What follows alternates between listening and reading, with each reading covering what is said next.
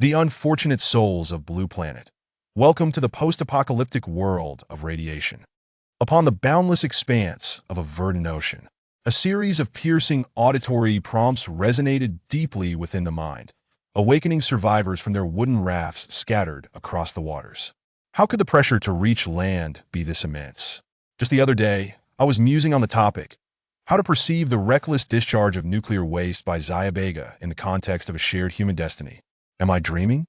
At this moment, Chunzhe slowly opened his eyes. In a haze, he pondered the bizarre murmurs echoing in his mind, feeling a poignant sense of nostalgia as if still ensconced in a dream. As the ancient adage goes, what one contemplates by day, one dreams by night. Who could blame him for the uncanny correlation between that timely prompt and his recent exam preparation? It could even be said that it was a manifestation of reality itself. Radiation apocalypse, the end of humanity. Chunzhe maintained a long-term observational stance towards the global indifference regarding a certain nation's nuclear waste discharge. If left unchecked, the calamities and deaths spawned by radiation would likely guide humanity towards its own extinction. Tom Tiem, would be just fine as a citizen of the beautiful land of Trans. Reclining on the raft, Chunzhe's expression oscillated between solemnity and peculiarity, his thoughts wandering as he fixated his dark eyes on the overcast sky. A philosophical aura began to brew, reminiscent of late-night discussions in a male dormitory. All that was missing was the phrase, "I do not understand," which would elevate his thoughts, propelling him into the realm of political discourse. Yet, ultimately, drowsiness triumphed over his war criminal's desire. In the blink of an eye, moments passed. Chunzhe suddenly turned his head to survey his surroundings, but he could not resist the overwhelming tide of sleepiness. His eyelids drooped to mere slits, hoping to imprint the myriad scenes of this dreamscape into his memory for future reflection. In a state of drowsy confusion, Chunzhe's mind gradually emptied, and he closed his eyes, grasping the edge of the raft and twisting his body to assume a new sleeping position. This change, seemingly innocuous, soon proved disastrous.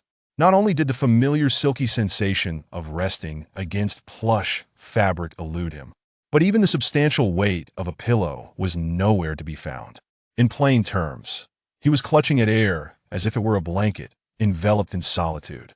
Moreover, his slightly suspended jaw unexpectedly collided with a dark, unyielding object, causing a sharp discomfort. Most bizarrely, his arm, which should have been dangling over the edge of the raft, felt as though it had submerged into a viscous liquid. Could it be that I've truly traversed dimensions? Sensing the cold, wet reality, Chunzhe sprang up like a fish leaping from water. The first thing he did was slap his face with his left hand to ensure he was not trapped in a hallucination or dream. Indeed, as his cheeks stung red from the impact, Chunzhe quickly recognized the reality around him, and he began to scrutinize his surroundings in astonishment. Chunzhe discovered he was now adrift in the ocean. Beneath him was a wooden raft, crafted from dark planks, serving as a safe zone. Perhaps describing it as a floating, dilapidated wooden door would be more apt. For this raft, measuring 2 meters in length and 1 meter in width, was only marginally more spacious and sturdy than a door. Additionally, the surrounding environment seemed to constantly remind newcomers that they were in a veritable hell. Well, hell couldn't possibly be this filthy and foul-smelling. Is this truly the sea? Chunzhe muttered under his breath. He tightened his left hand over his nostrils, attempting to block out the odor that penetrated to the depths of his soul. After a brief moment of calming his emotions, Chunzhe squinted, trying to see further in order to gather as much information as possible.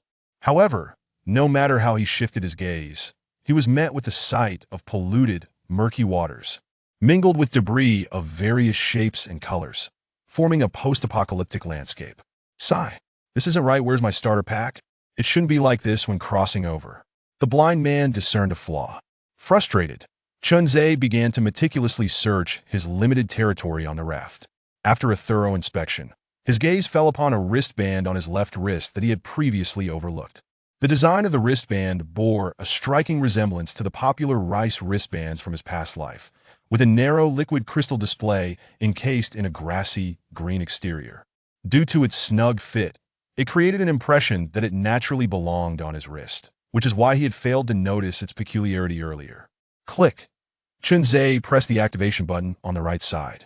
With a crisp sound, the wristband surface began to glow faintly. Ding Survival Assistant wristband number 9527 has been activated. Your biological information has been recorded, and initial supplies are being generated and distributed. The voice emanated from the wristband before it seemed to implant itself in Chunzhe's mind.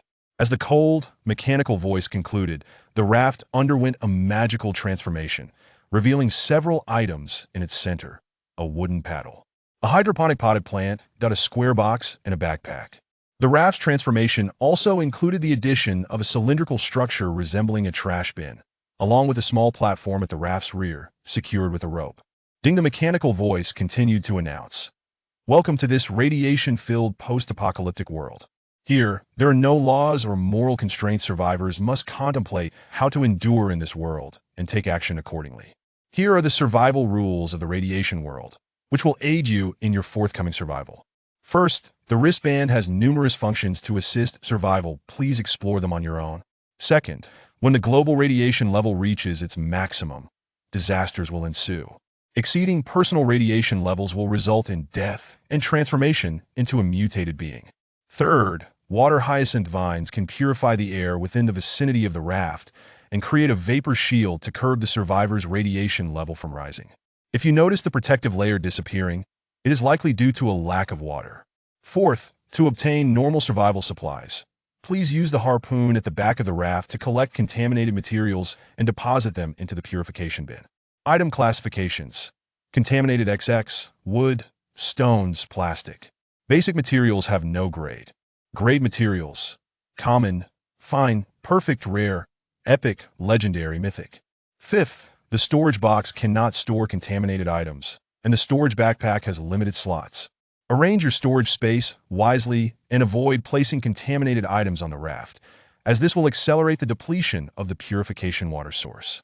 Sixth, the apocalypse does not equate to despair. Do you wish to achieve greatness? If so, go seek it. Everything has been left behind in treasure chests brimming with infinite possibilities. P.S. Treasure chests: black iron, bronze, silver, gold, platinum, diamond, rainbow, mythic, as well as special chest characters, adventures, pets, purification, surprises, gifts, professions. Friendly reminder: please upgrade the raft before the day after tomorrow arrives.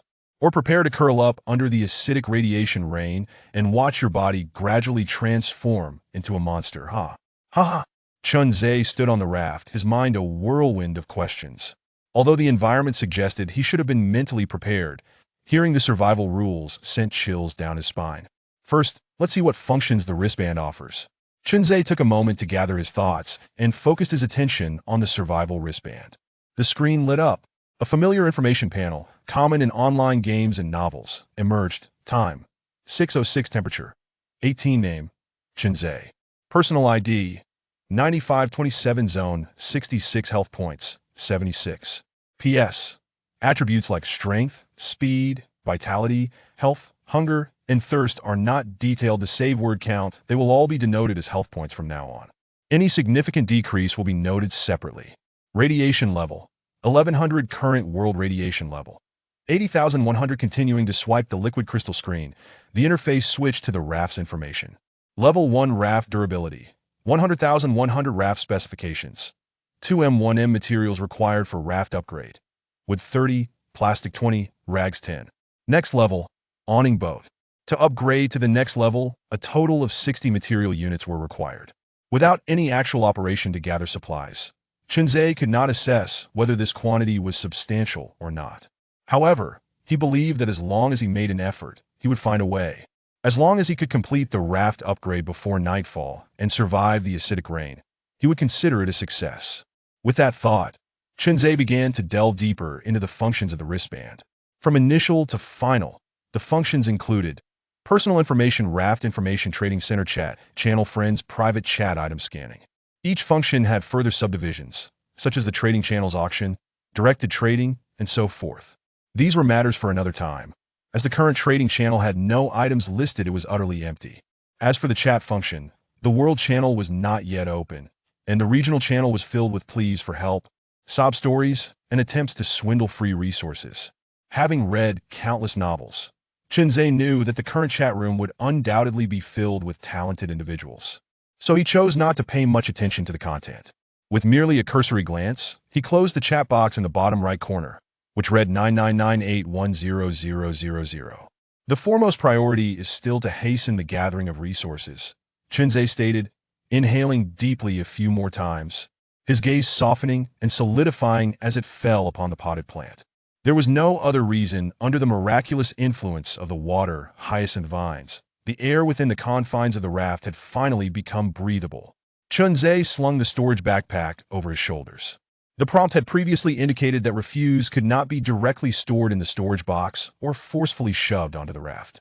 However, there was always a need for a medium to transfer items from the point of extraction to the processing machine. In the next moment, a wondrous scene unfolded. Once equipped with the backpack, it felt as if it had formed a close bond with his body, akin to a mystical storage ring from a fantasy novel that could be sensed at any moment. Noboi!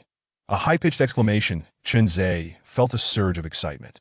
This was his first tangible encounter with a power that transcended the realm of science. After conducting another experiment, he discovered that when his hand touched the storage box, the sensation was similarly vivid. He could distinctly perceive that the box was empty, yet contained 50 available slots. In contrast, the backpack had only 5 slots, with one already occupied by a treasure chest. The disparity between the number of carryable and non-carryable storage slots, as well as the capacity for contaminated items, is tenfold. It's no wonder there exists a prominent reminder to pay heed to rational storage practices. As for this treasure chest, it must indeed be a resource for novices. It bears a striking resemblance to a holographic online game.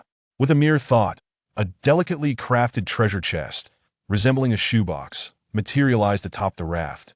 Surprise treasure chest. Great. Special. The initial treasure chest bestowed upon each survivor by a great entity is unique. Yet fairly, each type contains an additional set of beginner supplies. Introduction. Are you prepared to claim your surprise? Ding, would you like to open the surprise treasure chest?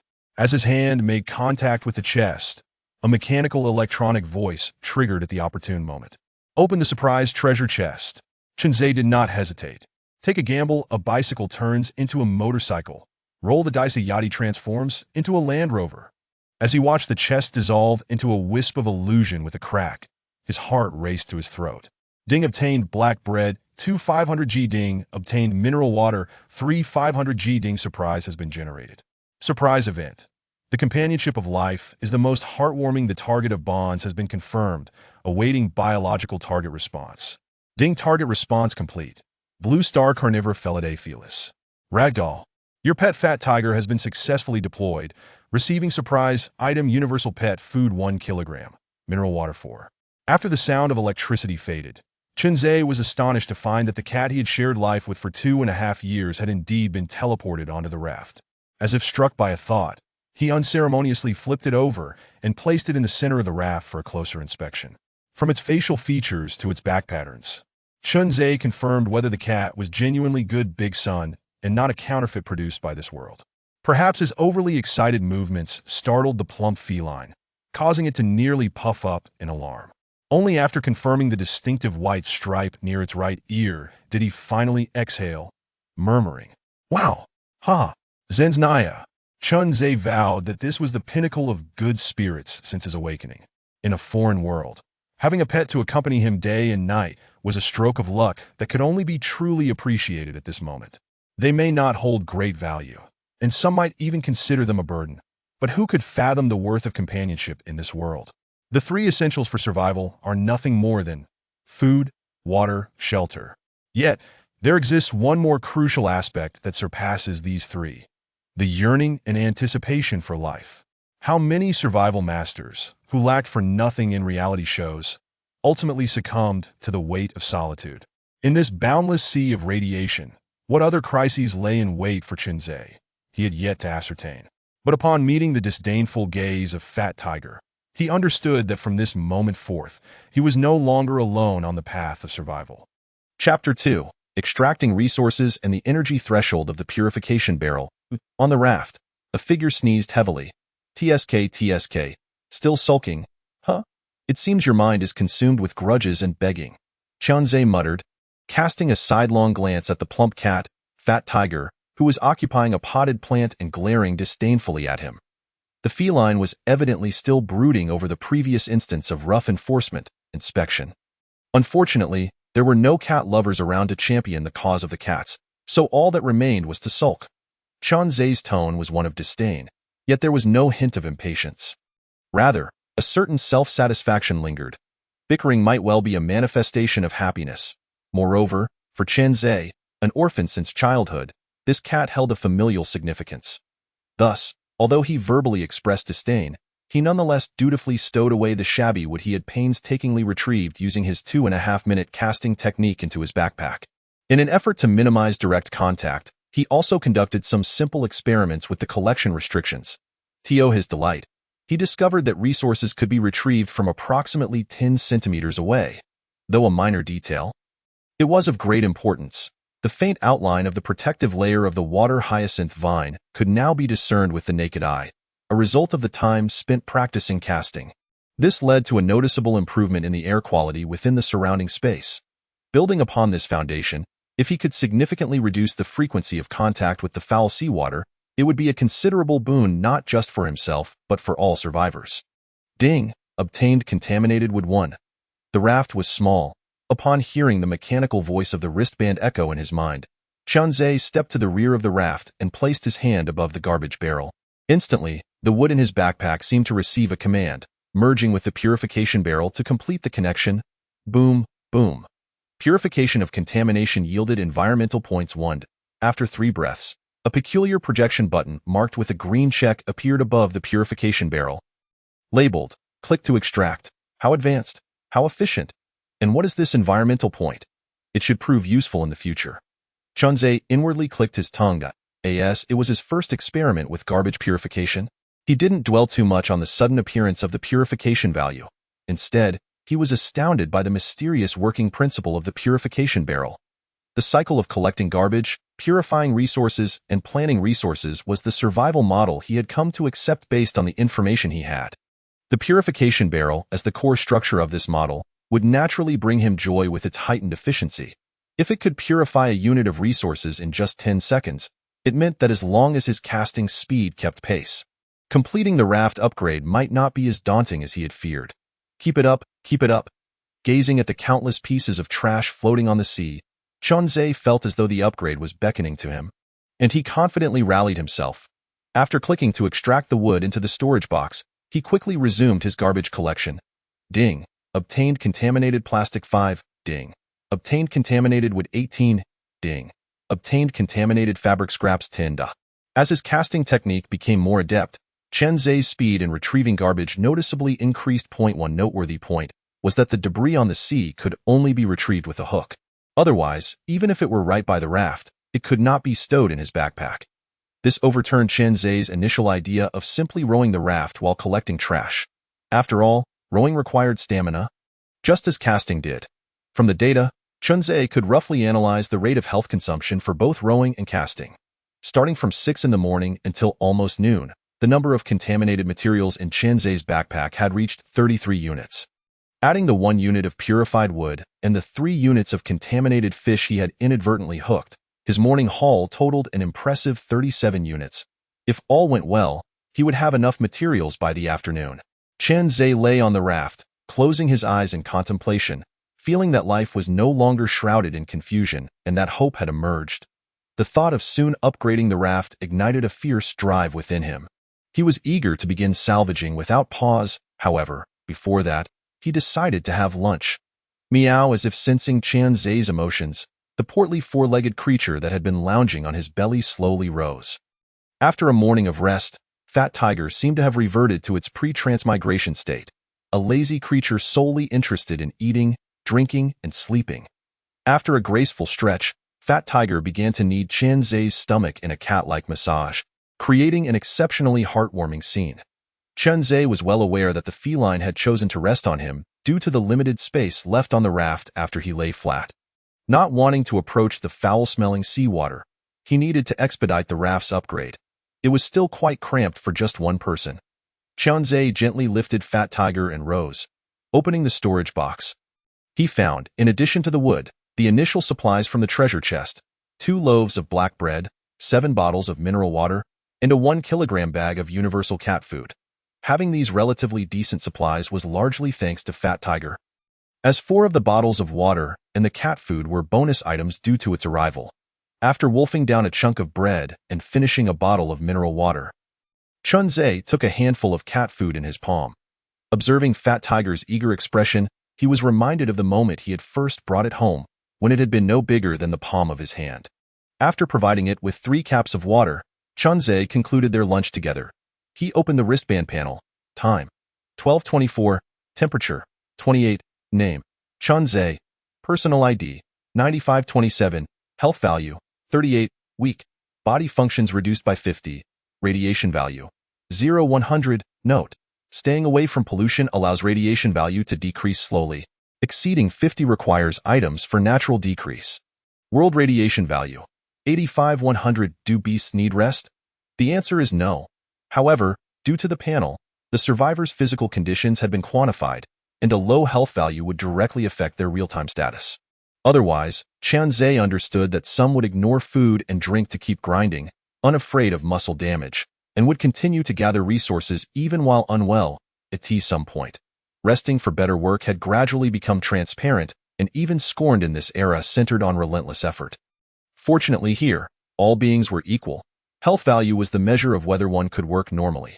Yet, seeing that his health value was only 36, along with the accompanying warnings, left Chunzhe feeling resigned. It was akin to mustering the courage to confess only to have one's crush suddenly announce their relationship with someone else. Thankfully, since Chunzhe had already eaten and drunk, the panel's hunger and thirst statuses had vanished. Without negative effects dragging him down, he merely had to rest and wait. His health value would gradually recover at a normal rate. This could be considered a forced rest. Yet, he wondered if the channel remained murky after half a day. Chunzhe shook his head and sat cross-legged. During this resting time on the raft, there were no other diversions, so he decided to try the water group to see if he could gather any information. Wah, is there anyone who can save me? It's so dirty and smelly here. This dream feels quite real. It seems I need to go to the bathhouse tonight to learn some foreign language, right? I mustn't forget to expedite the advice for technician number 8 to reform. Right now, everyone has rafts and hooks. To survive, we must rely on ourselves. Those calling for help should save their strength for casting. Raft and hook? Sorry, bro. I started with a golden treasure chest and have already taken off. Fully automatic salvage net JPG. Ami? DJ Tofu benefactor. I am compassionate. Is it convenient to bring along a dependent? Same here. Starting with a fully automatic salvage net? Chunzhe stared at the screen, watching the continuous stream of envy and +1 comments. Lost in thought. The essence of humanity being a mere echo is undeniably true. Simultaneously, Chunzhe's own conclusion that the hook was the sole means of acquiring resources had also been logically overturned. Based on the content, Chunzhe believed he should expand his understanding. The conclusion should be revised to salvaging tools would be a more appropriate term, as long as there were salvaging tools as a medium. Survivors could obtain resources from the SEA.AS for the fully automatic salvage net. It left countless survivors lamenting the extraordinary luck of its owner. While others were in the Stone Age, this person had pulled out an AK-47. Unfortunately, the image's owner had clearly concealed details. Aside from the name, there was no way to discern its specific grade, which left Chunzhe somewhat disappointed. However, he soon stumbled upon another shocking piece of information in the chat channel. You guys should conserve some strength. If you haven't seriously studied the wristband, try scanning to check the purification barrel details. It has a daily threshold of 100, and each unit of material costs 2 points. Most. You can process 50 materials in a day, which means you can store an additional 50 units in your backpack. Respectful and humble. Oh. Among the praise, the sour remarks stood out, prompting everyone to engage in discussion. Many survivors were well aware that this individual was merely expressing envy in a different guise. Yet when they considered that the item sounded impressive, they couldn't help but wonder if it truly wasn't as outrageous as it seemed. Indeed, after this piece of news spread, the vast ocean of garbage began to resound with a chorus of notifications. The survivors have activated their scanning functions, with the target being, of course, the pollution barrel. Pollution barrel level. 1. Note. Fixed facilities follow the ship's level. The deeper the pollution, the higher the item tier. requiring more points to expend, purification energy threshold. In 98-100, basic materials cost 2 points of energy per unit, while food or water costs 20 points of energy per unit, 500 G. Introduction. An essential product for survivors to subsist in a radioactive world. Chapter 3. The environmental store has opened, revealing a sudden stone peak. Does this imply that one can gather a maximum of 50 materials in a single day? After completing the scan, Chen Zhe's forehead was adorned with beads of sweat. This certainly dampens the enthusiasm for gathering. Just then, while navigating the interface, he noticed that, seemingly out of nowhere, a new function had appeared next to the scanning feature. Environmental store. What is this? Why hadn't he seen it before? Chen Zhe felt perplexed, his curiosity piqued by the new icon, and he clicked to enter. Ding, congratulations. You have earned the title, Junior Environmental Ambassador. The title panel has been updated. Title? Chen Zhe queried as he scratched his head, feeling increasingly that the narrative was leaning towards a gaming experience. Would there soon be a fashion feature? Perhaps mounts, then treasures. Shaking off his frivolous thoughts, he turned his gaze to the store. The interface was surprisingly simple, lacking the anticipated plethora of items, presenting only 3 products alongside the environmental value and a brief prompt in the lower left corner. Wooden boat modification blueprint grade. Common. Redemption requirement. Free. Redeemable times. 1. Material requirements. Wood 50. Hay 10. Stone 5. Modification prerequisites. Level 2 ship. Introduction. Longer, sturdier, faster. It is the pulse version of the black awning boat. Milk bread. Redemption requirement. Environmental value 100. Redeemable quantity. 5. Clean and delicious bread. Introduction. Consuming it slightly increases the health recovery speed of survivors. Nongfu spring water. Redemption requirement. Environmental value 100. Redeemable quantity. 5. Spring water personally gathered by hardworking farmers. Introduction. Rich in minerals. Consuming it slightly increases the health recovery speed of survivors. Current environmental value. 1. Note. Purifying items can yield varying environmental values based on item grade and pollution level. The store refreshes every 7 days, offering a random free item and 2 redeemable items each time. Upgrading titles can additionally unlock product categories and more quality supplies. Wow, this is quite the fortune. How come no one mentioned this in the chat channel after such a long time? Chen Zhe sensed something amiss. Such an important function could not have gone unnoticed. Regardless of whether anyone had obtained decent supplies from the weekly free item, complaints would surely abound. Isn't it the case that, apart from boasting, there's also room for grievance? Could it be that only I have access to this environmental store? Chen Zhe was startled by his sudden thought. But upon reflection, there were no mud trucks, no broken engagements, nor any fall from genius to failure. If one were to speak of protagonist tropes, perhaps only being an orphan would vaguely fit the bill. Alas, this is not a novel. Chen Zhe muttered softly. However, the existence of this environmental store implies that while purifying materials, one can also gain an additional source of income, which undoubtedly benefits survival. As for worrying about its origins or pondering how many survivors possess it, what significance does that hold? An arm cannot twist a thigh. A foundation period can never fathom how to defeat a supreme being. Experience and understanding dictate everything, so as long as one survives, there will eventually be a day when the mysteries are unraveled. Thus, Chen Zhe decisively clicked on the product and secured the wooden boat modification blueprint, storing it neatly in his storage box. He closed the store and opened his personal information panel to check the newly added title section. Time: 13:02. Temperature: 25. Name: Chen Zhe. Omitted. Title: Junior Environmental Guardian. Junior Environmental Guardian. Unique. Upgradable title: the title holder requires half the energy for purification actions. Introduction. A novice environmentalist, embark on your legendary journey by picking up trash. Am I truly the protagonist? Chen Zhe's previously subdued emotions surged once more, and having perused the store's summary, he understood that titles and the store were symbiotic or causally linked. Upgrading the title would affect store items, and with his unique ownership, doesn't this suggest that this function was solely unlocked for him? Apart from shopping at the store, even a mere beginner title can have the energy needed for item purification. Who knows how great its potential could be if he were to upgrade it further? He must keep this secret close to his heart. Chen Zhe gazed at the title panel with a calm expression, though internally, he was far from tranquil. The adage to hide one's wealth is a lesson even the most ordinary person understands. Yet, Chen Zhe felt this truth more deeply than most. During his time in the orphanage, his frail state often meant that any delectable treat would be swiftly seized the moment it appeared in the gaze of others. Should he dare to resist, he would likely be met with a round of what was deemed educational affection.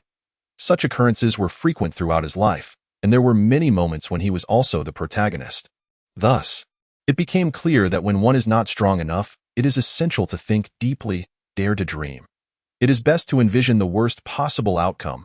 A child holding gold in a bustling market will invariably attract thieves. When others see your wealth and weakness, you become a target. If he were a child now, it would be prudent to consider everyone encountered along the way as a hypothetical enemy. Being cautious is no sin. Ignorance of one's own frailty is. Regardless of whether this store is a cheat or a golden finger, if caught, even if this title store cannot be transferred, there's a 100 chance of being reduced to a mere tool. Chen Zhe scrutinized his thin arms and legs and the dilapidated wooden raft beneath him, the essence of survival quietly embedding itself within his bones. Would you like to input polluted materials? Before the pollution barrel, Chen Zhe commenced his operation.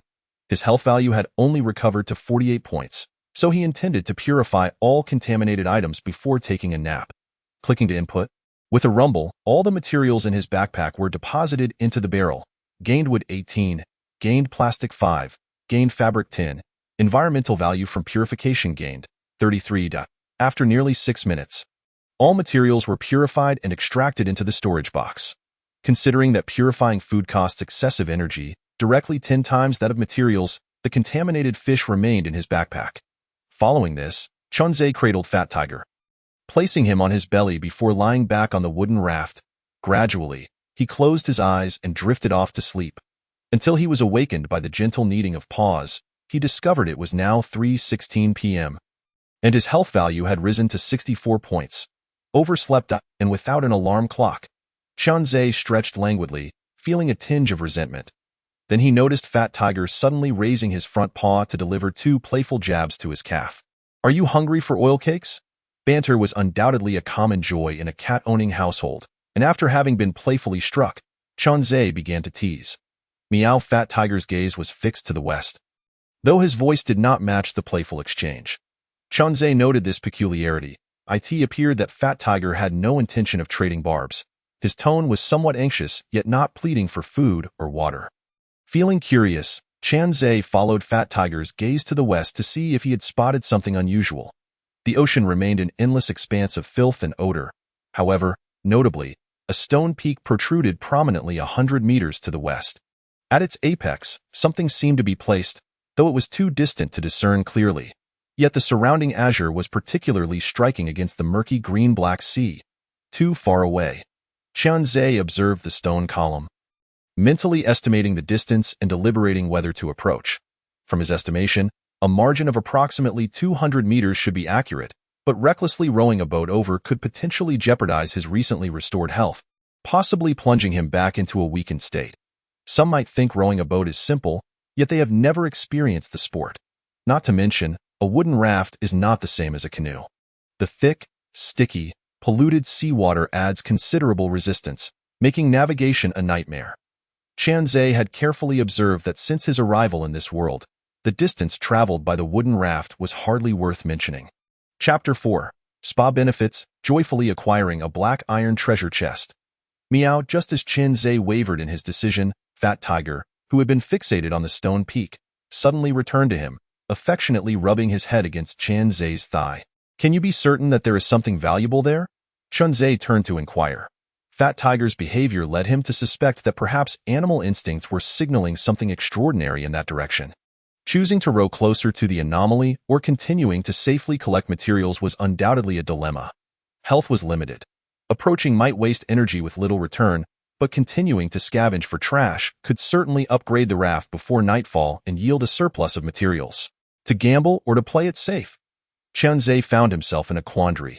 The plump tiger noticed that Chen Zhe remained motionless. It simply flipped onto its back, its delicate paws playfully swatting at the air with relentless mischief. Surrendering, Chen Zhe conceded to his uncle's indulgence yet again. Covering his face, he quickly admitted defeat. albeit he would find an excuse for his own soft-heartedness. He subtly reminded himself. In the future, he would undoubtedly encounter such bizarre phenomena. It would be prudent to explore now to avoid being caught off guard later. Having made this decision, Changzhe slightly adjusted his position and picked up a paddle from the wooden raft. Leaning to dip it into the water, heave-ho .80. Ding. Obtained contaminated wood 3. Obtained contaminated plastic 4. Changzhe exerted himself with the paddle, striving to navigate towards his destination. However, upon spotting pieces of wood and plastic only a meter or two away, he would invariably pause to fish them out. It was only logical to collect them while passing by. Given the proximity, such materials were often hooked in one go, thus conserving energy that would otherwise be wasted on repeated casting. Rowing and fishing simultaneously, he managed to traverse the 200 meters until dusk began to settle, finally nearing his goal at Heave-Ho. After gliding a few more meters, the stone peak gradually loomed larger in Changzhe's view. Slowly revealing its true form, it seemed as though the strange stone peak sensed the survivor's approach, as the surrounding waters began to churn, emanating faint blue luminescent particles. Gradually, a pale blue cylindrical light shield began to take shape. It resembled the thin protective layer formed by water hyacinth vines, but was more magnificent and substantial, infused with a hint of the sacred. Changzhe continued to glide forward. There was no way he would allow himself to be deterred by the sudden appearance of the light column without investigating further. Splash, splash. Once the entire raft crossed into the light's embrace, an invisible essence of pure energy began to converge upon him unexpectedly. Changzhe couldn't help but groan aloud. He was not being coy. Rather, the sensation was so exhilarating that it surpassed even the most thorough of massages, leaving his spirit afloat in bliss. Yet, confronted with the unknown, he instinctively chose to check his survival wristband. Time: 18:06. Temperature: 21. Name: Changzhe. Health value: 51. Hydrotherapy healing state ongoing. Health value rapidly recovering. Omitted. Status buff? Changzhe chuckled. However, upon realizing it was a positive enhancement, his spirits lifted accordingly. Meow, meow, meow. Suddenly, the plump tiger's calls grew frantic as it gestured towards the stone peak. Changzhe, regaining his composure from the soothing waters, turned to gaze at the stone peak in the center of the light column. The peak appeared tall from a distance, yet upon closer inspection, it stood only about 3 to 4 meters high. Though its diameter was likely over a meter, making it more conspicuous from afar. The grayish stone color connected steadily upwards with nothing remarkable to note. Strangely, the stout stone pillar narrowed as it rose, culminating in a flat, smooth surface rather than a pointed peak. On this surface, visible strands of colorful light danced in a regular three-dimensional circle above, as if something was being nurtured at the center. Gradually, Changzhe discerned that the vague object he had previously glimpsed was reappearing and solidifying. As it gained form, the azure water receded a bit more, accompanied by the dimming of the surrounding luminous threads. Once the outline became fully apparent, it bore a resemblance to a storage box, albeit more exquisite. When the azure waters finally vanished, the stone peak collapsed with a resounding crash, sending ripples of light that pushed the raft back several meters. After a brief moment, the sea surface returned to its tranquil green hue. However, in the spot where the stone peak had stood, a floating treasure chest and numerous stones now bobbed upon the water. Ding! Obtained black iron treasure chest 1. Obtained stones 3. Changzhe, eyeing the floating stones, felt no inclination to rest, fervently fishing for materials instead. The mere fact that the materials were uncontaminated was enough to exhilarate him. This meant that the more he collected, the more purification energy he would save. Ding! Obtained stones 12. Obtained stones 17. When the last stone sank beneath the waves and vanished from sight, Changzhe finally concluded his busy endeavor. The 35 units of stone and the black iron treasure chest resting quietly in his storage represented the greatest gains of this venture. Glancing at his wristband, he noted with astonishment that the super buff he had assumed was exclusive to the azure light's embrace had yet to dissipate. Frankly speaking, he had truly grown fond of this hydrotherapy state. Not only was it immensely beneficial, but it also lasted remarkably long. Who could comprehend the sheer absurdity of maintaining a high level of health while tirelessly working with dozens of units of materials? Yet, he pondered, how long could it last? If it were to endure indefinitely, he might just become half a superhuman. Qinzhe indulged in this fantasy for a moment. Alas, such daydreams were clearly unrealistic. It would be more prudent to maximize his gains while the buff persisted. Surveying the surroundings, he began to paddle the raft towards the northwest, where the floating materials appeared more abundant. Ding. Obtained contaminated wood 15. Obtained contaminated hay 7. Obtained contaminated plastic 5. Qinzhe continued to collect resources, though he reluctantly had to discard some materials into the purification barrel. The reason was simple. His backpack capacity was woefully insufficient. Each item could only stack to a maximum of 10 units. And at best, he could carry 50 units of materials. Nearly 3 hours passed, and once again, his backpack was filled to the brim except for 3 units of fish meat, prompting him to cease his actions. The purification barrel had been completely drained. He had experienced the transaction bug firsthand, but unfortunately, contaminated items could not enter the trading post. Beep, beep, beep. Suddenly, the survival wristband emitted a rapid beeping sound and lit up, the accompanying text synchronizing with the sound. Congratulations, you have completed today's exploration without perishing. This is a wonderful beginning. You may now rest easy. Please cherish the tranquility before the impending calamity.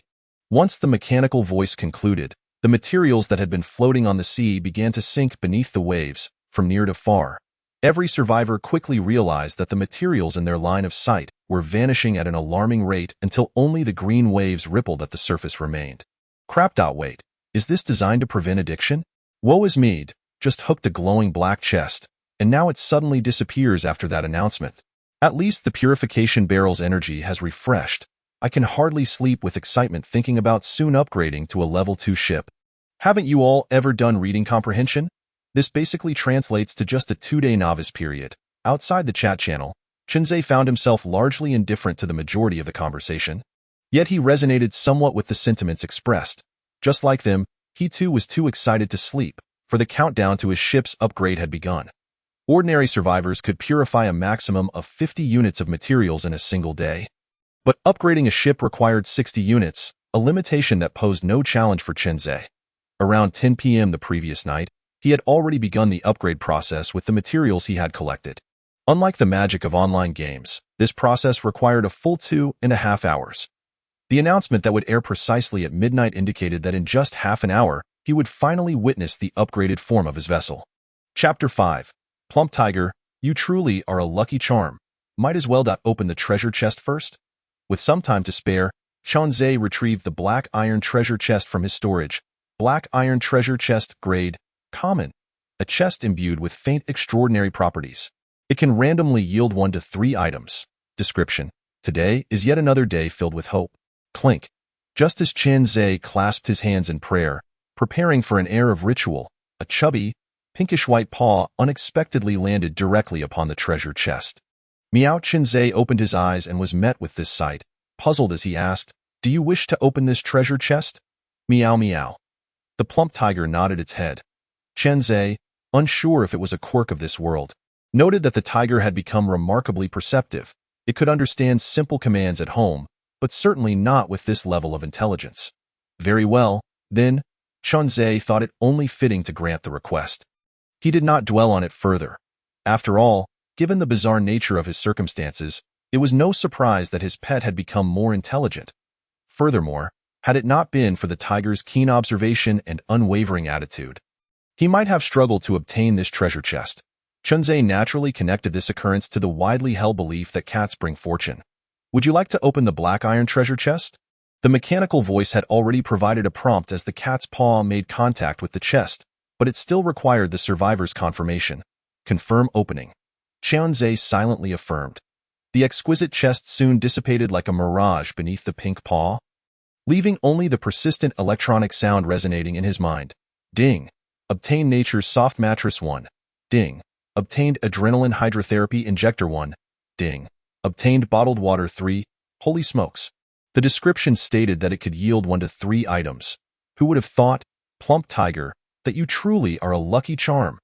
Qinzhe was inwardly astonished, promptly scooping up the cat and planting a heavy kiss on its cheek, exclaiming, "You truly live up to your reputation." The mattress needed no elaboration. But could that hydrotherapy injector replicate the extraordinary enhancement he had experienced the previous day? Loss in one area, gain in another. Chunzhe observed that the hydrotherapy buff vanished from his status bar right after midnight, leaving him feeling quite disheartened. Nature's soft mattress grade, common, a slightly enchanted mattress that can be adjusted within the dimensions of 2m x 2m x 20 centimeters, providing a mild acceleration in health recovery.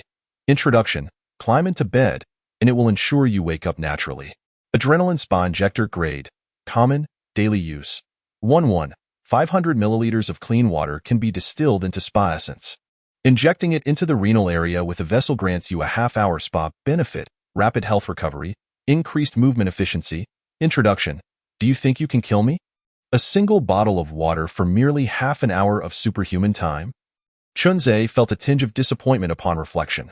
Transitioning from frugality to extravagance is easy, but from extravagance to frugality is a challenge. The duration of the injection's benefits is too brief and limited to daily use, which is somewhat unacceptable for a certain freeloader who had already indulged for half a day.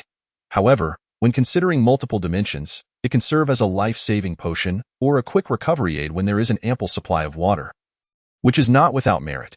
Based on his own usage, Chunzhe deduced that if one refrains from vigorous activities during the duration of the benefit, one could recover an additional 20 to 30 health points beyond the usual after half an hour.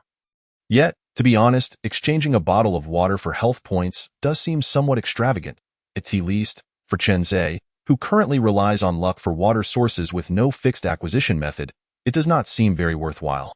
As for the water source in the eco-friendly shop that has purchase limits, and who knows when it will restock, alas, the life-saving needle. Nevertheless, it can serve in emergencies, and who knows, it may prove invaluable in some special circumstances in the future. Contemplating this, Chunzhe felt a sense of relief. After all, he had acquired a somewhat extraordinary entry-level item. Moreover, if the common quality has many restrictions, what of the fine, the epic, the legendary?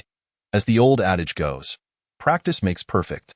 As long as he can survive in this world, he is confident that his dreams may one day become reality. It is merely a matter of his current level being too low to encounter more powerful extraordinary items. Glancing at his wristband, he noted it was now 1:13 a.m., while the countdown for the raft's upgrade had 16 minutes remaining. Nothing to do. He stared at the regional chat channel for just a minute before closing it again.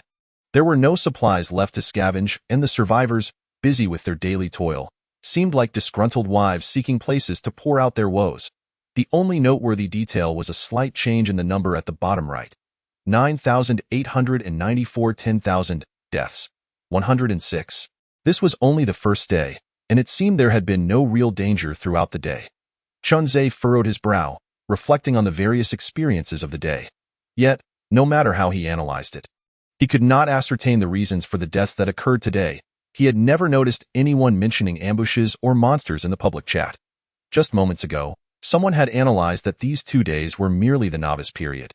With this thought, Chunzhe couldn't help but sigh. One could only speculate that these deaths were likely due to bad luck, drowning, or succumbing to pressure and choosing self-termination. To die during the novice period is truly a sentiment that cannot be expressed in mere words. We will surely live to the end, won't we? Chunzhe softly spoke to the white-gray figure curled up around the water hyacinth pot, serving as a cat blanket. Meow. In response, Fat Tiger offered a couple of perfunctory meows. Seemingly struck by a thought, Fat Tiger got up and rubbed against Chunzhe's calf. This fellow was certainly up to something. Sure enough, he soon made his way to the storage box, his pink paws resting atop it as he began to meow, hungry for food and water. But hadn't he just had a few bites earlier? He shouldn't be that hungry, Chunzhe pondered. Fat Tiger next rubbed against the potted plant and then struck a pose as if shot. Lying motionless, Chunzhe suddenly realized, feeling both amused and exasperated.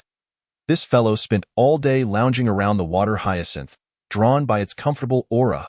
Cats are inherently independent creatures, unlike dogs that follow commands obediently. Even if you command a dog to sleep in the bathroom, it will comply. Cats, on the other hand, will naturally seek out a comfortable resting place as long as they are not confined. So, you wish to rest on the cat mattress? Chunzhe looked at Fat Tiger and inquired. Fat Tiger responded with a very human-like blink of his big blue eyes. Without hesitation, Chunzhe retrieved the mattress from the storage box. After all, This item had great significance to him. Choosing to reshape it into a block of 30 centimeters x 30 centimeters x 5 cm, he carefully laid it in the center towards the back of the raft, avoiding the potted plant. The raft was only so large, and he feared that using the maximum dimensions might cause it to collapse. Though the block was small, it did not hinder Fat Tiger from lying on his back. Purring contentedly, Chapter 6. Upgrading the raft. Approaching the end of the novice period. 10.96. On the raft, Chunzhe sat cross-legged, intently watching the countdown on his wristband. Yes, the countdown reached its conclusion. The narrow raft began to undergo a transformation. Enveloped in a silvery glow. Moments later, the light dissipated, revealing a slender, flat-bottomed boat with a brown tarpaulin covering its center. Level 2, awning boat. Durability. 300-300. Boat dimensions. 3M x 1. 2M. Materials required for boat upgrade. Wood x 150, rags x 30, plastic x 20, iron blocks x 5, hemp rope x 10. Next level, small sailboat. Quite splendid indeed. Chunzhe sat beneath the awning, surveying the newly upgraded vessel with wonder. What moved him most was the realization that he was finally on a proper boat. From this point onward, he need not worry about the precariousness of the makeshift raft, which could collapse or cause him to fall into the sea due to its limited standing area. The upgraded awning boat had a larger overall area compared to the raft, though Chunzhe felt the coverage of the awning was still somewhat limited. Sitting in the center of the awning with arms outstretched, he estimated the canopy's length to be nearly a meter. Despite occupying nearly a third of the boat's area, it still failed to provide him with a sense of security. The first calamity brought on by radiation was clearly acid rain. But who knows how heavy that rain might be? The area under the awning truly left Chunzhe feeling exposed. Fortunately, the answer to this nearly insurmountable dilemma for other survivors had already appeared in his storage box yesterday. Wooden awning boat modification blueprint common, 50 wood, 10 dried grass, 5 stones. This required 5 more units than what was needed to upgrade from the raft to the awning boat. He wondered if the remaining materials would suffice. Otherwise, he might have to wait until daylight. Chunzhe couldn't help but reflect. No matter which world it is, modification seems to be an endless abyss. Opening his storage to take stock.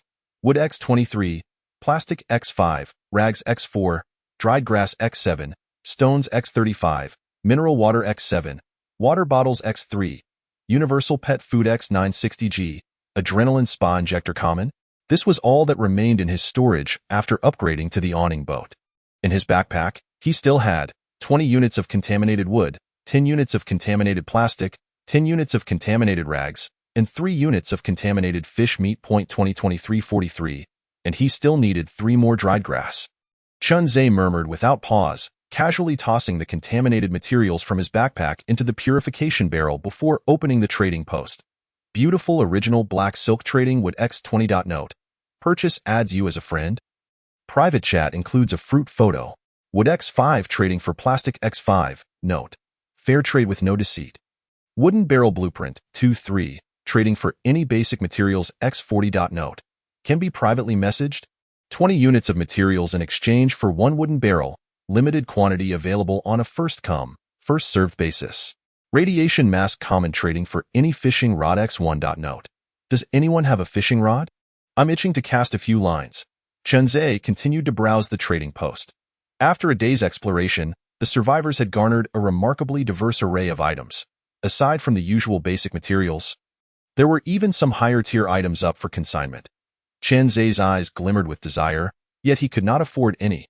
Apart from a certain oddity, the prices for higher-tier items or blueprints often soared into the hundreds of units of materials or equivalent exchanges. Was there a chance of snagging a bargain? Chunzhe recalled the plot of the novel's protagonist, flipping through page after page of the trading catalog.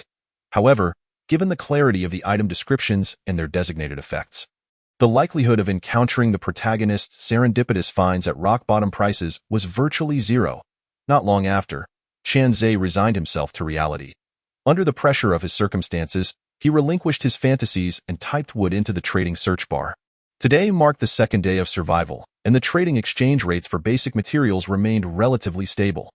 The required wood, plastic, and rags for upgrading the boat exchanged at approximately a 1:1 rate. Meanwhile, other basic materials, such as dried grass and stones, were traded at a rate of about 2:1 for iron. The market is dictated by the principles of supply and demand. Certain materials have yet to be discovered for their utility. Even at a low price, survivors show little interest. Ding, lost plastic 5, scraps 4. Ding, acquired with 7. Ding, acquired hay 4. Chinzei chose to maximize the exchange rate by using the surplus iron from his warehouse to replenish the necessary supplies. The stock of stones in the trading post was currently exceedingly scarce. Combined with the sources of acquisition, he instinctively felt that these would be of greater value than the 3 types of iron. Hence, he would not trade them at an extremely low ratio. Click to extract. Ding, acquired with 20. Ding, acquired plastic 10. Ding, acquired scraps 10. Purifying pollution awarded environmental points 40. It's time to upgrade the vessel. Chinzei stroked his chin, a smile creeping onto his lips.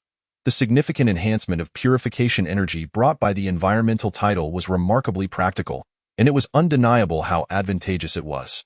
Contemplating the future, he realized that the benefits from this title would gradually expand with each passing day, which explained his inability to suppress a sly grin akin to that of the Dragon King.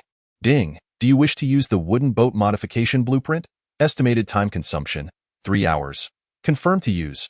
Without a moment's hesitation, Chinzei complied as the mechanical sound reverberated. A boat serves not only as a refuge, but also as a haven for survivors. Given the opportunity, who wouldn't desire to reside in a more spacious and secure home? Ding, lost wood 50, hay 10, stone 5. Blueprint successfully utilized. Boat modification in progress, countdown, 2 hours 59 minutes 59 seconds. In an instant, the once relatively ample storage box became considerably impoverished once again. After completing all these tasks, Chinzei yawned, fatigue washing over him. He could not simply wait idly for the boat to be modified throughout the long night. Tomorrow he would have to toil again, and a decline in health points was unacceptable. He withdrew the mattress from beneath Fat Tiger and transformed it into a 1MX 80 cm 10 cm mat, placing it in the center of the cabin to lie down. While he still had to curl up and could not fully stretch out, it was far more comfortable than sleeping on a wooden board. Good night, Fat Tiger. After bidding good night, Chinzei fell into a deep slumber.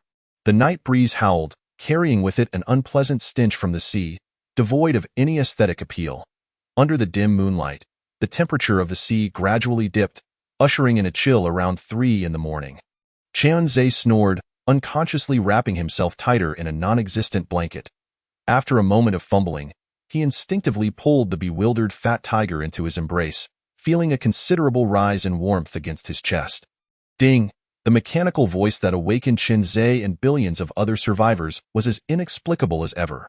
With eyes still partially closed, the electronic voice hurriedly and rudely began its broadcast. Survivors, cherish the last moments of beauty and strive to salvage resources. Once the first radiation disaster commences, you must be ever ready to face the unknown and potential crises. Chinzei sat up, rubbing his drowsy eyes. Still somewhat dazed from his slumber, he found the electronic voice to be quite tangible. He believed that every statement of such nature could not be without merit, especially the word ever ready, which he marked as crucial amidst the verbose prompts. It implied that the protective layers from the previous night were likely no longer in effect, and that the world would soon be rife with unpredictable dangers. Chapter 7. Talent, Lazy Glutton.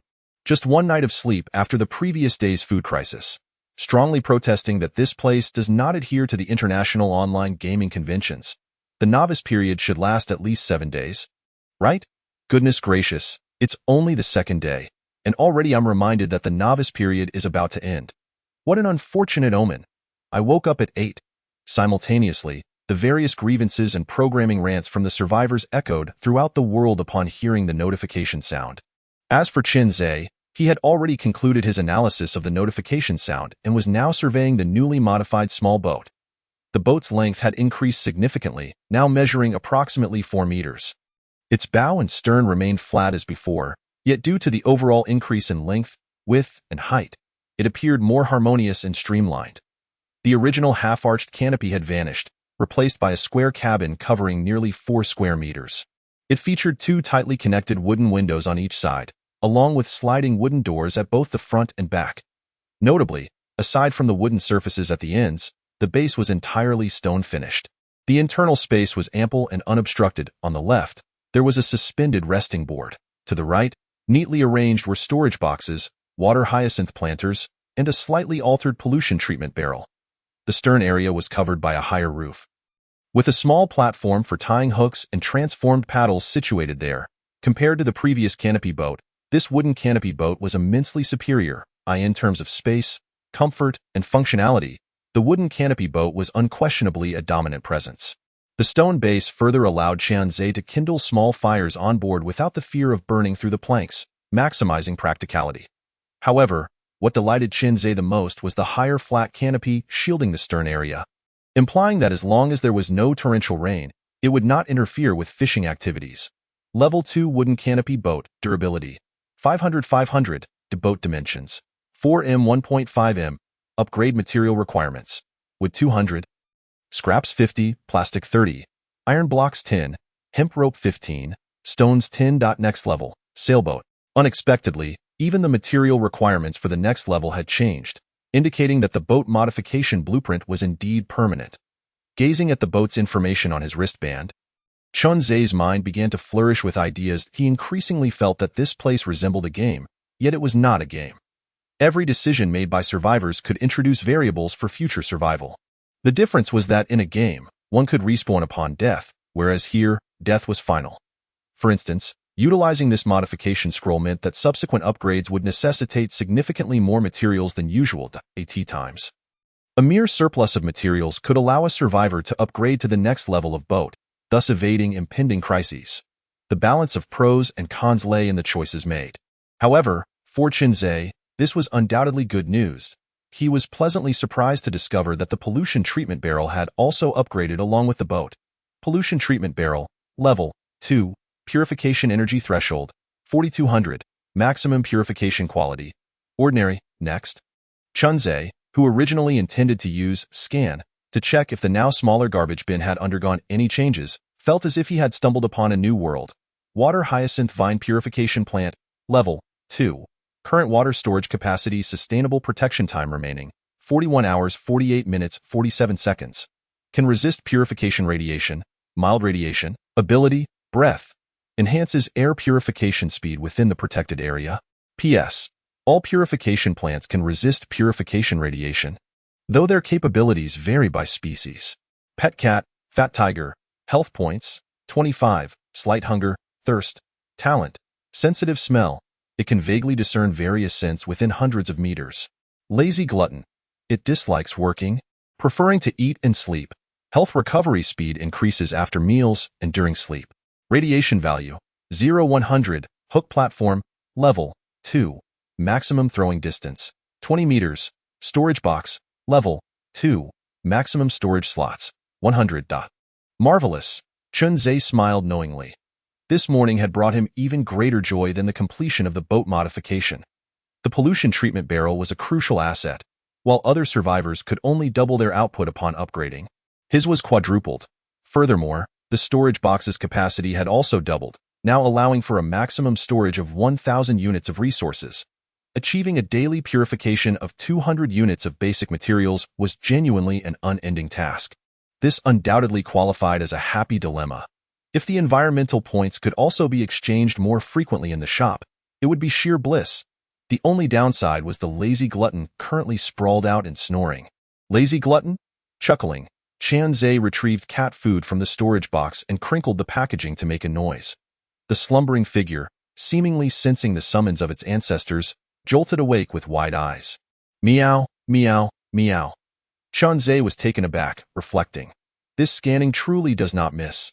If not for its sensitive nose, one might mistake it for a pig at home. After placing the cat food in his palm to feed Fat Tiger, Qianzhe turned his attention to his breakfast. The 2 black breads from the starter pack had been consumed yesterday, and his options were now limited to 3 paths. First, purchasing from the trading post. This option was absurdly expensive, as one could easily guess that 90 of survivors started with 2 pieces of bread, excluding the few fortunate ones. Everyone was presently in dire need of food and drink. Second, purifying the contaminated fish meat. Given the upgraded pollution treatment barrel's ample stock, this could be a priority. Third, exchanging for a milk bread at the environmental store. This was the most reliable option, easily achievable with just a few clicks. After accounting for yesterday's and last night's purifications, his environmental points totaled 139. which would still leave him with a surplus even after the exchange. Well then, it seems he truly does not wish to eat raw. After a mental struggle, Chunzhe decided to proceed with the third option. As of now, he had no fire. Consuming raw food could potentially lead to an upset stomach, resulting in a drastic decline in health points that might never recover. Consequently, the precious final day of the novice period could slip away. Ding. Environmental value lost. Minus 100 points. Received. Milk bread 1. Crack. Crack. The flavor is simply authentic. Chunzhe devoured the food voraciously, all the while offering his commentary. The aroma of the bread was overwhelmingly milky, and one could tell it was made with substantial ingredients. However, adhering to the principle of frugality, he chose to consume half and save the other half. Once the hunger status on his wristband dissipated, he ceased eating. Thus far, food remained in scarce supply. After breakfast, Chunzhe rested for 2.5 minutes. During this interval, he naturally noticed the urgent demand for food displayed on the public screen. Numerous survivors, much like himself the previous day, who had indulged in extravagant meals without restraint, were now out of rations in this world. No one could work with dangerously low health points. Thus, ensuring one is well fed is an unavoidable prerequisite. This creates a vicious cycle, currently unsolvable. Is there a benevolent lord willing to spare a slice of bread? I will repay you with supplies later. Yeshala, brothers, remember, if you can't produce anything now, it's a scam. Come see my sincerity. Biological Waste JPG, don't be deceived by the name. Everyone knows pollutants cannot be listed. Click on my avatar for online trading. I found an event treasure chest that contains a fake coin which I can choose to throw. There is a 50 chance of receiving 10 times the resources or a 50 chance of having them. I thought I was the protagonist, but now I am starving, lying on a plank like a dead dog. In my next life, I will definitely not be a gambling fool. Double paddle modification blueprint 1. Trade for 3 kilograms of food. Note. Increases the speed of the vessel, a must-have for home travel. Only requires food. Chapter 8. A man and a garbage bag. A female bodhisattva appears. 9527. Hello. May I trade 2 units of fish meat for the blueprint in your hand? 9,527. I want that. But your price is too high. 9527. Come on, buddy, lower your price a bit. We are in the same line of work. I also engage in robbery. How about this? I'll take the blueprint for 2 units of fish meat. Thus, Chunzhe gazed at the chat box for several minutes, sending private messages to various survivors regarding items of interest. Just then, the rumbling of the pollution processor came to an end. Click to extract. Ding. Acquired fish meat 3. Purification of pollutants gained environmental value 6. Chunzhe winced at the sight of the pollution processor's energy threshold suddenly spiking by 30. This was under the effect of the tidal halving. Otherwise, 3 units of food would have directly cost him 60 points. Resources are indeed precious, but food is even more so. Reflecting on the survivors on the screen demanding several kilograms of food for trade, Chunzhe felt an urge to approach and see just how many meals they had consumed the previous night. If they truly did not intend to endure the natural disasters, even scavenging food on the first day would have only yielded 2.5 kilograms at most. Bubble. All bubbles. The prices are outrageous. Who can afford them? Why does buying food here allow for overdrafts? The more he thought about it, the more he felt that this was not a good time for trading. Those who dared to ask for exorbitant prices would soon be humbled after starving for a morning. Soon, Chunzhe arrived at the stern of the boat, preparing to practice the new rowing technique. The working principle was still back and forth motion, but due to its fixed position at the stern and the simple apparatus providing leverage, it was considerably easier than rowing by hand. Heave-ho, heave-ho. The boat naturally drifted at a slow pace. However, upon discovering that the upgraded paddles made rowing easier, Chunzhe decided to intervene manually to steer the vessel. This approach would conserve his stamina while directing the ship toward areas with visibly concentrated resources. Ding. Acquired polluted wood 1. Ding. Acquired polluted rags 1. Progressing slowly along the current, Chunzhe's eyes brightened as he suddenly spotted something bulging and floating on the water surface. This object looked vastly different from the basic resources he had been collecting, piquing his interest. Just from its buoyant and swollen appearance, it was evident that it could be something valuable, or at the very least, a significant item. After adjusting his direction with some effort, he reached the object within 10 minutes and smoothly executed the action of casting the hook and reeling it in. Ding. Acquired polluted garbage bag 1. Polluted garbage bag. a more advanced version of loose trash in a bag. Description: open it quickly to see if it's filled with people or currency. This thing likely isn't a treasure chest, right? Seeing the word polluted, Chunzé dared not take it out of his backpack and place it on the boat.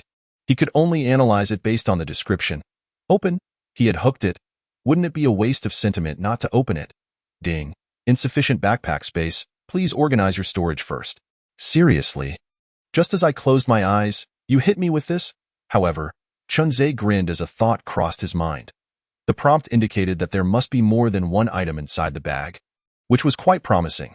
Once the pollution processor began its work, he opted to open the garbage bag once more. Ding.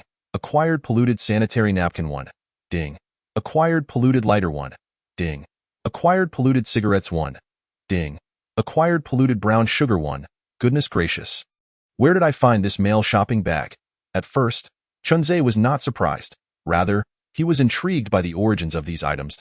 A cigarette package plus a warm-hearted two-piece set. Was this prepared by a devoted admirer to warm someone's day? Or was it left behind by a battle-hardened warrior returning from the fray to offer a post-battle smoke? Lacking any critical stolen goods, he preferred to believe this was undoubtedly a shopping bag accidentally dropped by a kind-hearted gentleman. A bag of sanitary napkins, a pack of cigarettes, a packet of brown sugar, and a lighter. Chunzé counted them, feeling a twinge of emotion.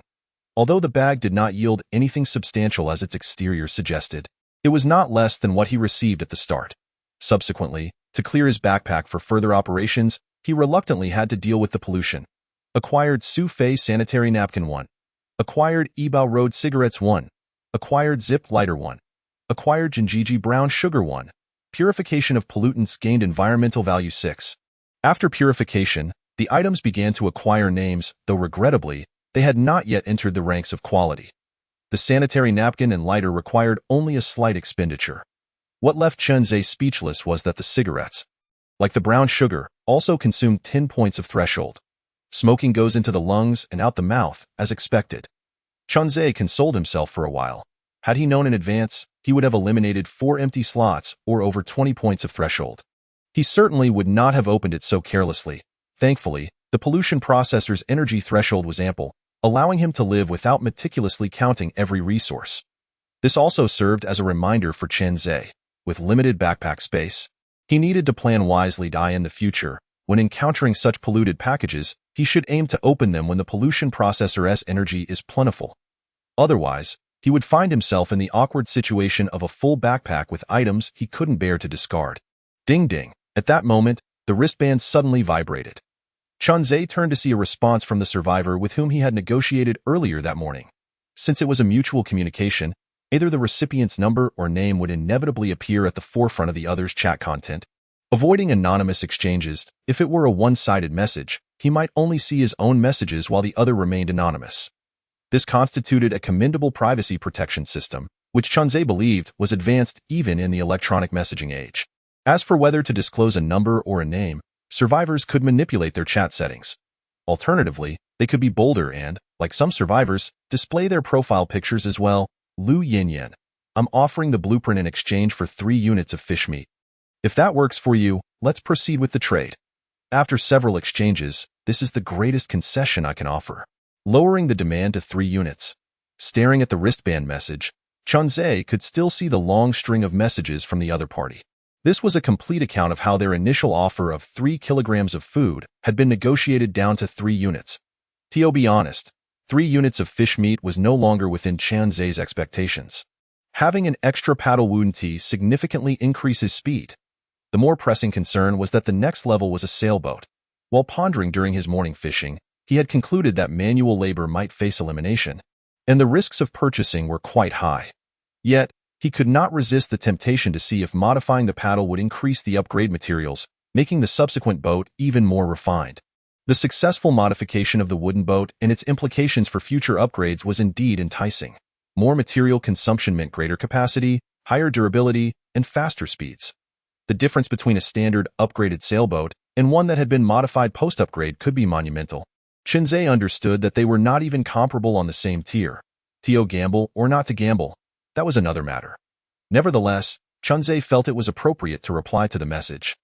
especially since the other party had lowered their stance and their demands were not exorbitant in commerce. Maintaining goodwill is paramount. The request for a trade of 2 to 3 units of food for the blueprint is a normal transaction that merits a touch of politeness. Currently, the other party anticipates receiving 1 unit of food along with materials for the blueprint, with a maximum offer of 2 units of food, if there happens to be a surplus of food later and the blueprint remains unsold. Further discussions could ensue, indicating a certain connection. Besides, the fact that the other party is not only beautiful but also willing to use an alluring photo as their avatar is akin to a benevolent goddess of the internet. If one approaches this with an appreciative gaze, it would not only elevate one's mood but also incur no significant loss. 9527. Apologies, fist bump, but I don't urgently need the items. 3 units is indeed beyond my budget and seems somewhat excessive. Perhaps we can trade again if fate allows. A smile. A smile. A fist bump. This should have started at 50, yet this fair maiden has voluntarily lowered her offer to 3 units. Why should he refuse?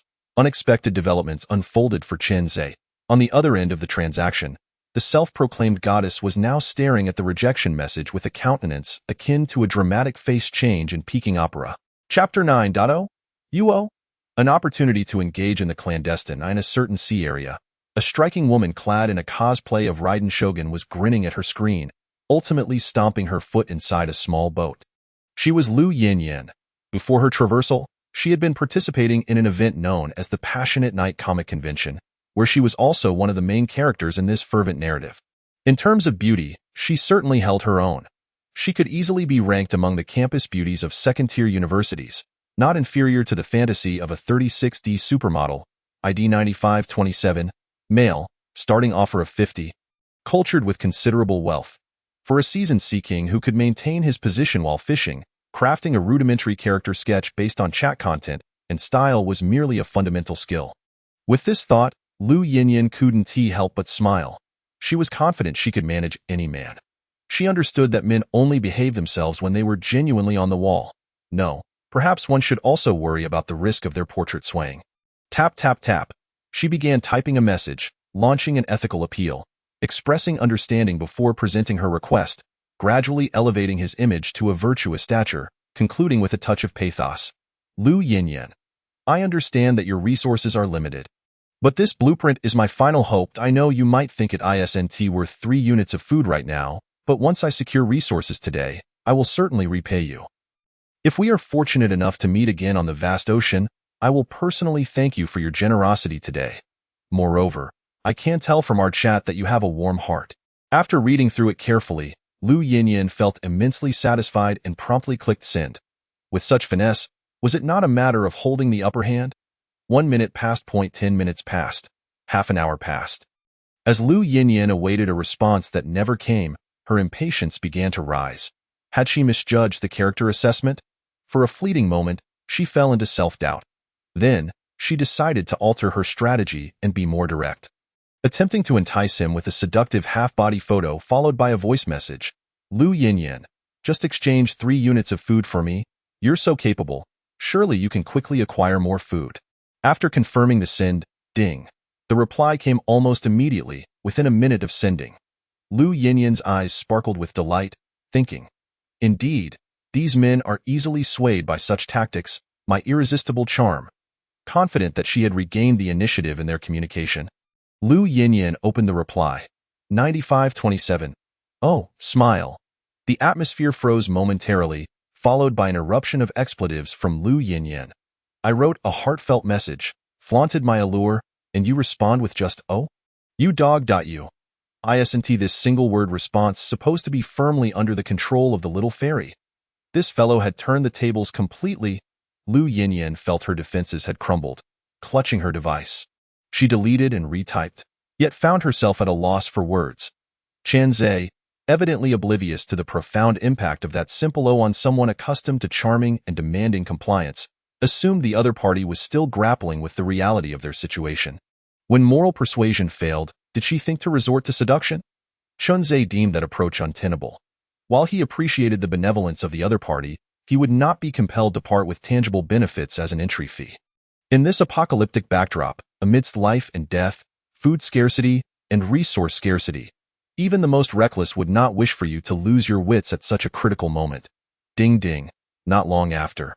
Aside from the furious tirade, another message arrived in private chat. Remarkably, Chunzhe discovered this one might be from a rational individual, perhaps even an astute one. 10,000. Hello 9527. I only require 5 units of fish meat. In exchange, I can provide you with the blueprint for the gourmet cabinet and an additional opportunity to uncover the secrets of the world. If you see this message, I hope you can respond. Secrets? Chunzhe pondered for a moment. The term held vast implications and stirred human curiosity and thirst for knowledge. Upon entering this world, information was undoubtedly a form of resource, contingent upon its explosive practicality and potential value. The information could range from frameworks underpinning the world to mundane discoveries, such as the abundance of unpleasant refuse on the ocean surface. The other party had a firm grasp on psychological nuances. Chunzhe certainly desired the gourmet cabinet blueprint.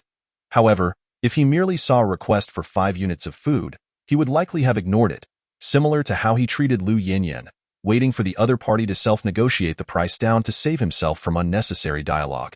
Thus, engaging in chat negotiations is an art, and that was the other party's cleverness.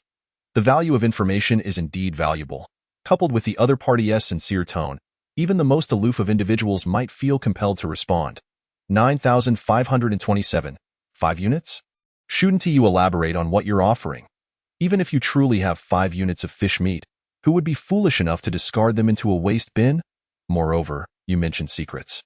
How do I know you aren't deceiving me? What is the value? Chunzhe articulated his bargaining thoughts and the questions swirling in his mind. The actual value of information is challenging to gauge. Hence, specificity is paramount. Source. What area does it pertain to? What benefits can be derived from knowing this? The more specific it is, the lower the risk involved, and the better one can determine its usefulness. On the other end, Qinan found himself troubled by the message. He was a young scholar, and his initial treasure chest had bestowed upon him a book that aligned perfectly with his expertise. Unfortunately, it was merely a fragment, containing nothing more than a cover page and a single page of notes. Clearly, this was a book awaiting complete compilation and textual analysis, yet, for any scholar passionate about knowledge, unraveling mysteries and collecting, this was a treasure far more valuable than a mere pink skull. However, scholars also need to eat. Years of reading and a sedentary lifestyle have compromised their physical health, leading to a lower health threshold and slower recovery, necessitating more food and water to keep pace with the normal fishing rhythm. Qinan was among those lagging behind. He was still on a level 1 wooden raft. As a scholar, how could he not understand the significance of blueprints? Yet, as noon approached, he increasingly sensed the debilitating toll of his declining health. The words "moderately hungry" on his wristband incessantly urged him to eat. The book had yet to be deciphered. How could he perish here? If necessary, perhaps he could lower the price, survive first, and then consider future actions. Qinan pondered in silence. His intent in listing the blueprint was to prepare for the worst, assessing its value in case he needed to sell it when he could no longer endure. It could only be described as a stroke of luck. He hadn't anticipated facing reality so soon. Chunzhe's offer of 3 units of food and 5 units of essential materials for upgrading the vessel was, without doubt, the most generous buyer he had encountered thus far. He could not afford to let this opportunity slip away. Therefore, to eliminate Chunzhe's doubts, he reluctantly decided to share a glimpse of the book by capturing a photo and sending it in the chat. 10,000. Chronicles of Marine History JPG? A book documenting history. Although it is a fragment, its value should be clear to anyone who isn't illiterate. With 5 units of food, you are guaranteed a profit.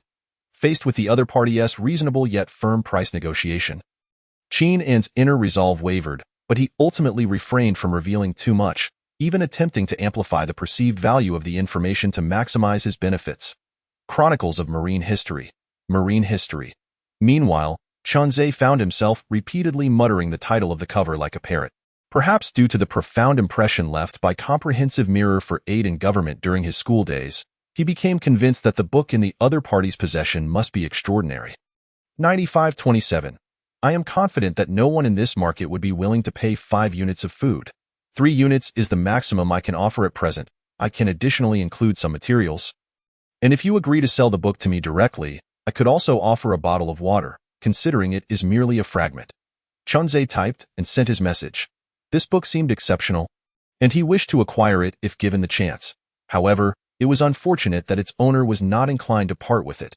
10,000 for units of food plus 30 units of materials for upgrading the vessel. The book is unlikely to be published. Cast aside such thoughts. Even if I were to perish, it would surely vanish into the depths alongside me. 9,527. 3 units of food, 15 units of specific basic materials. If that is not feasible, so be it. 10,000. Transaction completed. Ultimately, both parties agreed to proceed with the trade. Qinan ceased his pursuit of that single unit of food and instead opted to secure an additional 10 units of materials from Qianzai. In the context of a radiated world, 15 units of basic materials equate to an unearned gain equivalent to a day's worth of storage from a pollution tank. For Qinan, who had yet to upgrade his vessel to level 2 and had not yet heard of the pollution tank threshold doubling with vessel upgrades, this was a considerable advantage. Alas, Qianzai sighed, lamenting that he ultimately could not acquire the book, reminding himself that it was merely a fragmented text and that he could just as well examine the photographs later. 9,527. Transaction. 10,000. To initiate a directed trade, one must add friends. I shall add you. Qianzai hesitated for a moment, but upon clicking the necessary action, he realized the other party's words were indeed truthful. Number 10,000 has sent you a friend request. Would you like to accept? Accept. A message popped up, and Qianzai chose to accept, followed promptly by the proposed trade details from the other party. Number 10,000 has become your friend. Let us commence chatting.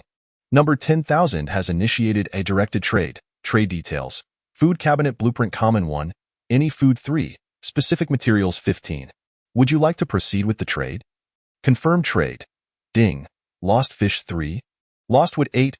Lost scraps 4. Lost plastic 3. Gain food cabinet blueprint 1 ding. 10,000. Images JPG 2. My surname is Qin, and my given name is in this transaction has been quite pleasant. I have fulfilled my promise, and I hope you can glean something from the images. Chapter 10. The War's Prelude, a hidden corner of the radiated world.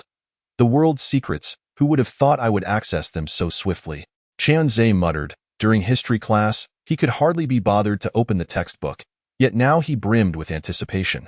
Perhaps it is human nature to be perpetually curious about the unknown. He then proceeded to open the images transmitted by the other party. The first thing that caught his eye was a scene split diagonally at a 45-degree angle, dividing the image into 2 contrasting halves, azure and dark green, purity and pollution, justice and evil. Each side firmly held its ground. The cover page depicted a clash of warring factions. The upper right section was significantly damaged, but the general background bore resemblance to the current radiated world. The distinction lay in the fact that the sea there appeared distinctly greenish and darkened, teeming with numerous aberrant creatures. Some merely revealed a pair of blood-red, menacing eyes above the waterline, their bodies concealed. Others were grotesquely covered in irregular, festering sores, standing in the image like bloated fish, though the outlines of their limbs could be faintly discerned. There were also peculiar forms hanging in the air, resembling a conglomerate of various organisms, with at least 2 hideous faces apparent upon closer inspection. 1 type, 2 types, 3 types. Eventually, Qianzai realized that within this damaged image alone, he could identify no fewer than 20 different aberrant creatures.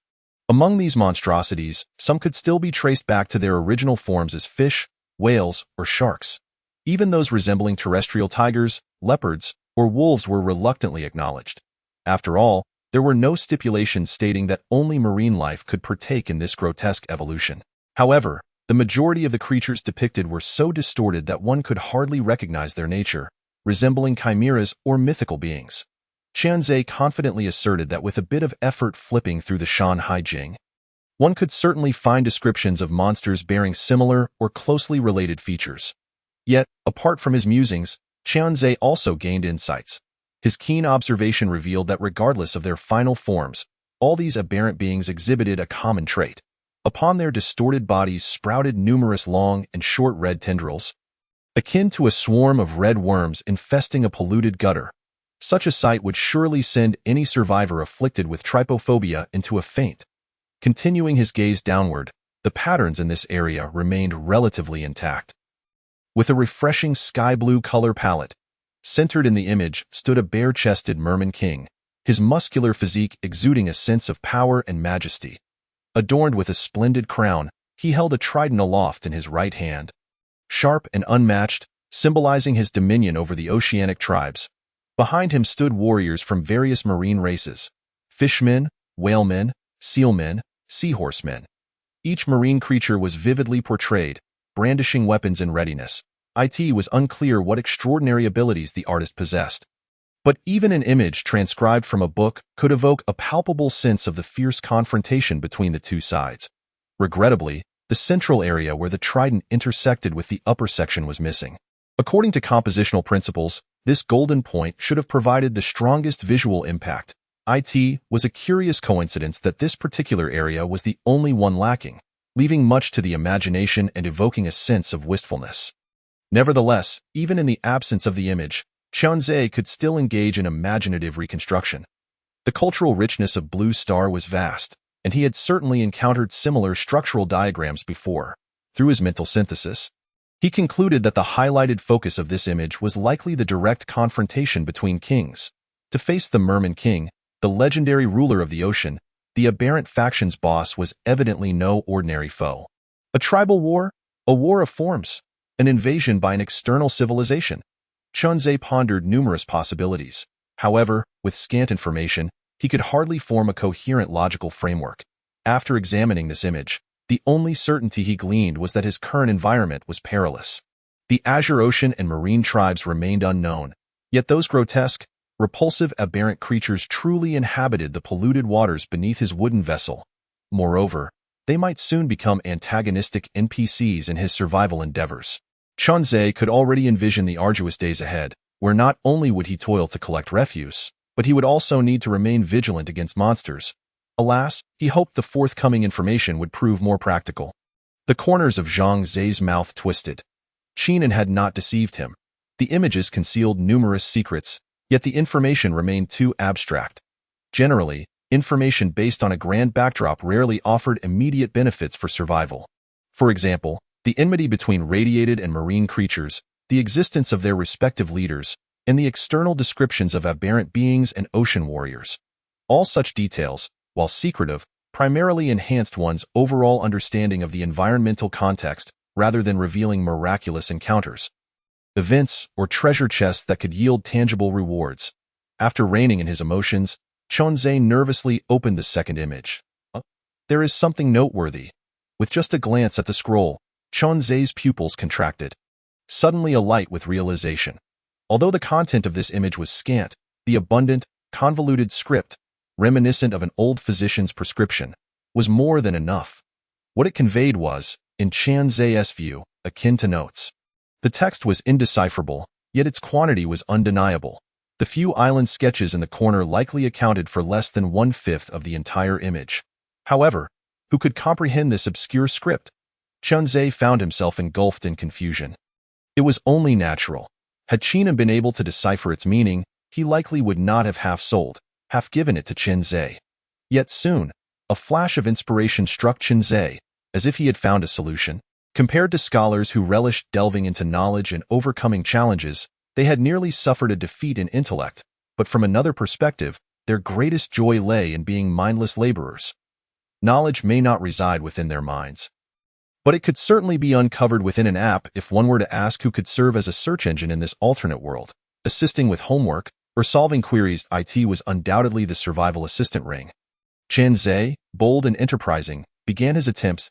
He located the image scanning and analysis function within the scan feature, a button nestled among several options after exiting the scan. The somewhat cumbersome operation required the image to undergo a secondary transmission, and this process necessitated the recipient's authorization once more. Much like copyright protection, for instance, if one wished to forward an image to other survivors, the same protocol would apply. Fortunately, the two had enjoyed a smooth transaction without any awkwardness, and Qianzhe's reasoning was sound. His exact words were that he wished to save the image for future decoding, and since this was part of the trade, Qinan had no legitimate reason to refuse. After all, Qinan was quite pleased. The materials obtained from Qianzhe had not only satisfied his hunger but had also perfectly sufficed for upgrading his vessel. At this moment, it would be rather foolish to offend a potential future trading partner over a simple request to save an image. Thus, when he received the system prompt that the other party wished to forward store analyze the image, he readily selected a course of approval. Chapter 11. Decoding Content, Preparations Before Island Arrival. Ding, your image request has been authorized by the other party. The excitement on Qin Zhe's face was palpable. The statement about underperforming students needing more stationery was fundamentally sound. If they did not acquire additional supplies, they might struggle to submit their daily assignments adequately. It can only be said that Qin An's understanding of the details regarding the functionality of the wristband was somewhat lacking, and his thinking was not sufficiently agile, as for whether to inform the other party after the analysis. Chunzhe intended to finish reviewing the content before making his decision. Ding, analysis complete. Please direct your attention to the area below. Following the guidance, he looked down and indeed saw rows of familiar Chinese characters covering the unintelligible script. I am girding him. From Hei's star, I do not know what great power has brought me and the members of the aquatic tribe across to this world, filled with unknowns and pollution. I consider myself fortunate. As an information officer, I unexpectedly obtained the profession of a literary painter from the great power's treasure chest. Henceforth, until my demise, I shall record the significant moments of my survival journey. Day 1. Who understands my family? Clearly of the ocean tribe, yet unable to venture into the sea. Everyone is exceedingly dejected. Day 2. The great existence reminded us this morning that the safe period is about to expire, and we must prepare for impending crises. Day 3. At the stroke of midnight, a torrential rain fell from the heavens, capable of transforming my kin into monsters. At 6 in the morning, the rain finally ceased, yet nearly 700 members of our tribe perished overnight. What a profoundly sorrowful day. Well, here we are, still on the third day. Today's events are particularly numerous, necessitating additional documentation. At noon, the tribe discovered that an island had risen around them. As time passed, some returned with bountiful harvests, while others met their demise. By dawn, the total death toll for the day reached 2134. After gathering various reports, I can ascertain that the threats on the island are minimal. The most perilous factor is the strange pollution in the air, which has caused the deaths of many of my brothers and sisters due to radiation mutations. Day 4. At 6 in the morning, the island vanished. It dissipated like a mirage, leaving no trace. Perhaps it can only exist for 18 hours. Day 5. No major events today, still diligently salvaging. Day 6. Today, the island reappeared. I prepared myself for the worst, ready to face death head-on. Fortunately, I returned, bringing back quite a few resources and a treasure chest. Day 7. Maluo, understand? Day 8. I do not wish to write today. Day 9. Today was unfortunate. Shortly after arriving on the island at noon, I encountered a mutated monster. Lacking the courage to fight, I fled. In the afternoon, I was deceived out of 2 units of food by a dolphin tribe's younger brother's scheme. Sometimes, my brain truly is a useful thing, and I hope I can grow wiser. Day 10. Today, I plan to prepare winter supplies with the main force. Last night, someone used a divinely empowered item to predict the next disaster, a harsh winter. This will be a 7-day ordeal of extreme cold. At this moment, I truly wish I had the thick fat of Pai leopard. The record ended there. Chunzhe diverted his gaze and fell into contemplation. The content in the Chronicles of the Sea differed significantly from the historical narratives he remembered from his textbooks, with many expressions seeming rather childish. However, it cannot be denied that the information conveyed contained substantial insights, particularly regarding the island incidents and their patterns, as well as the early warning of the second disaster. Being forewarned about such matters could provide considerable maneuverability. At most, he could exercise restraint and disaster preparedness to prevent a collapse, ensuring that provisions were ready before the harsh winter arrived, rather than being caught unprepared. It was crucial to expedite preparations for boarding the island. As the second disaster still seemed distant, Chunzhe regained his focus. Regardless of the nature of the second disaster, surviving until that time was what truly mattered. Indulging in idle speculation would only serve to invite ridicule. At that moment, a fleeting memory prompted him to immediately open the trading search bar. Radiation mass commonly traded for any fishing rod. Note. Does anyone have a fishing rod? I have a sudden urge to fish. It was still there. After all this time, no one had exchanged a fishing rod. Tap, tap, tap. Mineral water, cigarettes, sanitary napkins, adrenaline therapy injector common. Willing to trade for a fishing rod of any quality. Private message with offers. Chunze posted his first public message in the regional chat channel after arriving in this world. Shortly thereafter, a small prompt appeared in the center of the typing box. Messages editable and sendable daily. 9:10 soon. The wristband beeped, and upon checking, 2 survivors simultaneously sent offers. May I ask if you could use a broken bamboo rod I retrieved from a skeleton? If you need a few cigarettes to satisfy a craving, that would suffice. Heavenly Origin Number 1 Rod Common JPG. The injector plus 2 bottles of water and sanitary napkins are non-negotiable. A brief glance sufficed. Chunze swiftly closed the chat interface. Not even reading the complete messages, his desire for a fishing rod mirrored the trading conditions of the masked trader. If the other party only required a rod, then Chunze naturally believed that the lower the price he paid, the better. 9527. Adding you as a friend. Wait for my trade. Yue, okay, sounds good. Chunze sent a straightforward message, devoid of unnecessary embellishments, and the other party responded with equal promptness. Unfortunately, without an avatar, he could only discern that the other party was named Yue and had no idea of their age. However, given the apparent smoking habit, he guessed they were likely not too old. With a rip, Chunze tore open the packaging and retrieved 6 loose cigarettes. After a moment's thought, he decided to place the 6 loose cigarettes back into the pack to make it a full one. The other party was agreeable, and Chunze felt there was no need to be stingy. If he could manage to secure the mask, this Yu brother would be doing him a significant favor. Solely seeking to profit at the expense of others would not suffice. Ding, you have initiated a directed trade. Trade partner, Yue. Trade content, Ebao Road Cigarettes 1. Trade item, Bamboo Fishing Rod 1. Beep, Yue, wow brother, you're too generous. Giving a whole pack is excessive. You must be a top-tier fishing enthusiast. Not to mention, I'll throw in the book I was going to keep for wiping after using the rod.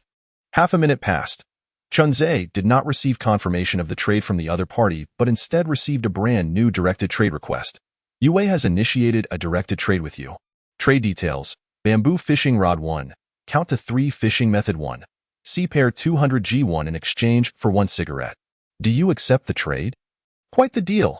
Chunze couldn't help but admire the other party's broad-mindedness. Unlike many in everyday life who would preach about perspective while demanding unreasonable compensation, Yue was genuinely offering something valuable. What was the current price of food? Although 200 G of fruit was not a large quantity, no one dared to claim it wasn't precious, except the trade. Ding. You have lost Ebao Road Cigarettes, loose, 12. You have gained Bamboo Fishing Rod 1. You have gained Count to 3 Fishing Method 1. You have gained C pair 200 G1. Bamboo Fishing Rod. An exceedingly ordinary fishing rod. Description. Huh. Why does it seem to have no hook? Count to 3 Fishing Method 3 Styles of Rod Handling 1. Casting Method 2. Bait Swallowing Method 3. Flying Fish Method. Description. Kuin. Great Kuin. I want to fly the Great Kuin. I shall count to 3, and the Kuin shall come. What the heck? A fishing manual. Upon seeing the description, Chunze quickly pulled out the physical book to examine it, only to find it utterly blank. Aside from the cover bearing some text, the pages were completely empty, and no wonder the other party had intended to use it as toilet paper. Never mind, securing the mask was the priority, Chunze murmured. He reopened the trading interface and skillfully searched for trade details, sending a private message to the other party. Before long, the wristband chimed again, and looking down, he found not only a response from the other party but also a friend request. He-Chong has requested to add you as a friend. Do you agree? Chunze clicked confirm and completed the trade. The process was smooth without any haggling or disputes. Both parties had a strong desire for their respective items. In the spirit of a conscientious merchant, Chunze also decided to trade the fishing manual to the other party. Ding, you have lost Bamboo Fishing Rod 1. Lost Count to 3 Fishing Method 1. You have gained Radiation Mask 1. Splendid. I never expected to obtain a higher tier item using a lowly item through a trade. I wonder if brother he will regret it after casting a few lines and satisfying his fishing urge. Chunze instinctively tightened his pocket. Chapter 12. The Radiation Mask in Hand, Planting Ambitions. Somewhere in the ocean, a man of ironclad resolve sat alone at the bow of a solitary boat. Fishing rod, fishing RODIT has finally arrived. Let me cast a few lines, quickly, let me cast a few lines. He-Chong, gripping the bamboo rod, exclaimed with fervor. His body trembled with excitement, having not noticed that the line was devoid of a hook. What is this? He-Chang glanced around in confusion. Besides the fishing rod, the trade partner had clearly sent something else along. Upon discovering that it was indeed a fishing technique, he effortlessly transformed it into a graceful parabolic arc, exclaiming in irritation, "What nonsense is this? I have always firmly believed that the essence of fishing lies in the simple act of casting the rod. Casting. With a soft splish, the line and lure fell into the water simultaneously with the pages of a book. At that moment, an eerie aura enveloped He-Chang, rendering him immobile in an instant. A robust elderly voice resonated within his mind. "Young man, your fishing skills are quite impressive. Could you teach this old man how to catch a whitebait?" Meanwhile, at Chen Zhe's location, he too was enraptured, showering affection upon a mask he held. He couldn't help but murmur, a rare find indeed. With this, when the island appears tomorrow, won't it be a bountiful harvest?" Not yet satisfied, he activated the item's description, thinking to himself that he could gaze upon it 1,000,000 times. Radiation blocking mask, grade. Common, daily uses. 1-1. Wearing it continuously can slow the radiation increase by 30. Can actively enter a sealed state, completely isolating against medium to high-level radiation for 2 hours. Description: if you don't wear the mask, radiation will claim you. But I cannot solely focus on the mask. There is also a blueprint, which is another treasure. Chen Zhe gleefully retrieved a scroll. Food cabinet blueprint, grade. Common, crafting requirements. Fire element gem, common 1. Iron block 5, plastic 5. Upon reading it, Chen Zhe couldn't help but frown. Goodness, he had none of the required materials, and the main component was something he had never even heard of. Merely relying on the common, tail weight, he feared he could only hope to obtain it from a treasure chest infused with the extraordinary. In the trading post, Chen Zhe attempted to search but to no avail. Aside from the fire element gem, he scoured for any other possible elemental gems, only to be met with the disappointing response. No search results available. How careless of me, nothing has shown. Chen Zhe roused himself from his joyous reverie. The items were indeed wonderful, but he might have to hold on to them for some time. Fortunately, even if the blueprint ended up in storage, he wouldn't be too disheartened. The value contained within the images sent by Qin and had already justified the cost. Had he not been privy to numerous secrets, he would never have whimsically swapped his rod for the radiation-blocking mask. Sigh, why ponder so much? Time to work. I hope to catch some food this afternoon. Chen Zhe grimaced. After several trades, his supplies had dwindled significantly, particularly in terms of food. The eco-market limited the purchase of bread, and after buying 5, what was he to do next? Chen Zhe made a decision. He needed to ensure a certain level of water and food storage before engaging in future trades. In this world, food and water were of utmost importance. Forget the notion that one could survive 3 days without food and just a bit of water. Here, if health values dropped and there were no equivalent items for trade at home, one would truly be left to perish. Ding. Obtained contaminated wood 1. Obtained contaminated fabric scraps 1. Obtained contaminated hay 1. The sounds of paddling, water splashing, and electronic notifications persisted. Ding. Obtained contaminated wood 3. Obtained contaminated wood 2. As the evening of a new day approached, under a sky devoid of twilight, Chen Zhe paused his fishing endeavors, exhaling wearily.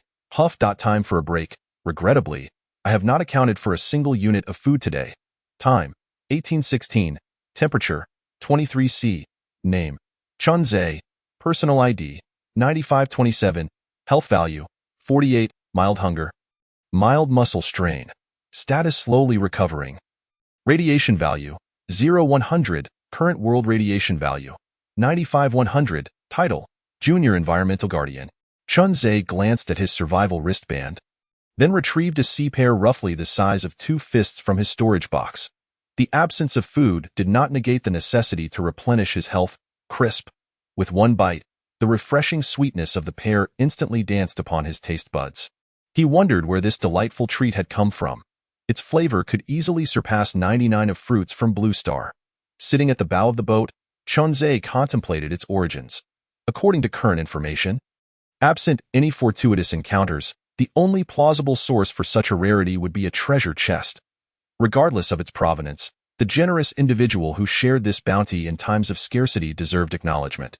Remembering not to forget the well digger while enjoying the pear, Qianzhe resolved that should an opportunity arise, he would not hesitate to lend a hand to that person. Meow ah. Inside the cabin, the lazy fat tiger, having napped for half the day, seemed to catch a whiff of something sweet. Stretching, it ambled to the wooden door only to discover Qianzhe indulging in his solitary feast. Meow meow meow. Fat Tiger glared at Qianzhe, scolding him for his apparent gluttony, clearly expressing disapproval of such a selfish act. Can you eat that? Qianzhe chuckled, amused by the little one's expressive eyes. Replying, let me be clear. I cannot conjure cat litter or water here. If you eat and end up with a stomach ache, I might just toss you into the sea for a bath. Meow? A bath? The mere mention of the word seemed to instill a sense of impending doom in the cat. Fat Tiger took a step back, but the tantalizing aroma of the pair proved too enticing.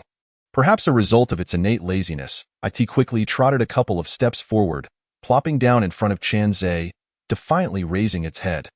With every bite Qianzhe took, Fat Tiger pretended to lick its paw before dropping it. Fixated on him. Eventually, as only 2 or 3 bites remained of the pair, it could no longer resist the urge to beg with its adorable antics. You owe me. Go ahead and eat. Adhering to the principle of sharing blessings, Qianzhe tore off the remaining pear flesh and placed it in his palm. Though cats are primarily carnivorous, they can consume certain fruits in moderation. More importantly, even with careful rationing, cat food lasts only 30 days. Qianzhe deemed it essential to begin training Fat Tiger's digestive system to be more robust, much like the resilient farm cats of the countryside that thrive on any food. Before long, Fat Tiger devoured the pear flesh, contentedly returning to its slumber, while Qianzhe idly stared at the core, a dormant agricultural instinct buried deep within his DNA stirring.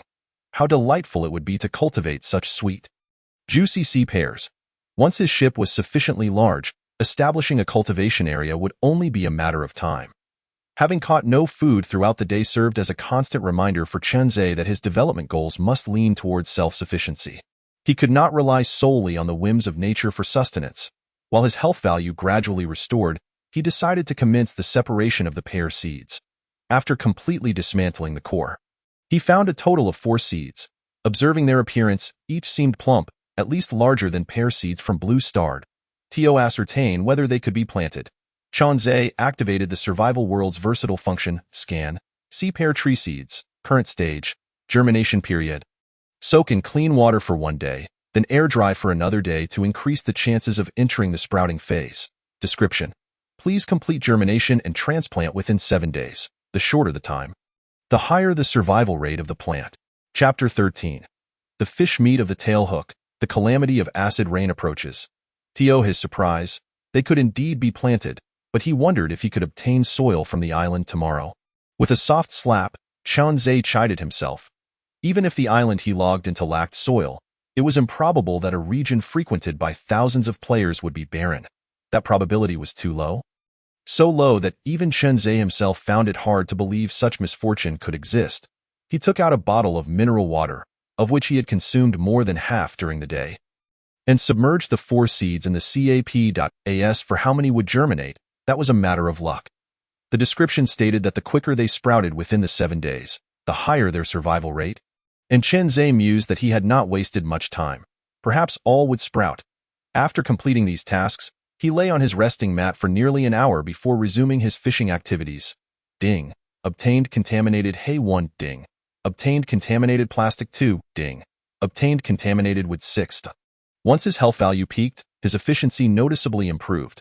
Moreover, as he became increasingly adept at finding the right angles, every time he cast the hook, he managed to bring back some resources even when the intended target was empty.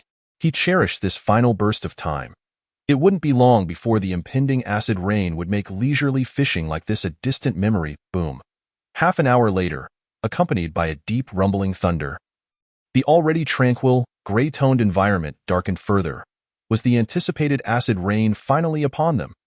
Qianzhe gazed at the dwindling light as the dark clouds dissipated, shaking his head in resignation. What must come will come. There is no escaping it. The first calamity of this radiation-ridden world. It represents both a beginning and a challenge. This acid rain is destined to weed out the initial batch of survivors unfit for this world. Ding. Obtained contaminated wood 1. Ding. Obtained contaminated fish meat 2. At this moment, On the swaying wooden raft, Chun Zhe's eyes sparkled with extraordinary delight. How did he manage to bring back 2 pieces of fish meat along with the hook? The weather had been steadily darkening, making it increasingly difficult to discern any targets for fishing. Chun Zhe had initially intended to seize the last few minutes to catch as much as he could, but to his surprise, after working tirelessly all day, he had found food just as he was wrapping things up. He was momentarily bewildered, yet predominantly elated that he would not have to resort to bread for dinner. Immediately, he grasped his hopes tightly and cast a few more hooks in the direction of the fish meat he had just secured. Empty hooks, as expected, all the hooks returned without a catch. Luck, it seemed, was a fickle mistress that could not be forced. Seeing the empty hooks, Chun Zhe felt no anger. Instead, his tone carried a hint of amusement. After all, it was merely a gamble, not a situation where he clearly saw food yet failed to reel it in. Aside from losing a single health point, he had incurred no other losses. Whooshed, the wild wind suddenly arose. Listening to the howling wind approaching from afar, Chun Zhe realized he could no longer continue his work. He swiftly hung the hooks back in their designated spot and darted into the cabin. Clang, clang. With a series of crisp sounds, Chun Zhe secured the windows on either side of the small cabin, as well as the front and back doors, with utmost precision. Now, he should be safe. As he spoke, his gaze instinctively roamed the interior, anxious about potential oversights. His current surroundings, compared to the ordinary survivalist's black awning boats, were akin to a fighter jet among helicopters. Yet, human nature is inevitably prone to anxiety. Such is the way of humanity. Perhaps only after enduring a few more calamities can one approach such circumstances with a calm heart. Boom! The thunder struck precisely at midnight, followed closely by a bolt of icy blue lightning that sliced through the darkness like a shroud covering the world. Drip, drip, drip. Within mere minutes, the sound of rain pounding on the cabin roof lost its rhythm, becoming ferociously relentless as if it were pouring in reverse. The calamity had begun, and its initial ferocity was indeed unsettling. Chun Zhe observed for a good 10 minutes. It was only after noting that not a single drop of rain could penetrate the cabin that he dared to relax. Then, he moved to the pollution barrel, where the words, "click to extract," glowed like a projection above the machine. Yesterday, aside from the 15 units of basic supplies traded away and a box of cigarettes, the rest of his haul lay within this trash can and his backpack. Ding! Extraction successful. Acquired wood 29. Acquired rags 13. Acquired hay 7. Acquired plastic 21. Pollution purification yielded environmental point 70. Estimating that a normal day's supply acquisition hovered around 100 to 150 units, he realized he needed to devise better strategies for fishing efficiency moving forward. Given the current situation, even if the boat did not undergo further upgrades, failing to purify some food daily would undoubtedly lead to wastage. Human effort has its limits. Unless one constantly possesses a spa buff, yesterday's harvest truly reflected the total quantity of supplies one could obtain after a full day's labor.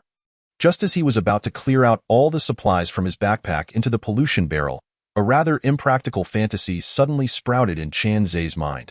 How wonderful it would be to acquire an automatic fishing net. Yet, he had no idea who among the fortunate few might possess such a thing, and there was no means to negotiate a trade. While the thought might seem unrealistic, it did prompt Chun Zhe to consider the well-being of his fellow survivors in the area, especially given the prolonged acidic rain. I burnt my hand at the joints. Does anyone have healing medicine? I'll trade supplies for it. Selling beautiful women's stockings. Private message for a complimentary sensual photo. Are you still bold enough to advertise up here? I spent 20 units of materials to see a photo of an apple. What does that mean? I see you're already on the path to self-destruction. Don't mention it. There are too many scammers these days. The last time that scoundrel sold me wastewater, he offered me urine instead, and just one taste made it clear he was in the late stages of diabetes. So sweet. The black awning boat, doesn't he even have a curtain? The rain is so heavy that I can barely curl up in the center of the cabin without getting drenched. How pitiful. Is there a kind-hearted soul with medicine to help my child? He has a cold and fever that won't go down. In these trying times, we should help one another. I strongly urge any survivor with medicine to step forward to assist the injured. What my sister said is right. I support you. Brothers, if fate allows, let us meet again in the next life. I don't wish to live another day in these hopeless circumstances. I've put all my supplies up for free trade, hoping you all will proceed with caution. Chunze silently scrolled through the chat, remaining an outsider who listened and observed without joining in the discussions. To be honest, he realized that there was little he could do at that moment. He felt powerless to address the cries for help and grievances, and he had no desire to unwittingly involve himself in disputes, much less to play the role of a self-righteous moral exemplar. Thus, being a simple, unassuming listener was perhaps the most fitting answer. An hour and a half passed quietly by in the dim cabin. Murmurs began to emerge. Little rooster, point to whoever. Sleep? Not sleep. Sleep. Not sleep. One sheep, two sheep. Happy sheep, beautiful sheep. The scene zoomed in, revealing Chunze, who had closed the chat, propping his head on his hand as he lay sideways on the resting board, petting a cat while talking to himself. He felt somewhat drowsy. However, the end of the novice period also meant that danger could strike at any moment, which was terrifying. At 3:30 in the morning, the intensity of the acidic rain gradually diminished, and the sounds of it falling on the boat also subsided. This calamity, which marked the initiation and conclusion of the novice period for survivors, clearly began to wane. Drip, drip, drip. The sounds became more rhythmic. Sleepiness finally overcame the fear of potential surprises, and Chunze closed his eyes in a daze. Chapter 14. The World That Survived, An Island Emerges. Cuckoo. Cuckoo. Morning. Chunze awoke to a chorus of urgent bird calls. Time: 8:06. Temperature: 21. Name: Chunze. Personal ID: 9527. Health points: 65. Slightly hungry, slightly thirsty. Condition slowly recovering. Radiation points: 0-100. Current world radiation points: 0-100. Title: Junior Environmental Protector. Has it been 5 hours of sleep? What was that sound? Upon rising, Chunze couldn't help but feel a bit overwhelmed. This was a post-apocalyptic world, so it was hardly plausible for a harmonious scene of seagulls singing outside the cabin to exist at dawn. Thus, he prepared to peek at the screen to see what the early risers among the survivors had to say. Oh my gosh! I survived! The sea has come back to life. Have you noticed that the water flow has intensified, and I just saw fish leaping on the surface, while the seagulls are hunting? Oh, are you referring to this? Mutated grass carp JPG. It jumped into my cabin this morning and startled me. Its eyes seemed larger than its head. Withdraw. Quickly withdraw. Even the eyeball sister has endured, but seeing a fish covered in red worms really triggers my trypophobia. Tisk TSK. Just don't be too hasty to kill and toss it back into the sea. It's all premium protein. Toss it in the barrel and you'll have breakfast sorted. Right. I agree with the above. This is indeed premium protein. I just ate a piece of fish raw. Tasted like crunchy chicken. Everyone should try it. Damn. Am I the only one who took this seriously? This thing tastes like it's been steeped in urine and fermented. Not to mention, my radiation points shot up by 10 after eating it, and the pollution barrel couldn't even process it completely. No way, bro.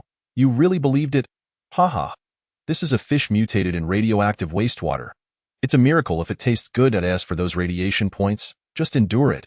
They'll likely disappear in a few hours. Is the taste really that horrifying? Chunze frowned and took a piece of fish meat from his storage box that he had caught yesterday. Hissed, he bent down and took a deep sniff, but found no trace of the nauseating odor as described in the rumors. It made no sense. Could it be that the meat was different after being processed a second time post-mutation? Anyway, he was due for breakfast. To validate his hypothesis, he tore off a small piece of fish meat and popped it into his mouth to chew. The fishy taste was normal, and the texture was somewhat soft. Ugh. After a brief taste, Chunze spat it out, satisfied that his hypothesis had been confirmed without needing to swallow it. Pushing open the wooden door, Chunze peered around before returning to the cabin. The changes on the sea matched closely with what the other survivors had described. The mutated seagulls circling overhead showed no signs of aggression either. Confirming safety, Chunze took out a unit of hay and fashioned it into a nest-like structure. Placing it on the stone-decorated boat deck, crack. The sound of a Zippo lighter igniting symbolized the spark of hope, the flame of human civilization being rekindled. Unsure how long one unit of hay would burn, Chunze decided to toss the fish meat into the center of the hay nest. Sizzle. The fish skin first sizzles as the flames evaporate its moisture, followed by the fish meat within beginning to secrete a small amount of oil, releasing a waft of charred aroma through the flames. Marvelous. Chen Zhe suppresses the drool threatening to escape from the corners of his mouth, his gaze fixated intently on the fish meat. Meow? A certain glutton is likewise drawn to the scene, springing up to crouch at the edge of the fire pit, eagerly awaiting a morsel. 3 minutes later, the straw is reduced to nothing, leaving only a charred chunk of meat mingled with ash.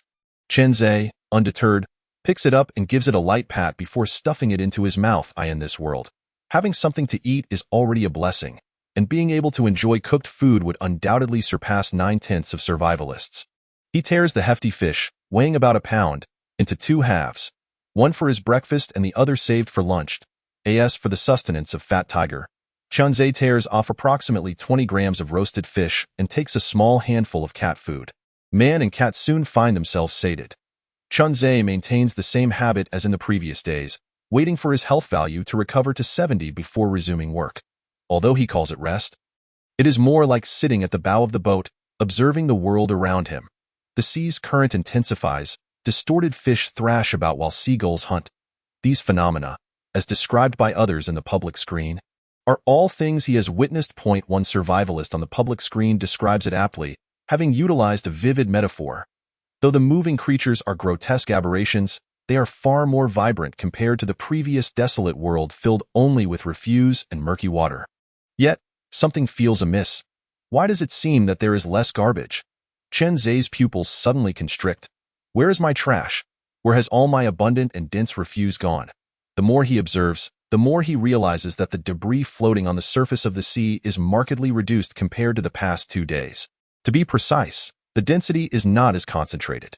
If yesterday there was a piece of trash every 10 steps, today it seems to be every 15.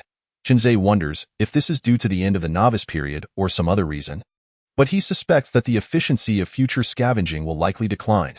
The impact may not be significant, but it will certainly have an effect. Damn it all, Chen Zhe curses this world for its lack of humanity. But reluctantly, he must bow his head and conduct himself properly. Ding. Obtained contaminated plastic 1. Ding. Obtained contaminated straw 2.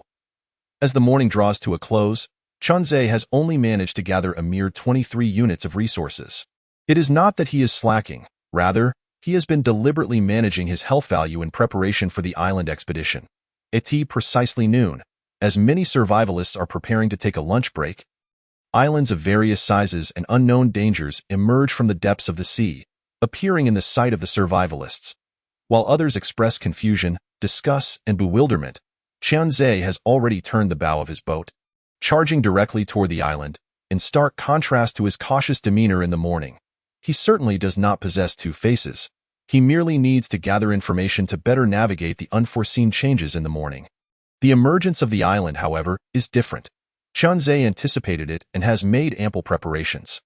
The position of the island's appearance is not far from him.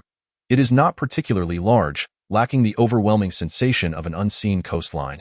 In just a few minutes, the boat reaches the edge of the island's beach, allowing Chen Zhe to glimpse its complete form. Though small, the island is replete with essential features. At first glance, one can discern elements like sandy shores, coconut groves, tall trees, and cliffs, indicating that it is akin to a miniature, comprehensive island. Splashing. After paddling along the beach for a few more meters, Chen Zhe decides to anchor the boat in place. Lacking an anchor and fearing the boat might drift away, he chooses to tie the stern to the nearest coconut tree using a 20-meter-long hook. Go. As he is about to set foot on land, Chen Zhe dances with excitement. Having been on the boat for so long, he does not feel seasick, yet the sensation of solid ground beneath his feet brings a sense of stability to his heart. Hastily donning a radiation mask, he turns to disembark, only to find Fat Tiger sprawled on the mattress. Half-closed eyes watching him, he instructs, "You stay here and guard the house until I return. Understood?" Meow. "You want to take me out to explore?" Fat Tiger seems to have heard something unbelievable. After giving Chen Zhe a look of disbelief, he resumes his position and drifts back to sleep. Amusing? What good cat would venture out into the radiation with its owner for exploration? Chapter 15. Island Exploration. Raspberry bush, on the beach. A peculiar figure clad in a thin nightgown and half-face mask walks upright like a monkey. Ahem. What a scent. Chen Zhe remarks, unable to suppress a few coughs. Once he steps out of the protective area of the water hyacinth vines, even with the mask on, he can still distinctly smell the foul odor in the air. Tap, tap, tap. After walking several dozen steps, he encounters a small grove of coconut trees, beneath which lie numerous round fruits. This is the spot Chunzhe had set his sights on from the boat. As he could clearly see the coconut shapes, each about the size of a football, from afar. Upon approaching, he finds that there are indeed a considerable number of coconuts. This journey could be deemed quite fruitful just from collecting coconuts. Not to mention it is only the beginning. Ding. Obtained coconut 1. Ding. Obtained coconut 4. Not contaminated. Chunzhe's voice carries a hint of surprise. The surrounding environment is undoubtedly indicative. And the fluctuating radiation value on his survival wristband, 100, confirms that he is indeed in a radioactive environment. Logically speaking, shouldn't the resources on the island be in a contaminated state? Puzzled, Chunzhe activates the scan function. Coconut, contaminated. A plump coconut. Open it to enjoy delicious coconut water. Note: currently undergoing radiation contamination. Collecting the item into your backpack or placing it in a non-radioactive area will remove this status. Coconut leaf, contaminated. Can be decomposed into 1 wood and several units of straw. Note: it is currently undergoing radiation contamination. It seems a specific tool is needed for decomposition. Sand pile, contaminated. Can collect several units of sand. It is an important material for refining glass. Note: currently undergoing contamination. After scanning several items, Chunzhe concludes, this is actually an island that has yet to be contaminated. Although they are in a state pending contamination, up until now, they are still normal items. Jackpot! Chunzhe rejoices inwardly. He then begins to frantically collect, sweeping along the beach and picking up anything, regardless of size. When encountering a mound of sand that cannot be directly worked on, he resorts to brute force to dig. If that does not work, he simply kicks it a few times, as long as he can break it apart to meet the conditions for backpack collection. Ding. Obtained sandpile 5. Obtained shell fragments 7. Obtained small coral 1. Ding. Your backpack slots are full. Please organize them in a timely manner. Full. In less than half an hour of relentless collecting, the mechanical voice delivers its warning, much to Chunzhe's dismay. His backpack has only 5 slots, which is quite frustrating. Reluctantly, he must first offload some of the miscellaneous items, then opts to return with 10 coconuts, 20 sand piles, and 10 shell fragments, along with 10 coconut leaves, to the boat. After placing everything in the storage box, Chunzhe checks his wristband. Time: 12:45. Name: Chunzhe. Health value: 68. Slight radiation state recovering. Health value slowly recovering. Radiation value: 4100. Omitted. Today's island exploration lasted about 30 minutes. If we account for the personal radiation increase of 4 points, along with the mask's barrier, it amounts to roughly 10 points in an hour on the wooden boat. Chunzhe briefly calculates the data. Without any precautions, he estimates that the radiation value could increase by about 10 points in an hour. This figure is quite moderate. The safe exploration time for survivalists is around 4 hours. And the rest depends on whether they can resist their greed. Collecting on the island does not involve the exhausting task of throwing and retrieving, so in reality, one can gather a substantial amount of resources in 4 hours. However, it is still an island. Even with the radiation value spiking on his wristband, faced with an island that has not yet succumbed, and with normal resources available without purification procedures, who can resist the urge to collect? Chunzhe expresses deep skepticism about this. It is akin to allowing someone to enter a room full of beautiful women without restrictions. Yet, none of this concerns him. He focuses on gathering his resources and gradually mastering his survival rhythm. Why burden himself with excessive worries day by day? After a brief rest, Chunzhe dons his now empty backpack and resumes collecting the remnants in the coconut grove. This time, his haul is modest, yielding only 3 coconuts, 2 sets of sand piles, and 1.5 sets of coconut leaves. After returning these to the boat, Chunzhe embarks on his 3rd expedition. This time, he changes direction and plans to delve deeper into the island. After 2 rounds of collecting in the coconut grove, only the challenging remnants remain. Climbing for coconuts requires considerable stamina and poses a risk of falling from the tree. Felling coconut trees necessitates an axe. Considering all factors, he prefers to gather resources that can be easily stowed in his backpack, as it is not only efficient but also saves time and health value. Tasks that are laborious and yield little reward are best avoided. Tap tap. A few minutes later, Chunzhe halts beneath a patch of shade. Beyond this point lies a dense forest, often obscured by the towering trees. Chunzé began to glance around, casually picking up a wooden stick from the ground nearby. Roughly the thickness of an arm and about a foot long, which he grasped in his hand for self-defense. Whoosh! The stick swung through the air, creating a gust of wind. Not bad. It fits comfortably in my hand. When I was a child, I would have played with this until I had exhausted all the wild vegetables in the area. Suddenly, Chunzé's expression changed. With the weapon in hand, the young man appeared noticeably more alert. After walking nearly 100 more steps, his gaze was gradually drawn to the various types of trees surrounding him. This strange place defied logic. Common species such as pines and birches could be found here. Yet, according to his recollections, these species are rooted inland and do not belong to an island environment, indicating that attempting to rationalize this world is a futile endeavor. However, since the world's most invincible and dashing readers, his esteemed grandfather and guardians, have just happened upon this passage, let them consume the slightly outdated wisdom contained within. Brain storage. Suddenly, a cluster of intriguing plants caught Chunzé's attention.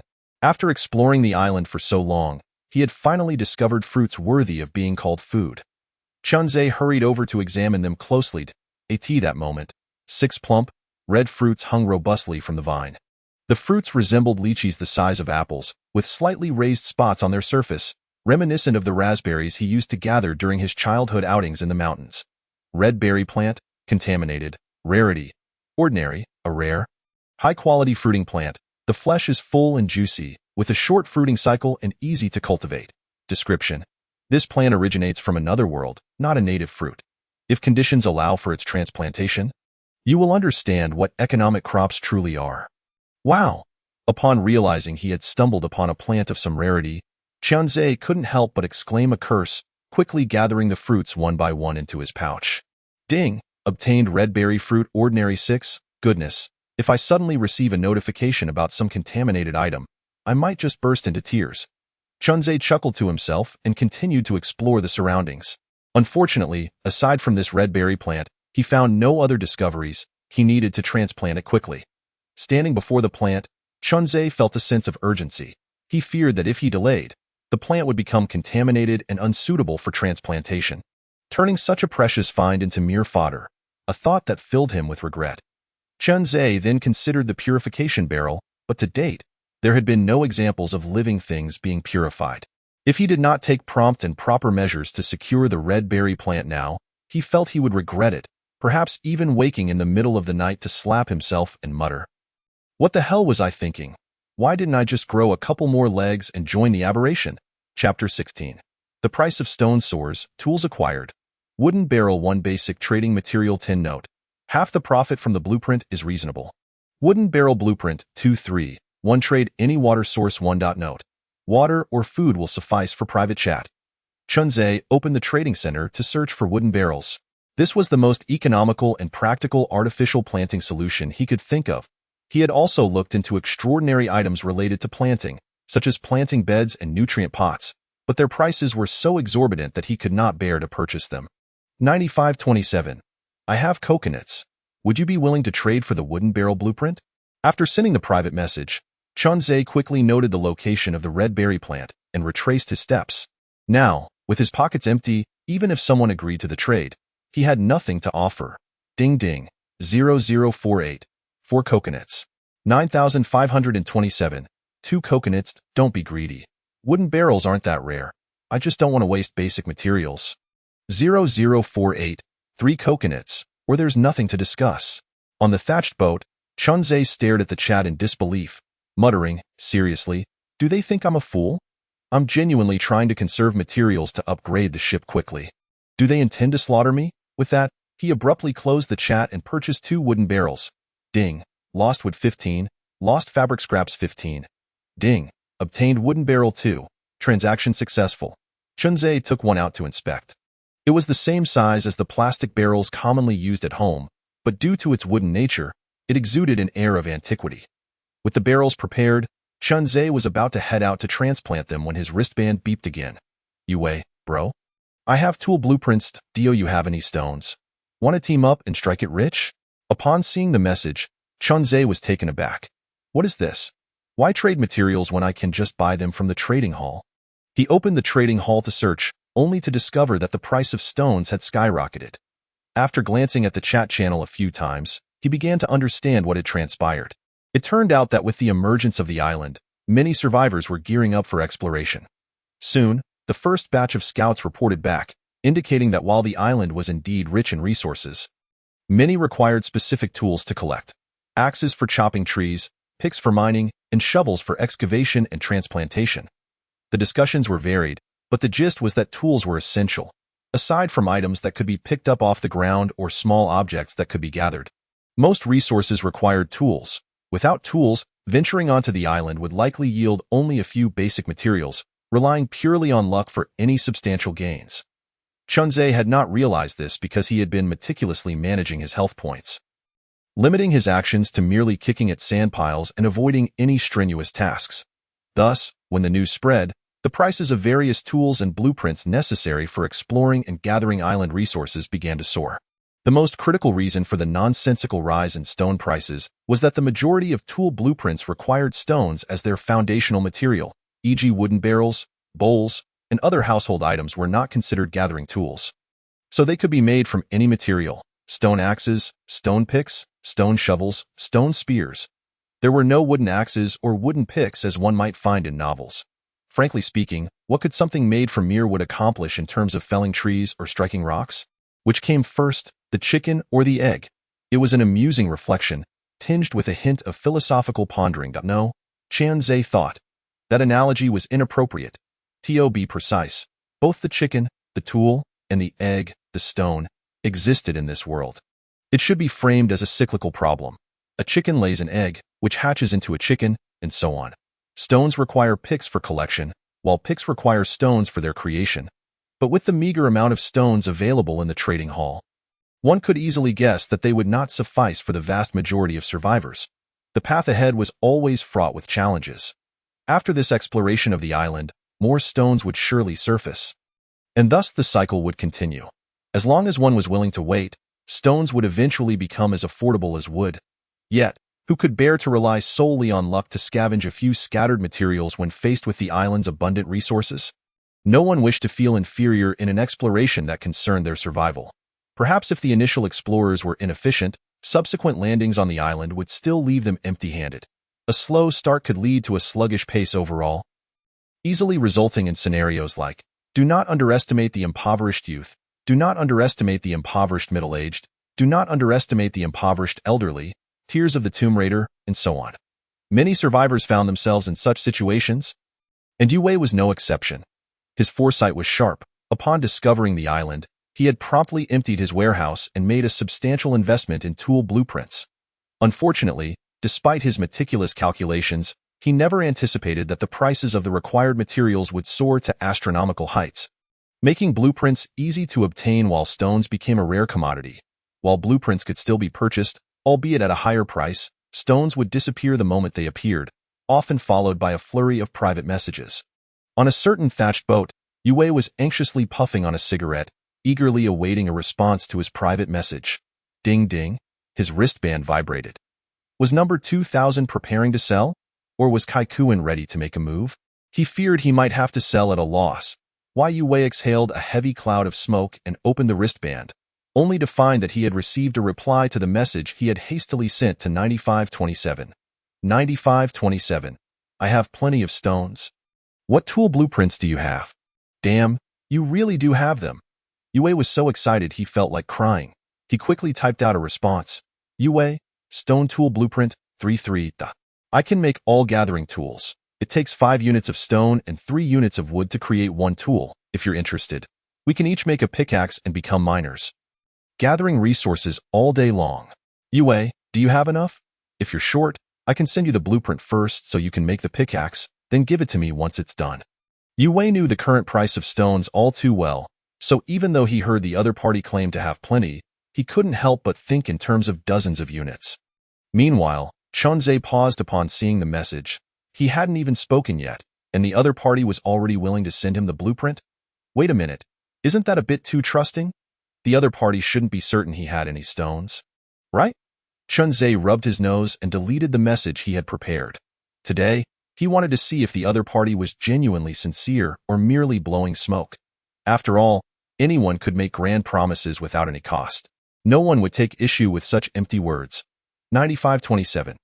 Okay, send me the blueprint first, and once I finish making the pickaxe, I'll send it over to you. His words were succinct and clear. Now all that remained was to wait.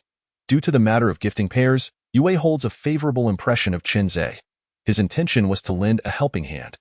However, now that the other party has taken the initiative to play with fire, he does not mind testing the waters lightly. If the other party indeed follows through on their words, they could genuinely become close allies. Conversely, if the other party is merely a talker, Chen Zhe will not hesitate to reciprocate with a sharp remark. Yet he will certainly distance himself in future transactions and communications.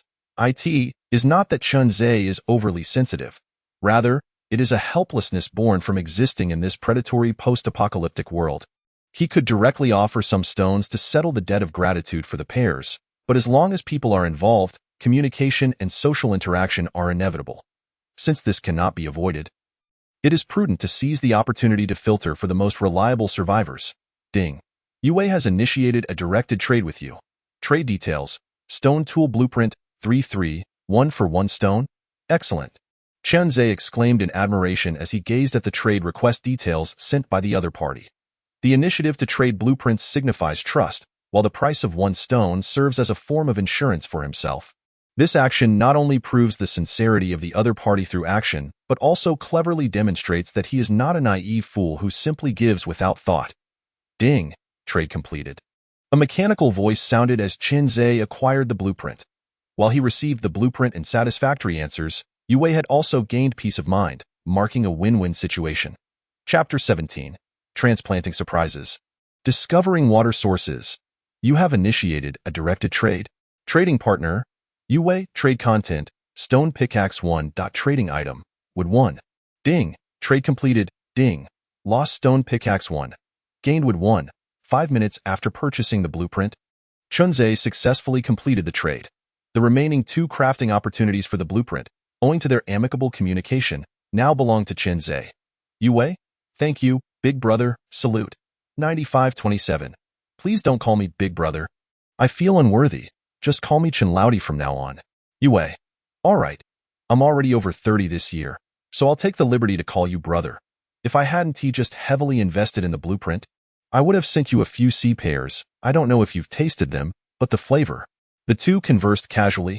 However, due to the lack of a communication foundation and Chen Zhe's inherently reserved disposition, their conversation was meandering and not particularly smooth. Fortunately, both were sincere, and the absence of hidden agendas made the exchange relatively enjoyable. 5 more minutes passed. As Chen Zhe's stone shovel emerged brand new from the crafting process. The two hastily concluded their conversation. Off to transplant the red berry plants, Chen Zhe silently prayed for time to be on his side, then glanced at his wristband. Time: 13:24. Temperature: 26. Name: Chen Zhe. Health: 63. Light radiation status recovering. Health value slowly increasing. Radiation level: 6100. Omitted. Fat Tiger, keep an eye on the house. After saying this, Chen Zhe leaped off the boat, following the route he remembered. After approximately 10 minutes, he arrived at the target location. Scan. Upon scanning the plants, he cheerfully declared, yes, it hasn't been contaminated. Subsequently, Chen Zhe pulled out his stone shovel and wooden bucket from his backpack. Crack, crack, to avoid damaging the root system of the red berry plants. Chen Zhe's digging movements were gentle. He began excavating from the surrounding area until only the root zone remained, then swiftly thrusting the shovel deep to pry the plant free from the soil. Ding. Acquired red berry plant common 1. Acquired fertile black soil common 5. Acquired black soil 3. Is this what they call a surprise? Chen Zhe felt invigorated upon hearing the harvest notification. Though upon reflection, it seemed quite normal. It was expected for a common grade plant to be paired with quality soil. Without time to dwell on these thoughts, Chen Zhe, fearing any overlooked plants, resumed digging in the now barren area. Ding. Acquired fertile black soil common 5. Acquired black soil 5. Acquired yellow soil 10. After several vigorous shovels, Chen Zhe paused his excavation. He only managed to acquire 10 units of grade-appropriate fertile black soil. Although he gathered quite a bit of black and yellow soil, The limited capacity of his backpack forced him to leave most of it behind. Chenzhe examined the differences using scan and discovered that yellow soil could not be used for planting crops. It was a functional soil for making ceramics and bricks. Even though it was of no immediate use, Chenzhe was reluctant to discard the hard-earned resources, believing they might serve a purpose in the future. With a shovel in one hand and a bucket in the other, Chenzhe set off on his return journey, carrying the plant seedling, 10 units of common black soil, 20 units of black soil, and 10 units of yellow soil. Upon returning to the boat, he placed the wooden bucket at the bow. 1 unit. 2 units.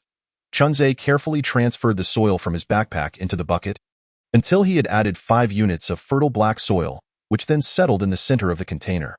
He dug a small hole, placed the red berry plant inside, and gently packed the soil around it. Thus, a potted plant composed of a wooden bucket, soil, and the seedling was completed. Red berry plant common, status. Needs water, radiation level, 2100, remaining harvest time. 6 days, 23 hours, 59 minutes, gurgle, gurgle. Watching the notification after scanning, Chenzhe reluctantly poured a full bottle of mineral water onto the plant. Why the painful expression? It was because he realized he was running low on water. In his storage box, there were only 2 bottles of mineral water and 8 empty ones. After midnight, he must also replenish the water source for the water hyacinth vines, which Chenzhe had not forgotten.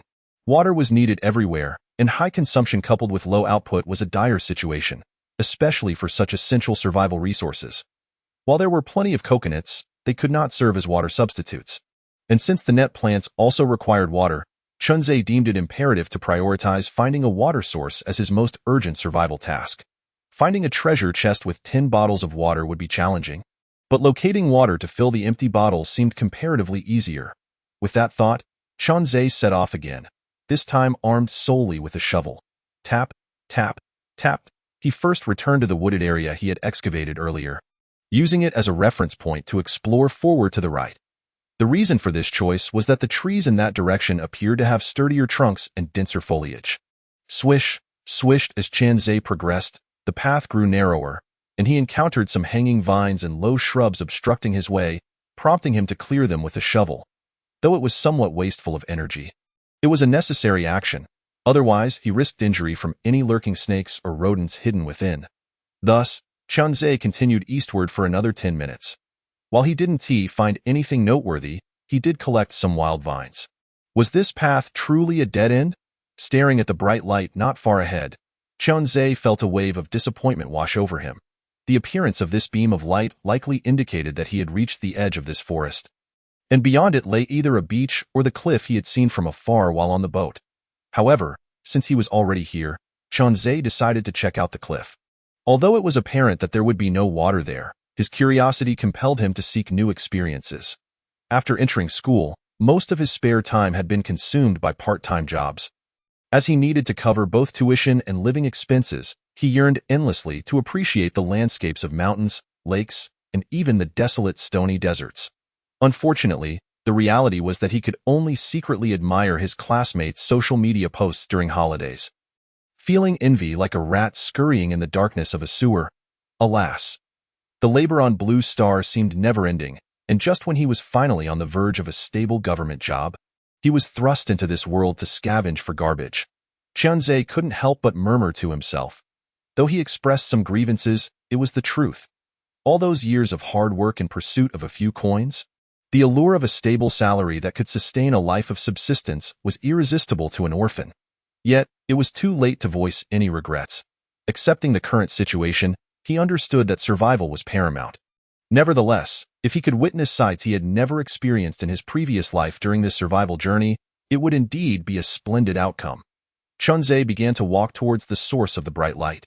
Upon crossing the luminous threshold, the scene before him opened up, though it was somewhat different from his expectations. The cliffs were there, but they were still a few hundred meters away. What lay ahead was, more accurately, a reasonably sized plaza. One side was bordered by low bushes, while the other led to a brand new area, a stony shore. At the intersection of these green and gray regions stood a towering banyan tree, its lush branches forming a green canopy that sheltered the world beneath. That is the water pool, Chenzhe exclaimed. Following his gaze, he spotted a seemingly clear waterhole situated just a few meters in front of the main trunk of the banyan tree. Chapter 18. Purifying White Lotus, the highly practical new clean plant. Tap, tap, tap. Chunzhe hurried towards the water source, feeling a wave of joy wash over him, regardless of the water quality in the pool. As long as it was water, it would alleviate his immediate crisis. The energy of the purification bucket and fire is abundant. If necessary, one can simply use the purification bucket for another round of treatment or reboil it. Chunzhe strode forward with great vigor, and in less than 2 minutes, he found himself at the edge of the pool, suddenly perplexed. Oh, how strange. Where does that lotus fragrance come from? Initially intending to activate the scan function to check for any issues with the water, he was unexpectedly drawn in by a familiar, delicate scent of lotus. This subtle and refined fragrance was reminiscent of a few encounters he had by the pond during summer, thus it lingered in his memory. After surveying the modest pool, Chunzhe discovered it was merely an irregularly shaped puddle, approximately a meter in diameter. A true depression rather than a proper pool. Soon, he pinpointed the source of the fragrance in one corner of the puddle. It was a white bud, its petals tightly closed, standing upright in the water. The mere aroma emitted by this unopened bud was potent enough to suppress the foul stench wafting through the air, unmistakably a remarkable entity. Chunzhe thought to himself as he swiftly cast a scan. Purifying White Lotus Purification Plant Level 1. Current water retention time remaining for sustained protection. 71 hours 59 minutes 59 seconds. Can resist purification radiation. Weak radiation. Ability. Purification. The White Lotus can purify water quality and imbue it with a slight healing capability. Wow! What a jackpot! Chunzhe exclaimed in ecstasy. The result did not disappoint him. This was indeed a purifying plant akin to the water hyacinth. Such a rarity was more exhilarating than discovering a treasure chest. Although it was also a significant consumer of water, the practicality of its abilities was simply outstanding. To draw a comparison, while the water hyacinth's capabilities included radiation shielding, it also offered rapid air purification within its vicinity, providing survivors relief from the foul odors that plagued them. In contrast, the healing White Lotus's ability to purify water and grant it minor healing properties was truly extraordinary. In a world like this, who could guarantee they wouldn't be injured or fall ill? Healing was essential, yet medicine was a rare and luxurious commodity, scarcer than food and water. In such circumstances, possessing an item capable of consistently producing healing abilities was nothing short of explosive. Chunzhe, uncertain of the effects of the term weak healing, understood that this purifying plant could level up alongside the ship.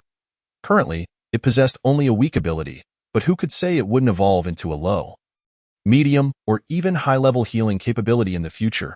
Its potential was simply unmatched. I must collect it quickly. Delay could lead to unforeseen changes, Chunzhe declared as he stepped closer to the White Lotus. Crouching beside the puddle. Ding. Special items cannot be stored. Cannot store it? This left Chunzhe in a state of confusion. He placed his hand on the White Lotus, only to be met with a voice prompt. After some contemplation, he opened a private chat seeking assistance. He was reluctant to spend half an hour going back and forth at this distance. 9527. Brother Yu. I'm currently outside and short on supplies. Could you possibly send over a water bucket and some empty mineral water bottles? Meanwhile, on the other side, Yue, who was busy excavating stones, paused upon receiving the message, quickly deducing, has Brother Chen found water? He then shook his head, deciding not to dwell on it. What resources one encountered was a matter of luck, unrelated to his own situation. Besides, had it not been for Chen's assistance, he might still be begging for a few stones. With a newfound sense of confidence from his half-filled backpack of stones, Yue replied, Yue, just a moment. 9527. Okay, thank you. Chunzhe responded normally upon receiving the message. After waiting for a while, he found himself puzzled by the delay in acquiring a wooden barrel and mineral water bottles. Was the transaction really taking this long? Just moments ago, he had glanced at the trading post prices and had nearly thought these items had skyrocketed in value due to Yue needing to gather materials for the exchange. Just as he was about to check in with Yue again, he received another message. Yue, sorry for the wait. We can trade now. Ding ding. Yue has initiated a targeted trade. Trade details. Oak wine barrel 2, wooden barrel 1, mineral water bottles 20. Trade item. Crushed stones 1, ding. Lost crushed stones 1. Gained oak wine barrel 2. Gained wooden barrel 1. Gained mineral water bottles 20. Yue. I guessed you must have found a water source. Hee. These wine barrels are excellent items. They can be sealed and stored in your backpack once filled. The delay was just to negotiate a better price. Upon completing the transaction, Chunzhe received a message from Yue. For a moment, he found himself at a loss for words to describe his feelings toward Yue, who had truly taken his entrusted matter to heart. The wine barrel could store water and be sealed within the backpack. To be honest, Chunzhe himself was unaware of this fact, yet Yue had inferred from a mere guess that Chun had found a water source and returned this valuable barrel to him at a premium. Chunzhe chose not to reply immediately. Instead, he silently retrieved various containers from his backpack. Expressing gratitude through words felt less substantial than genuinely offering some supplies in return. Gurgle. By the puddle beneath the large banyan tree.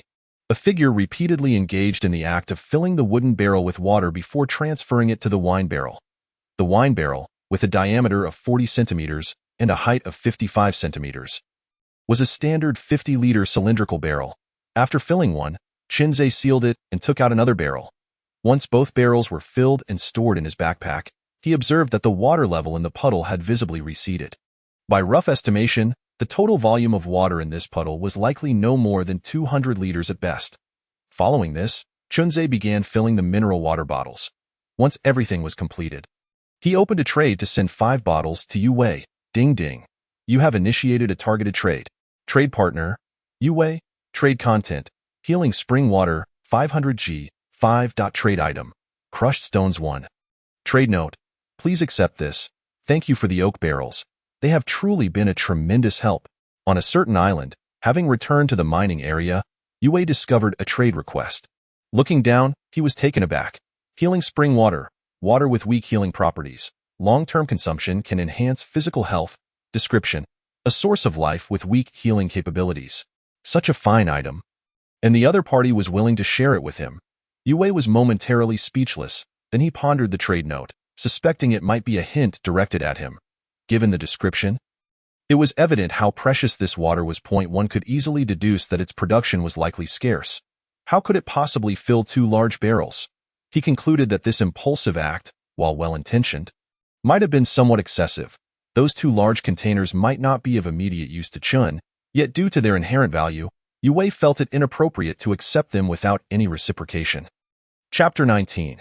The Excavating Fat Tiger and the Campus Treasure Chest. On the forest path, Chunzhe was currently carrying the wooden barrels filled with water and the White Lotus on his journey back to the ship.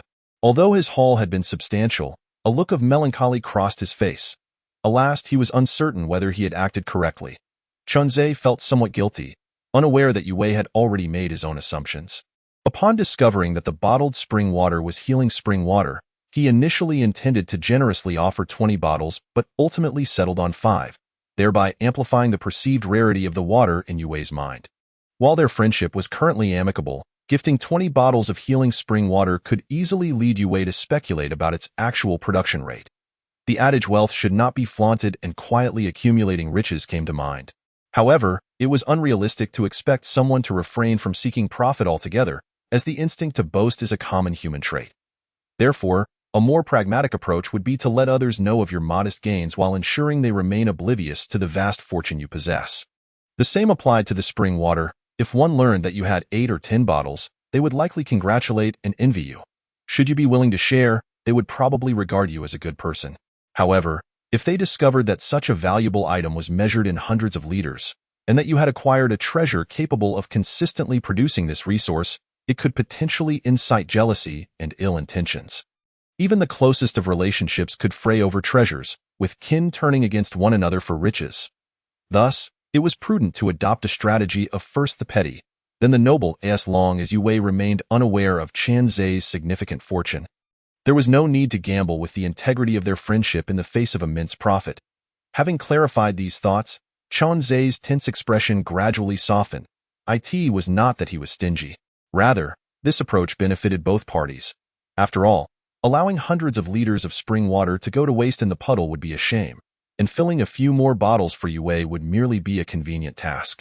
Chunzhe was determined not to let this situation sow discord between him and a friend with whom he had previously shared a genuine connection. The bow of the ship. The fat tiger was peering around, its keen sense of smell having detected Chen Zai's approaching presence moments earlier. Meow meow. Upon seeing its master drawing near, it called out twice before gracefully leaping onto the sandy beach. As soon as Chen Zai arrived at the ship, he noticed a familiar figure digging a hole not far away. Assuming the individual was merely relieving themselves, he paid little mind and proceeded directly aboard the vessel. Once aboard, his first action was to place the wooden barrel containing the white lotus alongside the water hyacinth potted plant. He found it puzzling that the hand ring indicated the white lotus had yet to synchronize its level with the ship, leaving him curious as to the reason. Chen Zai speculated that there must be some operation or time needed for adaptation. However, at least the countdown was functioning normally, so there was no need for excessive worry. Gurgle, gurgled, a full 3 bottles of healing spring water were poured into the potted plant, resetting the protective time of the water hyacinth vine to 72 hours. Phew! Chen Zai let out a sigh of relief. With only 2 bottles of mineral water remaining at home, if he couldn't find a water source, he would have to purchase water for the potted plant from the environmental mall that evening. Time: 1542. Name: Chen Zai. Health value: 43, weak, hungry, low radiation. Health value is slowly recovering, radiation purification in progress, body healing, warning. Current radiation level is approaching medium danger. Please avoid prolonged exposure to radiation sources. Radiation value: 22100.ps. 1 to 15 low danger, 16-30 medium danger, 31-50 high danger. Above 50 body parts begin to deform. Current world radiation value: 5100. Abbreviated. Because he had consumed an ample amount of healing spring water, he had entered a healing state, which confirmed that this was indeed a beneficial item. Chen Zai smiled faintly. After checking his status on the wristband, he realized it was nearly 4 o'clock. Based on normal estimations, survivors without radiation shielding equipment would also need to return to their ships soon to wait for the radiation levels to decrease.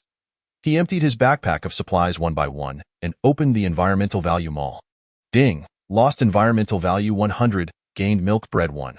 With a water source no longer a concern, he felt free to exchange environmental value without much thought.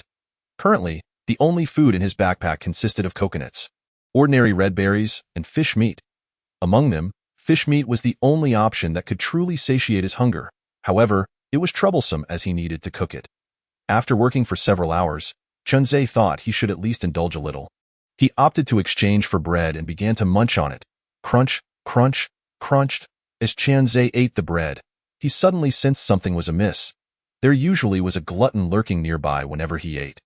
Was Fat Tiger constipated? With some concern, Chen Zai held the bread while walking towards the bow of the ship. Where are you? Hurry back after using the restroom. Noticing that the creature was still digging in the sand on the beach, Chen Zai called out a few times.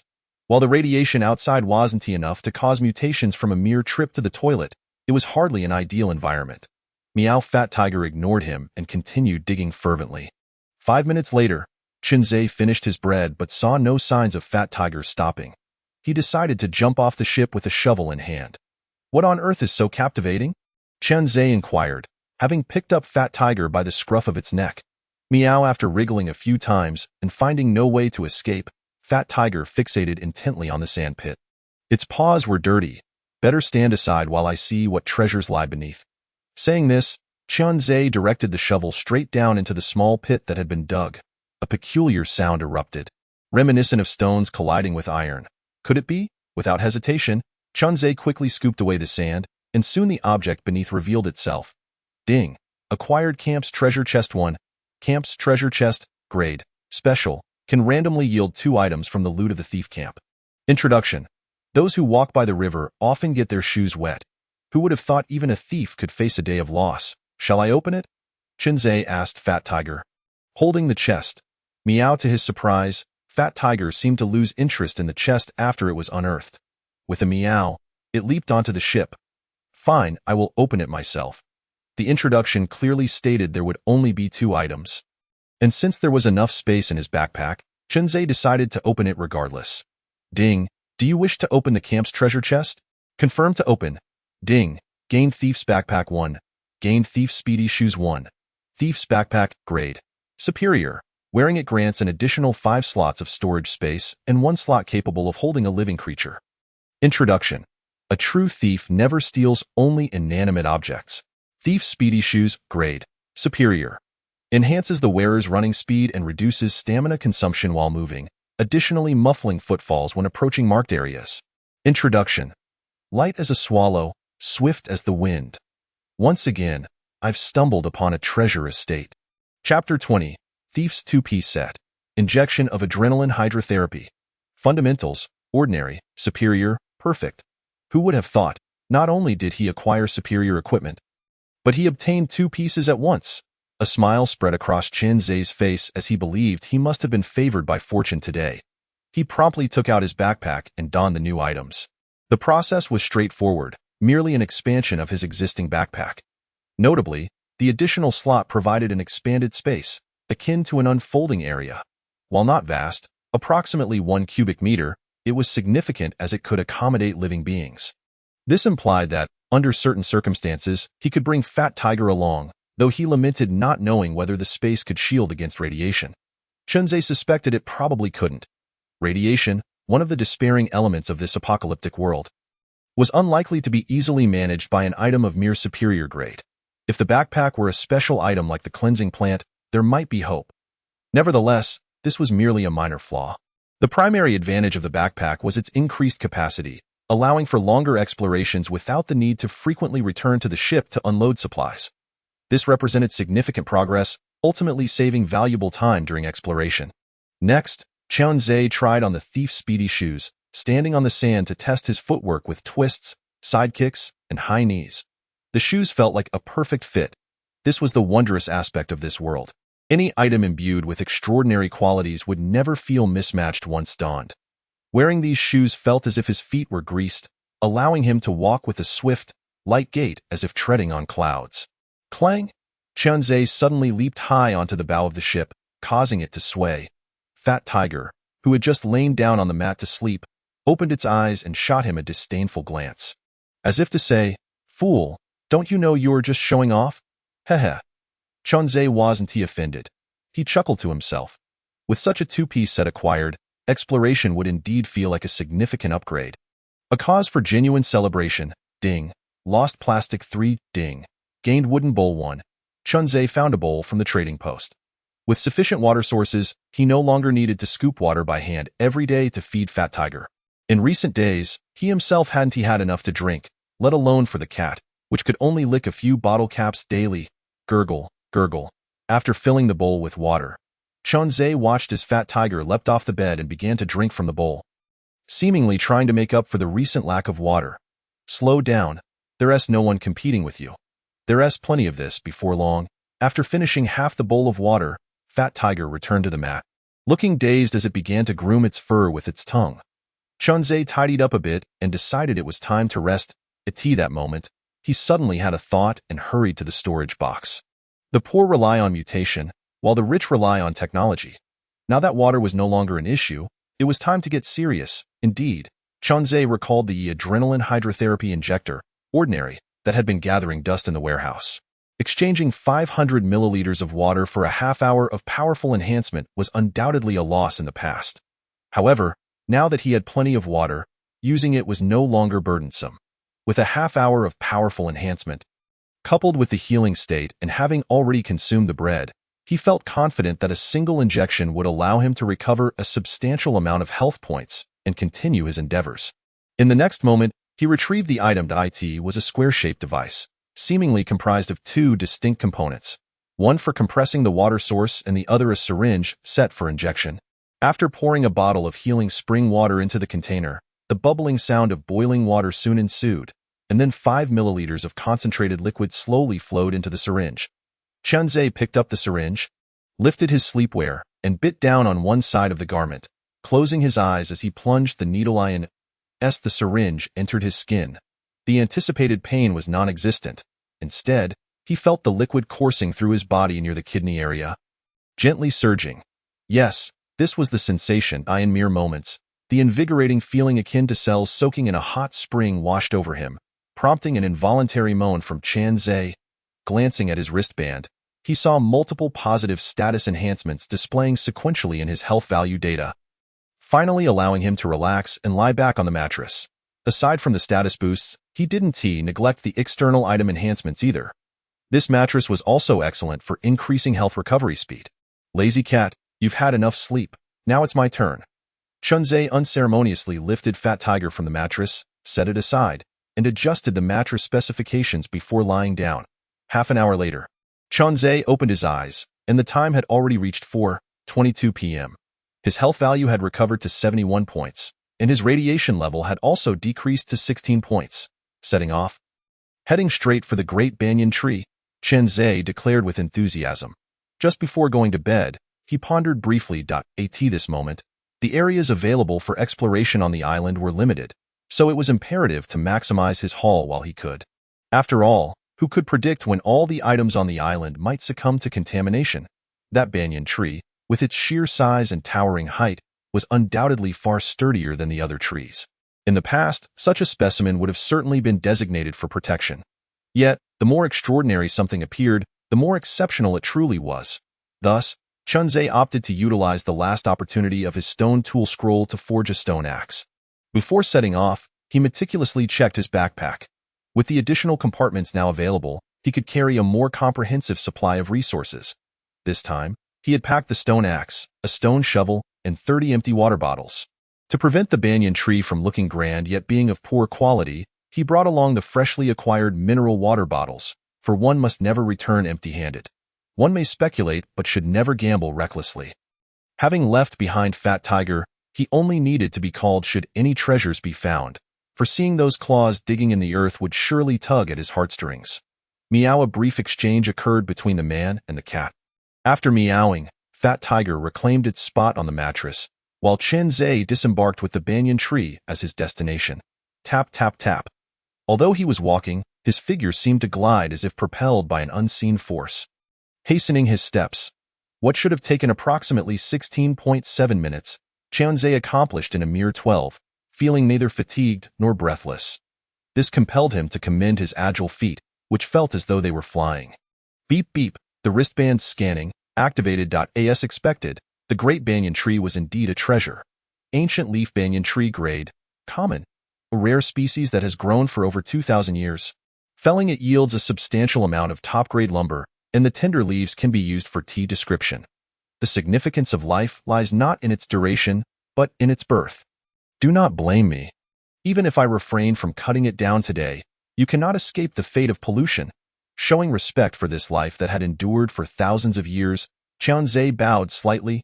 Chapter 21. Felling the Great Banyan Tree. Channel Message Analysis. Thud. Thud thud. Thud. Ding. Obtain lumber common 2. Ding. Obtained ancient banyan tea leaves common 500G. 3. Ding. Obtained lumber common 2. Beneath the banyan tree, each time the axe struck the trunk multiple times, one or two mechanical sounds of acquisition echoed. The stone axe's efficiency in felling a common-grade tree was indeed subpar.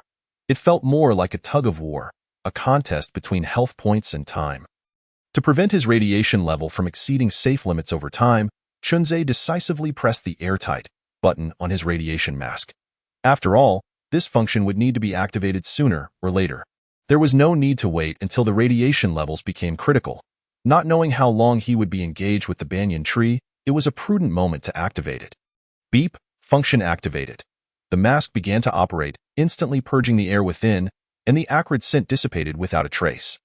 Once the extraordinary power began to supply oxygen, the mask's closed-loop system took effect, allowing Chunzhe to disregard any concerns about rising radiation levels for the next 2 hours. Thud thud. After nearly an hour and a half, Chunzhe was panting heavily. Yet the grand tree's life was nearing its end. It did not collapse in a dramatic fashion as in reality, but rather disintegrated into countless particles that scattered with the wind. The cold mechanical voice indicated that this millennia-old life had transformed into 200 units of common lumber, while the tea leaves either entered his backpack or accumulated on the ground beside the puddle. With a soft thud, as the banyan particles completely vanished, a square object unexpectedly plummeted from the top of the tree, landing squarely on someone's head. Ouch! Chunzhe yelped in pain. Upon opening his eyes, he discovered a finely crafted treasure chest that had fallen and rolled not far from him. The surprise was rather sudden, prompting Chunzhe to quickly rush over, ignoring the pain. Ding! Obtained black iron treasure chest 1. Without lingering, after collecting the treasure chest, He began to tidy up the scattered remnants. Although his backpack had expanded, it was still insufficient for the sheer quantity of resources. After some calculations, Chunzhe estimated he would need to make at least 3 trips to fully transport everything. Let us get to it. Chunzhe gritted his teeth, took the pickaxe, axe, and 101 units of common lumber, and returned to the boat. Indeed, it was 101, not 110. While packing the supplies, he realized that although the thief's backpack could accommodate living items with a volume of 1 cubic meter, its rule allowed only 1 unit of item at a time. Chunzhe felt a mix of helplessness and urgency, instinctively quickening his pace. Return, empty supplies, head to destination, return again. After 3 trips, he had spent over an hour just on the journey. By the time Chunzhe collapsed onto his bed with a feeling of despair, the outside world had already succumbed to darkness. He checked his health points, which seemed normal, but he had no intention of venturing out for further exploration. A gentleman does not stand beneath a perilous walled eye in this pitch-black environment. There was little value in exploring. It could lead to unforeseen dangers. Chunzhe drifted into a light sleep, only to awaken at 10:30 in the evening. Gurgled eye in the darkness, an unknown stomach growled. Chunzhe rubbed his eyes and noticed a pair of blue eyes eagerly watching him. Hungry? Meow, starving, even though you just ate at noon. With the faint moonlight filtering in, the light in the boat cabin was adequate, at least not blinding. Chunzhe muttered under his breath, his hands deftly retrieving cat food from the storage box. Here, eat up. He placed the cat food in his palm. While water could be directly poured into a bowl, feeding the cat food by hand felt more fulfilling. As Fat Tiger munched away, it occasionally glanced up with disdain, seemingly protesting Chunzhe's earlier remark. What's this? Just because you ate at noon, you won't eat again at night? If only cats could talk, it would surely have unleashed a torrent of sea language curses. Lost in thought, Chunzhe, observing Fat Tiger enjoying its meal, felt a pang of hunger himself and swallowed. Although he had eaten bread that afternoon, the physical exertion had left him famished. Gathering hay, rolling bird nests, igniting the fire, and preparing fish, all these actions flowed with familiarity. As the flames flickered to life, a series of crackling sounds accompanied the enticing aroma that wafted through the air. The hay would burn for 3 minutes, and the fish needed to be cooked thoroughly. There was no rushing it. Feeling a bit bored, Chunzhe decided to browse the chat channel. He wanted to catch up on what had transpired among the survivors today, the dangers they faced, and the opportunities they encountered. I'm really at my wit's end. No one told me that the supplies on the island would also become contaminated. I have so many resources left on the island that I haven't retrieved yet. Laughing out loud, another one who can't use the scanner, serves you right. With an auxiliary function and still can't use it, what else can you do? Are there any items or potions that can reduce radiation levels? I'm willing to pay a high price. I miscalculated the timing this afternoon and now have a radiation level of 51 after staying home for 3 hours. Not a single point has dropped. And I feel like something is going to grow on me. Radiation-reducing particle pill common. 1 pill reduces personal radiation levels by 20 points. I only have 3. Need to message privately. If you can't offer a graded item, don't come trying to freeload. I won't respond. What a valuable item. This could truly be a lifesaver in critical moments. Chunzhe marveled but chose not to inquire about the price, opting instead to continue scrolling through public messages. With the radiation mask and careful timing, the likelihood of falling into a crisis due to radiation control seemed exceedingly low. Deformed Wild Rabbit JPG, White Legs and Black Stockings JPG, don't venture onto the island after 9 o'clock. There are no normal supplies left up there, and if luck runs out, you might encounter mutated creatures. Look, my stockings got ripped. How am I supposed to sell them now? Sob, sob, sob. Above, those stockings are so white. Ah, I mean it's cold now. I want to buy socks for warmth. Are any stockings for sale? Please message me back. Barely survived a fall down a small cliff. Though I sustained some injuries, I managed to collect 2 treasure chests. Do you think I lost or gained? As soon as you opened your mouth, I knew you were an old veteran of Versailles. You give me a treasure chest, and I'll tell you whether you lost or gained. Truly, the luckiest of the lucky. 2 treasure chests at once. I've been here for 3 days and haven't even seen a shadow of a treasure chest. Curse the freeloaders. By 9 in the evening, the island had completely succumbed to pollution, mutated creatures, treasure chest acquisitions, and the island's terrain. Chunzhe observed the continuously refreshing messages, murmuring to himself. After aggregating and analyzing the various pieces of information, he had indeed gathered a substantial amount of intelligence. On a macro scale, it appeared that survivors had a generous window of time, 9 hours, to acquire normal supplies. However, considering the impact of radiation, the vast majority of survivors would be incapacitated within approximately 4 hours. This indirectly highlighted the critical importance of having a piece of radiation protection gear. If the protective mask were merely a facade, Chunzé could barely endure for 2 more hours. He was unlikely to gather all the resources from the banyan tree, and after securing the water source, he would inevitably find himself lying idle like the other survivors, staring blankly at the island. Of course, there was nothing amiss in pondering aboard the ship, but with more exploration time, there was a possibility of acquiring valuable resources and treasure chests. Surely that would be far more enticing. As for the information regarding the aberrant creatures, from the various images captured by survivors, they still appeared to be of small stature, posing minimal threat. None had yet encountered monsters formidable enough to deter them, akin to those described on the 10th day of the journal.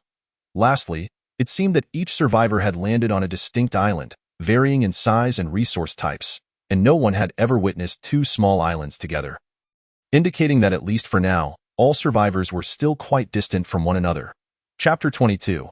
Trading Rope, Iron, First Kill of Aberrant Creatures. 9527. Hello. I see you have plenty of hemp rope. How about giving me a price? Water or food works. 9527. I'll take these 4 units of iron. Can we trade for this? Healing Spring Water JPG? 9527. Is there only 1 unit of iron available for trade? I'd like to acquire several if the price is right. On the ship under the moonlight, Chunzé was incessantly sending private messages at the trading post. Not long ago, while counting his inventory, he discovered that his storage was nearly overflowing. The only solution was to upgrade the ship to acquire larger storage boxes. Alas, after a trip to the island, he had amassed over 300 units of materials, food, and water, which explained why the storage box was inadequate. Ding ding, 0001. The spring water is quite good. However, I wonder what price you are willing to offer for these 4 units of iron. Upon seeing the bracelet light up, Chunzé hurriedly opened the trading chat. 9527. I understand that iron is valuable. It takes nearly 10 units of stone to yield 1 unit of iron from the mine. While it is precious, you can see that the value of the spring water is not insignificant, so I believe a 1:1 exchange ratio is optimal. 0001. 1 won't work. The price of stone is currently high, and since everyone is exploring the islands, acquiring water is actually not difficult. You only have a bit of healing capability. Bargaining had its merits, yet the logic provided by the other party was still quite sound. Chunzé murmured to himself. He searched the trading post for the stone exchange rate and realized that under the current circumstances, trading for water was indeed simple, though most of the exchanged water was raw, requiring secondary processing. After all, healing spring water is not medicine. While it possesses added value, it is challenging to leverage this point to undermine the other party's psychological price for those who do not urgently require it. In contrast, iron is a scarce commodity. It certainly cannot be treated like haggling at a market stall, where one might walk away after a firm price, expecting the vendor to call them back. This material is essential for upgrading the ship. If you don't buy it, someone else will. 9527. Redberry fruit common. The ratio for healing spring water can only be 1:1. I don't have much of it on hand.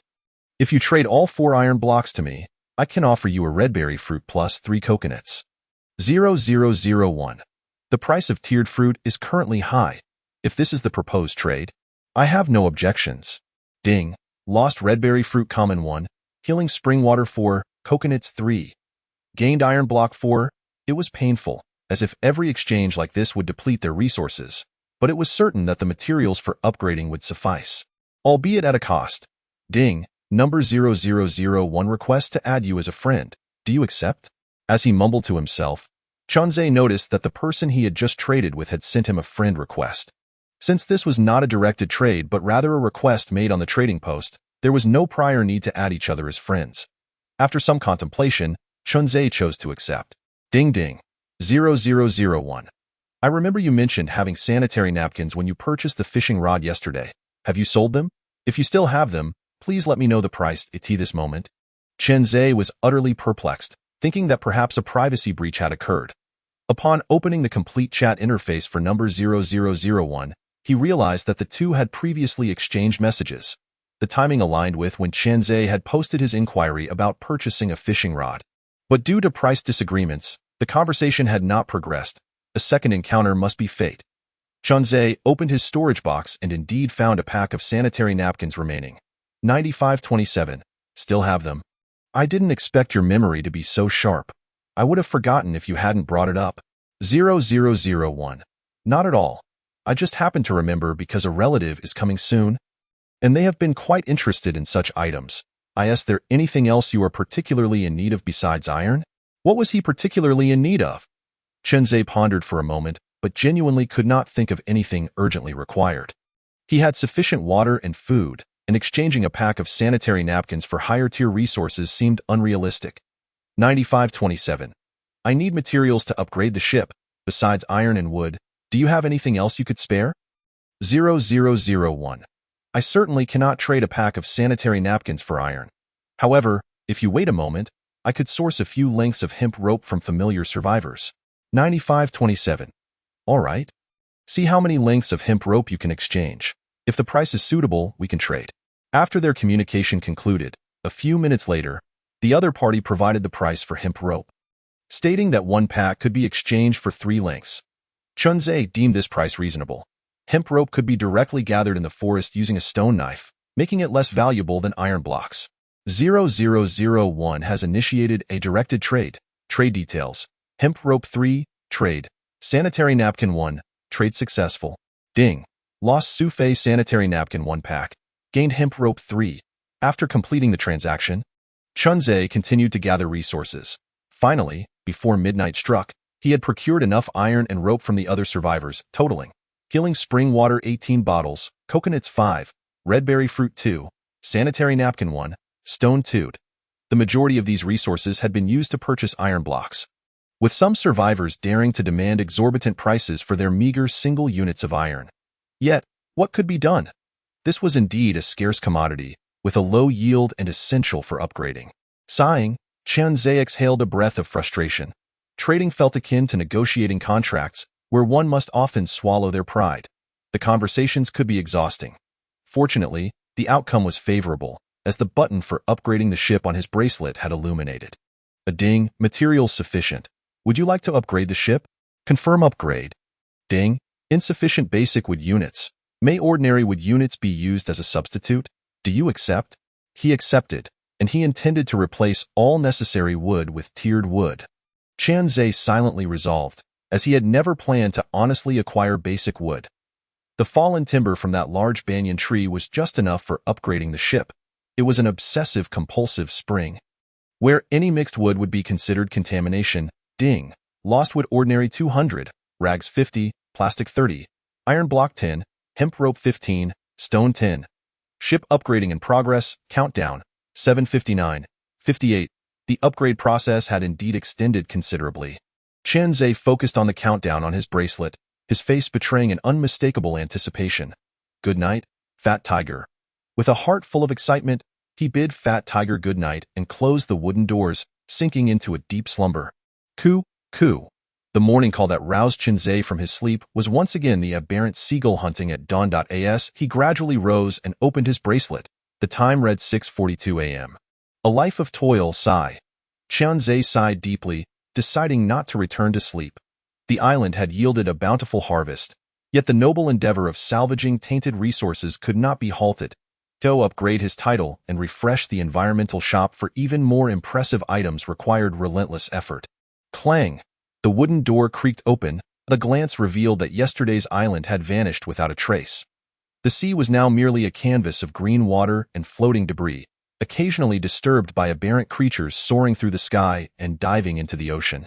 At that moment, an aberrant seagull suddenly descended, perching at the bow of the ship and peering around. Observing this, Chen Zhe quietly retrieved his stone shovel from his backpack. Tap, tap, tap, on the wooden raft he walked daily. Every step triggered the stealthy movement feature. Thus, Chen Zhe moved with exceptional lightness, gliding across the planks like a specter.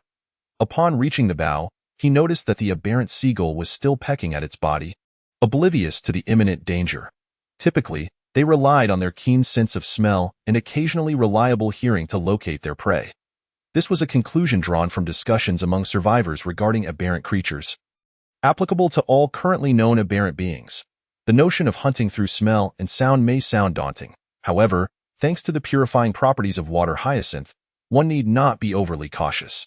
With the presence of water hyacinth, the ship was practically invisible to aberrant creatures, while the seagull landing on the wooden vessel and the aberrant fish leaping aboard were merely serendipitous events. Snap. Seizing the opportunity while the seagull was distracted, Chen Zhe swung his shovel with considerable force.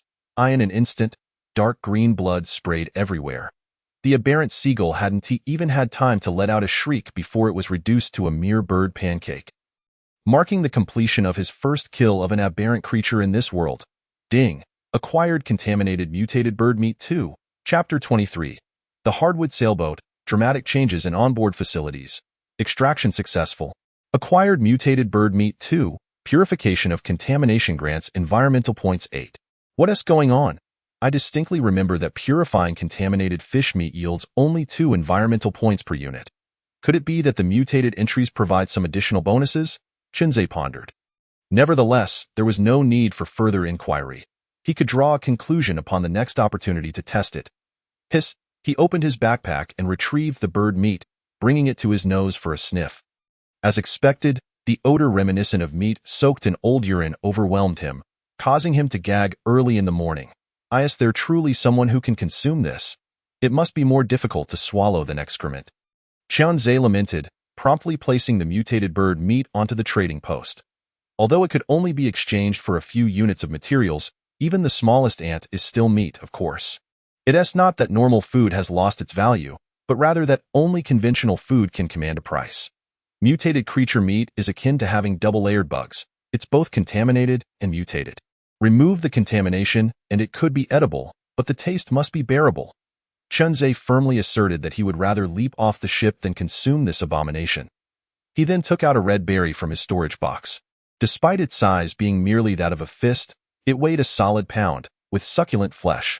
According to the description, this fruit is abundant in both meat and moisture, making it ideal for quenching morning hunger and thirst. Crunch, with a bite, a rich fragrance, more delectable than strawberries, flooded his mouth. It could be deemed of ordinary quality. Beyond its exquisite flavor, the sensation of comfort and vitality that enveloped him after consuming it was its true essence. Should one indulge in such fruit over the long term, Chen Zhe was confident that the upper limit of health points would visibly increase.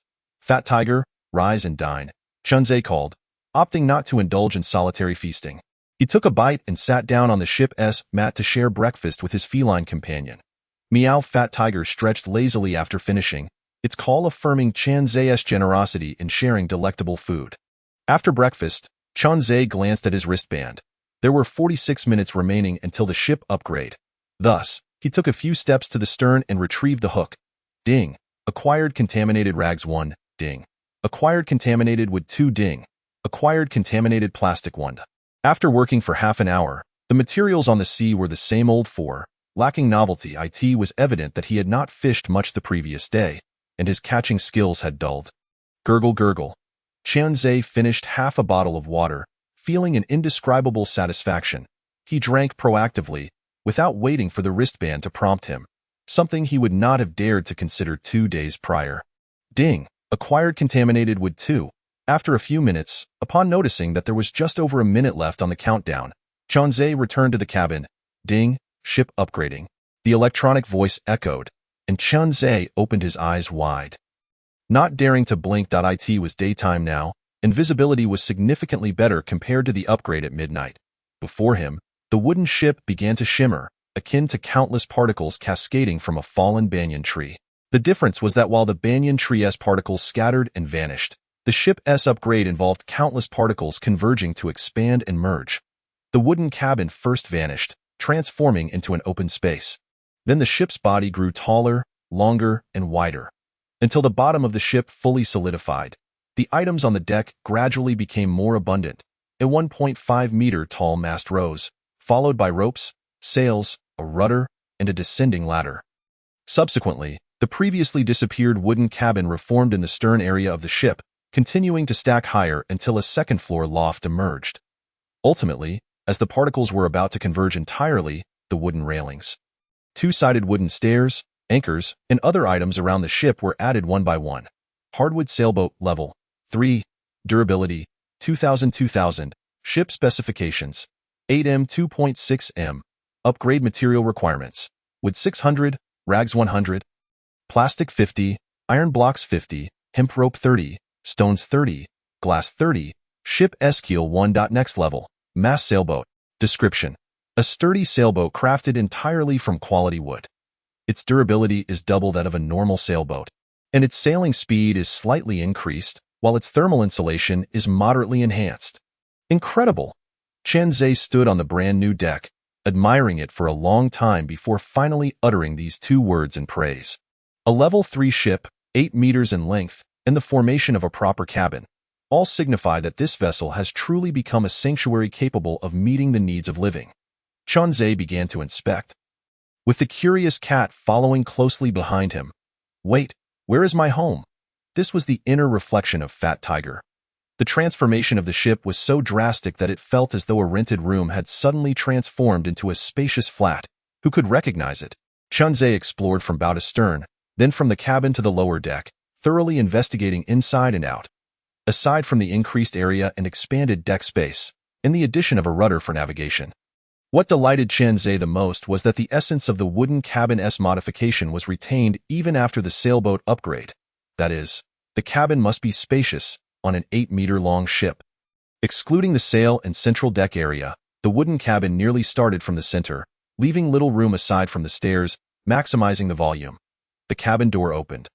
Looking inside, the first floor revealed a single-layer wooden house approximately 3 meters long and at least 2 meters wide. Stretching from start to finish, it could be said to rival a single-room rental in an urban village. Moreover, aside from the lower area, there was also a small loft of about 4 square meters above. Albeit not as impressive in height as the lower level, an 8-meter ship, boasting a 10-square-meter livable area, had Chen Zhe grinning from ear to ear at the mere sight of it. Ding! Lost healing spring water 2. Acquired wooden bed, 2M 1. Although the room contained numerous items, Chen Zhe still felt it was somewhat empty. In a good mood, he decided to splurge and purchased a wooden bed from the trading post. Please choose a placement location.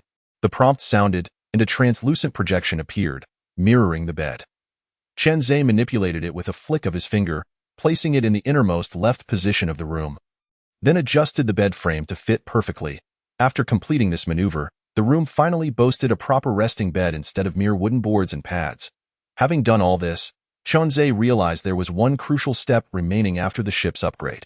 That was to open scan, to see what changes had occurred in the ship's facilities. Pollution purification barrel level 3, purification energy threshold 2300, maximum purifiable quality, fine. Water hyacinth vine purification plant level 3, current water storage shield remaining protection time 63 hours 21 minutes 45 seconds, can resist purification radiation, mild radiation, ability. Breath.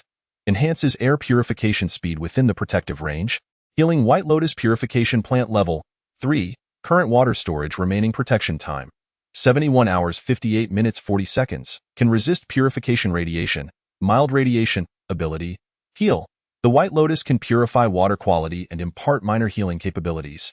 Rope Hook Station Level 3. Maximum throwing distance 30 meters. Storage Box Level 3. Maximum storage slots 300. Rudder Level 3. Maneuver sensitivity 50. Anchor Level 3. Maximum depth 30 meters. Rag Sail Level 3. Sailing speed increase slight. Chapter 24. Inventory check. Goose down quilt and radiation-resistant gloves. Mickey Mouse House, indeed a marvel.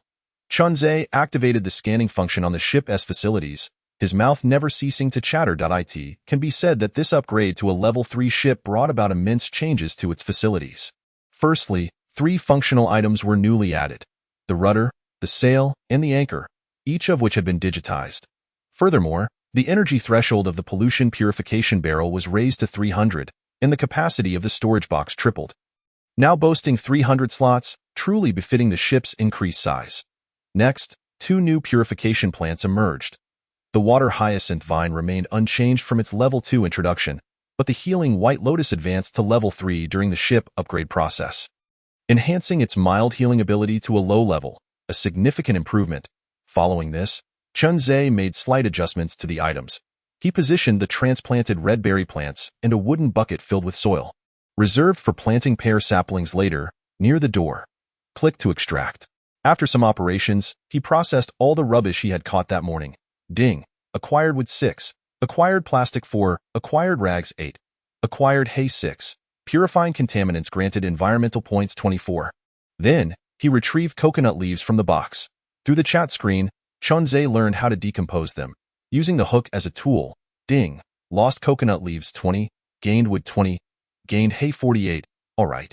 It's time to conduct a comprehensive inventory of the materials at hand, Chunzhe remarked. After upgrading the ship, the distance to the next level remains quite far, so counting the supplies can provide a better understanding of which aspects require enhancement.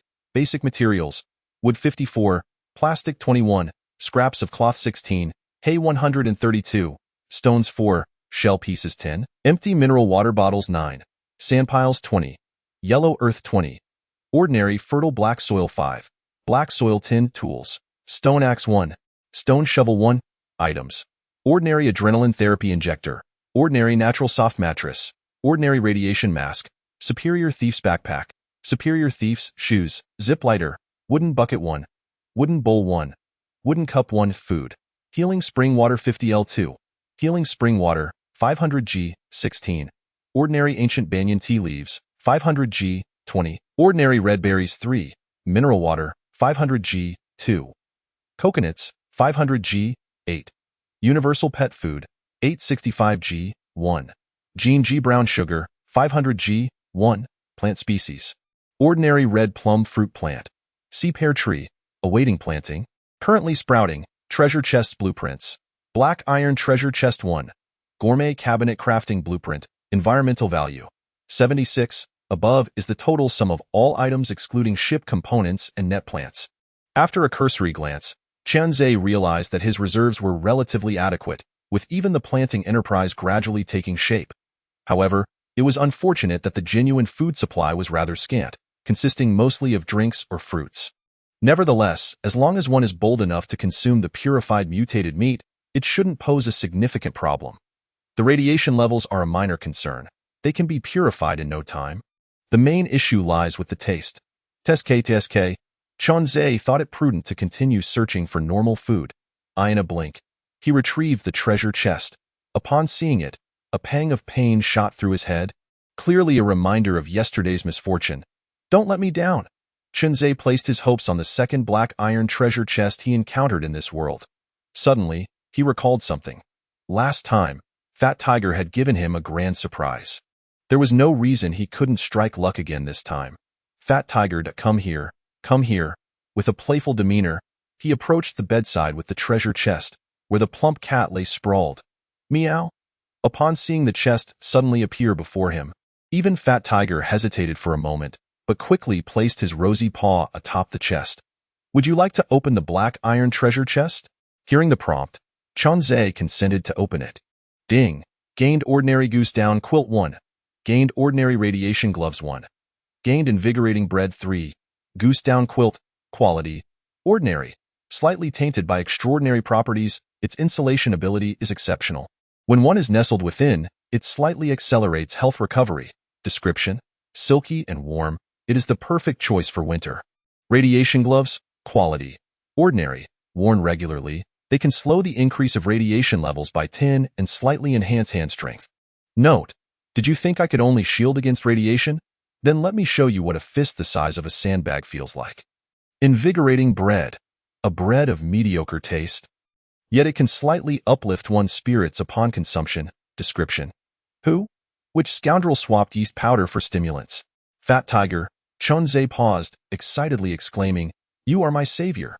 Twice opening treasure chests, twice reaping bountiful rewards. Doesn't that prove Fat Tiger's fortuitous nature? Chunzhe lifted the plump cat and spun it around in the air while making a decision. From now on, the arduous task of opening treasure chests would be entrusted to the professional feline. The 3 items acquired are all exceptionally practical, and among them, the long-awaited radiation gear had finally appeared. While its description may not match that of the mask, at least it offers a tin shielding effect. Coupled with the mask, the radiation increase during the next island expedition could be significantly mitigated. This translates to additional exploration time, originally set at 4 hours, now extended considerably. The quilt perfectly complements the mattress, and their combination not only enhances living quality but also accelerates health recovery. These benefits are markedly visible in terms of survival. As for the bread, Chunzhe felt indifferent. It is, after all, a legitimate food source. And with a mere mediocre taste, it could hardly be worse than mutated meat, could it? Following this, he took out the quilt and gloves. It was not yet time to indulge. After feeling the soft texture of the quilt, he tossed it onto the bed. The next moment, he immediately saw Fat Tiger happily climbing on it. Once again, is it possible that you can selectively choose what to open from the treasure chest? Chunzhe gazed at the purring figure with a sense of helplessness, a small doubt forming in his mind. Yet, life unfolds in such a manner. Perhaps it truly is luck that the items from the treasure chest are precisely those that a cat could lounge upon all day. This notion felt somewhat mysterious and lacking evidence. Chunzhe picked up the gloves to examine them. The gloves were not bulky. They defied the common perception that radiation protection necessitates a cumbersome astronaut suit. On the contrary, they were lightweight, as thin as a pair of surgical gloves. Once donned, they imparted an almost ethereal sensation, as though one were not wearing anything at all. Clenching his fist, he heard a gentle crack of bones. And he could indeed feel the increase in hand strength after putting on the gloves. With a few more such pieces of equipment, he wouldn't have to worry about being easily overpowered in conflicts. Chunzhe murmured softly, expressing a considerable level of satisfaction with the gloves. Although it seemed he had veered off the skill tree, given that the radiation shielding was only tin and passive. The increase in strength attributes would undoubtedly provide substantial advantages during exploration, including resource gathering and facing dangers. Greater strength translates to more confidence. Chapter 25. The Frantic Fish Tide and Crisis Management. Ding. Gained contaminated wood 5. Gained contaminated wood 3. Gained contaminated plastic 3. On the green ocean, Chunzhe gradually became busy. The upgraded sailboat had a significantly deeper draft, and the slow progress caused by the slightly viscous seawater, which had plagued the small raft, was no longer an issue. Once the sail was unfurled, the vessel glided smoothly across the algae-covered river surface, cutting through the water with a clear path. At that moment, Chunzhe stood on the rope hook platform, empowered by the gloves. Each throw of the hook reached nearly its maximum distance. With a slight adjustment of the angle, he could typically retrieve 3-5 units of contaminated materials with each haul. This efficiency was unexpected. The gloves, combined with the upgraded ship, seemed to yield a chemical reaction. A broad smile adorned Chunzhe's face. The current retrieval efficiency had at least doubled compared to yesterday, proving that the combination of a longer hook, faster ship speed, and enhanced strength was indeed remarkable. Ding. Gained contaminated wood 4. Just as Chunzhe made another successful haul, he was astonished to discover a bizarre fish hanging from the hook. It must have inadvertently caught on the line. Speaking of which, he took out his stone shovel and swung it down with a resounding thud, his expression resembling that of a seasoned fishmonger. His heart long since numbed by the years, as an orphan, he was unlike city dwellers who had never slaughtered even a chicken or duck. He was well acquainted with such matters. One simply needed to avoid fear of mutated creatures, as they were, from a combat perspective, no different from ordinary beings. With a splat, the green blood splattered, and the fish carcass was sent flying back into the sea. Oh dear, I didn't control the force well, Chunzhe muttered, lamenting the free meat he had wasted. Ding. Gained contaminated plastic 4. Another one? Chunzhe glanced at the hook, which had snagged another fuzzy-eyed mutated creature, and swung the shovel once more. Ding. Gained contaminated mutated fish meat 2. Then came the third, fourth, until the fifth catch still yielded a mutated creature. Chunzhe sensed something amiss. Instead of pulling the line, he leaned over the ship's railing to observe closely.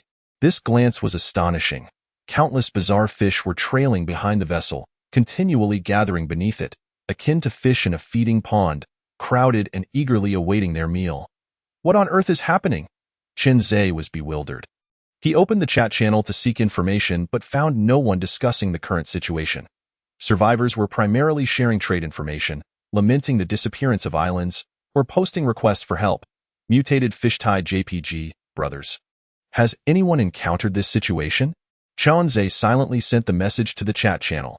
Though the angle of the photo was somewhat tricky, not capturing the ship IT was only the fourth day of survival. Revealing that he possessed a level 3 ship would clearly be unwise and counterproductive to his intention of surviving discreetly. His character destined him not to become the protagonist of the so-called survival novels, flashing supplies, flaunting gourmet food to incite jealousy, or shamelessly fawning over vulnerable women and orphans. IT was best to remain as inconspicuous and ordinary as possible, were it not for the bizarre behavior of this fish school, which left him utterly perplexed. Changze would have preferred to keep silent. Brother, I mourn for you. This fish school seems to gather in no time. It could easily drag your boat into the depths. Not a chance, buddy. Have you violated some divine rule? From my years of experience, brother, there are indeed plenty of fish over there. An absurd abundance. He gazed intently for nearly 2 minutes, as the public screen was filled with schadenfreude and nonsensical musings. Indeed, seeking answers in such a chaotic environment was a futile endeavor. Changze sighed. Just then, the wristband suddenly lit up. Upon glancing at it, Changze felt a surge of comfort, realizing he was not alone in his plight. A friend, facing a similar predicament and seeking counsel from the survivor group, identified as 0001, happened to see Changze's message and sent him a private note. 0001. Distorted Fish Tide JPG, have you encountered this situation too? 9527. Indeed, but I can't pinpoint the issue. Everyone in the channel seems to be doing quite well. Surely, it can't be that all the distorted fish are drawn to the two of us? Changze candidly described the throng of fish beneath the boat, which was beginning to resemble a precariously stacked tower. While waiting for a response, he opened the image sent by the other party, hoping to discover some clue. The privacy settings on the other's profile were evidently not as meticulous as Changze's. The photo was taken from an informal angle, although the focus was on the fish school. A third of the frame captured the vessel above, revealing it to be a sailing boat. Sailing boat, sailing boat. Changze muttered, feeling a revelation dawn upon him, exclaiming, "That's it, the sailing boat. Our commonality lies in having both upgraded to level 3 vessels. But could it be that upgrading to a sailing boat attracts fish schools?" Changze pondered, bewildered. However, this reasoning felt akin to the fallacy that good deeds attract misfortune. He did not believe this was the fundamental cause of the fish's pursuit. Zooming in and out, he meticulously compared his observations with the images the other had sent after their conversation. Ultimately, it was the peculiar aggregation of fish behind the sailing vessel and the predatory nature of carnivorous fish that sparked his insight. Which fish would consume metal fragments or plastic? This phrase, a popular adage in the fishing community, unexpectedly inspired Changze. These fish, perhaps unable to detect the sailing boat by scent due to protective measures, were likely being lured by the wake created by the boat's swift movement, akin to the enticing artificial bait used in fishing. 9527. I think I've figured it out. The reason we are being attacked is that we've both upgraded to sailing boats. 0001. Did you upgrade to a level 3 vessel? Ding. Both parties received the other's conjecture simultaneously, but Changze typed at lightning speed, quickly transitioning to his domain. 9527. The sailing boat accelerates significantly once the sails are raised, and the increased water depth creates a louder disturbance. Have you noticed the turbulent wake behind the boat? I suspect that is what attracts the distorted fish school. 9527. These creatures likely lack intelligence and thought. Their behavior resembles that of zombies. Therefore, rather than pursuing the boat, they are merely following the current. Our significant movement and noise are what keep drawing them closer. Standing at the stern of the boat, Changze articulated his discoveries. Meanwhile, in another area of the sea, the capable Song Wan's eyes lit up upon receiving this message. She hurriedly dashed to the deck and, with a swift swing of her pickaxe, sent 2 or 3 distorted fish leaping onto her boat, flying back into the water. As a woman currently enduring her menstrual cycle, she found it quite laborious to retract the sails. Yet she understood that only by doing so could she reduce the boat's speed. Continuing at its current pace would only lead to being overwhelmed by the fish school.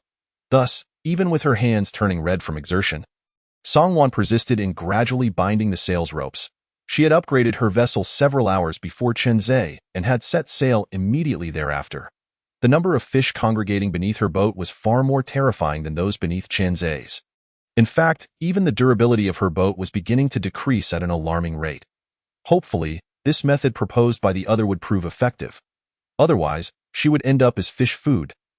But they looked so grotesque. Being devoured by them would be akin to choosing suicide. Song-won shut her eyes, muttering a few curses. The mere thought of such a fate ignited a surge of adrenaline, propelling her to hasten the sail's retraction. In an instant, with a whoosh, the sail and mast finally aligned, and as the vessel lost the momentum granted by the sail, its speed gradually decreased. Breathing heavily, Song-won stood at the deck, sending the monstrous creatures that had leaped aboard back into the ocean.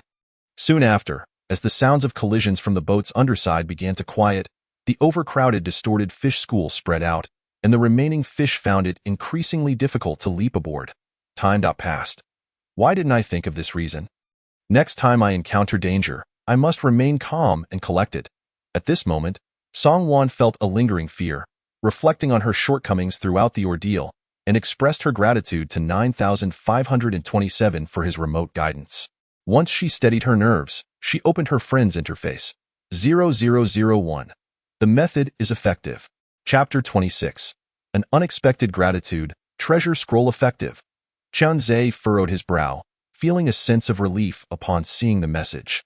Truth be told, he too was unsure of the accuracy of his thoughts, fearful that hastily slowing down might play directly into the hands of the distorted creatures, leaving him to await death as the fish school closed in. Subsequently, Chun-Tse made his way to the mast, exerting considerable effort to pull the sail ropes. With gloves aiding him, the task was relatively manageable. As the sail was retracted, the turbulent wake behind the boat began to diminish and smooth out. In the scene, Chun-Tse leaned against the railing, lost in thought. Had this sudden crisis truly been averted? He found it hard to believe. Though the hardwood sailing boat boasted a high safety rating and the sailing time was still short, it had yet to reach a life-threatening situation. Nonetheless, he felt compelled to express gratitude for his timely recognition of the danger. Had he sailed for half a day, it was possible the fish tide would have gathered to a point where slowing down would not disperse them. Or worse, he could have found himself inside a fish's belly. Hardwood sailing boat, level 3, durability 1975-2000. Reparable. Omitted. Ding. Lost with 3, boat repair in progress. Remaining time 2:59. After a brief examination of the boat status, Chun-Tse activated the repair function and returned to the cabin, closing the door. Indeed, the fish school was receding, but this would take some time. Currently, the resources were pushed out of the retrieval range by the distorted fish, making further efforts futile. While catching fish could yield some meat, the density guaranteed at least one catch per anchor. Upon closer reflection, he realized this strategy was exceedingly wasteful. Purifying 1 unit of contaminated distorted meat consumed 10 energy threshold points, yielding only 4 points of environmental value. Conversely, basic resources provided 10 points. Even a primary school student could calculate this. Some might wonder if the meat could be exchanged for resources, but at the current rate, distorted meat was worth only 3 to 4 units of resources and the price was trending downward, not to mention it wasn't guaranteed to sell out immediately. With a daily limit of 300 energy threshold points, one could purify a maximum of 30 units of meat, translating to roughly 100 units of basic materials. In an ideal scenario, he could have achieved 300 materials and 300 environmental values, but if he persisted in this ill-advised approach, he would end up with only 100 and 120, which could only be attributed to a lack of common sense. Even if the catch was less than ideal, Chun-Tse was confident it would not be more detrimental than selling pure meat. 0001. Thank you. Had it not been for your discovery of the fish tide's gathering pattern, I would have been fish food. I will repay you when the opportunity arises. Saluting, 0001. By the way, my name is Song-won. May I ask your surname? We could become friends since we both have level 3 vessels and are at the forefront of survival. We can discuss such matters together in the future. Inside the cabin, preparing to rest, Chun-Tse noticed the wristband buzzing and clicked to check, surprised to find a message from 0001. Song-won, a fine name. Managing to upgrade to level 3 at this juncture speaks volumes of her capability. Chun-Tse contemplated briefly before typing a response. 9527. Chun-Tse, a pleasure to meet you, Ms. Song. I look forward to our future exchanges. Saluting, the subtle implications expressed by the other party were quite agreeable. Regardless of one's location, circles are defined by hierarchies, and the ancient saying about like-minded individuals holds true. As a pioneer among survivors, much information was first-hand and lacked reference. Just like the matter of the fish tide, posting it on the public screen would merely serve as fodder for idle chatter, providing neither insight nor analysis, and could potentially lead to ridicule and schadenfreude. In light of all this, Chunzhe deemed it necessary to seek opportunities to connect with fellow survivors on the same wavelength. A person's mind cannot consistently encounter crises and unknowns with sudden flashes of brilliance. It requires the collective intellect of multiple minds to swiftly and accurately identify the root of problems and discover solutions. Moreover, being a lone wolf is not synonymous with survival. On the contrary, having more friends can enhance one's survival advantage through the exchange of information. Thus, after a brief exchange of pleasantries, Chunzhe took a sip of water and reclined on the wooden bed to rest. Time flew by, and upon opening his eyes again, Chunzhe accessed his information panel. Time: 12:04. Temperature: 23. Name: Chunzhe. Health value: 77. Status: excellent. Healing in progress. Health value recovering slowly. Radiation value: 0-100. Current world radiation value: 15-100. Quite satisfactory. A health value of 77, surpassing the threshold of 1 point. Onward and upward. Chunzhe glanced at the ship's information. Expending a unit of wood for repairs, thus restoring its durability to full capacity. Tap, tap, tap. Chunzhe opened the door to the deck. At this moment, the agitated school of fish had completely vanished, submerged within the verdant sea. Familiar marine debris was again strewn around the vessel's path. Ding. Acquired polluted fabric scraps 4. Ding. Acquired polluted wood 5. Ding. Acquired polluted hay 4. The work persisted for 2 uninterrupted hours, with basic resources steadily accumulating in Chunzhe's backpack. Casting a glance at his wristband, Chunzhe opted for a respite. However, this break was more akin to a shot of adrenaline. With a swift puncture, a slender syringe pierced his skin, igniting his cells into a frenzy. I must make up for the 2 hours lost this morning. I am not merely indulging in the fleeting pleasure of spa benefits. Chunzhe sat on the bed, a look of exhilaration on his face, muttering that if he could master expression management, perhaps his words would carry more conviction. Half an hour passed. Chunzhe had recovered 90% of his stamina and resumed his quest for resources. Click to extract. Returning to the purification barrel, he found that the materials he had deposited earlier in the afternoon had been fully purified. Extraction. Ding. Acquired wood 30. Acquired plastic 20. Acquired hay 30. Acquired fabric scraps 21. Pollution cleanup yielded environmental points 101. Excellent! Chunzhe expressed gratitude and proceeded to place the resources into the storage box, then tossed all the materials he had salvaged in the afternoon into the purification barrel. Rest, and then launch another surge this evening. The sensation of resources and environmental points flowing into the storage was truly gratifying. He planned to rest for dinner and then scavenge for another 2 hours. It was no wonder he was ambitious. After all, other survivors could only purify a maximum of 100 units of basic resources in a day, while he could manage a staggering 300. Resolute, Chunzhe retrieved the half-eaten invigorating bread from his backpack. The taste of this item was difficult to assess. How to describe it? One could not say it was delicious, for it lacked flavor, nor could one declare it unpleasant, as it was devoid of taste. Crunch, crunch. Chunzhe lowered his head to eat, occasionally sipping spring water to soften the bread. Regardless of its flavor, it was far more palatable than consuming meat derived from grotesque creatures pickled in horse urine. Ding, ding, his wristband emitted 2 chimes. Chunzhe glanced at it. It was a message and trade request from Song Wan. He had already noted her name in his friends list, thus avoiding the cold indifference of a numerical identifier. Song Wan, a treasure map rolled up for safekeeping. I've opened and examined it. The nearest location is a 4-day journey away. You should take a look as well. If you're closer, I'll hand over the blueprint as a token of gratitude for your earlier assistance. Song Wan has initiated a directed trade. Trade details. Treasure map ordinary. Trade would 1. How fortuitous. Am I simply lucky to encounter such forthright individuals? Chunzhe thought of Yu Wei. Their personalities were quite similar, both generous in sharing and grateful in return. Provided their own survival was secure. Ding. Would 1 lost, acquired treasure map 1. Chapter 27, Data Collection Attempt, The Burgeoning Sea Pear Tree. Treasure map, quality, ordinary. Unfolding reveals 3 treasure locations. Select one for navigation, after which the map will disappear. Description: seeking treasures among the mountains, one must wait. This is a treasure map.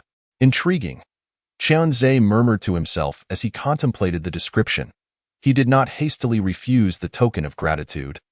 Although the nearest treasure required 4 days to reach, if he were closer, he could quickly convert the map into practical resources. Naturally, all this depended on further exploration. He retrieved the map from his backpack, placing it in the palm of his hand. Would you like to activate the map? Activate. Qianzhe focused his thoughts. An invisible ripple of light emanated from the map, swiftly spreading in all directions. Moments later, the map transformed into a flat diagram with 3 gleaming markers appearing, each denoting information about a location. Treasure 1. Distance 541 nautical miles, estimated arrival time 1:30, 24, 53. Treasure 2. Distance 338 nautical miles. Estimated arrival time 66, 1621. Treasure 3. Distance 64 nautical miles, estimated arrival time 11:31, 52. Would you like to select a treasure for route planning? Ding. Faced with 3 shining treasure markers, Qianzhe did not hesitate and clicked on treasure 3.12 hours of deliberation. That would not be human. Whoosh. Upon selecting the map, it dissipated like particles. Following this, a navigational route, visible only to Qianzhe, materialized on the ocean's surface. Crank, crank. Qianzhe stood before the helm, adjusting the direction until the bow of the ship aligned with the route, securing the wheel. Qianzhe, I've used the map. It's quite close. And we should arrive by noon tomorrow. Since we are now friends, let us not dwell on the token of gratitude. I will share any findings. And I hope you won't refuse when the time comes. Handshake. Ding. Ding. Song Wan. Then I shall graciously accept. Song Wan did not feign politeness, but accepted with generosity. To be honest, she felt a pang of regret for giving away the map. Such feelings are natural. However, a gentleman is judged by his actions, not his intentions. By offering Qianzhe a return gift, she had already left a favorable impression of gratitude in his mind. Likewise, when Qianzhe proactively mentioned sharing the benefits, Song Wan mentally labeled him as trustworthy, generous, and open-hearted. Whoosh! The sea breeze blew with a mournful chill. Qianzhe stood at the bow, working diligently to salvage, occasionally catching a whiff of the delicate fragrance of lotus flowers. Quite enough. All should be deposited into the purification barrel, and there should still be some left. Qianzhe inspected his backpack, then leaped from the stern back onto the deck and returned to the cabin. Meow meow! Fat Tiger's plaintive cry was tinged with accusation. Suddenly recalling that he had gone straight to rest after dinner without leaving food for the cat, he exclaimed, "My apologies, dear Fat Tiger. Next time, you shall eat first." Qianzhe awkwardly scratched his head and coaxed. After some time of enticing with cat food, Fat Tiger finally began to eat heartily. Seizing the opportunity while the feline feasted, he gently placed his hand on Fat Tiger's belly, giving it a rub that it was still as soft as ever, albeit with a slight droop. "Fat Tiger, you've grown plump again. Even here, you managed to gain weight. It's time for some exercise," Qianzhe chattered while petting the cat. Fat Tiger, however, paid him no mind, performing a few symbolic acrobatics in the cabin before promptly collapsing again. At 10 p.m., Qianzhe found sleep elusive. He decided to tally the day's gains. The basic resources were unremarkable. Aside from upgrading the ship and using hay to kindle fires, they hardly held any significance. However, he was pleased to see that his environmental points had finally reached 354. Opening the environmental shop, he noted that besides the now gray and already removed modification scrolls, the only items available were water and bread. Ding. Lost environmental points 200. Acquired milk bread 2. Current environmental points remaining 154. Watching the shop's deduction notification, Qianzhe felt no regret. After all, the shop would refresh in 2 days, and he was uncertain if there would be food available then. Thus, he decided to clear the bread purchase, knowing he would not incur a loss regardless. Next, Qianzhe ascended to the deck. The ship continued to sail smoothly, maintaining its course toward the treasure without deviation. Observing the tranquil sea, Qianzhe silently lowered the sail, intending to expedite the treasure-seeking process. Whoosh! With the sound of the sail falling, the night breeze seemed to find an outlet, filling the sail with a resounding thrum. Qianzhe stood at the stern, observing intently. Before long, The fish began to surge once more, akin to zombies detecting the scent of the living. Chunzhe maintained control of the situation, keeping a vigilant watch. An hour later, as the fish surged forth, occasionally leaping high enough to reach the deck, he swiftly hoisted the sail once more. This was a bold and proactive attempt. Since the sail existed, it could not remain furled out of fear of the fish tide. By diligently recording data, one could maintain a comprehensive grasp on various events. Chunzhe remained cautiously optimistic regarding the data conclusions. It appeared that from deploying the sail to attracting the fish, culminating in a scale sufficient to threaten life, would take approximately an hour and a half, equating to roughly 3 hours. For the sake of caution, Chunzhe believed it would be best to halt the sails approximately 2 hours after Yangfan, deeming it unnecessary to push the limits further. After all, as the saying goes, those who often walk by the riverbank are bound to get their shoes wet. The difference in speed between 2 and 3 hours at sea was not worth the risk. Moreover, time had passed, as the tide receded. The 5th day of this world's arrival dawned.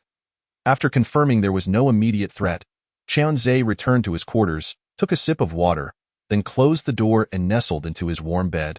Sinking into a deep slumber, coo, coo. Each morning, the same cacophony of calls echoed.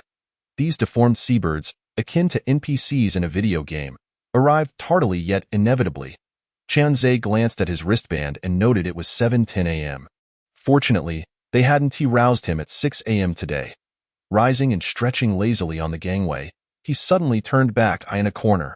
A seed of the sea pear, having endured a day of wetness and a day of dryness, had finally sprouted. There was no need for counting. He discovered that only one seed had successfully germinated, while the rest had perished, an absurdly low survival rate. His plans to keep 2 plants for himself and trade the rest had thus been thwarted.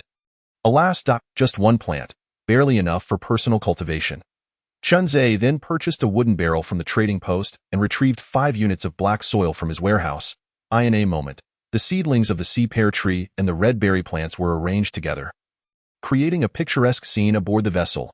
Sea pear tree, status, water deficient, radiation level, 0-100, time until harvest, 13 days 23 hours 59 minutes, red berry plant, common, status, thriving, radiation level, 0-100, time until harvest, 5 days 1 hour 42 minutes, utilizing the scan function to confirm their growth status. Chunzhe proceeded to water the 2 new sprouts with healing spring water. Based on the remaining time until the red berry plant bore fruit, he deduced that the spring water could indeed expedite this process.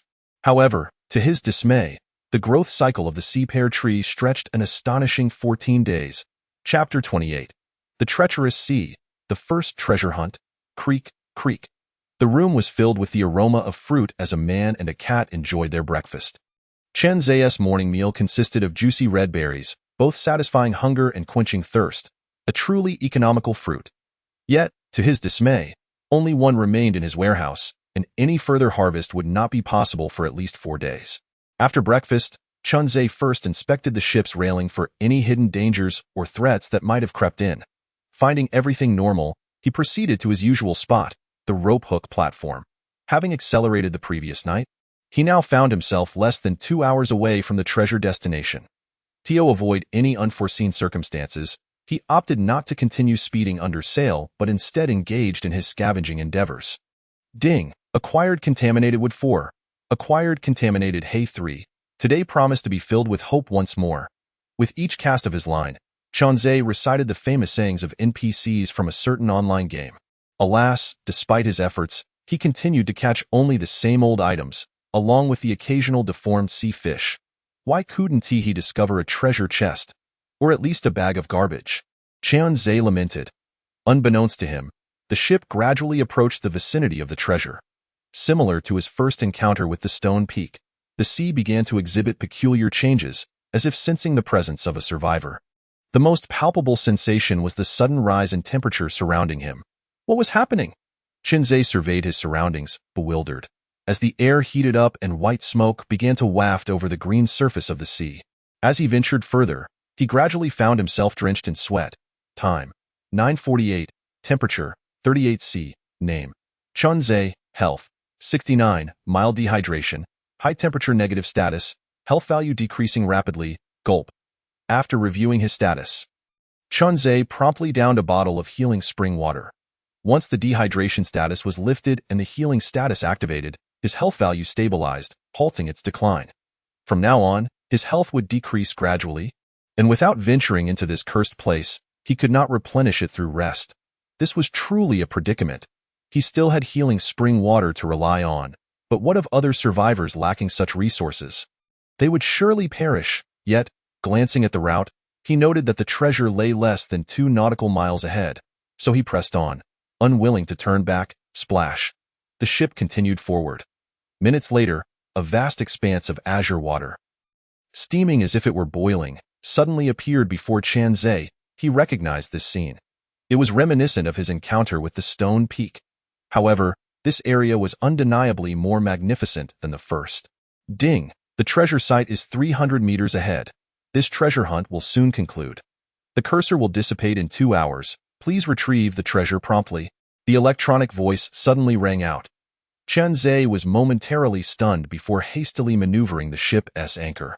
Clatter, clatter. The anchor chain plummeted, and even before it firmly embedded itself in the seabed, the ship's speed began to slow.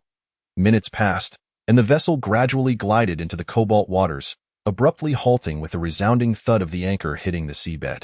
It was evident that this area was much shallower compared to the surrounding green ocean. The exact depth would only be revealed upon diving. Chunze stared at the cursor indicating the treasure submerged just 10 meters away.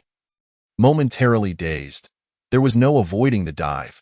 It wasn't that he couldn't swim, but the steam rising from the water's surface made him uneasy. Would it really not cook him alive? With trepidation, Chunze lowered the climbing rope ladder from the side of the ship. After a moment of wobbling, he extended a finger to touch the surface of the water, a hot spring. Through the thin glove, he felt a thrill of joy. The water temperature felt pleasantly warm, likely between 30 to 40 degrees Celsius, perfect for a soak and certainly convenient for diving. Gulp. Chunze first submerged half his body to probe the waters, gripping the ladder tightly for safety. Holding his breath, he opened his dark pupils beneath the surface. A vivid underwater landscape unfolded before him. This area was not deep, and visibility was excellent. Beneath the sea, a myriad of colorful corals resembled a splendid garden, while fish swam playfully, and the emerald seaweed swayed gracefully. The sight before Chunze was almost unbelievable. Compared to the polluted ocean, it felt jarringly out of place, as if this area existed in a realm separate from the irradiated world. Soon, Chunze snapped back to reality. Now was not the time for contemplation. The priority was to retrieve the treasure swiftly. He dove deeper, fixated on the cursor, which indicated the treasure lay behind a massive stone, obscured from view. Holding his breath, Chunze descended until he finally circled around the stone and discerned what the so-called treasure was. It appeared that the animated worlds he had watched were indeed true. Gazing at the sandy spot marked with a large red cross, he remembered those anime and tropical island games that depicted similar scenes. However, there was a significant flaw. In those animations and games, using tools underwater was akin to doing so on land, while he was facing the genuine world. Would this even work? With uncertainty, Chunze swam towards the red cross, attempting to retrieve his shovel from his backpack underwater. To his surprise, it actually worked.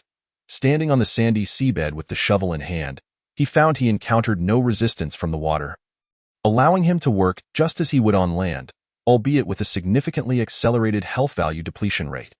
Grunting, Chunze toiled at the red cross for several minutes. Though he hadn't unearthed the treasure yet, he felt the need to resurface for air. Checking his survival wristband confirmed his suspicion. He was in a state of mild asphyxiation. Ascending, he climbed the rope ladder back onto the ship. Gasping for breath, after finishing a bottle of healing spring water, he retrieved the elixir of Shok's redemption once more. Plop. The syringe entered his body, and his cells surged with vitality. The potent benefits of the spa state rapidly transformed his status bar, erasing the asphyxiation, high temperature, and thirst conditions, leaving only the rapid recovery of health prominently displayed. Chapter 29. A mask that can perform miracles, acquiring a bronze treasure chest. This was utterly unreasonable. Feeling the restlessness in his body, Chunze was skeptical as according to common sense, ordinary items shouldn't be this potent. He speculated that perhaps the source of the healing spring water contributed to its efficacy. Next time, he wanted to find a bottle of genuine mineral water to test. If his hypothesis proved correct, the potential of this item would be extraordinarily high. Should one switch to a superior and impeccable water source, the force of infusion would indeed be suffocating. Collecting his thoughts, Chunzhe filled Fat Tiger's water bowl before stepping outside once more. Unlike before, he had shed his sleepwear, now clad only in shorts, evoking a sense of adventure in the ocean. Moreover, he had equipped his face with a radiation mask. Thanks to the new insights brought by the adrenal water therapy injector, he realized that many tools possessed considerable untapped potential, and that rigid thinking was unnecessary. The mask's airtight function operated by evacuating internal air and continuously infusing oxygen with extraordinary power, effectively warding off radiation. Although radiation isolation was not currently needed, the internal closure and automatic oxygen supply once activated resembled a combination of an oxygen tank and an underwater breathing apparatus. Hopefully, it would suffice. Without hesitation, Chunzhe descended the rope ladder, and after ensuring the environment was safe, he pressed the airtight activation button on the side of the mask. As the internal air quickly evacuated and the miraculous force began to infuse oxygen, he leapt into the water. Success or failure hinged upon this moment. Upon entering the water, he began to paddle. Though his masked face revealed little expression, the excitement shining in his eyes betrayed his immense joy. He had succeeded.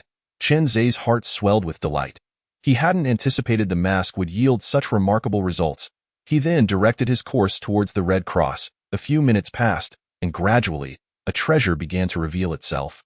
Beneath his shovel, a dark box emerged, revealing its texture.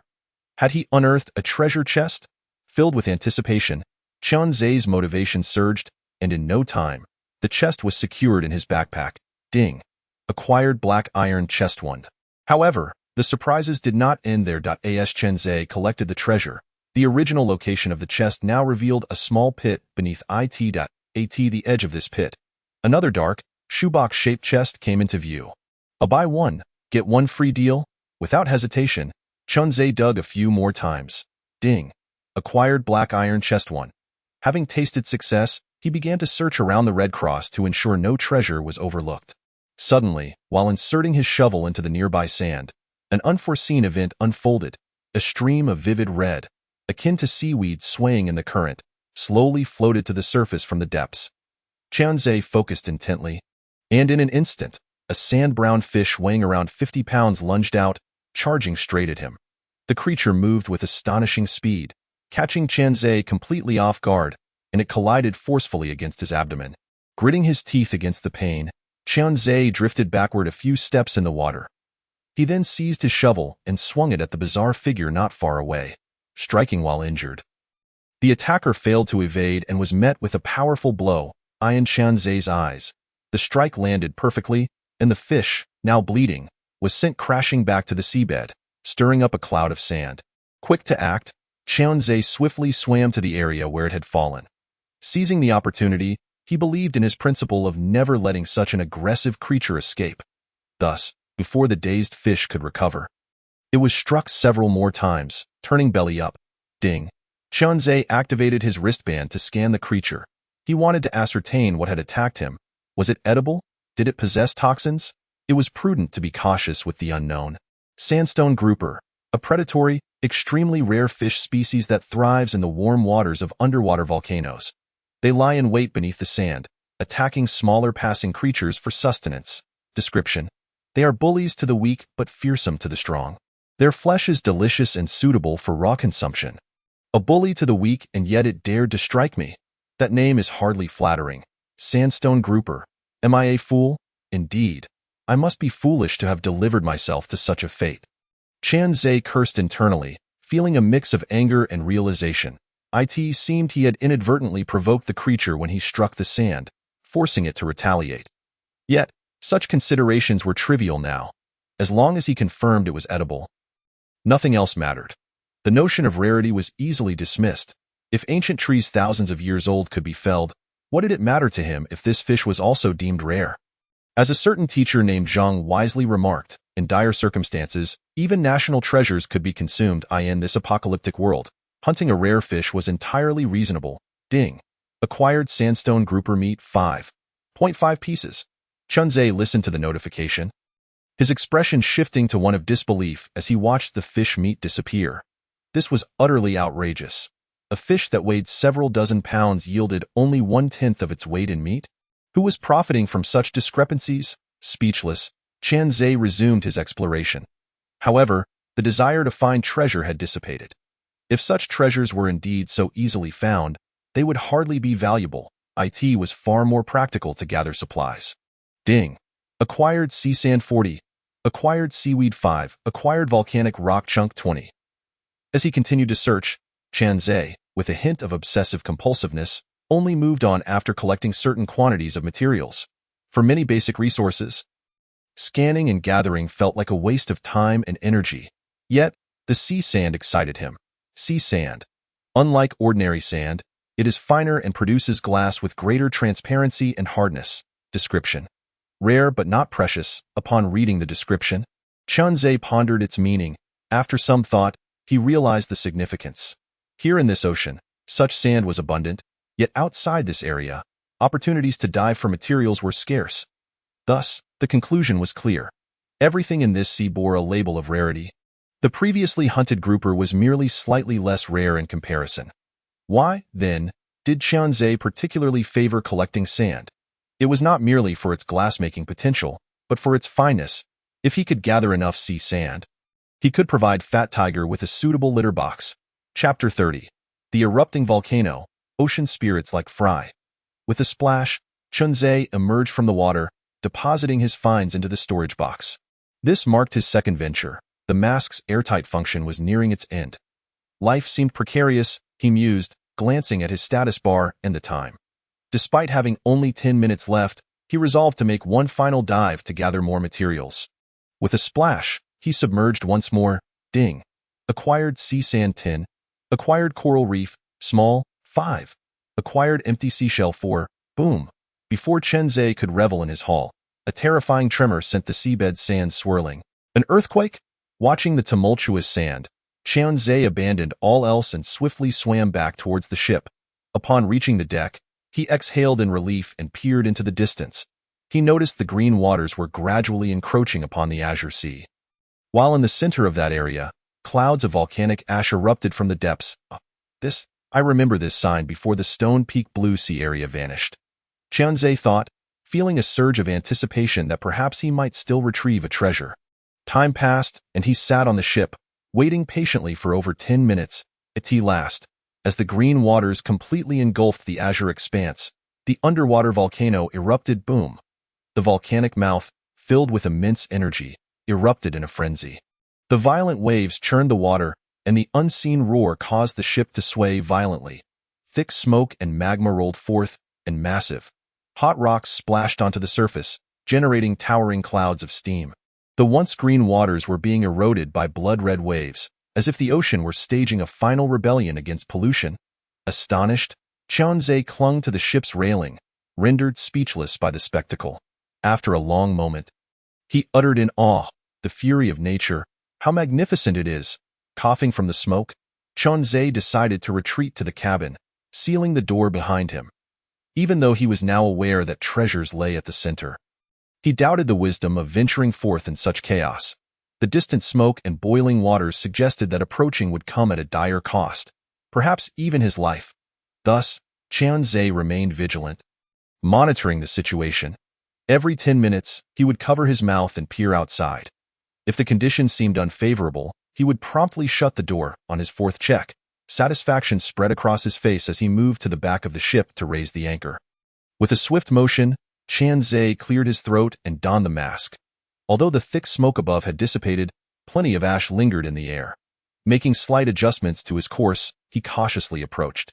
Once near the center, he lowered the anchor again. Standing at the bow, the water remained a deep crimson. Suddenly, Qian Zhe's eyes lit up. Floating in the distance was a gray-red chest he had never encountered before. And it was certainly not black iron. Its exterior appeared to be shrouded in a layer of gray, obscuring its true color and leaving one to wonder whether it was bronze or gold. Whoosh! The hook dropped down. Clink. Acquired bronze treasure chest 1. Acquired red fish fry 2. What on earth came up with the chest? Qian Zhe listened to the announcement in astonishment. Red fish fry grade. Fine, health, 31. Lacking water, lacking oxygen, injured, not yet in seawater, health value decreasing rapidly. Talent, jade fire body, entirely translucent like jade, yet capable of withstanding extreme temperatures without perishing.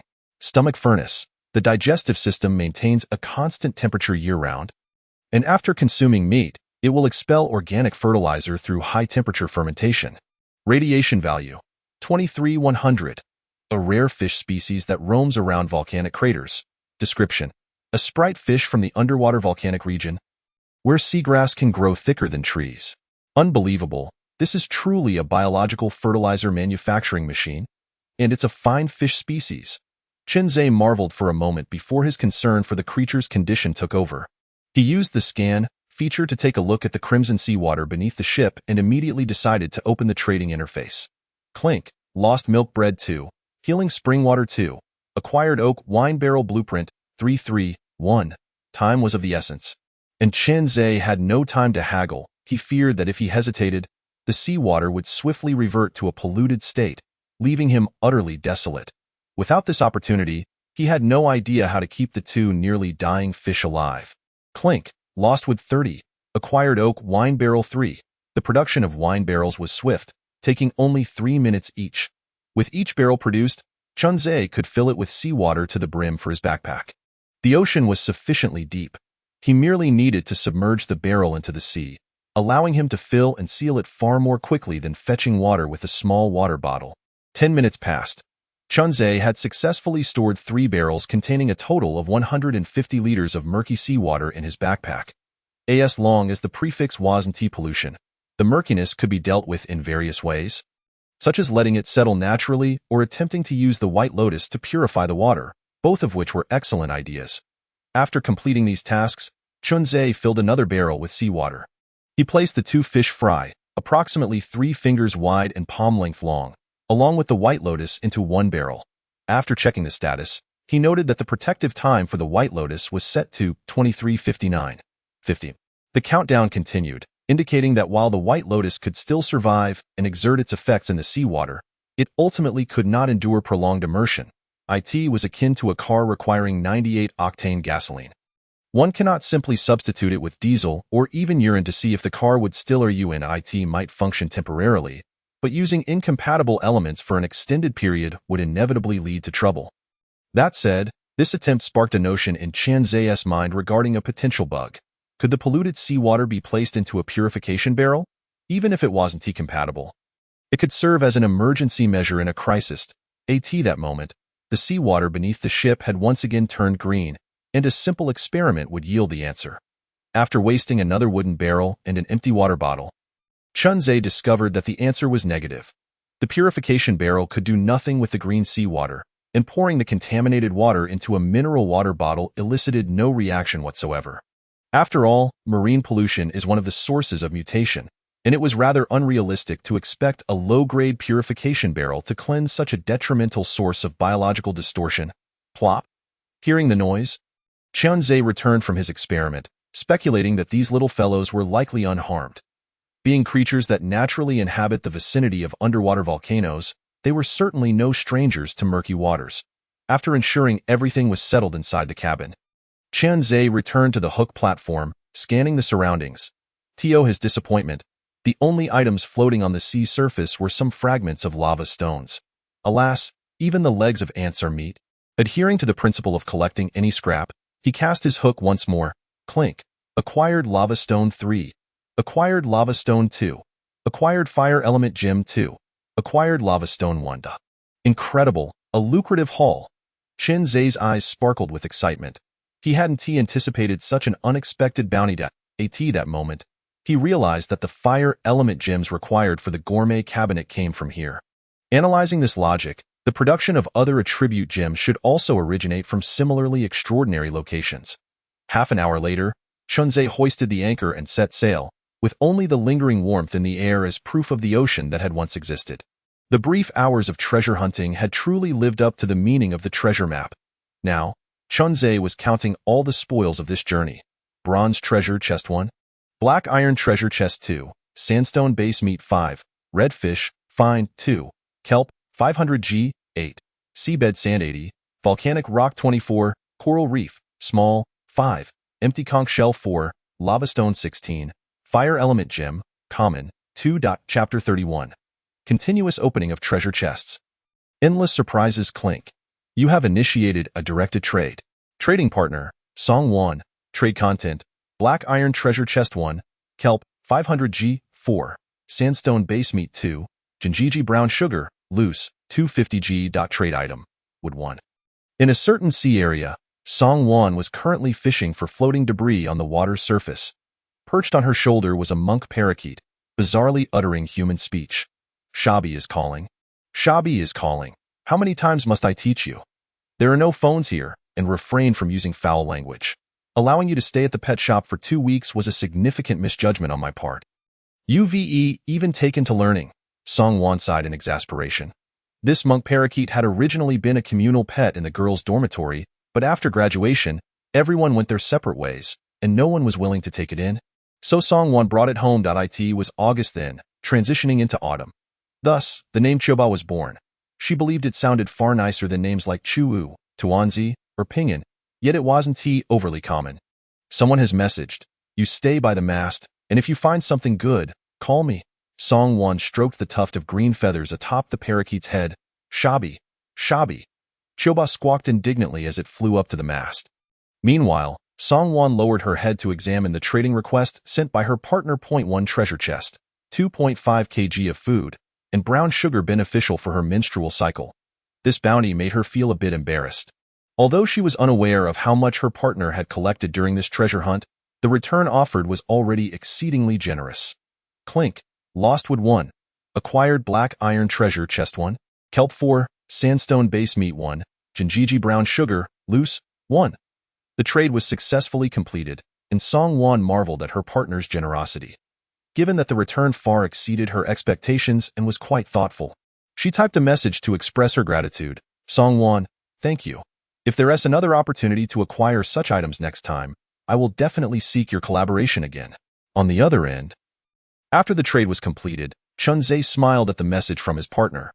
The mere expression of thanks from her left him with no sense of ulterior motives. The absence of inquiries about the process and rewards indicated that she maintained a proper sense of boundaries and propriety. It was comforting to accept benefits without excessive chatter. Not only Chunze, but such individuals are generally preferred in everyday interactions. If one wishes to express something, they will do so naturally. Pressing for information without invitation would be quite impolite. Of course, even if she were the latter, Chunze would not disclose the details of the process or his gains. They were neither relatives nor employers. Ultimately, they were merely allies capable of mutual support at the same level. He had no obligation to do so. Even if she were the epitome of beauty, surpassing even the likes of Diao Chan, without adequate security guarantees, Chunze, as a true Sigma man, would never easily fall into a woman's trap. Thus, he chose not to reply further to Song Won, unilaterally ending the communication, and focused all his expectations on the gleaming treasure chest before him. Bronze treasure chest, grade. Fine. A bronze treasure chest with slight traces of extraordinary characteristics, capable of randomly yielding 2 to 3 items. Description. Today is yet another day filled with hope. Quite a transformation, Chunze marveled. While the description may seem similar to that of the Black Iron Treasure Chest, the changes lay within the details. Firstly, the grade had changed, elevating it from ordinary to fine. Secondly, the wording regarding extraordinary characteristics had shifted from slight to a few. Lastly, the guaranteed minimum of 2 items made it less reliant on luck. Fat Tiger, come quickly. Although the opening of the treasure chest guaranteed at least 2 items, Chunze still called for the auspicious figure to assist him. Then, upon hearing no response, Chunze turned to find Fat Tiger sprawled in the corner. Tongue lolling out, is it sick? Chunze rushed over, concern etched on his face, and quickly activated scan. Fortunately, according to the status report, it was merely overheating due to the high temperatures in the previous area. Understanding the cause, Chunze replaced the slightly warm spring water in the bowl with fresh water and brought it to Fat Tiger. Only when he saw it propping itself up to drink did his anxious heart finally settle. With that, let us proceed with our own hands. Observing that Fat Tiger was in poor condition, Chunze refrained from insisting on the metaphysical luck of the other party. Would you like to open the bronze treasure chest? Open. Upon confirming with his consciousness, The chest transformed into countless particles that dissipated, accompanied by a mechanical sound, ding. Acquired Cube Plantation 1. Acquired Shipboard Intelligent Butler 1. Acquired Radiation Resistance Pills 3. What the heck? Taking off right here, Chunzhe hurriedly opened his backpack to check. Cube Plantation, quality. Excellent. Automatically simulates optimal growth temperature for plants, allowing the cultivation of up to 9 crops while reducing harvest time by 20. Description. A product of the Cube series, attempting to incorporate more ecological templates to expand the spatial capacity synchronously. Shipboard Intelligent Butler, quality. Excellent, stamina. 100-100. An intelligent mechanical product whose energy has been replaced due to extraordinary restrictions. It cannot leave the ship, and its stamina will deplete daily, pausing operations until energy refreshes the next day. It can assist survivors in simple ship operations, steering, hoisting sails, anchoring, and monitoring for intrusions. Description. It possesses no combat capabilities, but it is undoubtedly a qualified steward. Radiation resistance pills, quality. Common, highly effective radiation resistance pills, reducing personal radiation levels by 20 points upon consumption. Description.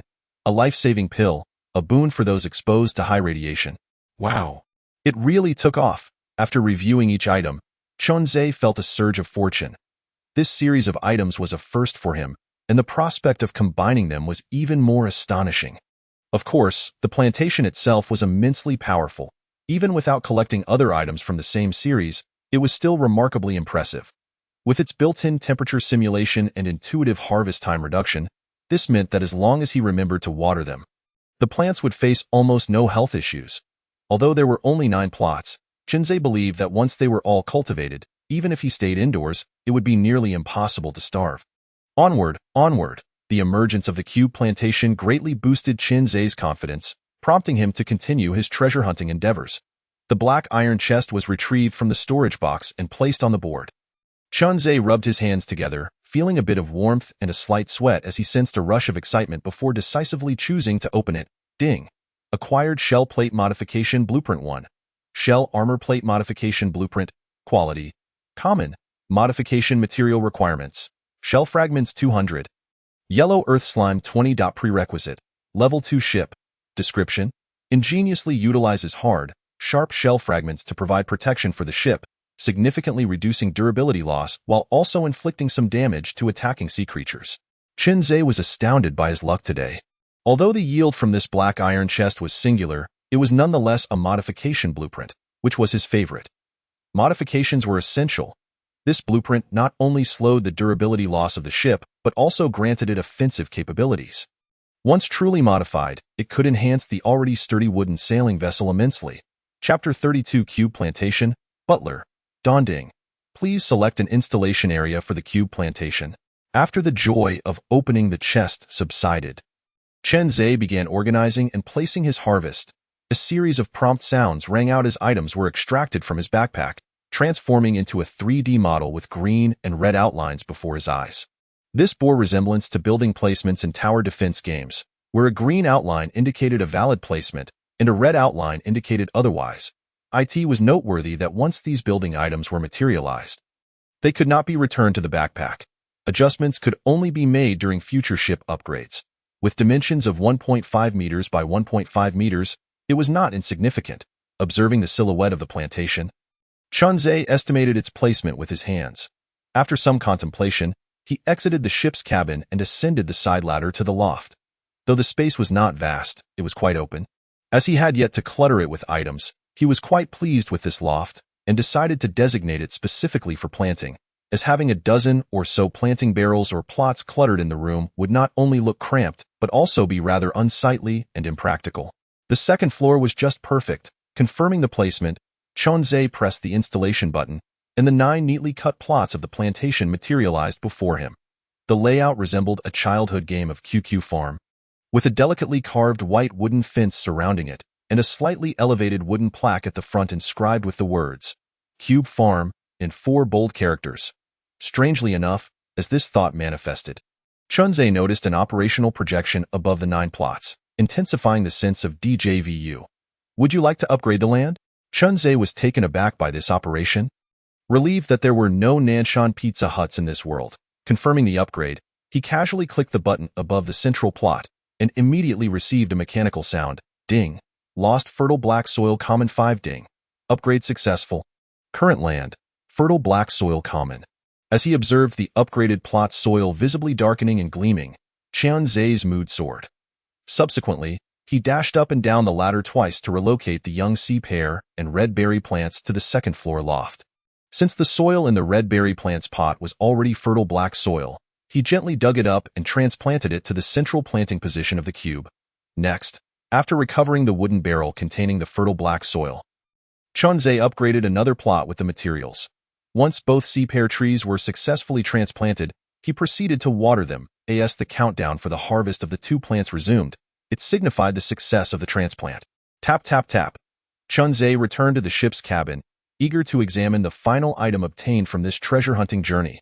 Besides the plantation, which was a farmer's delight, he was equally excited about the intelligent butler that could potentially liberate him from sailing duties. Would you like to activate the shipboard butler? Note: once activated, the butler cannot leave the ship unless destroyed. Confirm activation. With a thought, Qianzhe recalled the introduction he had read earlier, and he swiftly dismissed the reminder. Ding! Activation successful.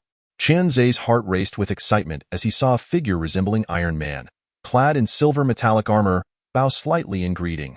Greetings, Master. The intelligent butler AV-001 reports for duty. You may name me. A series of cold, emotionless mechanical tones echoed in Qianzhe's ears. A name, you say? Gazing at the bowing robot, Qianzhe attempted to recall Iron Man, memories flooding back. Was it Tony or Stark? However, both sounded rather unappealing. Perhaps it was best not to indulge in nostalgia. With this thought, the familiar urge to associate with the culture of Blue Star faded somewhat. In Blue Star, he was merely an orphan burdened with endless work. But here, at least for the time being, life was not too shabby, was it? One must only look forward in life, never backward. The future may not always be bright, but the past will certainly lead to the abyss. Then let your name be Dawn. Very well. You shall be the butler and I, the master. We both have bright futures ahead. Qianzhe declared resolutely. Command input successful, Dawn replied mechanically. Qianzhe gestured and said, from this day forth, the control of the helm, sails, anchor, and the ship's safety monitoring will be entrusted to you. Dawn, receive the command. Qianzhe nodded in satisfaction as he observed Dawn immediately engage in its duties. The ship was not large, and the operational difficulty was manageable. For now, Dawn's primary role would be security on the ship. This was Qianzhe's greatest concern. There was no safe period. To put it bluntly, danger could arise at any moment, and one had to be cautious even while sleeping at night. However, with Dawn now on board, things were different. The robot required no rest and could stand guard throughout the day as long as it had sufficient stamina, effectively serving as a security guard for the ship. Although this security guard possessed zero combat ability, unable to even catch a fish, it was sufficient to alert him to danger with timely warnings. Lastly, the 3 radiation pills in his backpack were deemed unnecessary, and Qianzhe promptly stored them in the storage box as emergency supplies. Each pill could significantly reduce radiation points, potentially saving lives in critical moments. As for the shell plate modification blueprint, it would remain in the warehouse until the required materials were gathered. After tidying everything up, the items acquired from the bronze and black iron chests were all accounted for. Dawn. Adjust the course 30 degrees northwest. At the rope hook station, Qianzhe held the hook and issued commands to the robot operating the helm. Following this, Dawn's eyes glowed red as it slowly adjusted the steering wheel, displaying remarkable precision as if equipped with a compass. Ding. Acquired contaminated wood 5. Acquired contaminated plastic 4. Acquired contaminated fabric scraps 5. 0.2 hours past. 1 person and 1 butler worked in tandem, expertly maneuvering to harvest the floating debris accumulating upon the ocean's surface, significantly enhancing their efficiency. With a sigh, Qianzhe turned back towards the cabin of the boat. Upon noticing the prompt above the pollution purification barrel, he promptly selected the extraction option. Ding. Acquired wood 33. Acquired fabric scrap 17. Acquired hay 30. Acquired plastic 18. Ding. Pollution purification granted environmental value 98. Qianzhe once again disposed of 97 units of contaminated materials into the purification barrel, this time also discarding 5 pieces of tainted mutated fish meat. The treasure-seeking endeavor had consumed an inordinate amount of time and energy, and by the time he had rested in the afternoon, it was nearly 5 o'clock, making it too late to begin fishing. To avoid wasting the energy threshold of today's purification barrel, he filled it entirely with mutated fish meat. After all, ant legs are still meat. 5 units of mutated meat could yield 20 environmental values, along with a modest exchange for basic materials. Ding. Acquired basic materials total 97. Ding. Pollution purification granted environmental value 117. After a simple late-night snack, Chenzhe once again reaped rewards, bringing his environmental value at the shop to 378. Dawn. The duty of watchman is entrusted to you. Chenzhe spoke with sincere gravity. This was indeed Dawn's responsibility. Responding in a mechanical tone, Dawn slightly bowed and stepped outside the cabin, standing at attention, its red eyes scanning the surrounding environment like radar lights. Observing this scene, Chenzhe felt an unexplainable sense of reassurance. He returned inside, lay down on his bed, and wrapped himself in a quilt, though he did not habitually lock the door, for there would be someone on watch from this night onward. Chapter 33. Filling the gaps. The importance of armament. Gurgle.purr. The overlapping sounds of a person and a cat created a warm ambience. Chenzhe was indeed somewhat fatigued after enduring the high-temperature underwater work for half the day. While his health value indicated his physical well-being to some extent, mental fatigue was equally a concern. Data representation does not entirely equate to a gamified experience. This is not a game world. He is a living, breathing human being. On the 6th morning, Chenzhe stretched lazily and instinctively stepped out of the cabin to assess whether the outside world was safe. Yes, he leaned halfway out the door. A cold mechanical voice and a machine face that abruptly rotated 90 degrees startled him. Master, good morning. The speaker was none other than the butler, Dawn. Besides standing guard, its formidable AI intelligence bestowed it with considerable social capabilities. Allowing it to greet him politely as a basic courtesy, is it not a fright to be startled by one's own servant? Chenzhe stiffened, realizing that his surprise stemmed from still adjusting to the presence of an unfamiliar butler on board. Apologies, master. Dawn immediately offered an apology, having inferred from Chenzhe's tone that it was being reprimanded. It's all right. My focus was lacking. Chenzhe waved his hand dismissively and commanded, continue to stand guard. From now on, when I awaken, please take position at the stern of the ship. If you observe anything on the surface that significantly deviates from the usual catch, notify me received instruction, commencing execution. Dawn responded after a brief pause. The flicker of red in its pupils indicated that it had processed Chenzhe's command, and it turned to head towards the ship's stern. Watching the mechanical butler depart, a contented smile graced Chenzhe's face. This, indeed, is making full use of resources, a quintessential capitalist endeavor. Since he was awake during the day, it was only reasonable to assign Dawn a different task rather than having it stand guard at the door. After all, keeping watch is a form of surveillance. It was better to let it utilize its strengths to monitor the ocean surface, thus ensuring that any unusual occurrences would be reported promptly. Returning to the cabin, Chenzhe surveyed his surroundings. He then tilted his head towards the area beneath the quilt that was bulging and called out, "Fat Tiger, time for breakfast." Whoosh. As soon as the words left his mouth, the figure that had been curled up in the quilt sprang towards Chenzhe like an arrow. He promptly retrieved a generous handful of cat food from the universal cat food bag and placed it into Fat Tiger's bowl, while also taking the last red berry from his storage for himself. After their underwater excursion, the food supplies appeared reasonably optimistic and abundant, allowing him to avoid frugality. To be able to eat is a blessing. Having enough to eat at every meal is indeed a manifestation of happiness. During breakfast, Chenzhe contemplated acquiring an iron pot and stove from the trading post. That way, he could prepare cooked meals. And with sufficient ingredients, perhaps he could return to the culinary standards of Blue Star. However, since he had already gathered the primary materials for the gourmet cabinet, blueprint stored at the bottom of the warehouse, this nascent idea was quickly extinguished by Chenzhe himself. Who would wish to cook daily when given the opportunity to utilize an extraordinary item that could automatically produce gourmet food? Crunch, crunch. Chenzhe savored the fruit in his mouth, his heart brimming with delight as he eagerly anticipated the rise of the island at noon. The gourmet cabinet would require a considerable amount of iron blocks. In addition to the main ingredient, fire element pearls, the acquisition of 5 units of iron could only be justified by waiting for the island to surface again to mine or waiting until the survivors had thoroughly explored and collected before making a purchase. Before long, one person and one cat had finished breakfast. Chunzhe stepped outside, pacing back and forth on the gangplank, taking advantage of the post-meal rest to reflect on recent experiences. Thanks to a good night's sleep, Chunzhe's mind was exceptionally clear that morning. Today marked the 6th day of survival. Unbeknownst to him, he had been in this unfamiliar world for nearly a week. Reflecting upon the days gone by, the abundance of resources, the upgraded safety of the ship, and the gradual development of planting and breeding all contributed to improving Chunzhe's situation and creating a better environment for future survival. But is everything truly progressing in a favorable direction? Is it all so straightforward?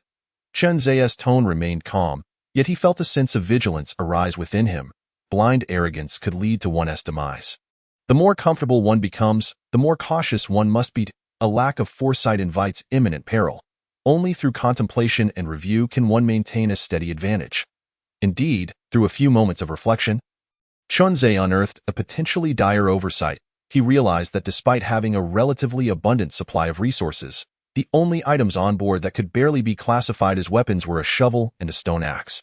Not to mention firearms or bows and arrows, there was not a single spear or stone knife aboard. This realization evoked a sense of dread in Chunzhe, who recalled a profound adage from Blue Star. While neighbors stockpile food, I stockpile weapons. My neighbors are my granary, and vice versa. The wisdom in this statement is undeniable. Having resources is futile without sufficient weaponry or backing to support them. It is akin to a house of cards, destined to become someone else's fortune or to plunge one into the abyss of death. Whether facing rival survivors or contending with monstrous aberrations, the strength of one's fist is the ultimate truth. In addition to striving to upgrade the ship and improve living conditions, the significance of arming oneself cannot be overlooked. It is imperative to arrange for weapons and to prioritize a training regimen. Determined, Chunzhe swiftly accessed the trading post, his objective clear. Various types of weapons. Stone knife, trade, non-mutated purified food for, note. Only in dire hunger would one trade a knife for food. Everyone understands the current price of stones. Bamboo bow, trade, non-mutated purified food 5, basic materials tin, note. Arrows must be purchased separately, prices are fair. Hatchet, trade, cigarettes or alcohol 3, note. Private negotiation for price accepted. Quantities are negotiable. Is this all that remains? Chunzhe sighed. He meticulously examined each item, the array of weapons parading before his eyes, until he finally stopped at the 3rd page in a market of nearly 10,000 people. There were only about 30 weapons available on the shelves, undergoing the starkly low production rate of weapons at present. No, it should be stated as exceedingly low. Chunzhe had opened numerous boxes, yet he had yielded nothing in terms of weaponry. The more he pondered, the more an indescribable sense of crisis welled up within him. At present, all survivors were focused on sustenance and preparing for the impending disasters. It seemed as though no one was paying attention to the possibility that this continuously radiating world had already begun to breed monsters in unseen corners. Ignorance is not blameworthy. It is entirely normal for the majority of survivors to lack concerns in this regard. The mutated birds and fish that had appeared thus far posed no immediate threat to the lives of the survivors. In fact, their meat, though distasteful, had offered substantial assistance to those on the brink of starvation. Such deception is too potent, creating a false sense of security regarding the mutated beings. However, for someone like Chunzhe, who had perused the catalog and understood the world's background, this complacency was deeply troubling. Failing to prepare weapons for defense in the face of permissible circumstances was a grave oversight in his decision-making. Chapter 34. Purchasing weapon blueprints. The professional treasure chest of fishing to IT is never too late to mend the fold. The fact that Chunzhe had yet to encounter trouble due to the lack of armament indicated that there was still an opportunity for redress. Henceforth, he would undoubtedly place greater emphasis on this aspect. Within the trading post, Chunzhe browsed back and forth for a while, then inexplicably closed the weapon search interface, turning his attention instead to weapon blueprints. The reason being that since the 3rd day of the island's emergence, the first tier of survivors had exhibited an insatiable demand for tools and an urgent need to upgrade to Tier 3 ships, resulting in a dramatic surge in the demand for iron ore, which had caused prices to skyrocket. Consequently, the price of tools made from iron ore could hardly remain low in an era where 1 unit of iron could be exchanged for 1 unit of food. The notion of selling a weapon crafted from 5 units of raw materials for 2 units of food would be nothing short of absurd. No survivor is willing to suffer losses.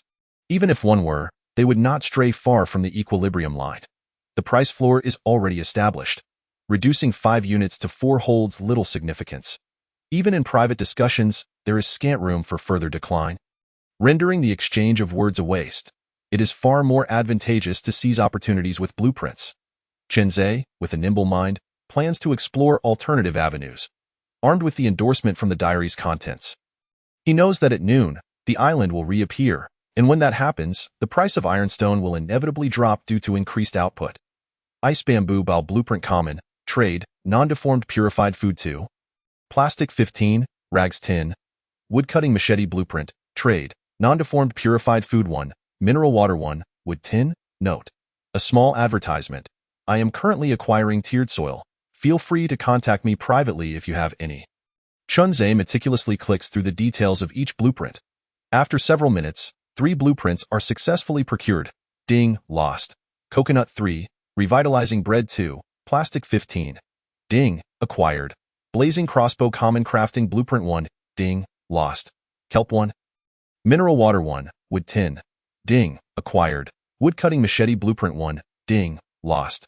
Mineral Water 1, Healing Spring Water 5, Sandstone Rockfish Meat 1, Kelp 1, Anti-Radiation Pills Common 1. Ding, acquired. Swift Arrow Learning Blueprint Common 1. The first 2 blueprints were purchased outright, while the third was acquired through negotiation at a premium from another survivor. Consequently, Chen Zhe added a 4th friend to his contact list, a portly individual named Qian Duo. His profile picture, with a round face and a seemingly prosperous demeanor, evokes an inexplicable sense of humor, as if the words wealthy were inscribed upon his visage. Blazing Crossbow Common, Crafting Material Requirements. Fire Element Orb Common 1, Iron Block 2, Wood Tin. Description: a bow infused with a faint extraordinary power, with a 10 chance to ignite the target upon a successful hit. Woodcutting Machete, Crafting Material Requirements. Iron Block 3, Wood 5. Description: an inch in length, an inch in strength. An enhanced version of the machete with a long handle, commonly used for clearing paths in forests.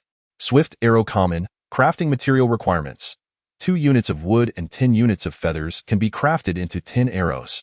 Description: a skill learning blueprint that, when used, permanently unlocks the crafting method for swift arrows, allowing for the production of arrows of varying quality based on the materials used, with the highest quality being common. The crossbow and arrows are distinctly different items. Crafting permanent arrows of common quality is quite costly. The price of this blueprint nearly emptied his pockets. However, in the long run, it is undoubtedly worthwhile. A diverse skill set prevents future bottlenecks that would leave one with a crossbow serving merely as a decoration. Currently, there are few survivors selling arrows in the trading market, and due to high usage, the price is not cheap. Thus, Chen Zhe decided to secure the entire crafting process, albeit at a momentary financial strain. Ding! Would you like to learn swift arrow crafting? Learning. Chen Zhe confirmed his decision, realizing that this tedious matter is best left unseen to avoid distress. Immediately, the blueprint vanished from his backpack, and the knowledge of crafting arrows flowed into his mind. Without the commonly favored crafting station among survivors, his memory informed him that as long as he possesses the materials, he can conjure arrows as if following the blueprint. This is quite extraordinary, akin to magic. Next, Chen Zhe placed the other 2 blueprints into the storage box but inadvertently caught a glimpse of the remaining food, causing his expression to twitch. Food items: Sandstone Rockfish Meat 2, Kelp 2, Coconut 5, Brown Sugar 250g 1, Ancient Banyan Tea Leaves Common 500g 20, Deformed Fish Meat 8. Both bread and mineral water had been traded away. The water in his backpack, being entirely healing spring water, can be roughly estimated to remain around 70 liters. After this trading session, his proper food supply had reverted to a precarious state, with only 4 units left. Truly, the harvest is arduous, yet consumption is effortless, much like earning and spending money. With a sigh, Chen Zhe shifted his attention from the trading market to the survival bracelet. Time: 6:48. Temperature: 21.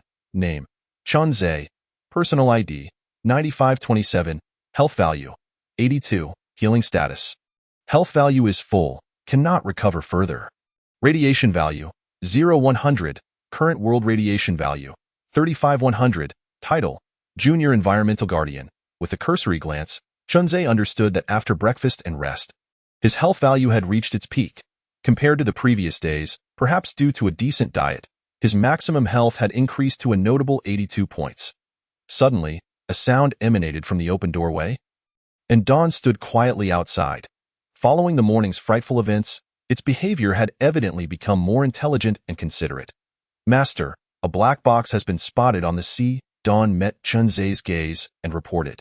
A treasure chest? Chunzhe exclaimed in disbelief.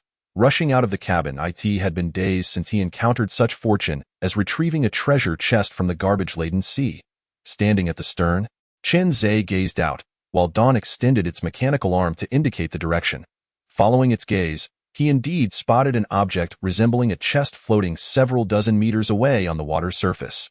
Filled with excitement, he confirmed that the object was undoubtedly a treasure chest, albeit its dark green exterior, cloaked in a thin layer of moss, made it difficult to discern its quality.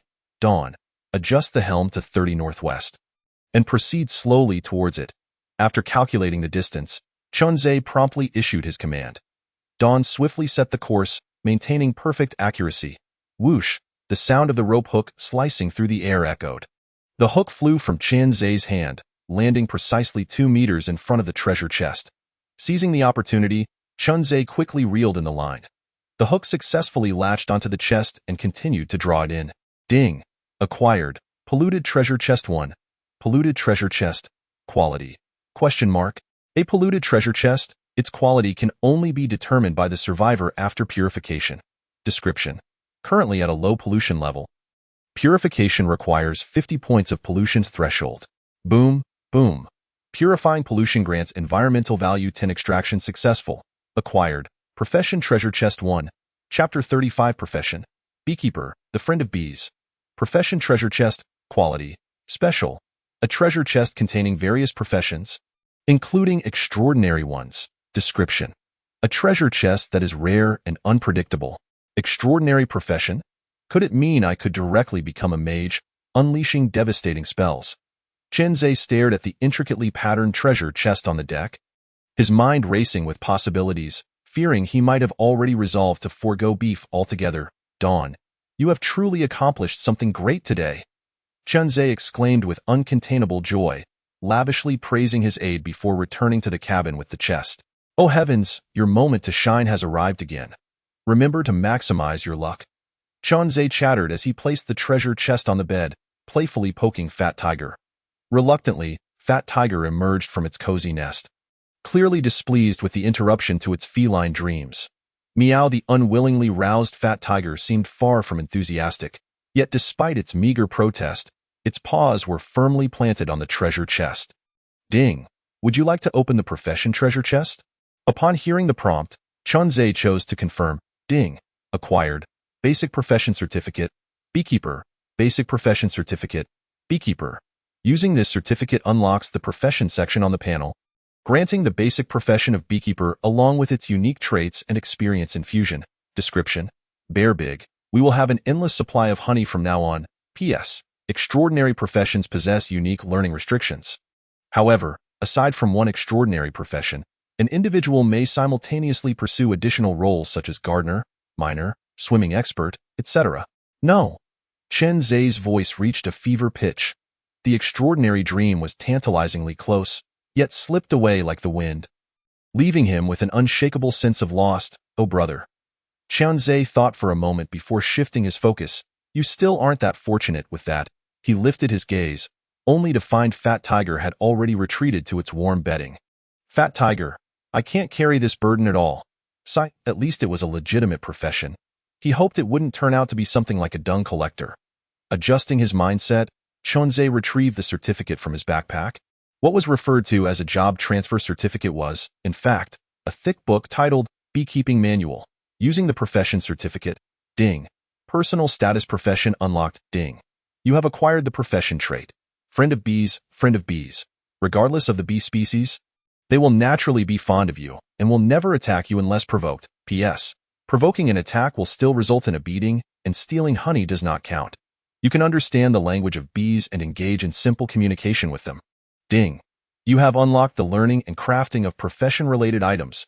Beekeeper's Special Hive. Construction requirements. Buildable quantity. 1-1. Quality wood excellent 20. Intermediate life crystals 20. Beehive 1. Any breed of queen bee 1. Introduction. The beekeeper's most essential breeding structure, which will nurture a unique population tailored to the type of queen bee. Note: to refresh the construction count, one must eradicate the exclusive bee species and destroy the beehive. Beekeeper's exclusive flowerbed. Crafting materials. Soil 10, wood 10, stone 10, flower seeds 20. Introduction. A profession-specific flowerbed for beekeepers, slightly increasing the growth rate of flower seeds and the duration of flowering. Beekeeper's exclusive beehive. Crafting materials. Wood 20, hay 10, plastic 10. Introduction. A profession-specific beehive for beekeepers, slightly enhancing the efficiency and quality of honey production. Oh my goodness! Chunzhe was utterly astonished by the continuous system prompts ringing in his ears. Is this truly just an ordinary profession? He could scarcely imagine the prowess of so-called extraordinary professions. Not only did it come with a rather commendable trait, but it also unlocked 3 specialized buildings. What a remarkable windfall. I misjudged you, Fat Tiger. You truly are my savior, Chunzhe awkwardly remarked. Fat Tiger, still nestled under the covers, was well aware of the subtleties of their 2+ years of cohabitation. On the other hand, Chunzhe felt a tinge of embarrassment upon receiving no response. His mind was now occupied with thoughts of where to acquire some bees. Having unlocked the profession yet lacking a practical target was an excruciating predicament. Leaving a nagging itch in his heart, living specimens could not be traded. After finding no results in the trading post, he could only pin his hopes on the islands. Ding. Acquired contaminated wood 3. Acquired contaminated plastic 4. Acquired contaminated rags 2. Half a morning passed. With the surprise of the profession treasure chest ahead, Chunzhe remained at the stern of the ship without pause. However, fortune was not on his side. After several hours, he had only collected a meager amount of basic materials. The islands would reappear at noon, so Chunzhe refrained from exhausting his stamina in resource gathering and instead focused on maintaining his health. Time slipped by unnoticed. At precisely noon, a series of islands suddenly emerged from the depths of the sea, appearing in the line of sight of all survivors, varying in size and distance. Chunzhe's gaze was fixed on the surface of the water, where he clearly saw a specific area in the west creating enormous ripples. Soon, a moderately sized, lush island rose from the sea. He directed the ship towards it. Chunzhe issued a command to Dawn, and the ship quickly adjusted its course as he gazed at the verdant island and towering trees in the distance. He couldn't help but feel anxious, pondering, a forest island? It looks exceedingly green. If the island's resources were too homogeneous, it would mean that common materials like iron would have to be sourced elsewhere instead of being extracted from Chunzhe's plan. So, can I not snatch the tool blueprints? Chunzhe murmured, his wristband still illuminated with the chat interface with Yue. 9527. Do you have any stones left? I almost crafted a pickaxe to go to the island. So I owe you one. Yue, Chun, why are you being so polite with me? If I have extras, I'll just give you one directly, no need to mention repayment. Yue has initiated a directed trade with you. Trade details. Stone 1 for wood 1, ding. Lost wood 1, acquired stone 1. 9527. Okay, thanks. Wishing you a bountiful harvest on today's island. After a courteous exchange, Chunzhe closed the interface and swiftly opened the trading post. Previously, he had chosen to craft a stone shovel and stone axe from the blueprints. Although he had reservations about the forested island, a stone pickaxe was inevitable. Decisions must be decisive. Chunzhe understood that if he wished to purchase the tool blueprints at a low price today, he needed to capitalize on the fact that the islands had just appeared to seize the information gap. He aimed to snatch the items before the survivors selling the tool blueprints could take them down amidst rising prices. Ding. Lost coconuts 2, kelp 1, wood 20, acquired stone tool blueprint 131. Quick-witted. Chunzhe swiftly secured the blueprint and set about crafting. Ding. Lost stone 5, wood 2. The stone tool blueprint was successfully used. The countdown for the stone pickaxe's creation began. 4:59. Hoping to discover a cluster of stone piles on the island, Chunzhe exhaled deeply and donned his radiation mask. As the ship approached the island shore, Dawn quietly lowered the anchor, flawlessly controlling the distance. After disposing of all contaminated materials from his backpack into the purification barrel, He equipped the axe and shovel, turning to Dawn and said, "Dawn, keep an eye on the home front." Chapter 36. Movement in the grass, cleverly killing the bamboo leaf green. With a thud, Changzhe gauged the height and opted not to use a ladder but instead leaped directly onto the island. The area around the ship was not a beach lined with coconut trees, but rather a semi-wasteland composed of grass, prompting Changzhe to leave without lingering and head into the forest. As he progressed, within 10 minutes, he arrived at the entrance of the magnificent forest along a path thick with vegetation. This line served as a boundary. The exterior was a world of brightness, while the interior was shrouded in darkness beneath the towering trees that intertwined with shadows. Looking around, it was evident that any tree in the forest would stand no less than 20 meters tall. Initially, Changzhe believed this journey was a lucrative venture, as even a single tree appeared to possess the grandeur of a 1,000-year-old banyan. It was as if the entire forest awaited his harvest of high-grade timber. Unfortunately, dreams are beautiful, yet reality can be cruel. While these trees were indeed tall, they were merely showpieces. Upon scanning with Scan, Changzhe's expression darkened significantly. Skyward pine, contaminated, a paragon of grandeur. Felling it yields wood with a low probability of pine resin. Description: its trunk is hard, and its wood yield is extremely low, making it one of the least cost-effective tree species to fell in the radiated world. If he were to expend his efforts on felling it, he would likely incur a considerable loss. Only those with a specific need for pine resin could justify the endeavor. With this knowledge, Changzhe stepped further into the forest.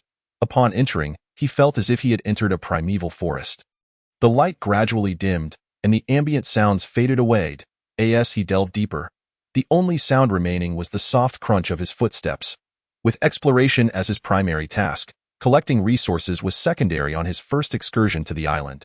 What Changzhe truly desired was to quickly locate a stone area or stumble upon a treasure chest to bolster his confidence. Be wise some stroke of luck. Perhaps the world truly heard Changzhe's call. As he reached a fork in the path, a pitch-black treasure chest lay quietly nestled beneath the underbrush, half exposed. Has luck finally turned in his favor? Changzhe mused, feeling the anxiety that had cloaked him in darkness dissipate somewhat. This is the power of reward.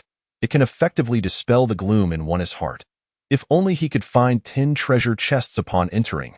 Who would care about the unfamiliar shadows? He would embrace the forest as his home, fully acknowledging that he had lived alongside darkness since birth. One could say he had a degree of restraint. With quickened steps, Changzhe moved towards the right, but inexplicably halted when he was merely 3 meters away. The grass moved? Changzhe rubbed his eyes. Due to his earlier fixation on the treasure chest, he could confirm that he indeed saw the grass near the chest rustle. There had been no gusts of wind in the forest, so the movement could only be attributed to a creature. What could it be? Filled with curiosity, Changzhe waited a few moments. Upon noticing the grass remained still, he decided to toss a piece of wood towards it. The throw was slightly off target, first landing on the treasure chest before bouncing away. Fortunately, this did not deter the concealed creature from revealing itself. In a twist of fate, the collision of the wood with the chest produced a sound, causing the hidden creature to instinctively attack the wrong target, swiftly launching itself and biting down, resulting in a crisp clang against the edge of the chest. Ouch, that looks painful. Changzhe's gaze fixed on the grass, where a green, serpentine creature writhed, and he clenched his teeth. Who says interspecies empathy is impossible? Ding. Bamboo leaf green, contaminated. A top predator in the food chain. It possesses a highly deceptive appearance, and its venom can cause one to meet their end in 3 hours. Description: you would not want it to bite you. Phew, thank goodness for keen eyesight. Otherwise, if it bit him, his survival would surely come to an abrupt end. After scanning, Changzhe's anxiety surged as the danger level of the forest escalated in his mind. Taking a deep breath, he composed himself. Changzhe stowed away the axe and retrieved the stone shovel. The adage "an inch longer, an inch stronger" rang true. It would serve him better against such a nimble creature, offering a higher margin for error. Although the bamboo leaf green had ceased to conceal itself after its first attack, engaging it head-on still posed significant risks. To confront it directly meant a standoff. Snakes are unpredictable. Changzhe was reluctant to gamble on whether it might unleash a toxic spray. Judging by the creature's description, the odds were decidedly against him, leaving no room for carelessness. Should he be hit by a venomous spray, he would likely meet his end, and if the target were to shift to a harmless creature, he would have already struck with a shovel. After a moment of contemplation, Qian Zhe. The previous incident with the bamboo leaf green snake attacking the treasure chest inspired him, and a plan akin to striking a snake with a stone quietly formed in his mind. The key to implementation lay in exploiting the attack patterns exhibited by the bamboo leaf green snake, creating disturbances around it in advance, and waiting for the precise moment when it would launch an attack to swiftly conclude the confrontation. It is well known that, whether due to inertia or biological laws, flesh and blood creatures cannot strike a secondary target while in the midst of attacking a primary one. This can be likened to the concept of a wind-up in a game that a fist aimed at target A, even if brought to an abrupt halt, cannot instantaneously redirect to target B without a delay. Thus, though the plan may be rudimentary, its feasibility remains exceedingly high. At least, theoretically, it holds water. Without hesitation, Qian Zhe decided to act. Stepping back a few paces to gather several stones, whoosh, he cautiously tossed a stone into the nearby thicket. As anticipated, the bamboo leaf green snake, previously coiled, instinctively raised its head, alert to the disturbance. Regardless of whether the creature relied on visual cues, olfactory senses, thermal detection, or vibrations, it mattered not to as long as it reacted vehemently to the surrounding commotion. The plan would be deemed 80 successful. Relieved, Qian Zhe proceeded stealthily back towards the treasure chest, taking light steps that, combined with the stealth of a thief, ensured minimal noise. He paused just shy of 3 meters away, launching 2 stones simultaneously. One struck the side of the chest, while the other landed directly atop it. The specific points of impact were inconsequential. The crucial factor was whether he could draw the bamboo leaf green snake into an attack. Clutching the stone shovel he had raised overhead, he braced himself. Upon noticing the bamboo leaf green snake suddenly darting towards the treasure chest, he seized the opportunity, tensing his muscles, channeling power through his waist, and brought the shovel crashing down upon the serpent's body. Being a cold-blooded creature, the snake let out no cry of anguish. However, Qian Zhe could distinctly feel the sensation of struggle emanating from beneath the cross-section of the shovel. Was it still alive? Qian Zhe grumbled, tensing his muscles anew and applying force to bear down on the shovel with his right arm. He pressed down for a full minute, until the sensation of resistance gradually faded to near nothingness. Only then did he slowly withdraw the shovel. Qian Zhe then beheld the bamboo leaf green snake, now resembling a greenish rope twisted into a bundle, its head motionless, save for the occasional twitch at the tail end, indicating it had not yet completely succumbed. Chapter 37. The green meadow in the forest, newly planted. Flavor-berries. It seemed that cold-blooded creatures were rather insensitive to pain, he mused. Nevertheless, to save time, he swiftly delivered a few decisive blows with the shovel, followed by a sideways strike reminiscent of a guillotine, to end the life of the bamboo leaf green snake. Ding. Acquired snake meat 2. Acquired potent venom, 5 milliliters. 1. Oh, an unexpected bounty. Qian Zhe's lips curled into a smile. The introduction of the bamboo leaf green snake mentioned its potent venom, and now, upon its death, the body was mingled with blood and mucus. Initially, Qian Zhe had planned to use the shovel to poke at it from a distance before retrieving it, fearing that during its struggles, venom might inadvertently splatter onto the surrounding grass. Unexpectedly, for reasons unknown, the snake's carcass had automatically divided into 2 materials, snake meat and snake venom, and had conveniently been placed into his backpack. The entire process resembled the loot drop from defeating a wild creature in a game. Why, then, had there been no such considerate service when he had slain the mutated fish? Qian Zhe recalled the process of dispatching the mutated seagull and fish aboard the ship, where he had only received materials during the collection phase. At that moment, he could not discern the reason and could only attribute it to some rule or the inherent differences in the deaths of normal versus mutated creatures. Without delving into the complexities of how the ocean's refuse would remain inaccessible without fishing tools, such matters could leave a survivor pondering for a lifetime. After all, rules were rules. Qian Zhe was not one to dwell on the trivial. What mattered to him now was not the 2 units of food he had acquired but the inexplicably obtained trump card.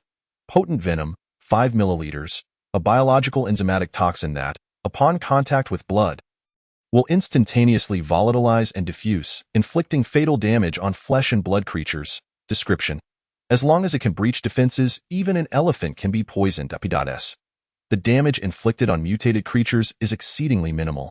Impressive. The description left Qian Zhe at a loss for words. Seeing the source of his earlier fear transformed into a hidden advantage was truly delightful. Although its efficacy against mutated creatures was negligible, its potential harm to humans or large wildlife was formidable, akin to a sparrow pecking at an ox's rear, a mere nuisance in internal conflicts. This situation was understandable.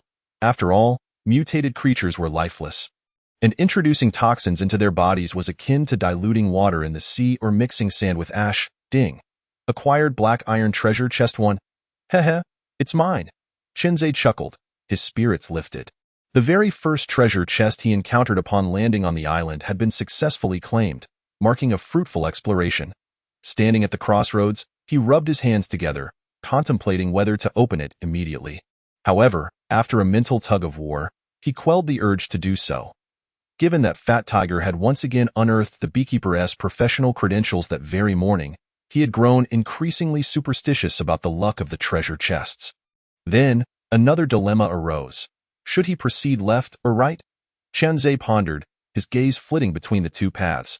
Such intersections invariably led to profound indecision. Perhaps disinclined to venture down the right path, having just slain a bamboo leaf green snake there. He hesitated briefly before opting to turn left. Tap, tap, tap. His figure continued deeper into the forest. With the warning of the bamboo leaf green snake fresh in his mind, Qian Zhe proceeded with heightened caution. His senses alert. After approximately a kilometer of trekking, the towering pine trees that had previously enveloped him began to thin out, as the shadows of the pines diminished and intertwined with a variety of other tree species. The forest floor brightened, revealing lush greenery and burgeoning life. Just moments ago, he had been startled by a frenzied rabbit that had vanished into the underbrush before he could react. Qian Zhe lamented the lost opportunity. In a few hours, the island would likely succumb to a state of pollution, along with its inhabitants. The thought of succulent roasted rabbit transforming into a half-alive, half-dead monstrosity ignited a swell of anger within him. Thus, in a fit of frustration, he acknowledged the difficulty of hunting forest creatures without ranged weapons and chose to put such thoughts aside. Continuing onward, his feet soon resumed their pace. Unlike before, he no longer adhered to the natural pathways formed by the trees. When the shadows of the dark pines faded entirely from his sight, Qian Zhe realized he had immersed himself in an entirely different scene. Here, the sunlight streamed through, the diverse tree species grew naturally without obstructing the light, and the landscape was dominated by green grass, wildflowers, and clusters of plants. If not for the persistent foul odor invading his nostrils, this place would indeed be a perfect spot for foraging and camping. Speaking of foraging, Qian Zhe suddenly recalled an important fact. The construction of a professional flower bed required the very flowers he now saw in abundance, specifically the seeds of these plants. Scanning, after some personal experimentation, he finally discovered the correct technique for gathering flower seeds. Grasping the flower and swiftly crushing it. If seeds were not obtained upon crushing, it indicated the flowers had not yet matured. Ding. Acquired flower seeds 2. Acquired flower seeds 4. The wildflowers varied in shape and color, and Qian Zhe quickly gathered over 60 seeds by selecting the largest and most vibrant blooms to crush. Notably, regardless of the type of flower harvested, the seeds obtained were uniform. This material, akin to others, lacked a specialized description unless one possessed a certain level or unique characteristics. He mused that he was nearly ready for 3 flowerbed constructions. Qian Zhe silently affirmed, deciding to conclude his foraging expedition for the day. Compared to the flower seeds, treasure chests and various supplies held far greater allure. He pressed on with his exploration. Not long after, he halted before a cluster of plants that bore a striking resemblance to the juicy berry bushes from the game Don't Starve. The expanse of the forest was vast and unfamiliar. Aimlessly flitting about like a headless fly was not advisable. Thus, Qian Zhe conceived a plan. What creatures within this forest would be more familiar with it than the indigenous fauna? This berry bush had come to his attention by following a certain blue-black butterfly. Flavor berries rarity. Common. A peculiar fruit-bearing plant whose fruits are either tooth-achingly sour or cloyingly sweet. Each yield consists of 3 sour berries and 3 sweet berries. Description: unless you are truly famished, it is not advisable to consume them alone. The proper way to enjoy them is to mix the 2 types into a flavorful jam. They must be transplanted. They simply must. Chunzhe was overwhelmed with excitement. The planting cube was about to welcome a new companion, and a crop of common rarity at that. Ding. Acquired flavor berries 200G, sour, common 3. Chen Zhe's expression turned to one of resignation as he sighed. It appears I must thank the forest for lacking any creatures fond of sour foods. Gathering the fruits before transplantation was standard procedure. However, what surprised Chen Zhe was that all the remaining fruits were sour. Chapter 38. Crafting a simple cat litter box and scaping an oxygen fish tank. Ding. Acquired fertile black soil common 10. Acquired black soil 10. Acquired flavor berry plant common 1, with a few strokes. The roots of the flavor berry plant, along with the surrounding soil, were completely unearthed. Indeed, the soil capable of nurturing tiered plants must be of exceptional quality. Even the living grid has proven its utility. Chen Zhe stated earnestly. Unlike the initial transplantation of the raspberry plant, the thief's backpack, equipped with a compartment for living organisms, afforded greater flexibility in plant storage. Gone were the days of laboriously crafting makeshift pots from buckets to safeguard against the rapid wilting of uprooted plants left unattended for mere minutes. However, the living space was not without its drawbacks. Its rigidity dictated that 1 unit of an item equated to precisely 1 unit of an item, devoid of any earthy aroma upon collection. Thus, while the curse of wilting within minutes of uprooting had been broken, it remained imperative to transplant the flora within an hour to ensure their survival. Consequently, Chen Zhe resolved to return. Exploration, while vital, could not rival the significance of a tangible tiered crop. After a brief moment of observation, he swiftly identified the path back. Time, 13:10. Temperature, 23. Name, Chen Zhe. Personal ID, 9527. Health points, 71. Radiation levels steadily increasing. Radiation value, 5100. Omitted. Had it been nearly an hour since he had set out? As he traversed the road, Chen Zhe glanced at his wristband to confirm the duration of his exploration, and subsequently checked his backpack to tally his findings. A sense of delight swelling within him. In a mere span of time, he had acquired 5 units of food, 1 unit of deadly poison, 50 units of flower seeds, 1 black iron treasure chest, and 1 tiered plant. As for why he had excavated over 60 units of flower seeds, but only carried these away, it was due to the grid being full, necessitating a temporary abandonment of the surplus. One could only commend the island. Compared to the meager spoils gathered from the sea, this was an embarrassment. Half an hour later, Chen Zhe returned to the ship, and the first task at hand was to clear his backpack. Tap, tap, tap. Ascending to the second-floor compartment, he entered a modest space that could barely be deemed a planting room. Would you like to upgrade the soil? The same prompt appeared, flickering over the 7 plots of land. Ding, fertile black soil 10 was lost. With the operation complete, 2 ordinary tiered plots emerged within the cube-shaped garden once more. Digging holes, planting seedlings, covering them with soil, and watering them. With prior transplanting experience, Chen Zhe executed the entire sequence fluidly. Flavor berry patch ordinary, status, weak, radiation value, 26,100, remaining harvest time, 6 days 23 hours 59 minutes, done. After confirming the successful transplantation using the scan function, Chen Zhe relaxed and proceeded to check the growth status of the other 2 crops. The raspberry plant remained vibrantly alive. Although it was still over 3 days from maturity, he could already see 7 grape-sized green fruits hanging from its branches. On the other hand, the sea pear tree, though initially planted from a tender sprout, was also thriving, reaching a height akin to that of mature rice ears. After casually watering the crops with spring water, Chen Zhe slowly exited the planting room. Fat Tiger, where's the cat? Chen Zhe called out within the cabin. Having failed to spot the feline for quite some time, he stepped out onto the deck to inquire with the steward. Dawn. Upon learning that the cat had scampered off to the island while he was busy transplanting, he also made his way to the ship's ladder. It seemed he needed to hasten the creation of a litter box for this little rascal. Watching as the cat prepared to confront the hard, barren ground for its physiological needs, Chen Zhe felt a mixture of amusement and sympathy. Minutes passed, and Fat Tiger finally relinquished its struggle against its instincts. No longer concerned with whether its waste was properly buried, and clambered up the ship's ladder with difficulty. Upon leaping onto the deck, it spotted Chen Zhe and Dawn, one human and one machine. Gazing intently at it, particularly, Qian Zhe's suppressed laughter seemed to ask. Oh, have you finished your business? Fat Tiger felt momentarily speechless. Is there no such thing as cat rights in this world? How absurd. They're spying on me.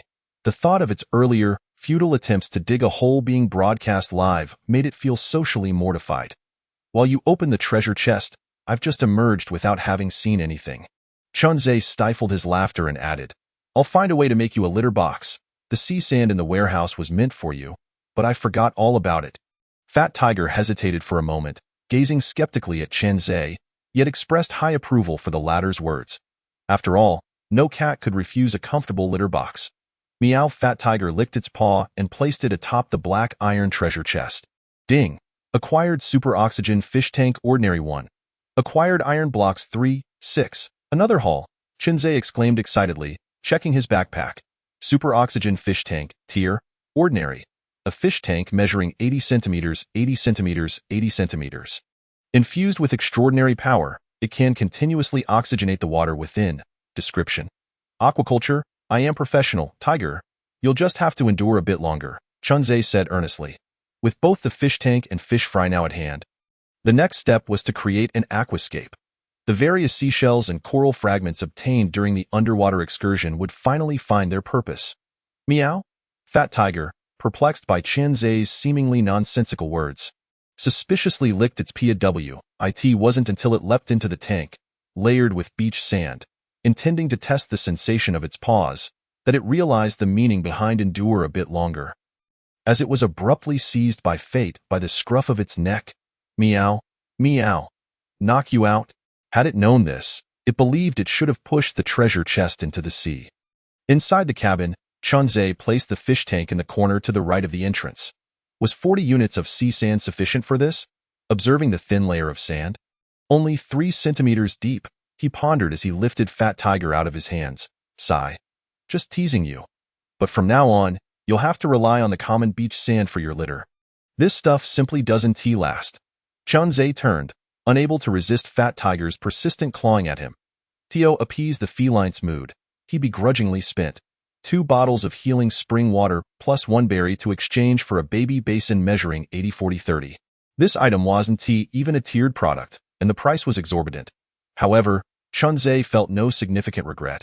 He rarely consumed sour berries, so it was a case of utilizing resources wisely. After retrieving the baby basin, Qian Zhe mixed 20 units of sand with 40 units of sea sand to create a simple litter box. Watching Fat Tiger happily inspect the quality, he finally focused on setting up the tank. After laying the substrate, he quickly constructed a simple scene using magma stones at the back of the tank. Once he arranged the empty seashells and coral fragments into aesthetically pleasing formations, the aquascaping was complete. Qian Zhe took a few steps to the bedside to inspect the wooden bucket. The murky seawater from yesterday had become crystal clear, with volcanic ash having settled at the bottom. And 2 red fish were swimming languidly, in splendid condition. Little guys, it's time to change homes, Qian Zhe remarked, and after placing the purified white lotus back into the freshwater wooden bucket, he returned to the fish tank. Gently pouring the seawater along the edge of the tank, the water flowed smoothly without causing any significant disturbance, thereby preventing the water quality from becoming murky again. He then took another bucket filled with 50 L of seawater. Repeating the same process, gradually, the water level in the tank rose. 1 bucket, 2 buckets, 3 buckets. Until the previously stored seawater was fully transferred, the water level finally reached 15 centimeters. Plop. Qian Zhe placed the 2 red fish into the tank, and the much wider space compared to the wooden bucket allowed them to swim joyfully like sprites. Chapter 39. Scorching Crossbow. Discovery of the stone quarry in the forest. Ding. Purified pollution. Gained environmental value 34. Extraction successful. Acquired wood 9. Acquired plastic 7. After concluding the transplantation of crops and setting up the fish tank for the redfish, Qian Zhe approached the pollution purification barrel. After collecting the purified materials, he gazed at the balance in the environmental mall. Muttering, I wonder what will refresh for me tomorrow, hopefully something good. Otherwise, my points might exceed the limit. Tomorrow, the 7th day, marked the time for the mall's refresh. Recently, Qian Zhe had accumulated an environmental value of -524. Given that 100 environmental values could be exchanged for a milk bread, his purchasing power was quite respectable. Closing the store, Changzhe raised his hand to check the time. It had been 12 minutes since he had returned to the ship. And in another 6 minutes, it would be precisely 2 p.m. Ding. Shall the scorching crossbow blueprint be manufactured? The prompt sounded, and Changzhe promptly confirmed his choice. Ding. Lost fire element orb ordinary one. Iron blocks 2. Wood 10. The scorching crossbow blueprint was successfully utilized, with the weapon's manufacturing countdown set at 9:59. The 3 iron blocks obtained from the treasure chest alleviated Changzhe's pressing needs. Since the weapon was successfully crafted, the accompanying crossbow bolts would also be prepared. Opening the trading post, there were no restrictions on the types of feathers used for making crossbow bolts, so Changzhe quickly selected the 2 cheapest sets available for purchase. Ding. Lost plastic 5. Lost scraps of cloth 3. Gained duck feathers 20. Ding. Lost wood 4. Duck feathers 20. Gained rapid-fire crossbow bolts 20. The duck feathers had yet to enter the storage when they vanished without a trace after a brief walk. The creation of the crossbow bolts, being a skill under his control, did not involve a countdown like the blueprints did. Changzhe retrieved one for inspection. The bolt measured 30 centimeters in length. Its tail adorned with a white plume, and its tip was identical to the sharp, conical shapes seen in films. Rapid-fire crossbow bolt, slightly imbued with extraordinary properties, compatible with any type of bow or crossbow. Note: improper material use has resulted in a loss of speed enhancement. After securing the bolts, all that remained was to patiently await the passage of time. Considering the radiation limits, a 10-minute wait would not hinder his exploration. The experiences from the first island had long been analyzed by survivors. Changzhe, while observing the screen of the war god, had noted that the time from the island's emergence to its disappearance was 18 hours, while the complete contamination of resources on the island occurred within 9 hours. This meant that the resources on the island would last until 9 p.m. Changzhe roughly estimated that, taking into account his radiation-resistant gear which could effectively block 40 of radiation along with a mask that provided an additional 2 hours of protection, he could theoretically sustain his exploration efforts. However, theory is merely theory. The numbers computed by a machine hold reference value yet do not fully embody reality. He also had to consider health factors and mental fatigue. Changzhe was resolute in his mind, believing that staying on the island for a full 6 hours would be a commendable effort. Time flew by, and 10 minutes swiftly passed. Ding. Gained blazing crossbow common. The crafting timer concluded, and with the voice prompt, it entered his backpack.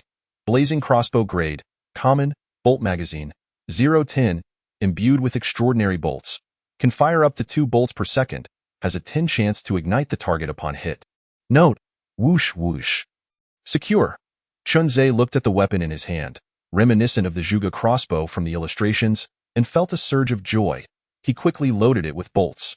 Exiting the compartment, he leaped once more, equipped with his already prepared backpack, and set foot on the island again. Crossbow bolts, stone pickaxe, stone shovel. To maximize space for collecting resources, Changzhe decided to leave the axe at home this time. 14 minutes later, he found himself at a familiar fork in the road. This time, Changzhe decisively chose the right path. Although there was still exploration space to the left, it was prudent to open up visibility in various areas while he was in good condition. The left path had already revealed itself to be a vast expanse of green woods. Continuing there would likely yield only a few edible fruits. Tap, tap, tap. Changzhe observed his surroundings as he walked slowly. The fear that had marked his first venture into the dense woods had noticeably diminished from his face, replaced by a solemn yet natural expression. Aside from it being his second exploration, the primary reason was the presence of true power in his backpack. With a full magazine of grade bolts, this small weapon was sufficiently intimidating within the current forest. Bunny, are you still there? Would you care to surprise me? Changzhe thought as he walked, his gaze primarily focused on the densely grown grass patches. He silently prayed for a foolish rabbit to appear, just as it had during his initial exploration, providing an opportunity to showcase his bolts. Hunting is an instinct deeply ingrained in humanity, which explains the vast number of fishing enthusiasts. They likely do not even relish fish, but instead enjoy the thrill of the chase. The surprise of the catch and the struggle between man and fish. Changzhe felt similarly. Rather than seeking a treasure chest, he yearned more for a glimpse of prey. Yet, fate was unkind. Unaccountably, Changzhe stowed his weapon back into his backpack. Ahead, the same scene as the left path unfolded before him. As he ventured deeper, the pines on either side rustled, and it was predictable that after walking a few hundred meters, a fresh landscape would greet him. It should not be a rocky area, Chen Zhe stated earnestly. His assertion was based on the scattered stones lining the path, mirroring the earlier appearance of low shrubs and grass. Time would reveal all, just 10 minutes later. As his view expanded completely, an unobstructed, expansive stone yard appeared before Chen Zhe. This must be the center. Although hunting was off the table, acquiring stone and iron materials should pose no issue, Chen Zhe remarked. Observing the various jagged stones and the intermingling heaps and pillars, he found himself momentarily at a loss for where to begin. Thus, Chen Zhe pulled out his weapon, scan. Beep, beep, beeped, as the scanning sounds echoed. The various stones of differing colors and shapes were thoroughly mapped out. The uniformly gray stones were normal stone materials. The gray stones with black speckles were iron deposits, yielding a probability of iron blocks. The gray stones interspersed with golden-orange veins were copper ore deposits, with a probability of yielding copper blocks. Knock, knock, knock. The crisp sounds of striking stones resonated. Ding. Gained stone 3. Gained iron block 1. Currently, iron prices in the market remained high. Chen Zhe, after a moment's consideration, abandoned further exploration and began to excavate. Just as Wei had remarked when he learned of Chen Zhe's stone acquisition. A day of mining stone yields everything you need. What more could you want? Moreover, even if he did not sell it, it would be beneficial for personal use. The materials required for upgrading the hardwood sailboat to level 4 included a staggering 50 units of iron blocks. If relying solely on trading, Chen Zhe doubted he could even empty his home to gather enough. Chapter 40 Suspected Rain? Brother, you smell delightful. Knock. Knock, knock. In the dense forest, the sound of striking stones was incessant. Since discovering this stone yard, Chen Zhe had been at work for nearly 50 minutes. His backpack was on the verge of overflowing with materials. Stone 60, iron block 23, copper block 1. Chen Zhe was exhilarated by the miraculous iron yield ratio of 3:1 from the iron deposits. This indicated that the stone yard had a high iron content, far better than the common survivor reports claiming one needed to extract 10 units of stone to obtain a single iron piece. Such findings nearly led Chen Zhe to question his own resources, wondering if he had some hidden advantage aside from the environmental store. It was only during a break that he happened to see someone on the public screen boasting of their recent haul, nonchalantly stating that mining for iron was easy, simply requiring hands. It dawned on him that even if certain resources had identical descriptions when scanned, there were still hidden intricacies within. Reality was never a simple matter of mere replication. Exhaling slowly, Chen Zhe leaned against a stone pile to rest. The rewards were significant, yet the toll on his health was equally substantial. Staring at the health information indicating only 52 points left, he rose, dusting off his trousers, and with a frown, muttered, "Alas, time to head back." After this return trip, he would not set foot on the island again for at least 2 hours. Once his health value dropped below 50 points, a weakened state would appear on his status bar, severely hindering both exploration and safety. Resisting the temptation to linger, Chen Zhe turned back home. Familiarity with the forest path, combined with the confidence from his crossbow, allowed him to move swiftly. This time, he approached the ship within 20 minutes. From afar, he spotted the butler, Don, waving his right arm on the deck. "Welcome home, master." As Chen Zhe stepped onto the deck, Don's greeting resonated fittingly. Although the mechanical voice was cold, the words were warm. The essence of human life was comforting to the soul. At this moment, the poetry of life became tangible.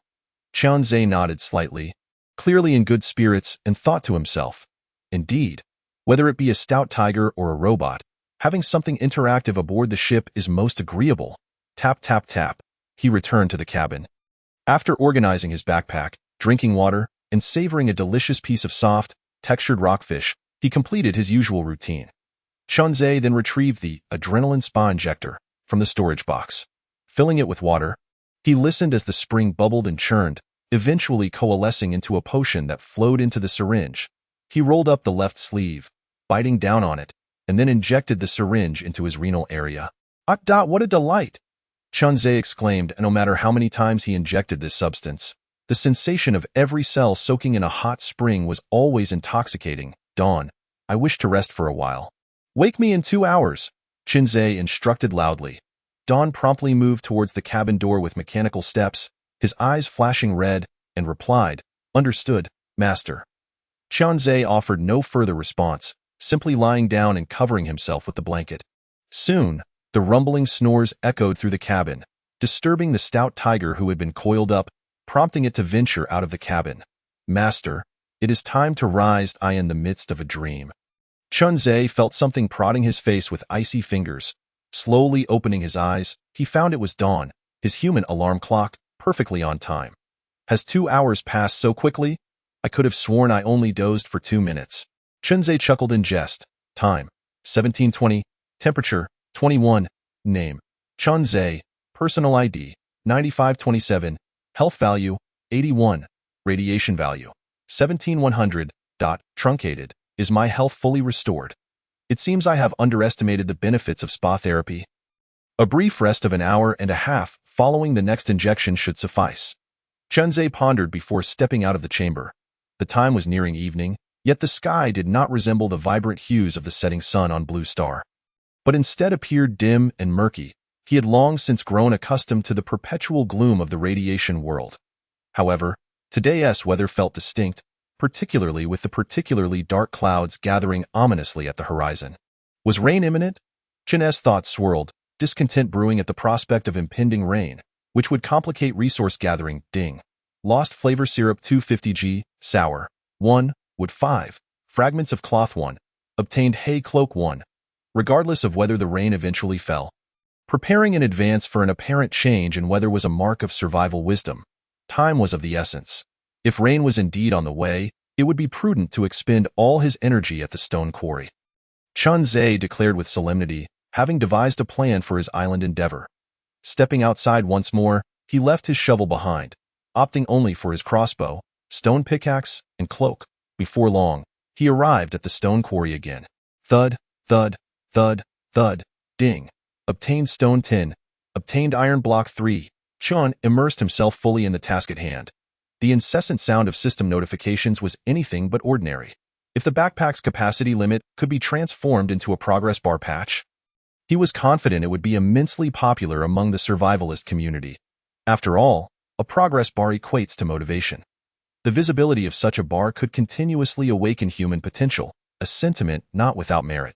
As Qian mindlessly struck the stone, pondering the essence of life, deep within the forest, where the logging site and stone quarry extended into unexplored territories, 2 diminutive figures nestled upon a purple flower suddenly fluttered their wings. Buzz, buzz. The 2 tiny luminous bees communicated through their unique movements. They were scout bees from the hive, conveying the message that the knocking sound, which had ceased 2 hours prior, had once again echoed. Moreover, the familiar scent they recognized had resurfaced. Despite the unpleasant odor lingering in the air, that distinctive aroma felt oddly comforting. Buzz, buzz. After a brief exchange, the 2 little bees commenced their flight toward the source of the sound. Their limited intelligence did not deter them from acting on instinct. Meanwhile, Qian, still oblivious to his own peculiar role as friend of the bees, was quietly digging for black ore, emitting noises that were considerably louder compared to the bees' soft buzz. While he occasionally harbored concerns about attracting a forest beast and remained vigilant of his surroundings, he remained unaware when the 2 miniature bees settled upon his shoulder. Buzz, buzz, buzzed. Am I being watched? Surely, that must be a figment of my imagination. How could there possibly be someone in this forest? Qian scratched his head, mumbling incoherently. Just moments ago, he thought he heard faint whispers akin to those of mosquitoes. Brother, you smell delightful. Let me take a whiff. Chapter 41. Is there a black bear in the forest, deceiving the bee swarm? Who? Show yourself, Qian suddenly exclaimed, setting aside his pickaxe and becoming alert. The fragmented whispers around him made it clear that this was no mere hallucination. Noticing that no peculiar figures had emerged around him, he swiftly grasped a finely crafted repeating crossbow adorned with fiery patterns. I must return to the ship and leave this place swiftly, Qian thought, turning to retreat along the forest path. Just as he took a few steps, the voices nearby startled him once more. What should we do? The fragrant one seems to be leaving. Should we follow? Or perhaps we should report back. The forest ahead is the territory of that pesky black creature, though it usually sleeps soundly. We? Report back? The forest ahead belongs to other creatures? I have been under constant surveillance.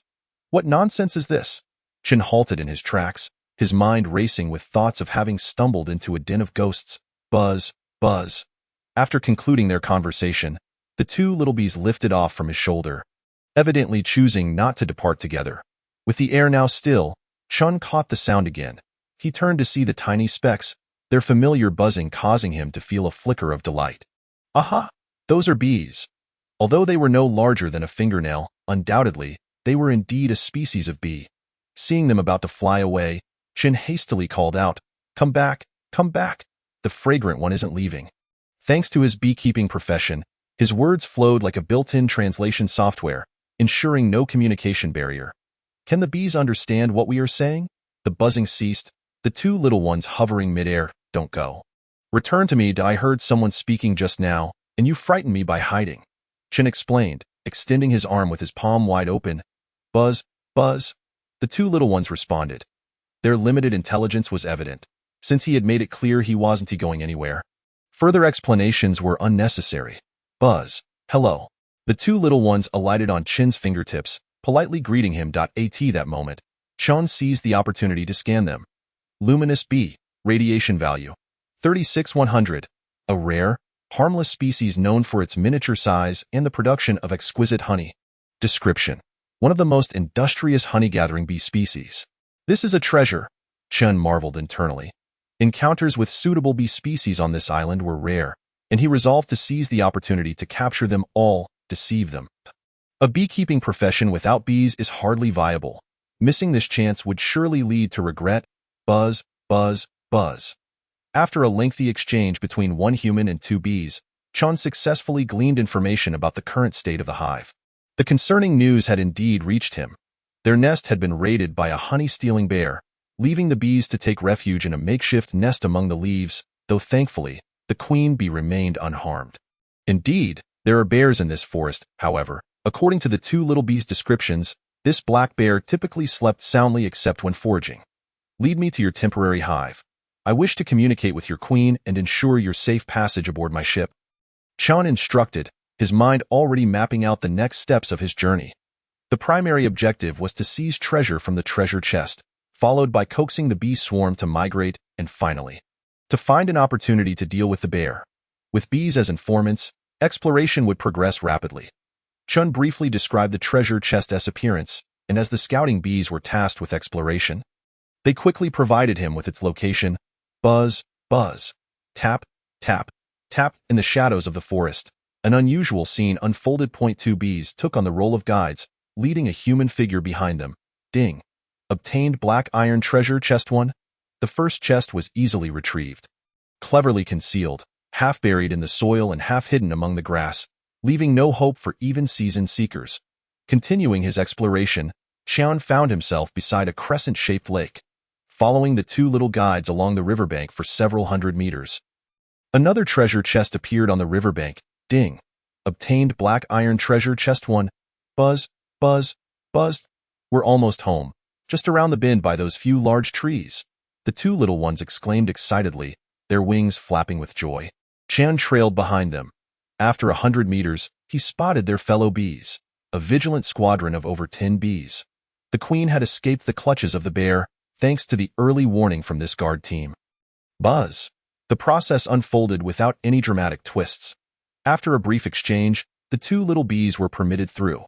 Though Chun's towering form instilled a sense of intimidation, their instincts told them to approach this fragrant human. Finally, after traversing a patch of dense forest, Chun reached his destination.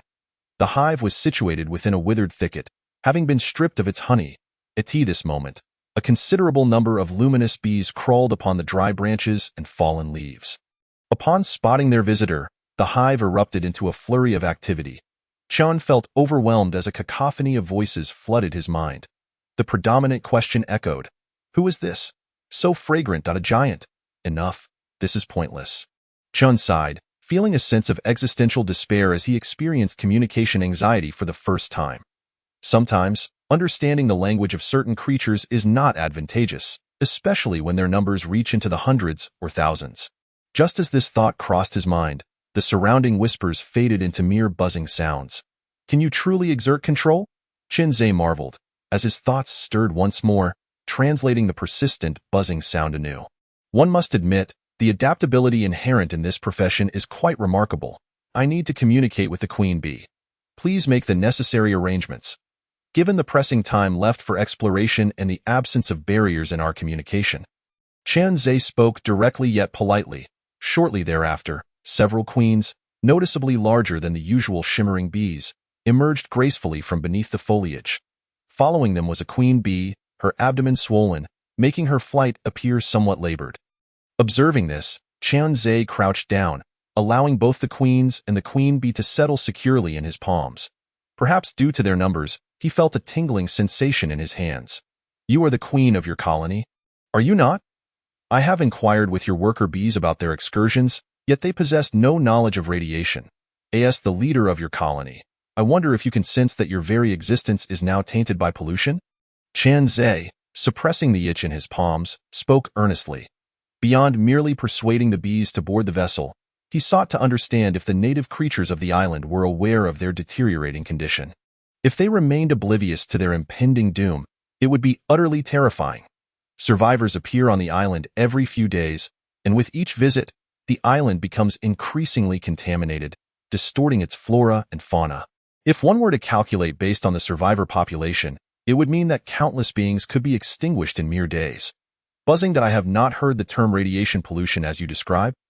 But curiously, the air has indeed become foul of late. The queen bee replied succinctly that it merely the stench that you can perceive. Qian Zhe pondered, then thought to himself, uncovering the truth will undoubtedly be no simple task. Yet the bees have already revealed a crack in their facade. During their exchange, he discerned that when the queen mentioned the repulsive stench, the buzzing of the colony grew louder. Clearly, for creatures that delight in gathering nectar and flitting among blossoms. This was akin to the sky falling. I too have detected the foul odor. Moreover, I possess insider information. This stench is destined to intensify, and staying on this island will soon become impossible. Qian Zhe articulated his words deliberately, shifting his approach from discussing pollution to addressing the colony's pressing concerns. As anticipated, his explanation sparked another wave of unrest among the bees. What shall we do? The queen, with her straightforward thinking, did not dwell on it for long, but instead grew anxious, following Qian Zhe's line of thought. At that moment, Qian Zhe appeared as a messenger sent from the heavens. Gradually speaking, alas that the broader environmental context is indeed beyond our control. However, I happen to have a lifeline.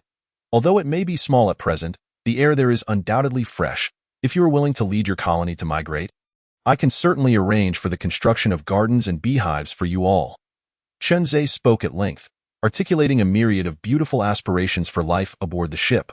Were humans to overhear such words, they would surely scoff at the dreamer. Yet, it mattered not. They were merely bees. Chapter 42. Settling the colony, trading traps, I choose to migrate. The fragrance of flowers truly reflects the hopes of the many. They must be sent by the heavens to rescue us. The colony, long dissatisfied with their foul environment, buzzed excitedly, especially when Qian Zhe promised to provide them with a suitable dwelling. Their spirits soared to new heights. Buzzing, the queen bee, with her swollen abdomen, voiced her agreement to the migration. No creature wishes to perish, nor to live in a subpar environment. Even if Qian Zhe had not appeared to inform them that the island would soon become inhospitable, their instincts would have driven them to seek a new home. As the queen of the colony, she bore responsibility not only for her current subjects, but also for the future generations of her kind. The queen stated, I can send a portion of the colony with you to explore the land you speak of. If the air there is indeed fresh upon their return, I shall lead my people to migrate. Upon hearing her request, Qian Zhe nodded vigorously in agreement. The role of a friend to the bees is to foster goodwill, not to enslave or dominate. Given the implications for the entire colony, it is entirely reasonable for the queen to suggest a preliminary investigation. Once cooperation was established, both parties sprang into action. Considering the distance they needed to travel and the fact that while the shimmering bees could fly swiftly, they could not sustain it for long, the rain gear they had brought proved useful. As the rain gear was donned, the orderly array of shimmering bees clung to Qian Zhe's shoulders and back. Pat, pat, pat. Qian Zhe swiftly traversed the forest. Occasionally, shimmering bees scattered ahead to scout the path, only to tire and be replaced by others, so he had little need to worry about safety. half an hour later. Bearing a full load of bees on his back, he shed the rain gear upon entering the ship's vicinity. The effect of the two purifying plants immediately captivated the bees, rendering them reluctant to unfurl their wings. In stark contrast to the pungent air of the external forest, the air aboard the ship, continuously purified by the water hyacinth vines and mingled with the fragrance of white lotus, felt nothing short of paradise. Though the space was limited and the promised dedicated gardens, beehives, and paradise had yet to be constructed, it still held potential as a residence, buzzing. One team will return to report. The second team will follow me to gather flower seeds. Suddenly, a particularly robust queen bee commanded from the rain gear. With the command issued, the two teams set off in different directions, leaving only the queen bee and a few remaining bees to explore the ship. Dawn had arrived. These bees would henceforth serve as our crew members, Chunzhe instructed the steward. Buzzing, thud. Suddenly, outside the hatch, Fat Tiger made a leap, clawing at empty air and crashing headfirst against the door. Chunzhe then heard the anxious cries of the bees as they flew out. Invasion by wild leopards detected. Flee for your lives. Leopards? Are you sure we shouldn't investigate further? Chunzhe sighed. Facepalming. Staring at the foolish Fat Tiger, who had just collided with the door, he couldn't fathom how this creature could possibly be associated with leopards. Perhaps they are all part of the feline family. As Chunzhe contemplated this, the bees quickly assembled. Their numbers were small, yet their black spotted forms and the buzzing sound conveyed a considerable presence. Family, family. Chunzhe observed as tensions quickly escalated and added, fighting would only harm our relationships. Understanding his words, the bees immediately ceased their hostilities. Although Fat Tiger was still unable to communicate verbally, he displayed enough intelligence to refrain from baring his teeth. Chunzhe couldn't help but be amused. To be fair, he was well aware of the shimmering bees' combat capabilities from his observations. Aside from the queen, even their stinging ability was non-existent, as they usually focused solely on nectar gathering, rendering them somewhat lackluster among bees. As for Fat Tiger, he was so out of shape that even in a sprint, he would be panting. The idea of him ever hunting was laughable. However, in the interests of maintaining harmony aboard the ship, Chunzhe intervened in this trivial dispute. Queen, I will construct beehives for you first, and once everyone migrates over, they can settle in. The gardens can be arranged upon their return, Chunzhe said hurriedly.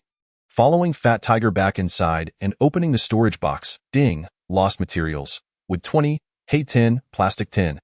Acquired Beekeeper's exclusive Beehive 1. Please select a placement area. Similar to aerocrafting, these self-learning items do not require blueprints and can be created instantly without waiting for construction. After the notification sound, a multi-layered beehive measuring 80 centimeters in length, 50 cm in depth, and 70 centimeters in height materialized as a phantom object. Chunzhe glanced around the cramped interior and, finding no room, turned to exit the door. The internal space was nearly filled with large items such as beds, litter boxes, fish tanks, and waste buckets, leaving little room for yet another sizable beehive. After some consideration, Chunzhe noticed the phantom turn green and chose to place it half a meter outside the hatch. A swirl of white light enveloped the area, and a brand new beehive gradually materialized. Quite satisfactory, Chunzhe remarked. The size of this beehive is reasonable, and most importantly, while the top can be opened for honey collection, it is also sealed tightly to prevent rainwater from seeping in. The circular holes on the side, designed for ventilation, could also serve as entrances for the miniature shimmering bees. Do bears know where they are in the forest? After resolving the placement, Chunzhe inquired of the bees. Today's haul from the forest island was considerable, including a fair amount of iron stones, 3 treasure chests, a tiered plant, food, and poisoned. It was precisely because he possessed both the crossbow and potent poison that Chunzhe felt emboldened to consider hunting a bear. Each of these 2 items was indispensable. Together, they created a synergy that could be likened to 115. Without the crossbow, approaching the bear would be suicidal, while having only poison would prove ineffective against its defenses. This toxin was more suited for internal battles and held little efficacy against mutated creatures, making immediate gains far more practical. Hunting a black bear, even with the reduced yield post-rule consumption, would still yield at least a dozen units of meat. Chunzhe was dissatisfied with the current size of the ship. Only a significant haul could expedite this process further. 9527. Can the hunter's exclusive wild boar trap be negotiated? I intend to purchase food. Should the price be reasonable, I am prepared to acquire several additional items. After perusing the trading post, Chunzhe resolved to bolster his insurance for the bear hunting expedition in this world. One must balance recklessness with caution to ensure a longer and better existence. Ding ding, Kong Jun. We are not lacking in food.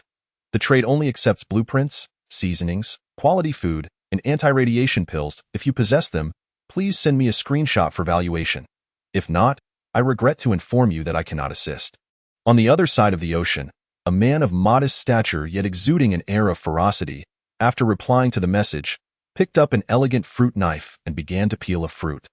This man, Kong Jun, is currently the survivor with the most beast traps listed for sale at the trading post.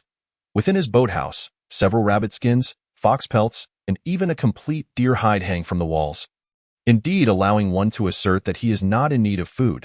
He relies on the traits of his hunter profession, tracking and hunting, which have yielded bountiful rewards during his 2-island excursions. Ding ding, 9527. Can I trade this, a beehive exclusive to beekeepers, with you? Your profession is hunter. I cannot believe that one who roams the mountains and forests for long would not encounter a swarm of bees. Surely, collecting honey only once does not justify the effort of bringing it home for breeding purposes. Even without the beekeeper profession, there are still plenty of bee species specializing in honey production. 9527. Truly, my friend, self-sufficiency is the future direction of this world. I do not intend to bargain. You can also examine my beehive. If you feel the trade is too lopsided, I can provide additional resources to compensate for the shortfall in traps. Chapter 43. Preparations for bear hunting, clearing the vines, breeding bees. Kong Jun gazed at his wristband, deep in thought. As the island's tracker, it would be a lie to claim he had never encountered a swarm of bees. However, swarms can be quite troublesome. Even the gentlest bees can pose a challenge, and without specialized netting gear, it is hardly worth the trouble to steal a bit of honey. Inspired by 9527's suggestion, Kong Jun began to consider this direction. Regardless of how potent one's profession may be in the early stages, self-sufficiency remains the ultimate goal for survival. Possessing a beehive may not immediately yield a bee colony, but it certainly offers an additional option when encountering a beneficial bee nest in the future. At worst, he could design a plan to eliminate most of the swarm while preserving the queen to slowly cultivate new bees. This task is not overly difficult for a hunter, merely labor-intensive. I can agree to the trade. Let's exchange 2 beast traps for 2 beehives, but you must also provide me with 6 units of iron blocks. Upon seeing the response from the other side, Chunzhe's expression brightened. The terms of the trade seemed unfavorable, and he felt that 6 iron blocks would likely cover the materials for the traps. Yet he harbored little dissatisfaction. After all, there was a genuine need in this regard. Chunzhe was willing to expound at length, yet fundamentally, it was his reluctance to part with rare resources like blueprints that motivated him. However, from the other party's perspective, even though both items were profession-exclusive constructions, the intrinsic value of living structures and beast traps differs significantly. Thus, it is challenging to determine who gains or loses more. Chunzhe was quite relaxed about this, and so he readily agreed. 9527. Excellent, let us add each other as friends for direct trading. Chunzhe sent the message, and soon the other party accepted the request. Adding a new survivor to his friend list, Kong Jun has initiated a direct trade with you. Trade details. Hunter-exclusive wild boar traps 2 for iron block 6, beekeeper-exclusive beehives 2, ding. Lost iron block 6 beekeeper-exclusive beehives 2, ding. Gained hunter-exclusive wild boar traps 2. Hunter-exclusive wild boar trap. Deals a powerful clamping damage to any creature that steps on the trap. Description. Exclusive to hunters. Not bad at all. This makes things much more secure. Chunzhe gazed down at the trap, which resembled a basin, and chuckled to himself. After stowing the beast traps in his backpack, he took another couple of swigs from the healing spring water. Ahead lay a tough battle, and he needed to ensure his condition remained at its peak. During the waiting period, he communicated with the queen bee, acquiring numerous insights regarding the bear king. The bear typically resides in a cave approximately half a kilometer from Crescent Lake, which, rather than being near the lake, is closer to the boats, as the worker bees had indicated upon their first meeting. The area where one disembarks is indeed considered the territory of the Bear King. However, its cave is not located along the main pathways, but instead hidden deep within denser foliage. Were it not for specific searches, Survivors venturing onto the island would generally face one of two outcomes, either being ambushed by the Bear King and becoming mere excrement, or, with a high probability, returning from exploration unscathed. According to the Queen Bee, the only large predatory creature on this island is the Bear King, earning its rightful title as the island's sovereign. However, this bear seldom strays far from its cave and surrounding areas, only venturing out periodically for food. Therefore, it makes sense for the bee colony to regard this small locale as the Bear King's domain. Half an hour later, as the sky grew dim, Chunzhe glanced at his wristband and noted his health status. Deciding it was time to proceed, Queen Bee, lead a small team of bees with me on this journey. You will guide the way, and do your utmost to remain on my cloak to minimize the inevitable buzzing during flight. As he spoke, Chunzhe began to plan the itinerary. During their progress, he encountered the late-arriving Queen Bee and her entourage. Due to the pressing nature of the task, Chunzhe refrained from lengthy discourse. After exchanging pleasantries to hasten their boarding, he stealthily snagged several bees from the cluster protecting the queen and departed.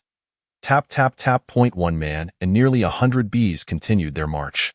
Initially, their pace was swift, but as they gradually entered the dense forest, Chunzhe began to feel the difficulty of traversing the primordial wilderness. Alas, I should have crafted a machete beforehand. This was indeed hasty.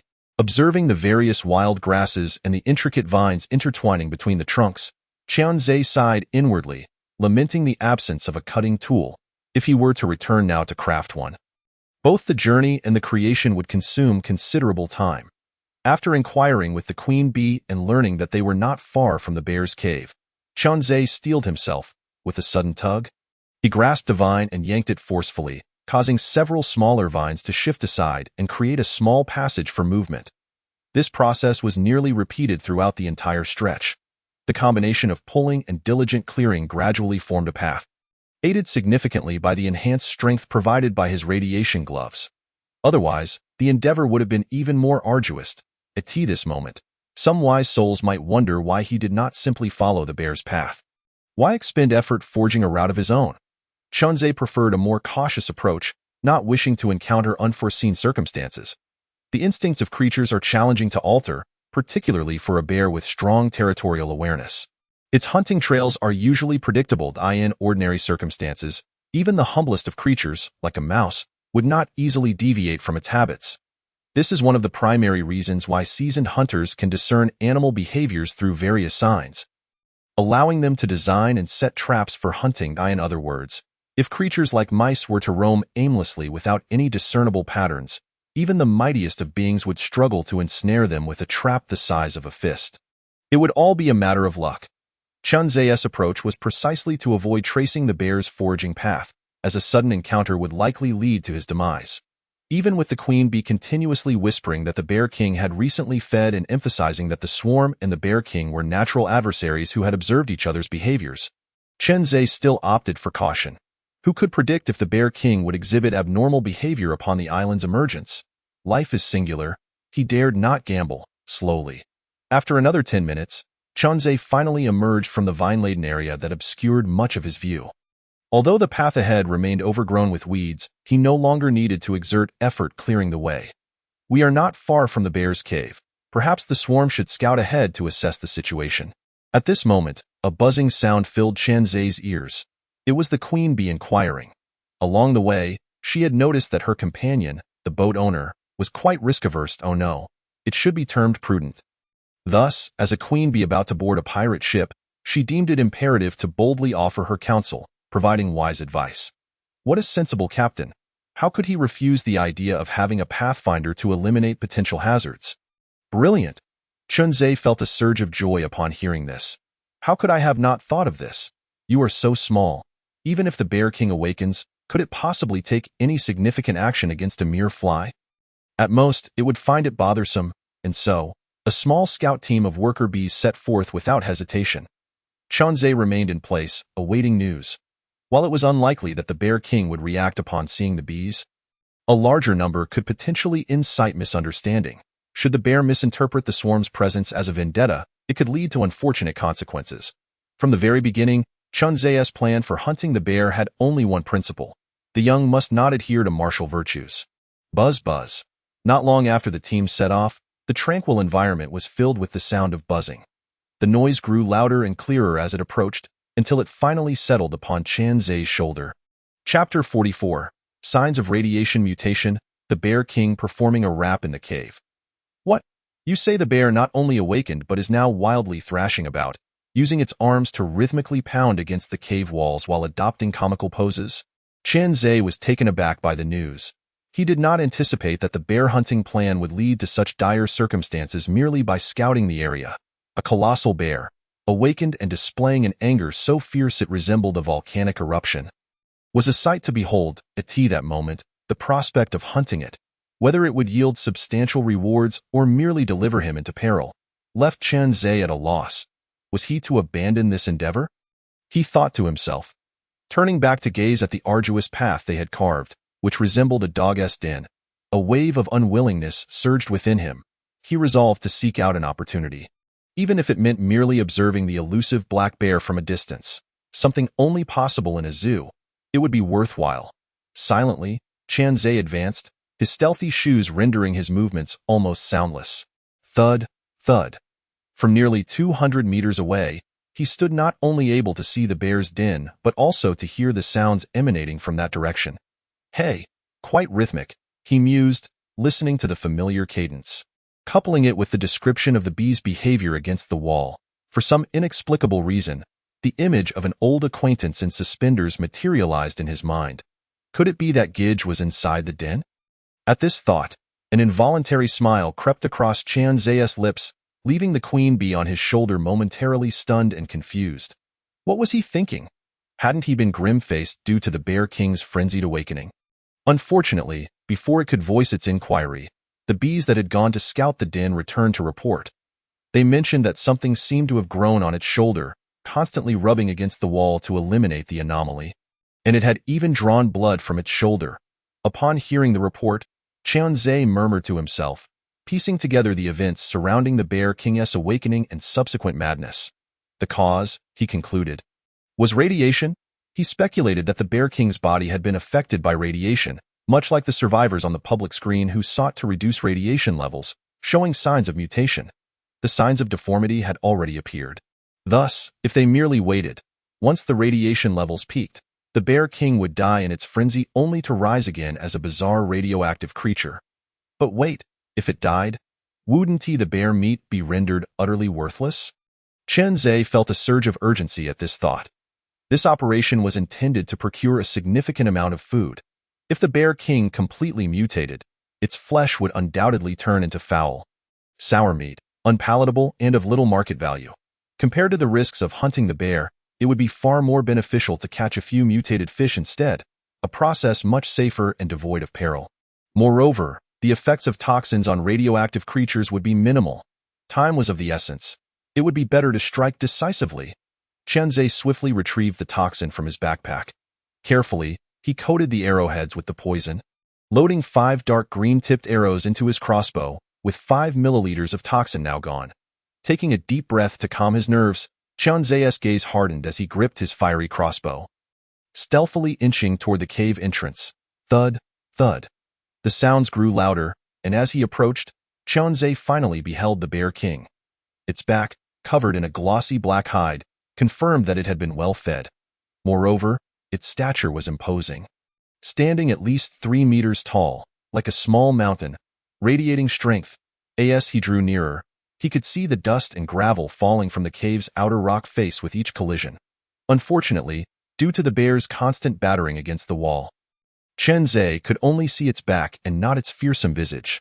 Scanning his surroundings, he found no suitable hiding spots, the only noteworthy feature being a sturdy birch tree outside the cave. Though tall, it lacked the robust, straight branches of a pine that only began to sprout at considerable heights. This tree, growing just right, seemed to offer potential for some clever strategy, when lacking overwhelming strength. It was crucial to fully utilize the advantages of primates. Dispatching a few glowing bees to guard the cave, Qian Zhe retraced his steps to gather some resilient vines. Note: gathering resources on the island requires tools, and collecting vines with a knife yields rope. Otherwise, they remain in their primitive state. One vine was notably short, so he tied several longer ones together with tight knots AS for advanced techniques like single-loop knots and outdoor survival. Such knowledge was beyond the grasp of an ordinary person. Chunzé had often been curious about this, but even now, having traversed into another world, he still could not comprehend why 99 of ordinary individuals automatically acquired various skills and knowledge upon crossing over. As he pondered while working and remaining vigilant of the cave's Bear King, time swiftly passed. Finally, Chunzé secured the ropes. After tightening the knots, he wiped the sweat from his brow and fashioned a large grass ball from the remaining vine material to increase the weight at one end. With a mighty heave, Chunzé launched it, sending the weighted end soaring nearly 7 meters into the branches. A perfect hit lifted his spirits, hastening his movements as he shaped the vines into an N formation. With this tool, combined with the small branches extending from the camphor tree, climbing became not only effortless but also significantly efficient, allowing him to quickly distance himself from the bear's reach. Chunzé tested the rope and found it secure. Everything was now set for the confrontation with the bear that was still battering the wall, perhaps singing and dancing in its frenzy. A glint of cold resolve flickered in Chunzé's eyes as he moved like a specter along the path he had taken back from the cave. His stealthy shoes were perfectly suited for this covert operation. It was likely that the bear would remain oblivious until he was nearly upon it. Silently entering the den, he was acutely aware of the necessity of caution in setting traps at the cave's entrance. 1 step, 2 steps. 1 step, 2 steps. As he approached the cave, without having scouted ahead and fearing an uncontrollable increase in his heartbeat, Chunzé unhesitatingly activated the mask's function. As the extraordinary effects gradually took hold, fresh air flowed into the mask, ultimately forming a sealed environment. Thud, thud. In the face of the bear's relentless assault, Chunzé was now merely 20 steps away. Confronted by such a terrifying creature, the primal fear within him made his legs tremble uncontrollably. Summoning his courage, he raised the fiery crossbow, aiming for the bear's lower abdomen. For a creature like a bear, its thick fur and fat served as formidable armor, while its head was as hard as iron. Since the aim of this attack was to poison, it was essential to create a wound and ideally embed the poisoned arrow within its body, which is why Chunzé refrained from targeting its head. After all, a crossbow was not a fully drawn heavy bow nor a gunpowder weapon. While its rapid-fire mechanism was advantageous, it also meant that its single-shot power was somewhat lacking. Whoosh, whoosh, whoosh, whoosh, a flurry of arrows shot forth toward the designated target. A crossbow, when not wielded by a blind man, rarely misses at close range.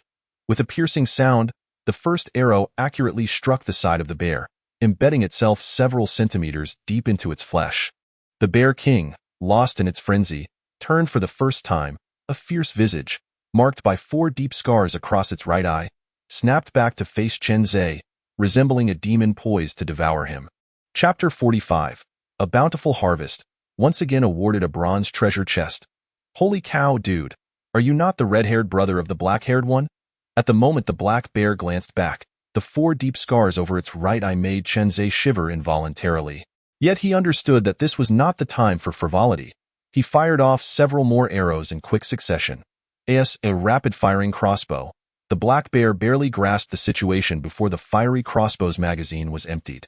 In a mere 5 seconds, 10 arrows had been released, with 4 embedding themselves in its flesh, one of which likely struck the bear's right thigh due to the trajectory caused by the recoil.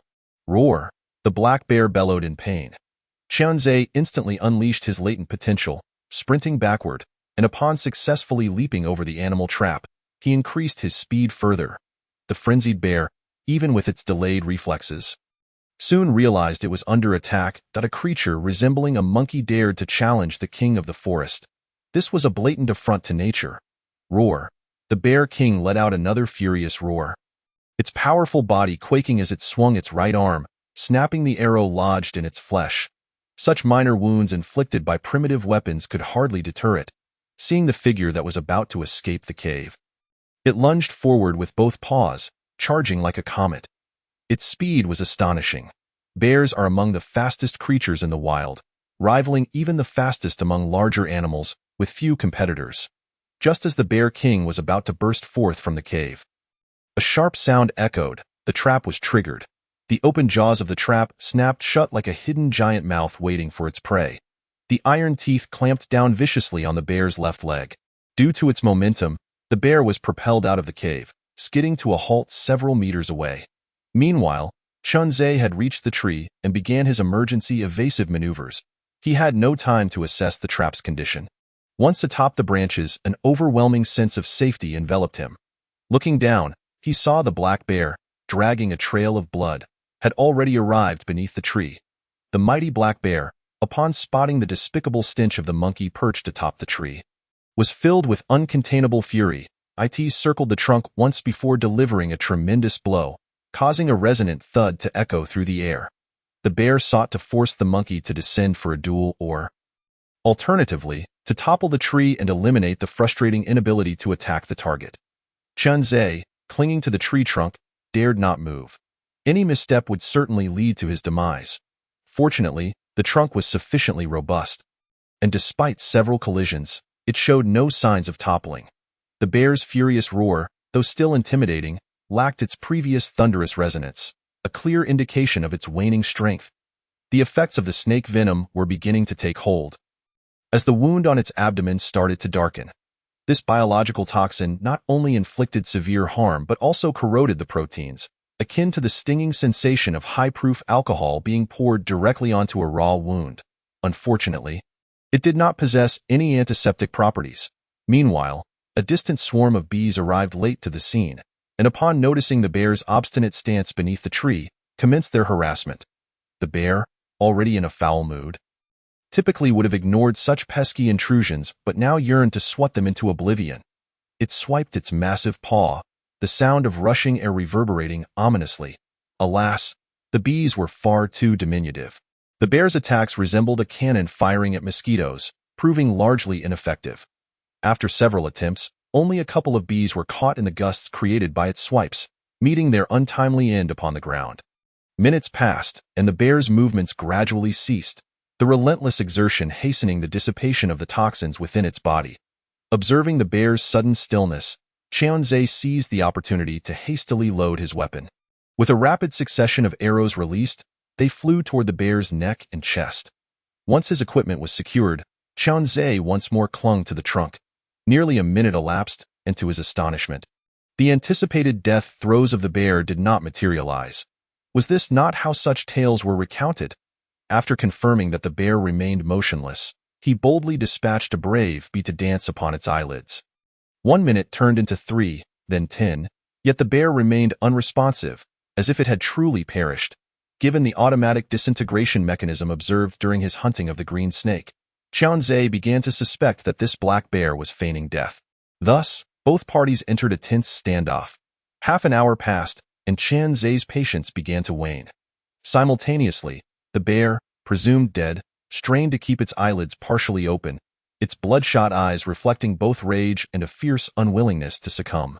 Alas, dear friend, if you are to survive in such a state, do refrain from returning to the island. This was the last vestige of the bear's defiance, yet it ultimately succumbed to its fate without the chance to unleash its final fury. Ding. Acquired Black Bear Meat 37, Black Bear Hide 1, Black Bear Tendon 1, Low-Level Life Crystal 1. Indeed, this creature had deceived us. Upon hearing the notification of his spoils, Chunzé inwardly praised his own steadfastness. He descended the tree, foregoing an examination of his backpack. With less than an hour and a half remaining until the island's mutation, his priority was to search for treasures within the bear's den. As expected, the narratives held true. How could a wild boss not drop a treasure chest? Chunzé murmured, his gaze fixated on a corner where a chest glimmered with a golden hue. Ding. Acquired Bronze Chest 1. After a brief search, confirming no further treasures remained, Chunzé departed the cave. Xiangxiang, several of our brethren are exhibiting abnormalities. Please ascertain the issue. The anxious call of the bee queen reached his ears. Chunzé's expression grew peculiar. While he maintained a stable radiation level and had activated his mask for protection, the swarm that had accompanied him lacked any effective means of defense. He instructed the queen to line up the affected bees, who, as anticipated, were all from the elite guard drawn directly from the queen. Conversely, the larger contingent that had accompanied him remained unscathed. This is reckless. Bee Queen, swiftly lead the swarm back to the vessel. I shall address this matter upon my return. Chunzé spoke urgently, unwilling to exacerbate the situation with the bees. Should they delay further, Even the first batch that had briefly sought refuge on the ship would be at risk. Xiang, will you not accompany us back? Questioned the two worker bees, who had encountered Chen Zhe for the first time. They possessed an inexplicable trust in him, believing wholeheartedly in his promise to resolve their troubles. As for me, I must first venture to Crescent Bay to replenish our fresh water, Chen Zhe replied candidly. After crafting a fish tank, he had brought along an empty oak barrel that originally contained seawater. In this world ravaged by radiation, fresh water was an ever-dwindling necessity, and none could ever have too much. Following discussions with the bee queen, it was decided that Chen Zhe would take the two worker bees to fetch water. Should any unforeseen circumstances arise, they could swiftly return to the vessel and alert the others while the queen led the remaining swarm back. Chapter 46. Life Crystals, New Member, Flesh Thorn.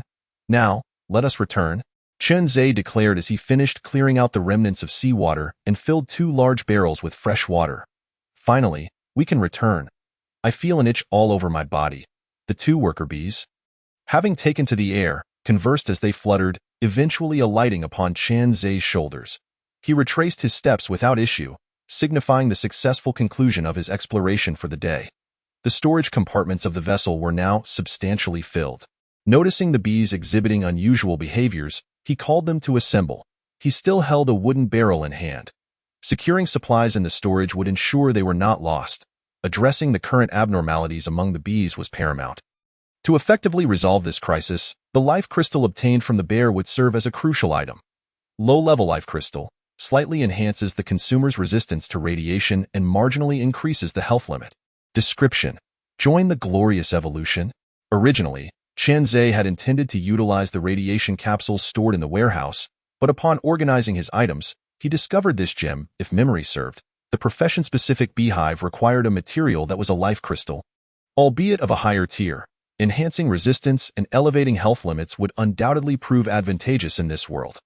However, the term slight held different connotations in this context. Chen Zhe had developed a nuanced understanding of such descriptors. Marginally, slightly, low level, medium level, high level, these terms conveyed varying degrees of effectiveness. While it would be disingenuous to claim that using this stone would yield no benefit, to assert that it would have a substantial impact would be equally misleading. Therefore, he resolved to utilize this stone to establish an unassailable image among the swarm, fostering trust and loyalty. Leading a team is predicated on the belief and support of those beneath you. And Chen Zhe had demonstrated considerable skill in both restraining the bear and alerting the bees during their exploration. At this moment, as the sole beneficiary of this undertaking, it would be irresponsible to turn a blind eye to the abnormalities among his brethren. To do so repeatedly would dissuade them from further explorations of the island. Returning to the ship, he placed the wooden barrel down, and its healing water rippled with anticipation. Plop! The crystal sank into the water, swiftly transforming it into a vibrant green hue. The barrel was large enough that those bees sensing the change instinctively immersed themselves in the water. Chen Zhe patiently explained the precautions to take.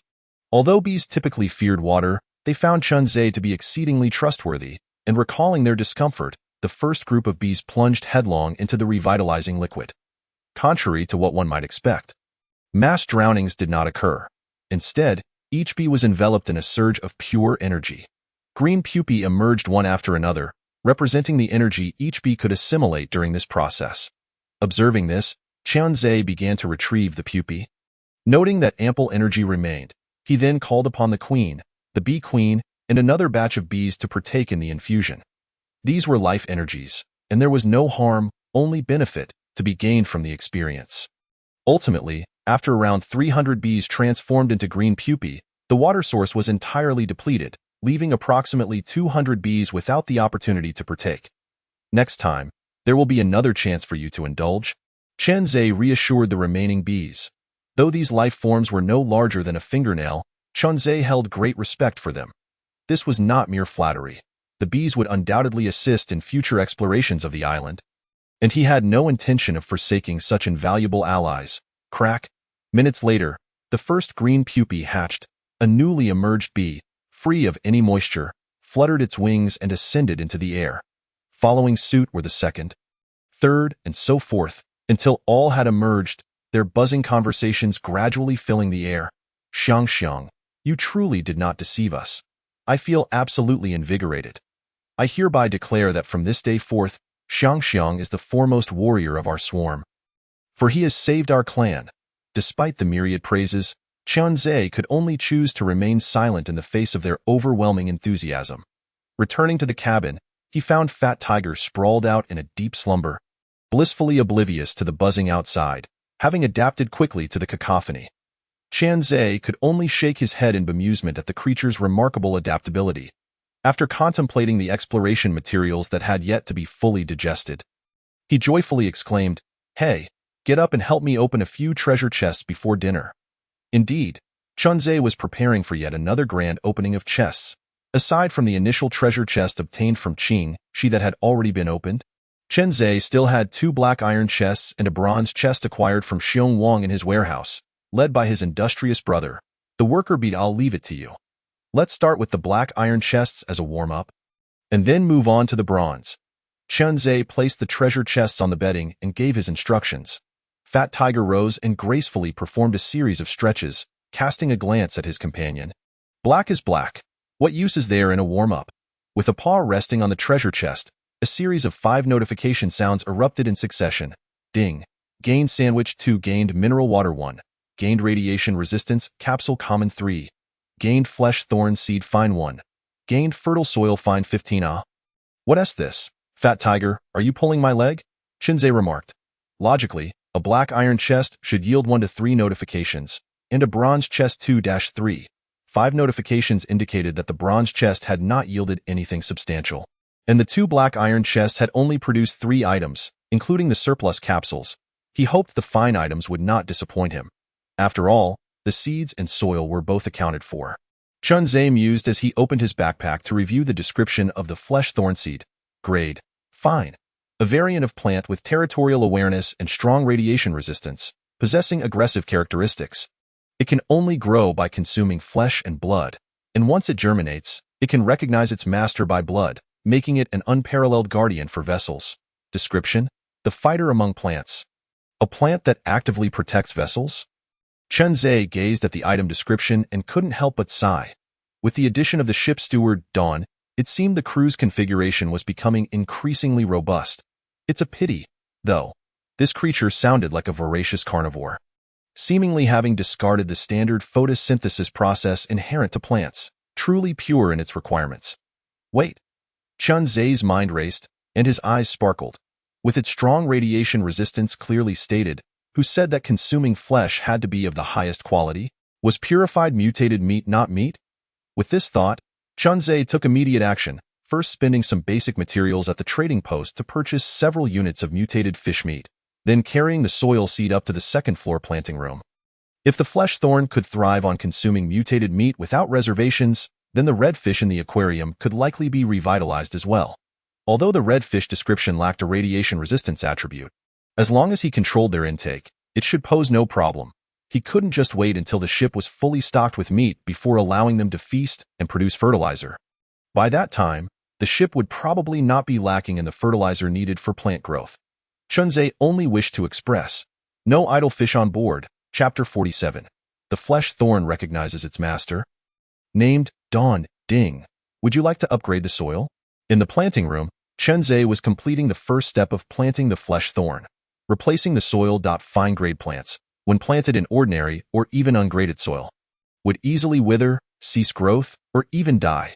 This experience was not something Qianzhe had discovered on his own.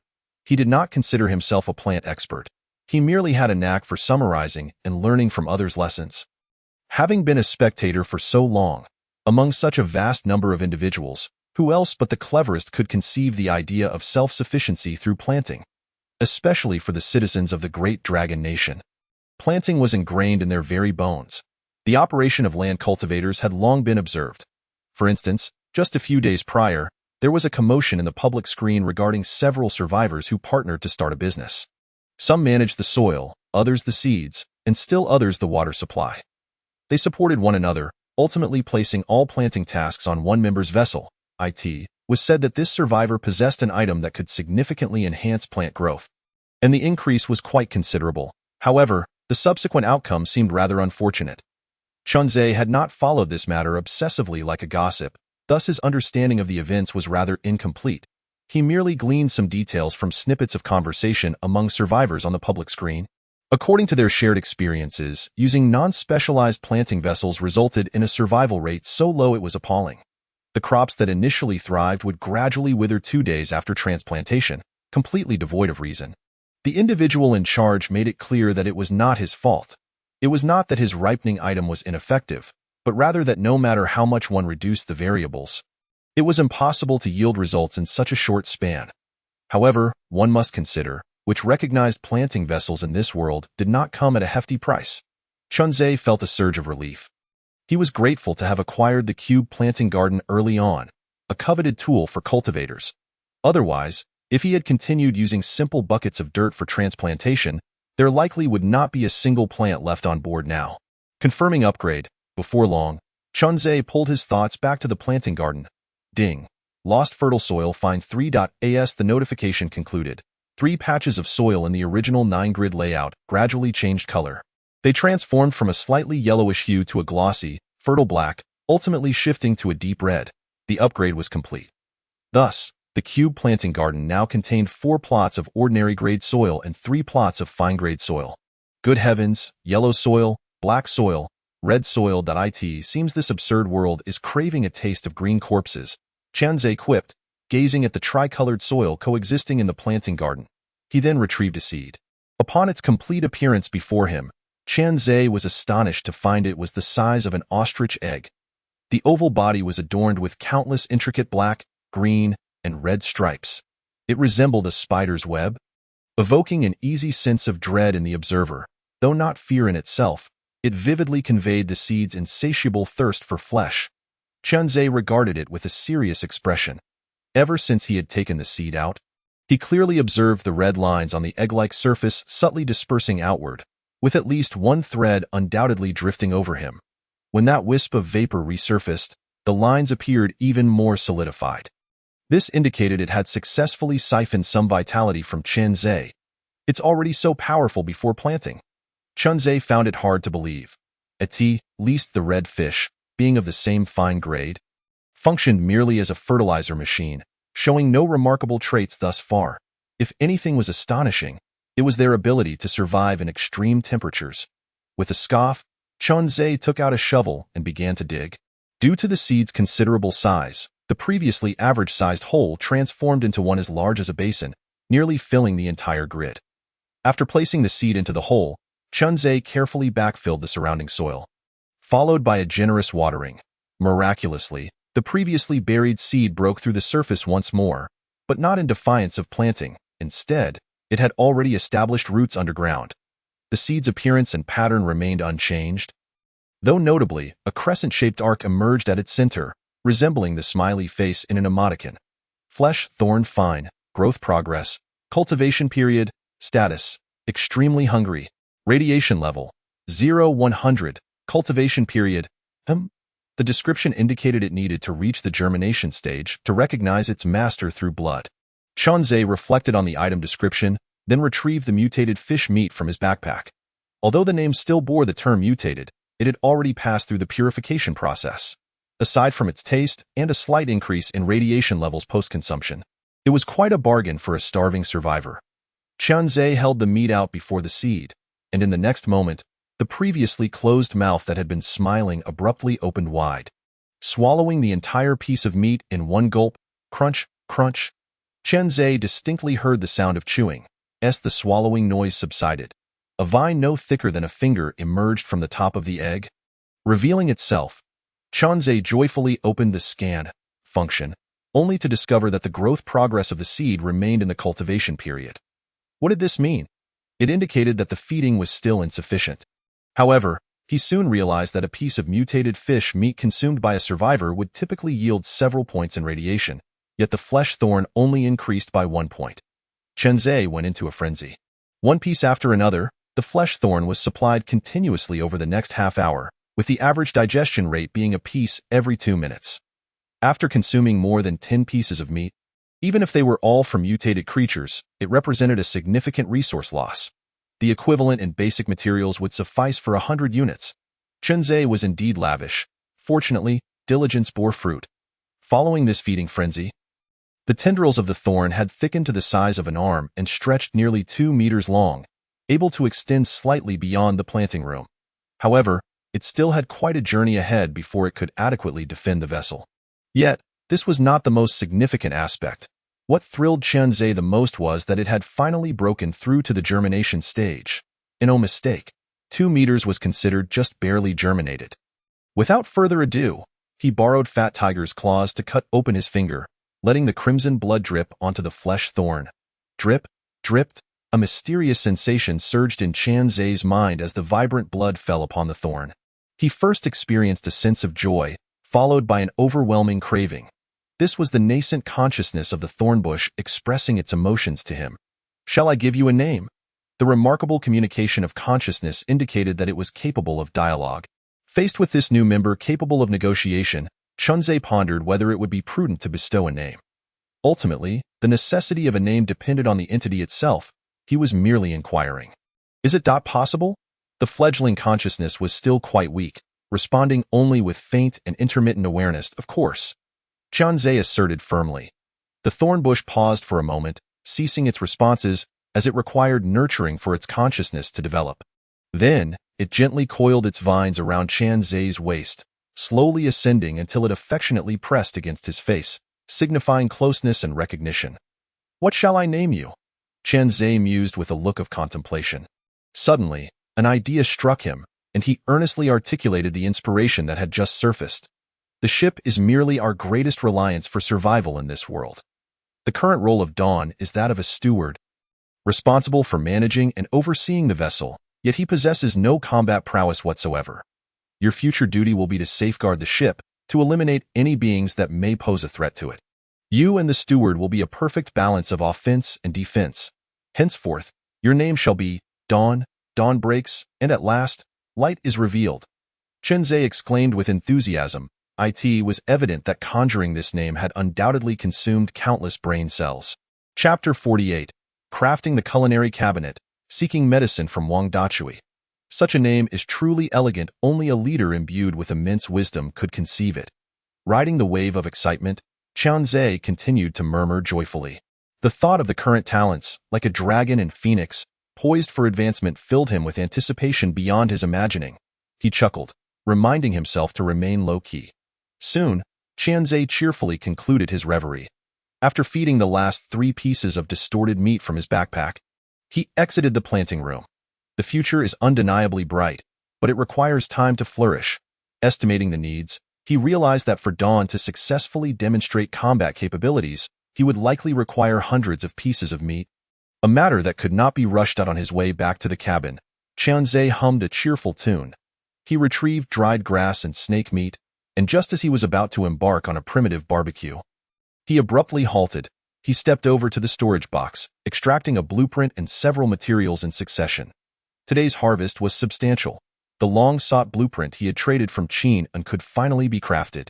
Ding! Losing fire element gem common 1 iron block 5 plastic 5 culinary cabinet common in production. Remaining time 9:59. Alas, I shall no longer have to eat primitive roasted meat. Qianzhe mused with a smile. With 10 minutes remaining, he leaned against the bed and activated his survival bracelet. Distorted survival day. 6th day. P.S.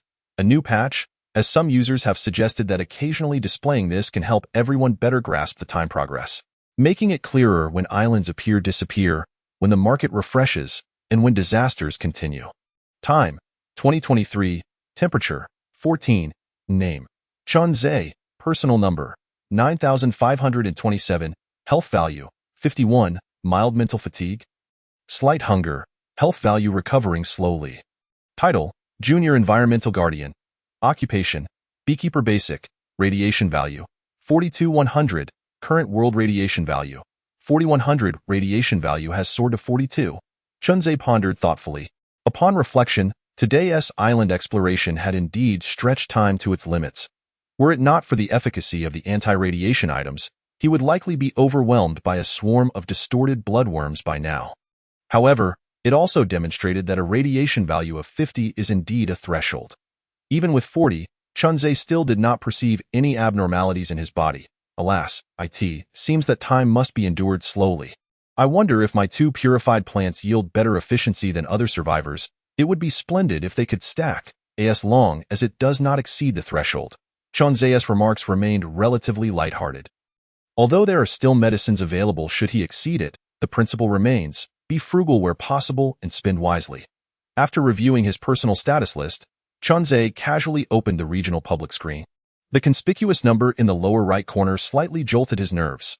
7,841 10,000. Tomorrow marks the 7th day, which means that within this near week, over 2,000 individuals have lost their lives in the regional channel. For someone raised in a peaceful nation devoid of strife, this figure is truly startling. Chunzei wished to lament, yet he found himself at a loss for words. Should he lament the fragility of life? At this thought, he shook his head, dispelling the flicker of sympathy that had briefly arisen. No one needs to mourn the departed. The absurdity of a sentimental heart and pessimistic emotions, once sprouted, would spell disaster for one still entrenched in an apocalyptic backdrop. Rather than indulge in such thoughts, he ought to consider how to survive better. With a swift motion, Chunzei began scrolling through the public screen. Shocking! There are actually creatures congregating on the island engaging in such activities. Image JPG, found delights upon landing, private message me for pictures. Complete content for only 2 units of materials. Seeking wisdom from all experts, does anyone know where to obtain the keel for ship upgrades? The lowest price ratio for stone in exchange for iron blocks is now available. Those with materials should act swiftly. To the previous poster, there is currently no news on the keel. However, you might consider whether to join our Starry Sky Mutual Aid Association. We already have over 20 members, all of whom possess level 3 ships. You must understand that any information that leaks out will undoubtedly be first known by the leading survivors. Seeking to purchase 2 radiation pills, is there a kind soul willing to exchange this for a low-level life crystal? I can reveal a colossal secret to the buyer. The messages on the public screen flowed incessantly like a torrent. Chunzei continued to refresh the page, finally pausing on the last survivor's message. 9527. I am willing to trade, but you must provide additional details on how to obtain this crystal. Is that agreeable? Ding! He did not have to wait long before the reply came almost instantaneously, clearly revealing the other's urgency. 3521. Yes, thank you, esteemed one. The method for obtaining this crystal is indeed a secret I plan to share with the buyer. Ding! Survivor. Wang Dachui requests to add you as a friend. Do you agree? Without hesitation, Chunzei clicked to accept. Moments later, a directed trade request was sent over. Such urgency? Chunzei mused. After repeatedly confirming that the trade details were satisfactory, he consented to the transaction. Ding! Losing anti-radiation pills common 2. Obtained low-level life crystal 1. In a certain sea area, a man sat weakly on the deck, his body trembling, his complexion as pale as paper, appearing utterly exhausted. To make matters worse, 2 claw marks on his body oozed green blood, and numerous tiny blood worms writhed across large areas of his skin. Clearly indicative of severely elevated radiation levels. Could it be that he is truly on the brink of death? Half a minute had passed, yet what was taking this individual so long? Surely he is toying with me. Must trading take this long? If I truly become a monster, I will undoubtedly track him down offline and deliver a few blows for wasting my title as Hammer King. Wang Dachui's thoughts spiraled. The age-old adage, when one is at death's door, their words are kind, seemed to hold no weight for the Hammer King in this moment. Suddenly, ding, life lost, a voice akin to celestial music resonated. What the hell? Alive. Before the notification tone had fully dissipated, Wang Dachui's expression shifted dramatically, exhilaration flooding his heart. I admit I was wrong. Life is indeed quite splendid. Immediately, he cast aside all concerns, hastily opening his backpack and with the swiftness of a lifetime. He swallowed both pills in quick succession. The effect of the pills, which reduced his radiation value by 40 points, was nothing short of miraculous. His previously ashen complexion gradually regained its color, and the writhing blood worms receded like a flood tide. The claw marks, sustained during a struggle, emitted wisps of green smoke before gradually bleeding the vibrant red of human blood. After a few minutes, Wang Dachui exhaled a sigh of relief, having dispelled the despair that had been building within him. Opening the chat, he found 3 messages from the other party pressing for a response. Wang Dachui, Brother 9527, My sincerest apologies, I just returned from the gates of hell. Chapter 49. The Tale of the Humanoid Monster. Culinary debut. Steamed snake meat pot. On the other side, upon hearing of the other's ordeal, Chunzhe's initial anxiety gradually subsided. Having completed the transaction, he realized that he had merely received a message indicating a minor loss. 9527. Congratulations. Now, please commence your tale. As soon as Chunzhe sent his message, a flurry of responses followed, as if the sender was eager to unload their pent-up frustrations. Wang Dazue, the aberrant creatures have appeared. I am not referring to those small fish and birds, but rather genuine aberrant monsters. I discovered it while returning to the ship at dusk. I was quite cautious at the time and observed it from a distance of nearly 200 meters. Through the analysis provided by my wristband, I learned the full name of these creatures. They are known as aberrant servants, born from the pollution of survivors. My original profession was that of a blacksmith, so I was quite confident in my physical abilities. That was until I truly engaged in combat with that monster. How should I put it? From beginning to end, I understood precisely what kind of world this is. Thus I was certain that I did not underestimate it at all. After this battle, my conclusion is that these monsters possess an excessive degree of strength, speed, and vitality. This is no exaggeration. Wang Dazue continued to type on his wristband, his expression vacant as he seemed to be lost in memories, recalling the entire ordeal of battling the creature. After some time had passed, the once interrupted messages resumed their flow. Do you know what a walloping hammer is? It's like what a regular construction worker uses to smash walls. This monster, not only could it withstand a heavy hammer with a mere lift of its arm, but it also continued to fight even after enduring my full-powered 3-hit combo. Can you believe that? At that moment, sensing danger, I intended to flee to the ship. Little did I know that even with its head hanging at a crooked angle, it could still sprint with the speed of a hunting dog. Reluctantly, I had no choice but to continue battling with my hammer, and after exhausting every ounce of my strength, I finally smashed its head, which yielded a life crystal. Moreover, one must be particularly cautious not to be injured by their attacks. Otherwise, one's body will be afflicted with aberrant infection, and the radiation levels of negative debuffs will visibly escalate at an alarming rate. From the end of the battle to the time I exchanged pills with you, merely 30 minutes had elapsed, and the growth rate was nearly 2 points per minute.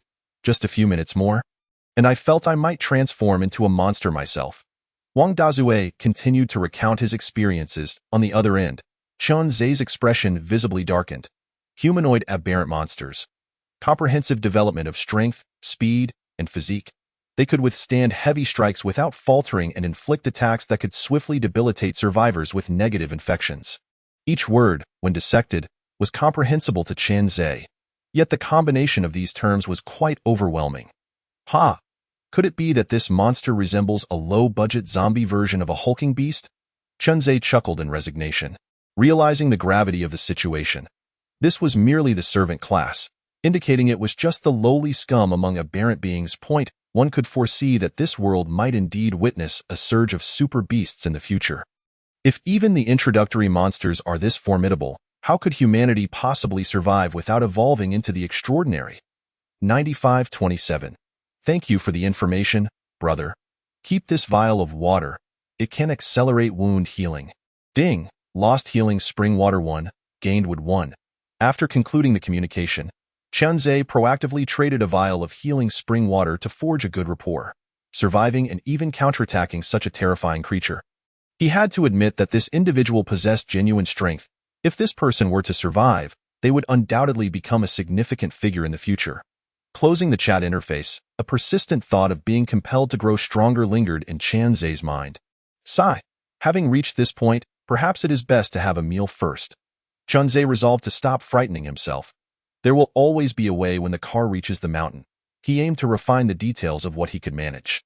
Subsequently, his gaze fell upon the already completed food cabinet nearby. It resembled a microwave, a cubic machine, roughly the size of 2 stacked shoeboxes for size 40 shoes.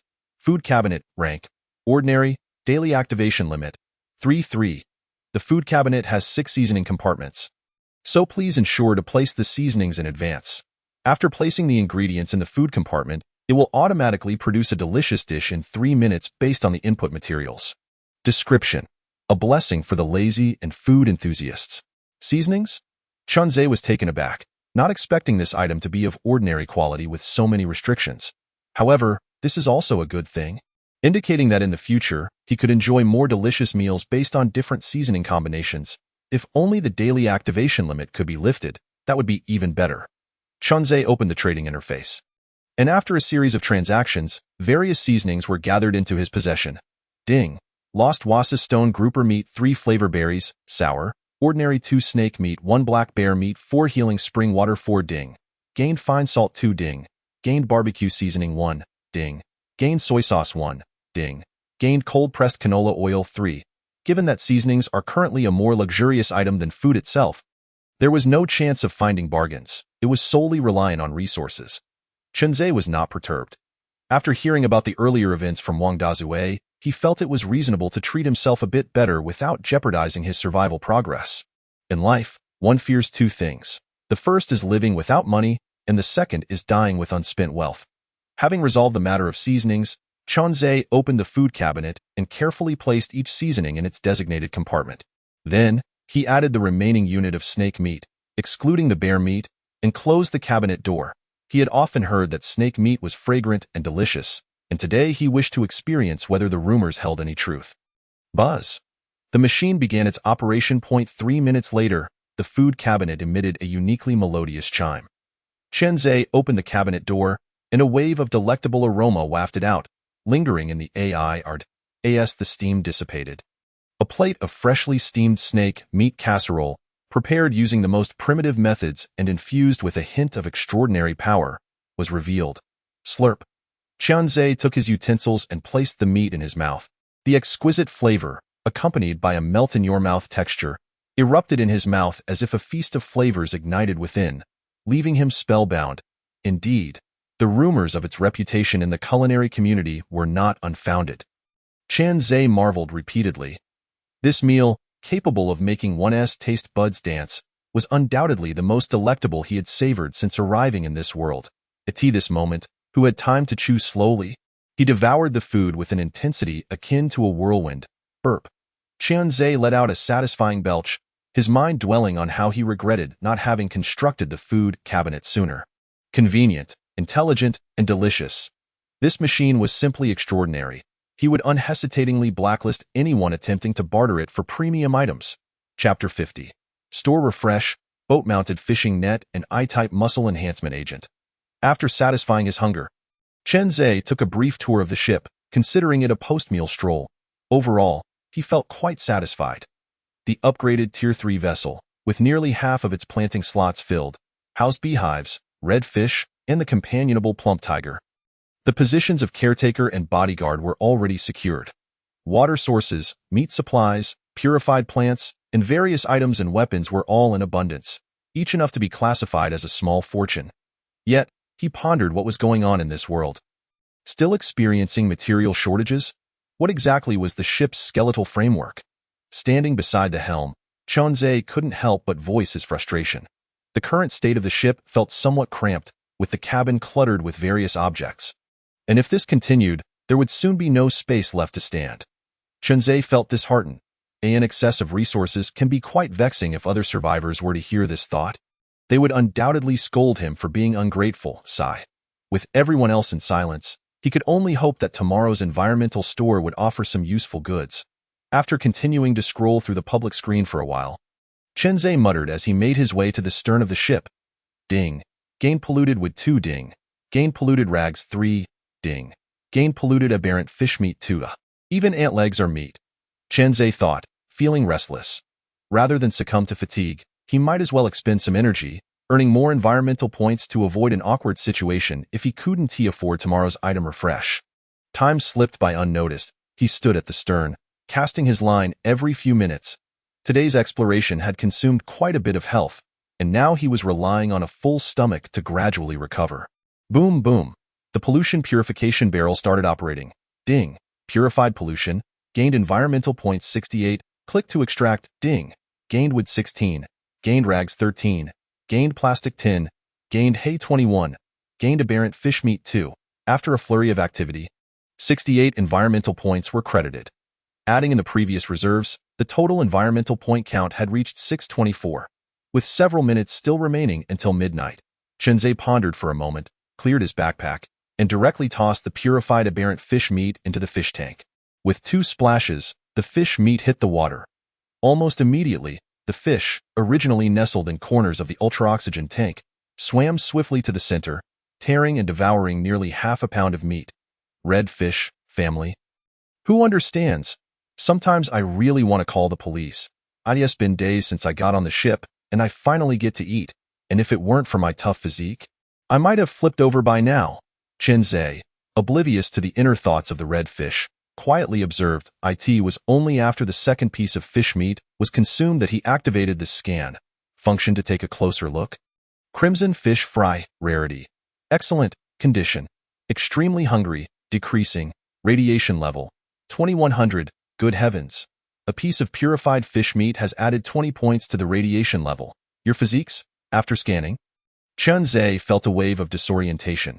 He hadn't anticipated that the fish would possess a slightly crispy skin, rendering its resistance to radiation rather inadequate.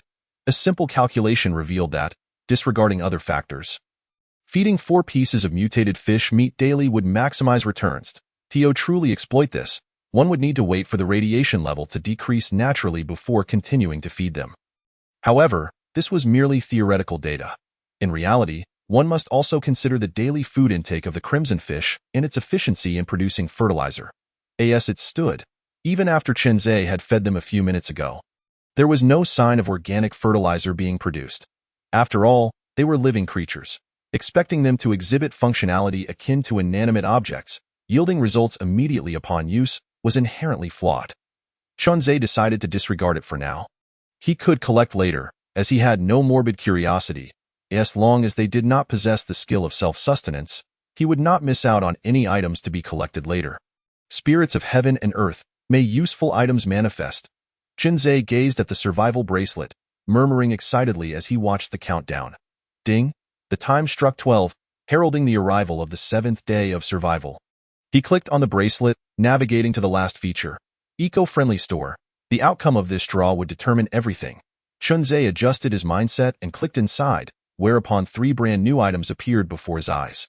Shipborne Fishing Net Modification Kit Rarity. Common, exchange requirement. Free, redeemable count. 1. A pre-installed package for the shipborne fishing net. Upon use, it allows for appropriate modifications to the vessel, with a maximum daily capture of 100 units of surface resources. Description. Oh? You say the resources will willingly ensnare themselves? Type 1 Body Enhancement Serum, Rarity. Common, exchange requirement. Eco points 500, redeemable count. 3. A gene serum expertly synthesized from the essence of life crystals, which, when consumed, significantly enhances the body's health total. Description. Apologies, but I do not consume beef. Mountain spring water, exchange requirement. Eco points 100, redeemable count. 5. Spring water personally gathered by industrious farmers. Description. Rich in minerals, consumption of this water can slightly accelerate the recovery rate of a survivor's health. 6. Chenzhe's gaze remained fixated on the product page, and it took him some time to process the numbers. This refresh brought him a delightful surprise. Aside from the repetitive and abundant mineral water, which felt somewhat lackluster, the free draw and the serum were nothing short of divine. Ding. Eco points minus 500. Received Type 1 Body Enhancement Serum 1. Received Shipborne Fishing Net Modification Kit 1. Chenzhe swiftly exited the cabin. Even though the outside world was shrouded in darkness, obscuring visibility, it could not dampen his excitement. Ding. Would you like to use the Shipborne Fishing Net Modification Kit? The bracelet prompted him. And without hesitation, Chenzhe selected Confirm. Instantly, the blueprint vanished, and an invisible force quietly enveloped the ship. More accurately, it surrounded the bottom and edges of the vessel, as nets woven from resilient ropes gradually took shape and aligned in an orderly fashion. After a brief moment, the bottom of the ship fell silent, and a peculiar device appeared beside the rope hook at the stern. This mechanism extended from the bottom fishing net and featured an intricate bearing and drawstring design.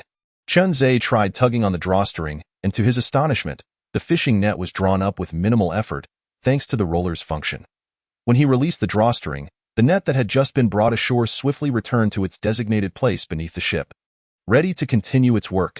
Truly, This was an exquisite design, imbued with a hint of the extraordinary. Chen Zhe was elated, moved by the humanized operation that simplified resource collection. Moreover, the timing of the net's arrival was impeccable, effectively alleviating a lingering concern of his. The low efficiency of fishing had hindered the advantages conferred by the eco-friendly title. Especially after upgrading the ship to level 3, the daunting threshold of 300 points for pollution conversion was exceedingly difficult to exhaust. Unless he, however, maintaining such operations in the long run would undoubtedly be less cost-effective compared to purifying basic resources, leading to significant losses in eco-points over time. If the threshold of 300 was already so challenging, how much more daunting would future ship upgrades be? The only viable path was to find ways to enhance fishing efficiency. With the fishing net in place, it could automatically capture 100 units of contaminated items daily. This was indeed a boon for Chen Zhe. Each day, resources would flow in effortlessly, and with a little extra effort on his part, the rate of acquiring eco-points would surely soar. This store refresh made Chen Zhe acutely aware of the importance of eco-points. Without them, nothing was achievable. Presently, he still had a considerable gap to fill before he could exhaust the serum, let alone accumulate more. Chapter 51 Health value surpasses 90. Physical qualities soar. Gurgle, gurgle. Inside the cabin, Chen Zhe retrieved the serum worth 500 eco-points and swallowed it down in 2 gulps. Why is there no effect? The miraculous cleansing and enhancement described in novels should not manifest this way. Chen Zhe was taken aback by the reality of the serum's effects after consumption. Even his filled oak barrel seemed to have been emptied beforehand. The only sensation he could discern throughout his body was a warm and comforting feeling in his lower abdomen. Indeed, it was quite soothing. As time passed, Chen Zhe gradually came to a realization. It was perhaps time to sleep. Since it was not the type of potent serum that produced visible, dramatic effects, it was likely the kind that subtly nurtured one's body. He had no doubts about the authenticity of the items produced by the store. Dawn, guard the night well. Chen Zhe instructed the steward and then crawled into bed, drifting into slumber. Whoosh, in the irradiated world. The gentle breeze at 3 in the morning stirred the foul stench born of pollution. A solitary ship silently floated upon this endless, green ocean. As the view zoomed in, a robot stood vigil at the cabin door, its eyes swiveling in watchful alertness. Meanwhile, within the house, the slumbering occupant was undergoing a quiet transformation. The previously dark and tranquil space was illuminated by strands of green light, from which countless vital energies surged forth. Only to retract swiftly die in that fleeting moment, Chen Zhe's fatigue was swept away, and residual energy began to flow through his limbs. With each passage through a specific area, the density and resilience of the muscles and bones in that region were subtly enhanced. One cycle after another, the ultimate destination of human evolution is perfection.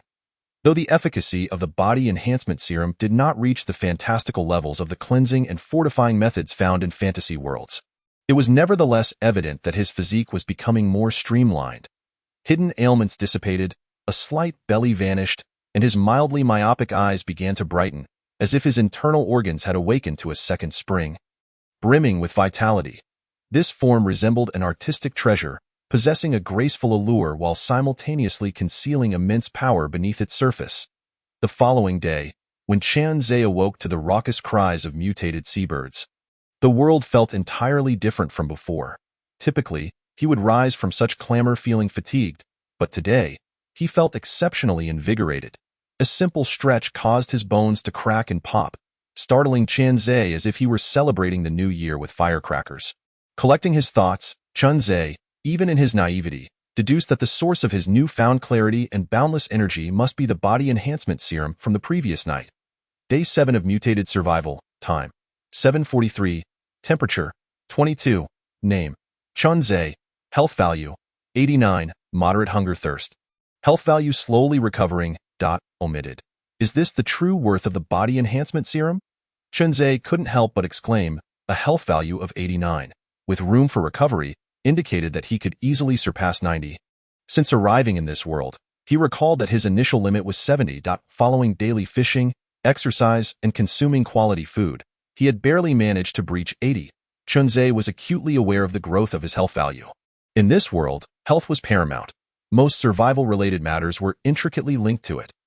This reality led to a fascination among many survivors regarding individual differences. They often discussed who had a lower health value, who had an impressive one, and methods to improve for better survival. Thus, Chunzé understood that this aspect was akin to exam scores with clear thresholds. The higher the number, the more difficult it became to surpass. For instance, achieving a score of 50 in physical fitness was not challenging through exercise. Reaching 70 required effort, and surpassing 80 demanded determination. Yet, aiming for 90 and above necessitated innate talent. Chunzé considered himself lacking such talent. However, last night's serum had shattered his bottleneck. This aptly illustrated the old adage: the wealthy rely on technology, while the poor depend on mutation. Through the perception of his own body and simple tests without equipment, he sensed that his physical fitness might rival that of world-class athletes currently in training. Although he still led a mundane life and was far from abstaining from beef, what could one expect from a mere office worker who had achieved such remarkable physical prowess overnight? As for the effects of the enhancement drugs, Chunzé could only grasp the burgeoning strength with his occasionally clenched fists, expressing his satisfaction. However, what he was unaware of was that the regimen for this bodily enhancement consisted of 3 distinct phases: improvement, fortification, and breaking limits. The potency of the first vial was entirely dedicated to laying a solid foundation for his body, with 70% of its effects spent on refining his physique and nurturing it. This secret, not included in the item description, transformed into a delightful surprise awaiting him. Only upon completing the corresponding steps could he unravel the mysteries. Ding! A notification interrupted Chunzé's assessment of his abilities, prompting him to walk toward the cabin. The food cabinet opened, revealing a dish of kelp sauté ed with bear meat, steaming hot and fresh. This was a newly unlocked culinary method for Chunzé. The food cabinet required a primary ingredient but allowed for a variety of other ingredients to be mixed in, offering the chance to create a plethora of diverse dishes. After allowing the dish to cool slightly, Chunzé devoured it voraciously. After consuming the drug, he felt each of his cells yearning for an infusion of nutrients and energy. With a plate of food consumed and no sense of fullness, Chunzé had no choice but to replicate the process and prepare another dish. This time, after finishing the meal, he could distinctly feel the craving for energy dissipate. However, the absence of that craving merely indicated that his cells were now satiated. He would just need to digest slowly, as the food within him transformed into energy, gradually supplying his entire body. To test his limits, Chunzé opted to prepare another dish: kelp bear meat soup. He replaced one seasoning in the food cabinet with healing spring water, resulting in a fragrant, delicious, and nutritionally rich soup. More than 10 minutes later, as Chunzé sat inside the cabin and noticed that the remark on his health value had changed from naturally recovering to something else, he finally comprehended the extent of his physical limits. Name: Chunzé. Health value: 93 points. Healing: omitted. A robust health value of 93 points placed him beyond the reach of 98 of survivors. It is often said that wealth is a person's courage. Thus, a strong physique in this world also endowed Chunzé with immense confidence. Yesterday, when he heard about the terrifying strength of grotesque monsters, he could not help but feel a surge of panic, for he had no confidence to face them. They possessed extraordinary strength, speed, and agility, while he had only a crossbow. A single misstep could lead to his demise. But now, even if he made a mistake, he still had the chance to engage in close combat, which provided him with a newfound sense of assurance. Yet, with higher limits, he would also need to consume more food in the future. Chunzé pondered this thought but quickly dismissed any lingering concerns. With this foundation in place, he would undoubtedly reap more rewards in hunting, exploring, and fishing. Chapter 52. The Queen Bee's Deck Collection, News of the Ship's Keel. Ding. Acquired contaminated wood 1. Acquired contaminated plastic 2. Acquired contaminated trash bag 1. At the stern of the ship, Chunzé was diligently pulling the rope. The fishing net, which had been safely stowed overnight, had finally yielded results after drifting in the water. Each time he pulled, there was something to be gained, and watching his backpack fill up with supplies was simply irresistible soon, once the net was entirely emptied of its catch. It was lowered back into the ship's hold. Chunzé calculated that, including the basic supplies and an unexpected gain, he had amassed a total of 82 units. This demonstrated the remarkable efficiency of the fishing net. Though it was a pity that it was limited daily, without further thought, He quickly returned to the cabin with his fully loaded backpack and tossed everything into the purification barrel to complete the cleansing process. All that remained in his backpack was a bulging trash bag. Contaminated trash bag, a higher-grade bag trash than loose trash. Description: open it quickly to see if it's filled with people or currency. This was not Qinzhe's first encounter with such a bag.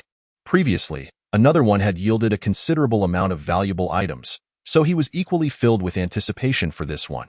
It was rumored that some survivors had even extracted modern appliances from these bags.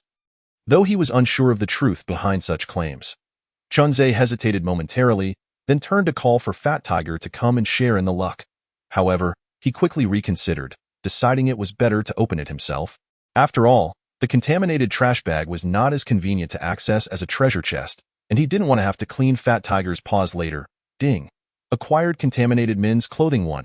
Acquired contaminated chair 1. Clothing and furniture. Not bad at all, Qinzhe remarked, before skillfully tossing the items into the purification barrel. Ding. Purification of contamination granted environmental value 2. Purification of contamination granted environmental value 10. Acquired men's tactical outfit, clothing and pants 1. Acquired lazy rocking chair 1. Qinzhe pulled out the men's outfit and inspected it. It was nothing extraordinary, just a standard tactical jacket and pants.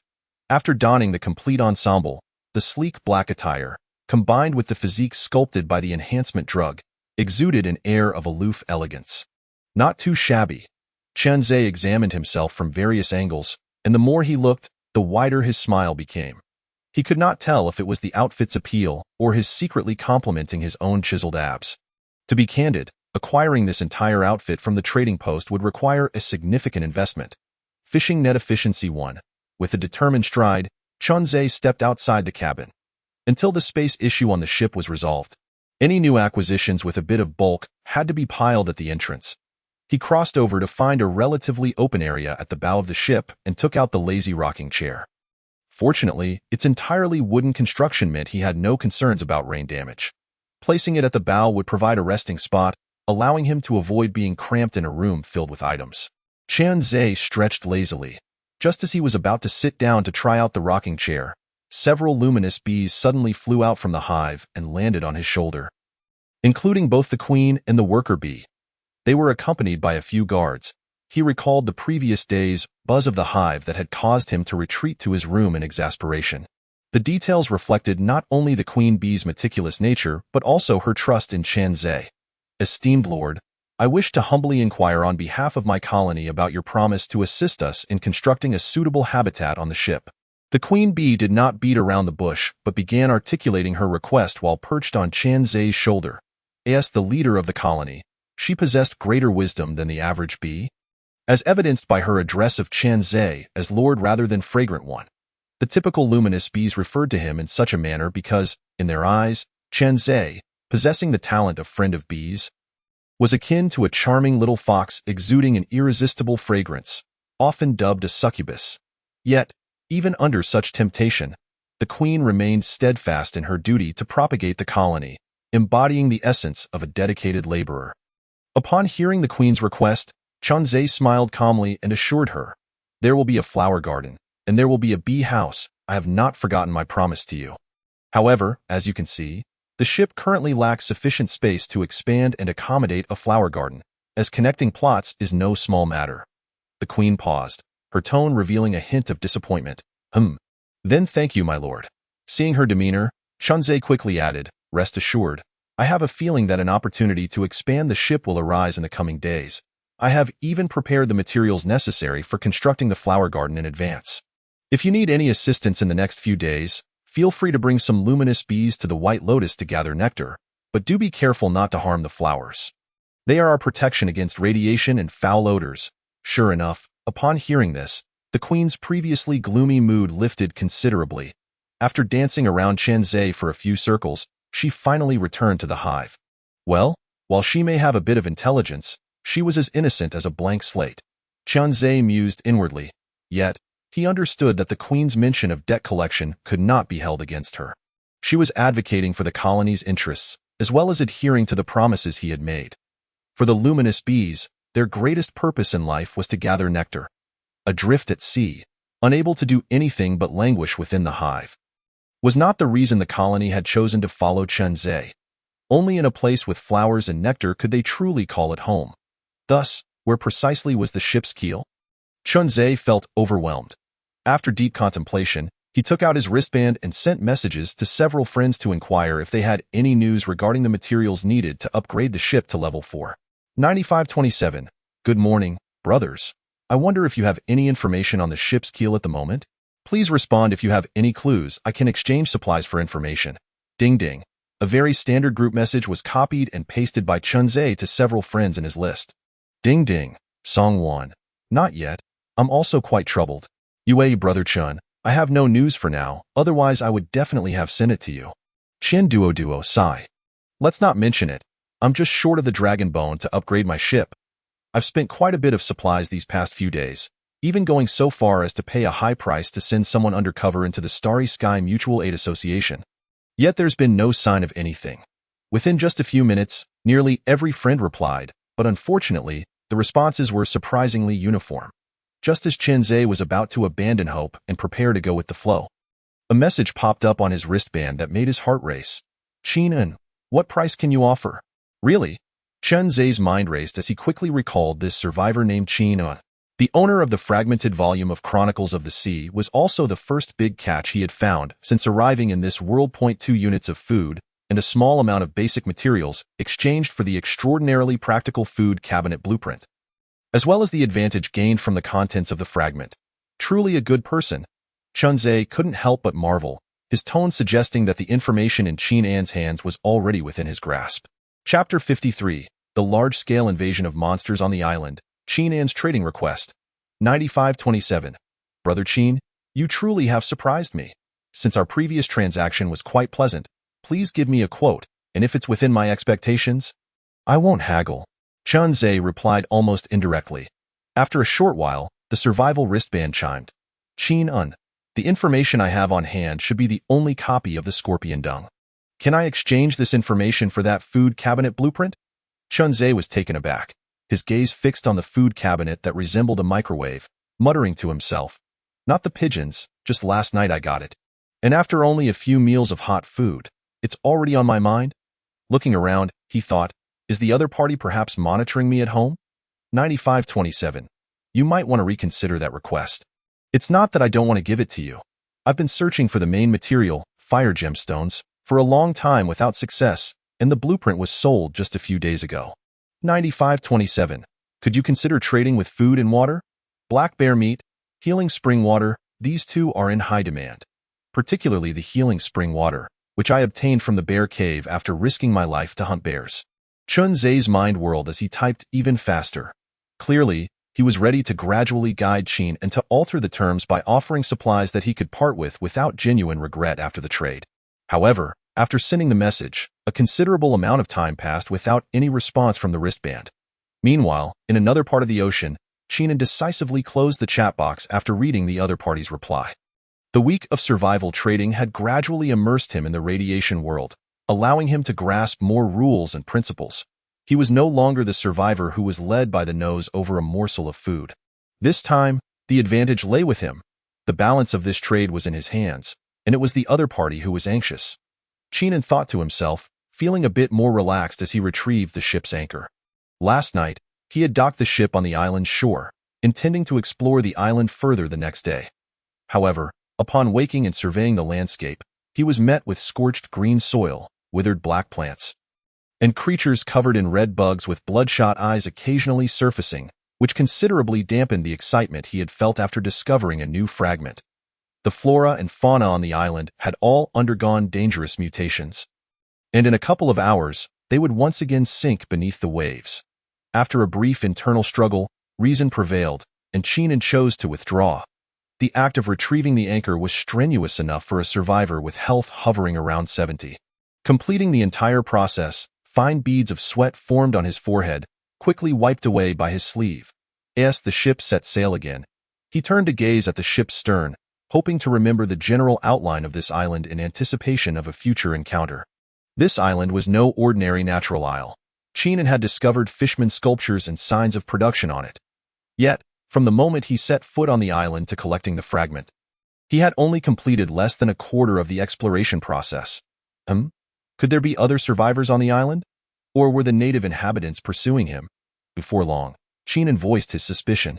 As if he had seen a shadow darting out from the forest, he quickly extended his finger to adjust his glasses, narrowing his eyes to focus. As his vision cleared, he realized it was a strangely agile and swift humanoid mutated creature.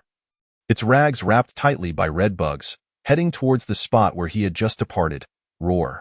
The humanoid mutant finally halted at the junction of the ocean and the beach, letting out a howl.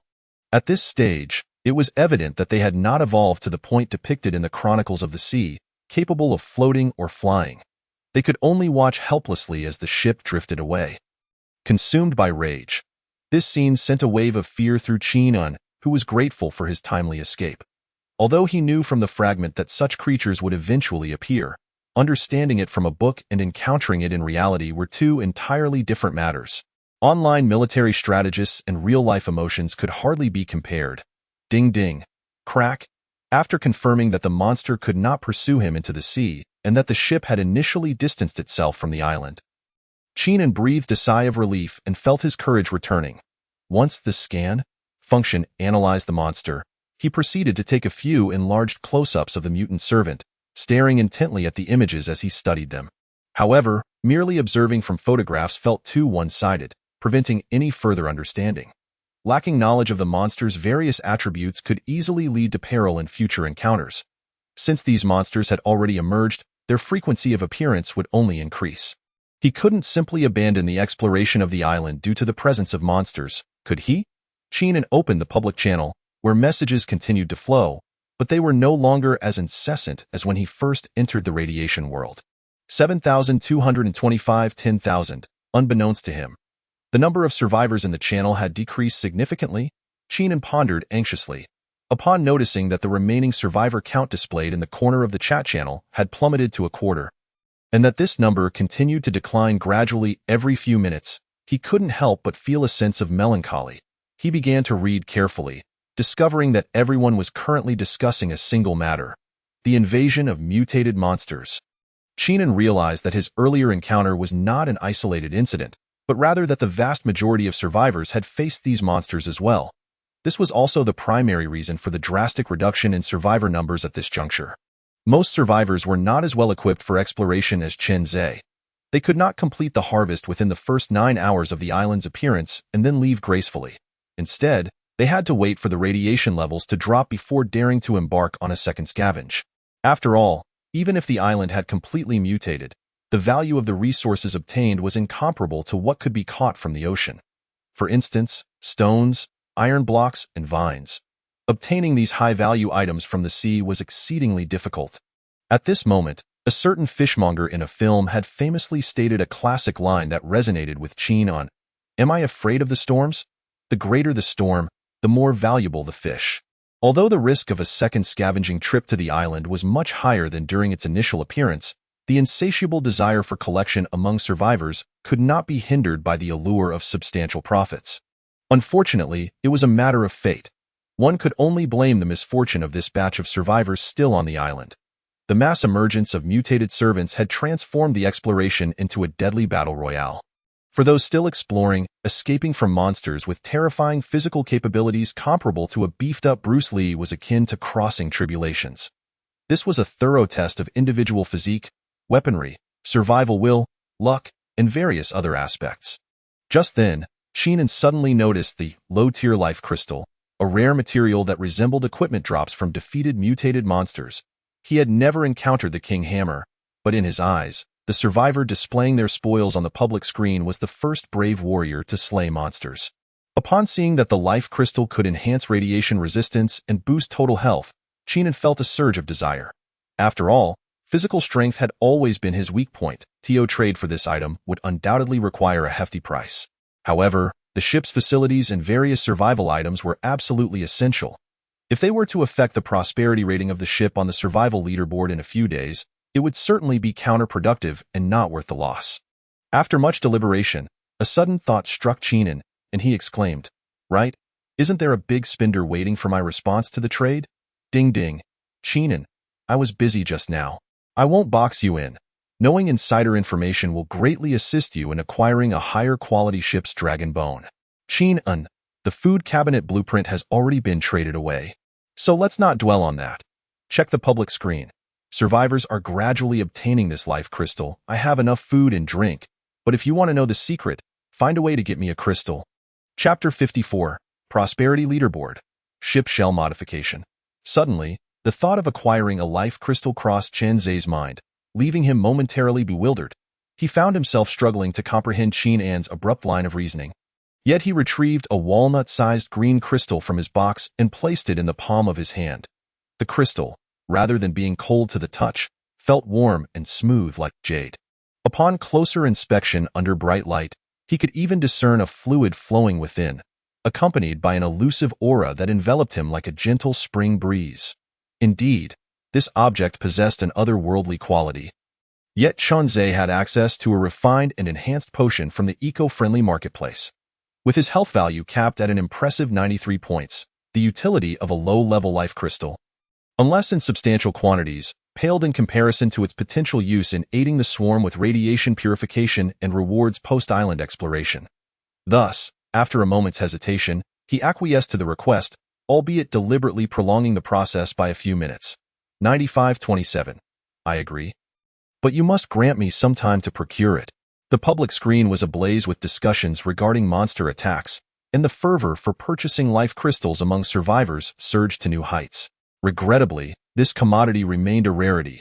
After all, those capable of hunting the aberrant thralls hardly regarded trifling amounts. Survivors were not fools. They understood that the true essence of strength lay in their own prowess. This was precisely the effect Chen Zhe aimed for. His objective was to inflate the price further, allowing Qin An to realize the extent of his sacrifice in parting with this crystal, thus demonstrating his sincerity. The tome titled Chronicles of Maritime History held an irresistible allure for Chen Zhe, and he suspected that this piece of information was inextricably linked to it. Alas, he could only covet it from afar. For should it be his, he would cling to it fiercely. Sighing, Chen Zhe resumed his arduous task of salvaging resources from the sea, meticulously conserving his energy. After approximately half an hour, sensing that the moment was ripe, he dispatched a directed trade request. Ding, you have initiated a directed trade. Trade partner, Qin An trade content, low-level life crystal 1. Trade item, timber 1. Given that this was a transaction devoid of collateral, Chen Zhe opted to be forthright, hoping to enhance his reputation. Ding, you have lost a low-level life crystal 1. You have gained timber 1. The trade was swiftly concluded, and Chen Zhe opened the chat window, awaiting Qin An's fulfillment of the agreement. Meanwhile, Qin An, having yet to pay the deposit for the goods, was already pleased with the promptness of the transaction. Naturally, he was not the type to accept benefits without reciprocating. He soon began crafting a message. However, unlike the first instance, this time he opted for a straightforward text format without images. Qin An, the rewards for the Personal Prosperity Leaderboard on the 11th day of survival will undoubtedly include a ship's keel treasure chest. The higher your rank, the better the rewards you receive. Prosperity encompasses various aspects. The criteria are quite clear, such as the level of ship's modifications, the quantity and quality of items weapons possessed, individual strength, and the self-sufficiency of meat plant production. There are numerous factors. In summary, the better you survive, the wealthier and stronger you become. Consequently, your prosperity will increase. After sending a flurry of messages, Qin An closed the chat window. He acted with integrity. Having secured the life crystal, he was indifferent to whether Chen Zhe believed him as for worrying that Chen Zhe might broadcast this information to the world. Such concerns were unwarranted. After several rounds of communication, Qin An had gleaned enough insight into Chen Zhe's character. He could not claim 100 accuracy but felt certain about the general direction. Chen Zhe struck him as somewhat audacious, yet wholly lacking in noble ideals. Truth be told, Qin An even harbored an inkling that Chen Zhe possessed a shrewdness tinged with cunning. At this moment, Chen Zhe remained oblivious to Qin An's inner musings. His focus solely fixed on the information before him. A prosperity leaderboard. Pertaining to rewards, it seemed prudent to shift strategies and prioritize the construction of additional buildings, alongside arranging modification blueprints. However, this meant that he would have to burden the ship further. With a sense of regret, Chen Zhe's gaze fixated on the ship's deck, determined to maximize every inch of space, no room to spare. Too many items cluttered together causing discomfort, for the sake of achieving a higher ranking. He believed enduring a few days of discomfort was a small price to pay, emphasizing the importance of flexibility in his approach. Of course, he also ensured that the confidentiality of the information remained intact. Dismissing the notion of sharing it with others from his mind in an instant, he harbored no delusions of grandeur, nor did he consider himself a savior. The idea of ascending to greatness only to lead others was overly idealistic and contrary to human nature. Who would be foolish enough to trust such an endeavor? It was far more pragmatic to seize opportunities for oneself. Chunzhe had never entertained the foolish notion of disseminating information widely. However, after much contemplation, he recalled that Yue was indeed a decent individual, one who had consistently shared discoveries and insights with him since their acquaintance. Thus, Chunzhe wove a minor fabrication, concocting a fresh narrative that urged Yue to stockpile tiered items, building blueprints for future resale at a premium. Yue was not one to pry excessively, and soon their mutual understanding led them to part ways. Once their communication concluded, Chunzhe exhaled a sigh of relief, returning to his cabin to resume his busy endeavors. After rummaging through his belongings, he uncovered 2 blueprints, which he promptly stowed in his backpack. They were Blueprint for Mountain Cutting Knife, Common Modification Blueprint for Shell Armor. Ding, you have lost 3 iron blocks. 5 Timber, Crafting Mountain Cutting Knife, Countdown 459. Another close combat weapon had been added to his arsenal, enhancing his capacity to safeguard the ship, and he was certain his prosperity would increase, although he was uncertain of the exact value. Chunzhe muttered to himself as his gaze shifted to the other blueprint, the Ship Modification Blueprint. This item was undoubtedly a significant contributor to prosperity, as it was fundamental to survival. Its modification materials required 200 units of shells and 20 units of loam slime. Chunzhe checked the trading post. Approximately 1 unit of basic resources could be exchanged for 2 shell pieces. Shells could easily be collected along the shores of islands, making them readily available and naturally inexpensive. Ding, you have lost 44 plastic, 27 fabric scraps, 96 dry grass. You have acquired 354 shell pieces. Chunzhe promptly purchased all reasonably priced shell pieces, prioritizing preparedness. He was well aware that the use of modification blueprints would influence the materials required for subsequent upgrades to the ship. Once he had amassed the necessary shells, only the loam slime remained. This material was available for purchase at the trading post, albeit at a rather exorbitant price. Therefore, Chunzhe opted to craft it himself. He had obtained loam during his first landing on the island, and he had precisely 20 units in stock. After retrieving a wooden barrel from his storage box, Chunzhe commenced the crafting process. The creation of loam slime involved a straightforward mixing ratio. The reason for its high market price stemmed from the staggering ratio of loam to water. 1:3. Tio produced 20 units of loam slime. He would require 60 full bottles of mineral water. While this figure may sound daunting, all sellers in the trading post produced it using water sources they had nearly acquired for free while exploring the islands. Chunzhe was unwilling to fall victim to such exploitation. With ample water resources at his disposal, particularly after filling 2 oak barrels with lake water just yesterday, he proceeded. Losing 20 units of loam, 30,000 milliliters of lake water. Crafting complete, you have obtained 20 units of loam slime. Ding, shell armor blueprint materials are complete. Would you like to consume resources to proceed with ship modification? Confirmed. Chunzhe decisively agreed. Ding, you have lost 200 shell pieces, 20 loam slime. Installing shell armor on the ship, Countdown 59. Chapter 55. The Sharp Mountain Cutting Knife. Constructing a flower bed. Ding. You have obtained a mountain cutting knife 1. The system notification chimed. After 5 minutes, the weapon blueprint had been successfully crafted and transferred to his backpack. Chunzhe took it out for inspection. This was a traditional mountain cutting knife with a wooden handle beneath a silver iron crescent blade. Familiar to anyone in rural areas near mountainous terrains. According to the blueprint, it was slightly longer than the conventional model, with the handle measuring nearly a meter in length, rendering it an advanced version. Its appearance lacked the elegance of a saber, spear, or sword. Perhaps only the sharp gleam emitted when the blade was unsheathed could speak for its prowess. Though named a mountain cutter, it could prove equally effective against foes and beasts. Swish, swish, Chunzhe practiced with the knife, cleaving through the ship's deck with unrefined technique but showcasing sheer power. Each strike unleashed a flash of the blade, accompanied by a whispering rush of wind. Chunzhe was immensely satisfied with his new weapon. After stowing the knife in his backpack, he glanced at the progress bar again. The ship's modifications were quite time-consuming, requiring nearly 50 more minutes. Thus, Chunzhe began to ponder. While accumulating items and constructing buildings could enhance prosperity, one could not act recklessly.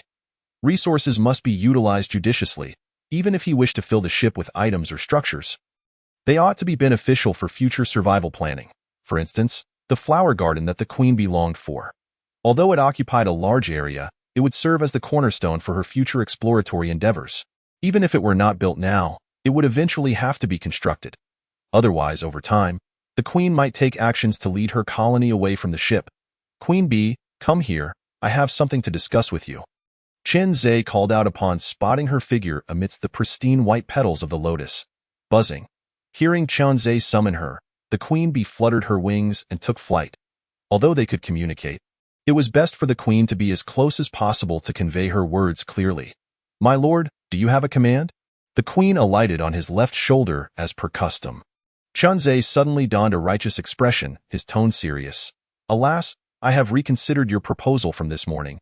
It is indeed reasonable. I also believe we cannot delay the construction of the flower garden for the hive. It is best to expedite this matter. Although space on the ship is currently limited, since you have chosen to settle on this vessel and follow me as your captain, I must fulfill the promise I made to you as soon as possible. Only then will the flower field bear blossoms sooner. Chunzhe spoke each word deliberately, his voice resonating distinctly for the queen to hear, as anticipated. Once he finished speaking, the slightly ajar wooden door could not contain the swarm of bees that surged in from outside, having just emerged from their hive. For them, Chunzhe's considerate words were akin to a heartfelt speech delivered in a Munich beer hall. Is it true? It smells wonderful. Does this mean we will soon have our own flower field?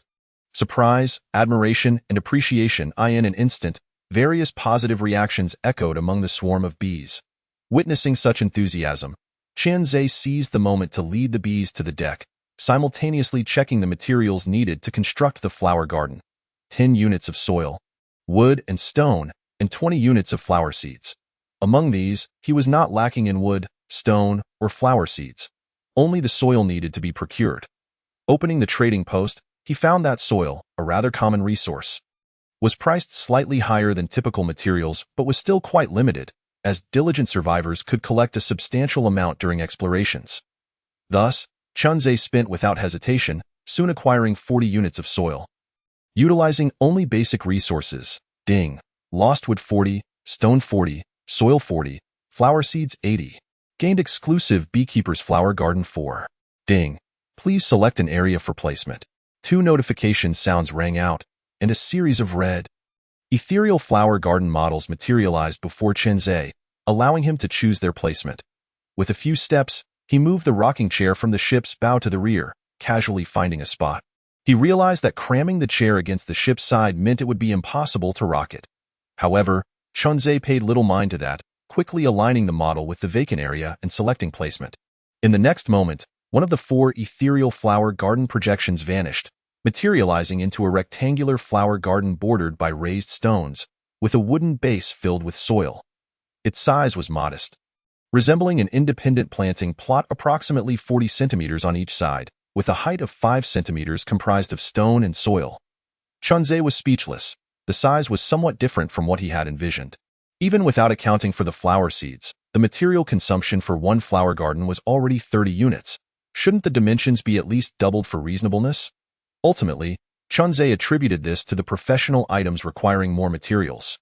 1, 2, 3. The small size of the flower gardens made placement relatively easy, thus he swiftly arranged 3 of them in a row. The ship measured 8 meters in length and 3 meters in width. Even the bow, slightly elongated, was over 2 meters wide. After completing the left row, Chunzhe found it increasingly awkward. He proceeded to buy more materials, create items, and place the ethereal models, with notification sounds ringing continuously. Ah, this looks much more pleasing.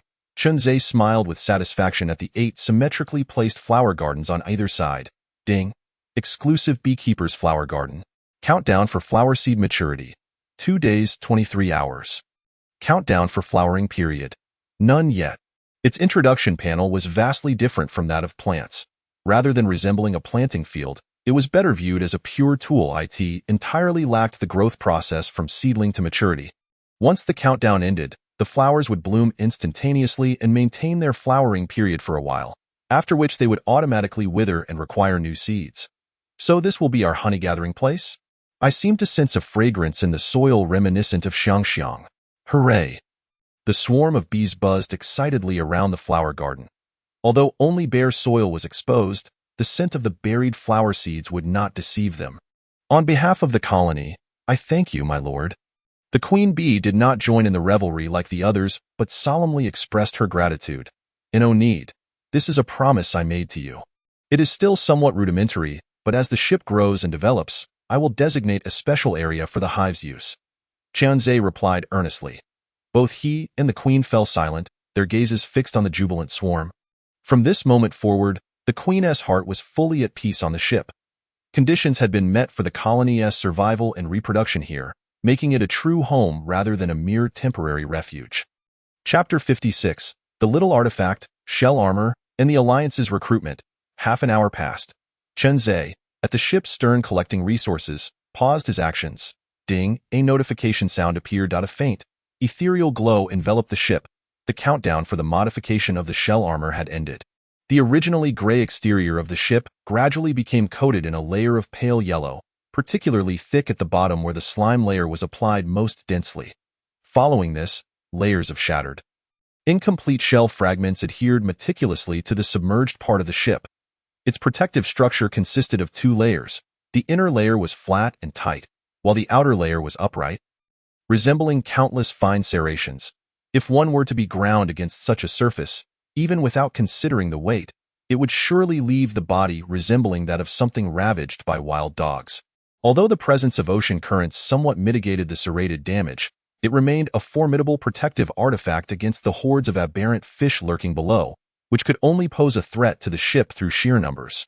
The ocean is home to countless fish species. Aberrant fish is merely a collective term. They vary based on individual characteristics, species, and types of aberration. The well-known big-eyed variety is just one of the many common aberrations. Survivors occasionally fish out bizarre creatures and share their experiences, naturally inviting some to conduct research. Among these, the blood-hunting fish species convinced Qianzhe that they could indeed earn the title of a little artifact in shell armor. As the name suggests, they pursue prey by the scent of blood, with their prominent aberrations typically manifesting as curled, sharp teeth. They appear no different from normal fish, yet when their mouths open, they reveal a hollow cylinder filled with tightly packed, sharp conical teeth extending deep into their throats. Coupled with the lack of rationality due to aberration, this leads all aberrant fish species to behave as if following a predetermined program, in Qianzhe's imagination. As long as the shell armor could injure and draw blood from the numerous monsters attacking the ship, inexplicable reinforcements would come drawn by the scent. They possess no intelligence and care not whether the bleeding creature is one of their kind. The only rule is, bleeding creatures are prey, and thus must be consumed. Hardwood sailing ship, level 3. Durability, 2000-2000. Ship specifications, 8M 3M. Upgrade material requirements, wood 600, rags 100, plastic 50. Iron blocks 50, hemp rope 30, stone 30, glass 30, ship's keel 1. Yellow clay slime 10, shell fragments 100. Next level, masted sailing ship. Qianzhe, after a long time, checked the ship's information. As expected, the schematics modifications had subtly affected the upgrade materials. As for the changes to the ship post-modification, while the durability value had not increased, it was certain that the ship's lower defense had significantly enhanced. The description of a moderate reduction in the ship's durability loss rate was not entirely objective. Practical testing involving fish swarm assaults would be needed to determine the right moment for experimentation. Ding. Gained contaminated wood 2. Gained contaminated rags 3. Time flew swiftly as he fished. By now. Twilight had descended, and the time was precisely 8 o'clock in the evening. Qianzhe returned the fishing hook to its holder, his steps hesitant as he made his way into the cabin. Today's basic resource haul was satisfactory, yet his expression bore a trace of gloom. Teohim, today is a day of both harvest and tranquility. Yet, for the entirety of the channel survivors, the atmosphere is far from light. The monstrous assaults on the islands have caused a staggering rise in fatalities, reaching a level that borders on the terrifying. Since the islands began to sink anew, the public screen first displayed fragmented messages that felt as if they were caught in a glitch. Throughout the morning, the channel's sentiment oscillated dramatically. It began with the astonishment of discovering the aberrant servitors, then shifted to awe at the monster's sheer power. This evolved into accolades for the first batch of warriors who vanquished the beasts, alongside fervent discussions about the crystallization of life. Ultimately, it transformed into an invisible shroud of dread that enveloped the hearts of every survivor. The data that Qian Zhe glanced at during his leisure in the afternoon was shocking, almost causing his spirit to flee in terror. The death toll within mere hours was staggering, nearly matching the total of the previous 6 days' casualties. Survivors began to panic. Those who could have confidently navigated to the 7th day were undoubtedly the elite. Yet the aberrant servitors' single onslaught had shattered the survival convictions of many. Such monsters, how could they be withstood? This question plagued 2 types of individuals: those who had narrowly escaped death at the hands of the creatures, and those who, fortunate enough to have not ventured to the island that morning, sought to understand the unfolding tragedy through the public screen. Qian Zhe belonged to the latter group. This incident prompted deep reflection. Had he too been among the islanders, would he still be alive? Adhering to his true feelings, he admitted to a flicker of doubt within him, as the bravado he had felt after using the body enhancement potion had begun to wane. The overarching theme of survival in the irradiated world had been unveiled by this incident. Ultimately, it is a struggle for life and death. The murderous intent spawned from radiation pollution will relentlessly pursue every survivor. To survive, one must flee. Flee before the monsters evolve into something even more formidable. Flee to hoard essential supplies before calamity strikes. And flee until there are truly no paths left, relying solely on ships for sustenance. Much like the ever-shrinking safe zones in a battle royale game, only those who manage to stay one step ahead of disaster can hope to grasp at life. A palpable urgency began to drive the survivors to rapidly fortify their strengths. Crack, fire ignited. Several bundles of hay wrapped around 2 palm-sized chunks of meat sizzled and oozed fat as they roasted.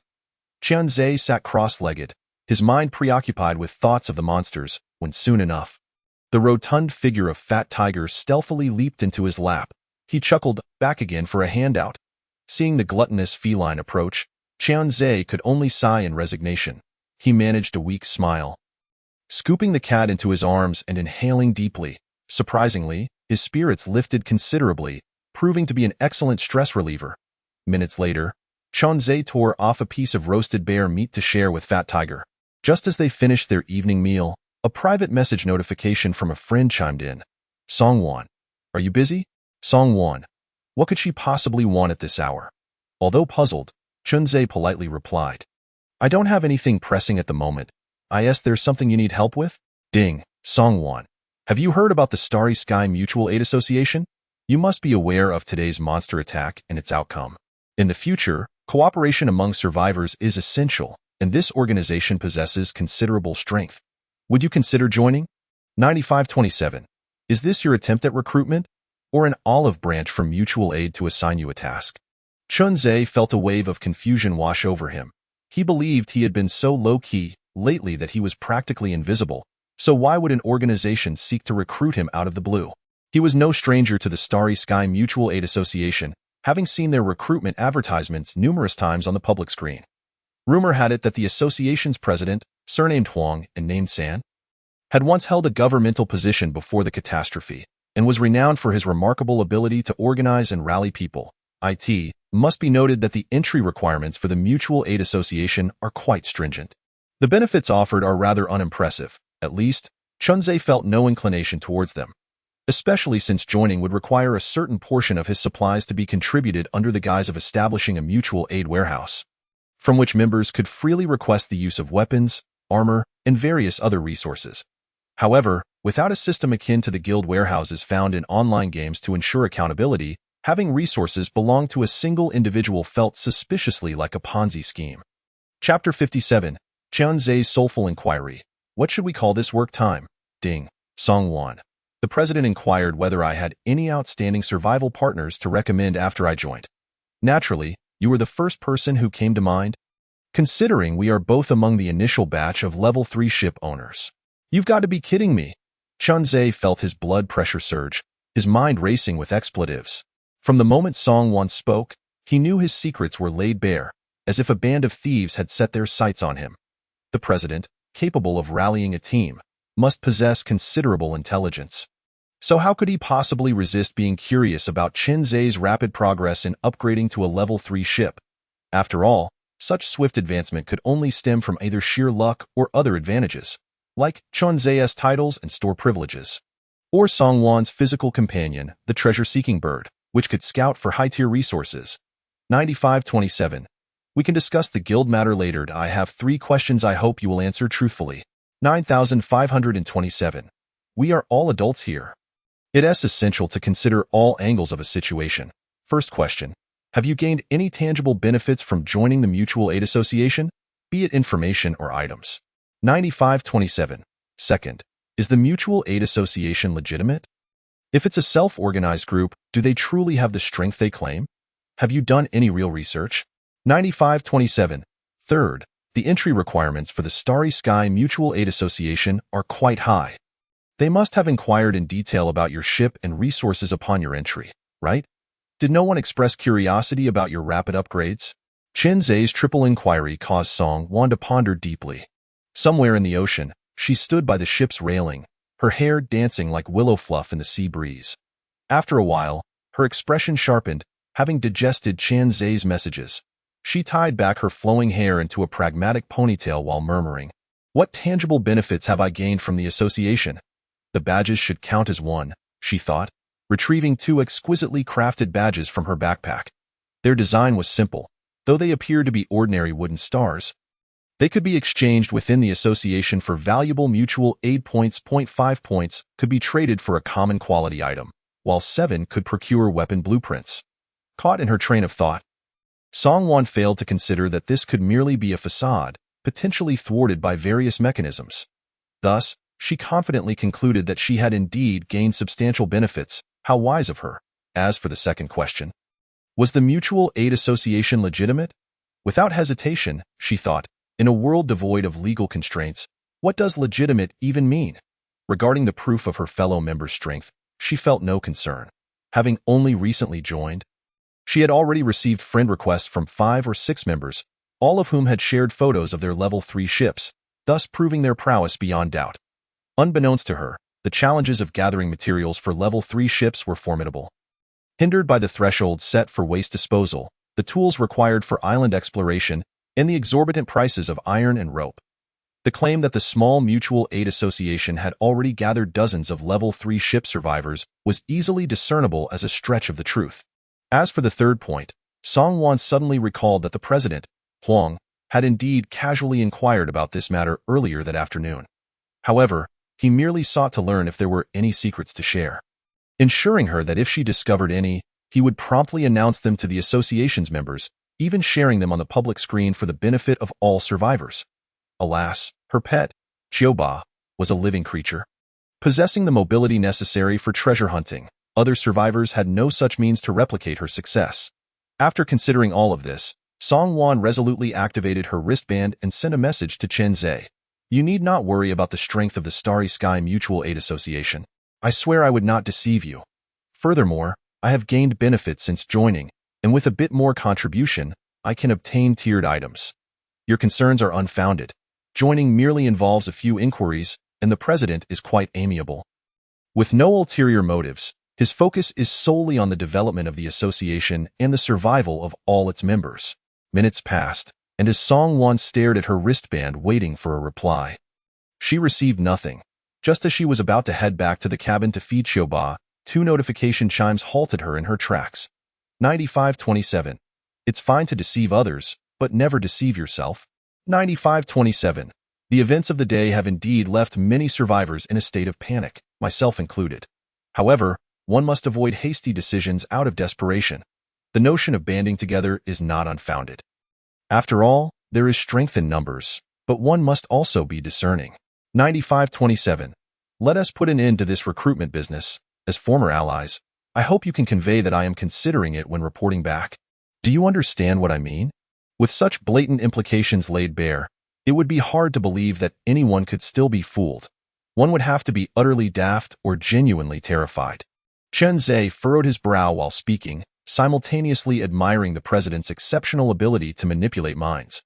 Although he and Song Wan had not communicated much since their exchange of the treasure map, he was certain she was not lacking in intelligence. Otherwise, she would have long since removed him from her friend list. To associate oneself with the intellectually challenged implies a nearness to becoming one of them. Shortly thereafter, upon receiving a reassuring okay from the other party, Chen Zhe exhaled a sigh of relief. He was contemplating the stark contrast and implications between a direct refusal and acceptance of the report. As anticipated, when Song Wan relayed the results of her persuasion, a trio meeting was promptly convened. The participants were Huang Yi, Huang Er, and Huang San, who in their original world were triplet brothers. Each held a crystalline hexagonal prism in their hands, which shimmered with transparency. Gradually, the two projected figures outside of his own began to solidify, and their images took on a three-dimensional form. The three began to exchange glances, marveling at the extraordinary capabilities of the enchanted artifact that facilitated their efficient communication. The exquisite item known as the Prism Communication Crystal. This device had the capacity to produce up to 5 times sensitive subcrystals each day for the survivors listed, enabling 6 individuals to communicate face-to-face simultaneously. While it bore no offensive capabilities, its ability to bridge infinite distances for communication justified its remarkable quality. Third brother, among us, you are the wisest. Do you believe that the opportunity for Song Wan to draw this deity into our ranks is substantial? The first projection spoke up, the eldest of the Huang trio. With a face marked by a scar and an unkempt appearance that exuded a certain dishevelment.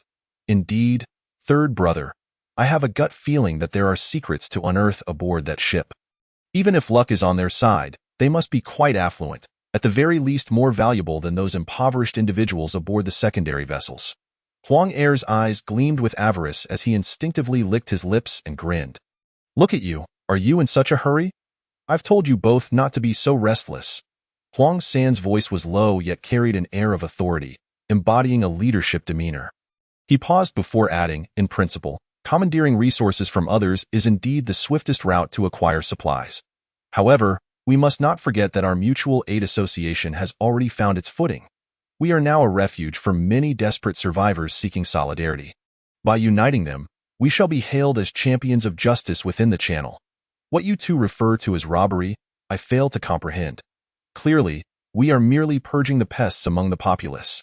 Huang San's righteous tone elicited a shared chuckle from Huang Yi and Huang Er, who then echoed in unison, hee. Truly, third brother, the intellect of a cultured person is unparalleled. Their flattery continued until, upon turning back, they found Huang San's expression grave, abruptly silencing their laughter. This demeanor was familiar to them, typically reserved for moments when they sought his counsel on complex matters. Mistakenly, they assumed he had encountered yet another troublesome issue. However, before they could voice their thoughts, Huang San, with a serious throat clear, stated, "This discussion is not a family gathering. You must remain cognizant of our current identities. I have reiterated countless times when you both came to the council seeking my assistance. During work, one must address titles properly." Chapter 58. After the rain, mist arises, and raspberries can be harvested. Yes, President Huang. Huang Yi and Huang Er hurriedly adjusted their tone. They understood the gravity of the situation. Those entrenched in officialdom often place significant emphasis on titles. Setting aside familial ties, one must adapt their address when encountering various public officials, fluctuating according to titles and circumstances. The role of a secretary, in particular, was a nuanced art. When a leader calls for a secretary, one must be sharp. If the leader is absent, one must ponder what to call them. With Huang San emerging as such a prominent figure among their brothers, they had grown accustomed to his meticulousness and bore no resentment towards his demeanor. Then, Huang Yi spoke softly to ease the tension. "So, President Huang, what shall we do next? Should we continue encouraging Song's attempts at persuasion? Or, after a brief contemplation, Huang San replied calmly, maintain the status quo. Everything hinges on the world's changes 10 days hence. Currently, there is insufficient information to predict the emergence of nodes or events based solely on the limitations of the artifact. However, what will transpire remains uncertain, thus, enriching our supply reserves is the most prudent course. Accumulate grain and delay the claim to PowerPoint one day. A feast may be had. Regardless of whether we encounter a node or an event in 10 days, opportunity favors the prepared. It is akin to a spider hunting. When the prey, opportunity, appears, if the web is not extensive enough, one risks missing it and starving.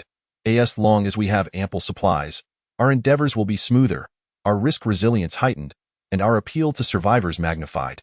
Just like the monstrous assault today, had we not tirelessly promoted and refined the mutual aid association in recent days, successfully enticing a substantial number of survivors to join would have been no easy feat. As for the matter with 9527, I shall later engage Song-won in a discussion to ascertain the specifics, as long as she does not outright refuse or reject the idea of uniting. There remains room for negotiation, and if necessary, we could frame the persuasion as a task distribution, with rewards merely being a quality item. Investing some resources to connect with a survivor who could potentially upgrade to a third-tier vessel is hardly a loss. I believe the president is correct, Hwang Yi responded. Indeed, aligning with this significant opportunity is paramount, as securing a place among their friends would bring peace of mind. Hwang Yi agreed, albeit internally grumbling about the convoluted nature of this world's rules.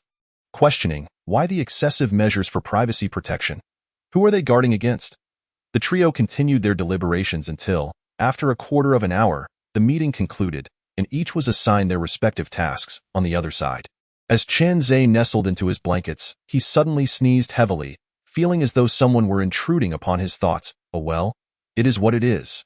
Time to sleep now, he murmured, fully aware that the matter of the Mutual Aid Association's persuasion was far from resolved. However, he felt little concern, as Hwang Yi's impatient remarks regarding privacy protection were precisely the shield he required.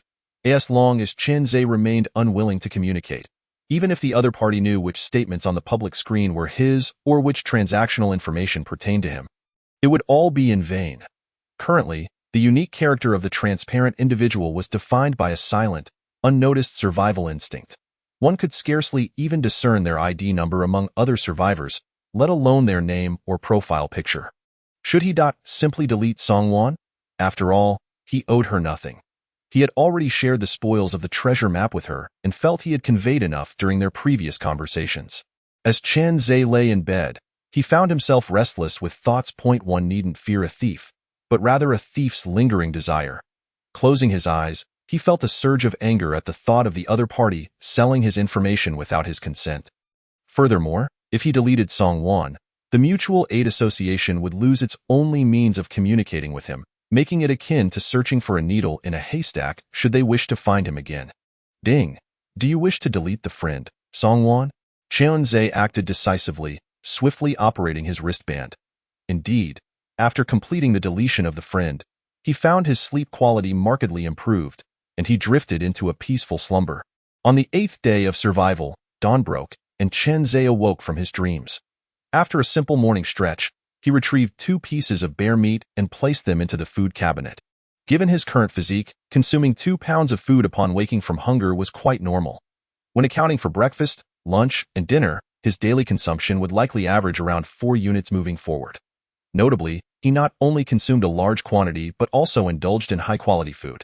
If valued according to Trading Post standards, his daily food expenses were astronomical. Tick-tock, as he approached the hatch, the rhythmic dripping sound grew increasingly distinct. Last night had witnessed a torrential downpour. Chen Zhe recalled waking during his slumber to shut the hatch and placing an empty wooden barrel outside to collect rainwater. Creaking open the hatch, he gazed outside, met with a scene starkly different from the usual. A thick fog enveloped the surroundings. The once boundless ocean now had visibility limited to a mere 100 yards. Any further, the view appeared frozen behind a veil of mist. Within this fog, the gentle patter of rain continued to fall, rendering everything damp and filling the air with a faint, unpleasant odor. Despite the intensity of last night's rain, the third-tier water hyacinth vine struggled to maintain its respiratory function at maximum capacity. Fortunately, the purifying white lotus provided support, alleviating some of the unpleasant scent that had seeped through the protective layer, thus preventing it from becoming unbearable. Aside from the fog and drizzle, a nearby swarm of bees had taken refuge in their hive, contrasting sharply with the grotesque seabirds soaring above, unperturbed by the rain. The fact that they did not seek shelter suggested that their most basic instincts had vanished post-transformation. What flew overhead were merely puppets clad in shells. Aside from the acidic rain, if memory served correctly. This should be the first rain since arriving in this world. Qianzhe leaned against the hatch, lost in thought, his mind drifting. This rain had come unexpectedly, especially after so many survivors had perished the previous day. The myriad connections evoked a peculiar sensation within him, akin to a creature emerging from its grotesque endeavors to assist in cleaning the aftermath. Ding-dong. The ethereal melody emanating from the culinary compartment interrupted Qianzhe's contemplation. In the vastness of the world, nothing surpasses the importance of a good meal. Closing the hatch, he retrieved his meal, which consisted of an extravagantly portioned iron plate of cumin bear meat for breakfast. As he savored the dish, the rich flavors oozed from his lips, though he mused that perhaps he had indulged a tad too much in the oily delicacy. He couldn't help but sigh. Indeed, cooking necessitates a harmonious balance of meat and vegetables. Otherwise, one must resort to fruits after a meal to cleanse the palate. Unbeknownst to him, a cold mechanical voice filtered through the ship's hull. Reaching Qianzhe's ears, "Master, our greenhouse has a plant bearing ripe red fruits ready for harvest." Chapter 59. The seabird that fell from the sky. "O Dawn, you exude imperial grace." "Oh? Is this what they call a surprise?" Qianzhe remarked, his gaze intense as he lifted his head, seemingly attempting to peer through the ship's floor to discern the happenings within the greenhouse. Of course, he was aware that such a notion was but a jest. And after finishing his meal, he donned his raincoat and hurriedly ascended to the second floor. The greenhouse appeared as it always did. He removed his damp raincoat and stowed it in his backpack, his gaze falling upon the interior of the cube-shaped plantation. Within the grid, the plants thrived, their growth flourishing thanks to the sophisticated temperature control provided by the equipment. With timely watering, no mishaps were to be expected. Qianzhe's eyes were immediately drawn to the vine laden with plump, crimson fruits, evoking the same joy he felt upon first discovering it on the island. Truly, it deserved the emphasis on its economic value in the description. Given the quality of soil and maturity of the plantation, the harvest time, originally a brief 7 days, had been remarkably shortened to 5. Moreover, these fruits were substantial, each bursting with juice and flesh, a rare delight. In contrast, the sea pears he had consumed and the yet-to-fruit flavor berries were less impressive. One had an extended growth cycle, while the other was hardly a proper fruit, yielding little and requiring mixing to savor its flavor. Ding! Harvesting fruits in progress. Obtained redberry fruit common 7. It seems one was consumed by the island's creatures during the initial harvest. After gathering the fruits, Qianzhe examined the bounty in his backpack. Chuckling to himself, in the next moment, he plucked a redberry and popped it into his mouth. It was just the remedy he needed after feeling slightly overwhelmed by his earlier meal. He remembered well the luscious taste. Bursting with juice and rich in flesh. Qianzhe exclaimed, feeling a bit stuffed yet utterly satisfied. He then proceeded to investigate the status of the other 2 crops. Sea pear tree, status, thriving, radiation level, 0-100, time remaining for harvest, 9 days 18 hours 41 minutes. Flavor berry bush common, status, thriving, radiation level, 0-100, time remaining for harvest, 4 days 10 hours 21 minutes. The growth progress was entirely normal. However, the flavor berries would still require nearly 4.5 days, necessitating a bit more patience before they could be processed into sauce. Lost in thought for a moment, Qianzhe donned his raincoat again, intending to head downstairs, only to find that the vine of dawn had inexplicably coiled around him like a serpent. Just as he was about to inquire about the matter, dawn promptly used its vine to adjust its position around his waist, leading them to face one another in an awkward encounter. Subsequently, the vine retracted, only to suddenly open wide, the tip mimicking a finger as it playfully tapped its mouth, making an endearing yet clumsy sound. Hungry. Food. A faint realization dawned upon Qianzhe, and he mused aloud. So you're hungry. I didn't expect you to possess such sensitivity, notifying me when your belly craves sustenance. With a beaming smile, he thought to himself that this companion could very well serve as the ship's safety officer and must not be neglected. Wait a moment, though. I currently have nothing in my backpack. I'll head downstairs to gather some materials in exchange for some meat. It might be a while before I can catch anything in this rain. Having explained, Qianzhe swiftly returned to the cabin, trading supplies for 5 pieces of aberrant fish meat. Due to the weather, the price of the normally stable aberrant meat had inexplicably surged today. A truly distressing turn of events. Here. Eat up, Qianzhe declared, tossing the chunks of fish meat into Dawn's waiting MW. As it chewed and digested, the length of the vine visibly increased before his eyes. By the time he finished feeding, he gazed at the now nearly 3-meter-long, thick vine with mixed feelings of satisfaction and regret. While it was gratifying to witness the fruits of his labor, he lamented the financial drain it posed. If he continued to feed Dawn at the current meat prices, nearly half of his daily catch would be swallowed by this insatiable companion. Do you think you could manage to eat unpurified aberrant fish meat? Chunzhe pondered, recalling the alarming depletion of his warehouse supplies. It reminded him of the absurdity of his own situation when he found himself unable to refuel his car at the end of the month. The logic was the same. Capturing aberrant fish was not particularly challenging, yet the cost of processing was what truly escalated the price. Chunzhe's thoughts wandered, and perhaps were a bit desperate, as he contemplated whether he could simply have Dawn consume the raw materials instead. Sensing her master's inquiry, Dawn coiled her vine into a large question mark.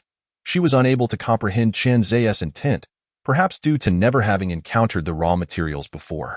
Just as Chunzhe was mulling over the lack of opportunity to fish for aberrant fish in this dreadful weather, a drenched seabird plummeted onto the deck of the ship, its body twitching as it struggled to take flight once more. What in the world? Is this a ghost? Chunzhe exclaimed in shock as he peered through the open door of the greenhouse towards the deck, quickly realizing that the seabird was undoubtedly a mutated creature. The creatures of the underworld had never been known to possess human-like limbs supporting their bodies.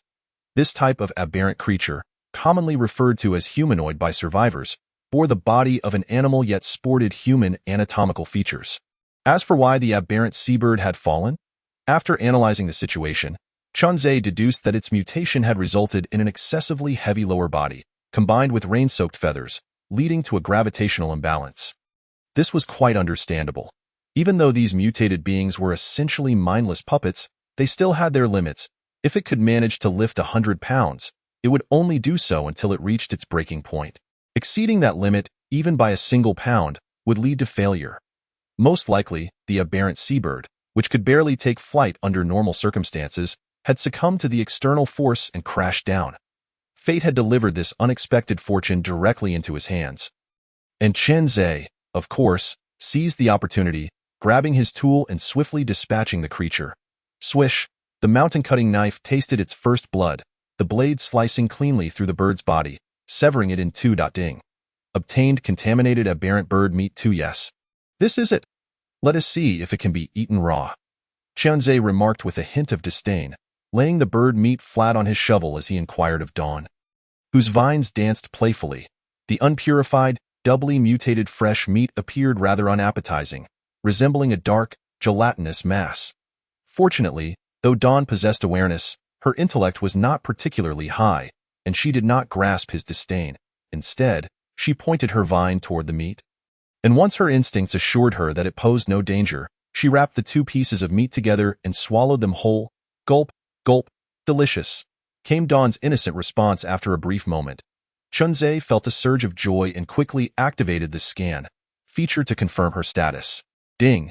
Bloodthorn meat, excellent, growth progress. Sprouting phase, status, slightly hungry, radiation level, 11,100, having consumed 5 pieces of aberrant fish meat followed by 2 pieces of unpurified bird meat.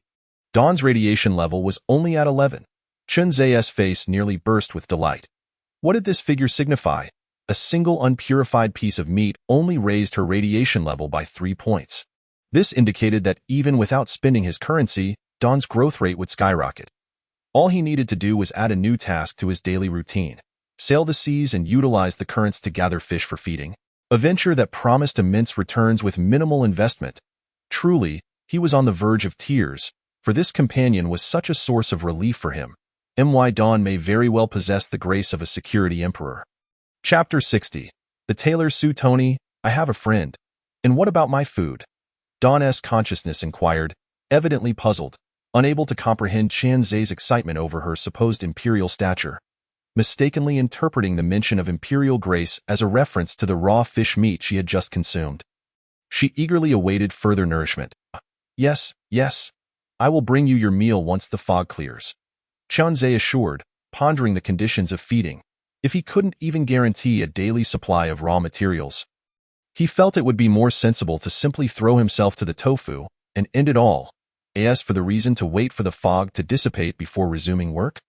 The current dense fog has severely limited visibility, posing significant risks to navigation. Otherwise, even in the light rain, he might have been tempted to set sail, considering the underlying logic akin to refraining from overtaking on a curve. Chen Zhe quickly dismissed this dangerous notion. A lack of sufficient visibility entails relinquishing the fundamental prerequisite of safety.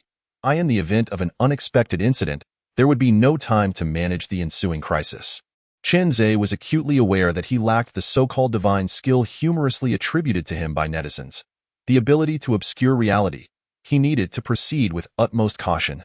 Ding. Unable to purify. Within the cabin, upon hearing the alert from the waste purification barrel, he shook his head thoughtfully, glancing at a nearly overflowing wooden barrel beside him. Indeed, the level of contamination from the rainwater was beyond what could be addressed at this stage.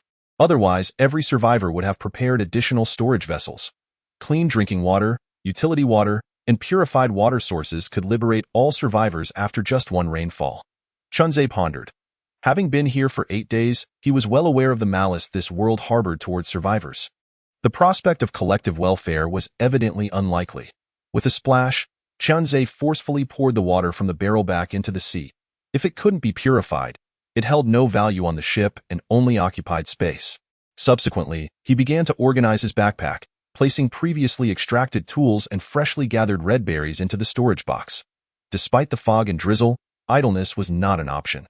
For instance, collecting fishing nets was feasible. It posed no danger, and with his rain gear, he wouldn't end up soaked. Ding. Acquired contaminated plastic 4. Acquired contaminated hay 2. Acquired contaminated wood 2. Today yielded no surprises akin to yesterday's garbage bag. Merely materials totaling 100 units. Chen Zhe remained undeterred, recognizing that such resources were not commonly found and required a stroke of luck.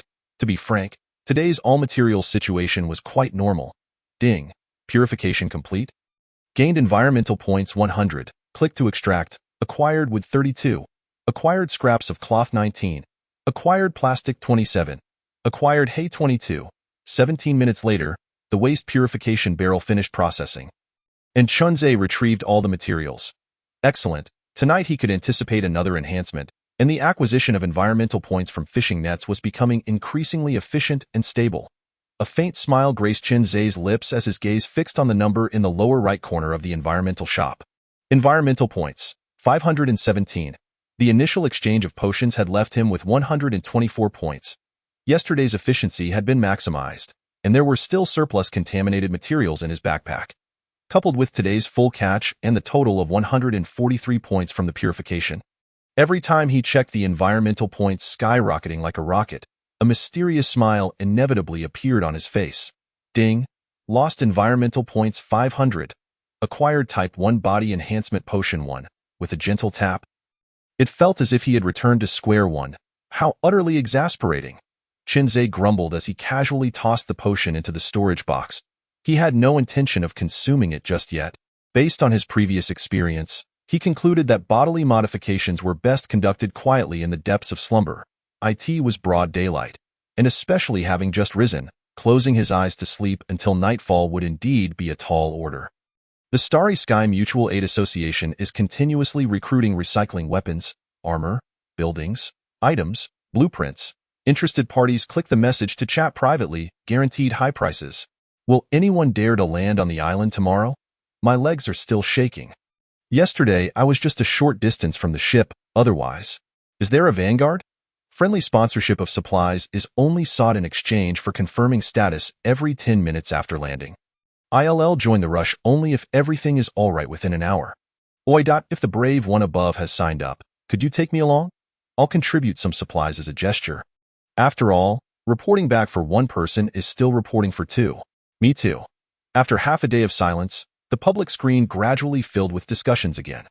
Chen Zhe observed the screen for a while and noticed that the majority were dominated by inquiries about purchasing weapons and armor, as well as discussions related to monsters.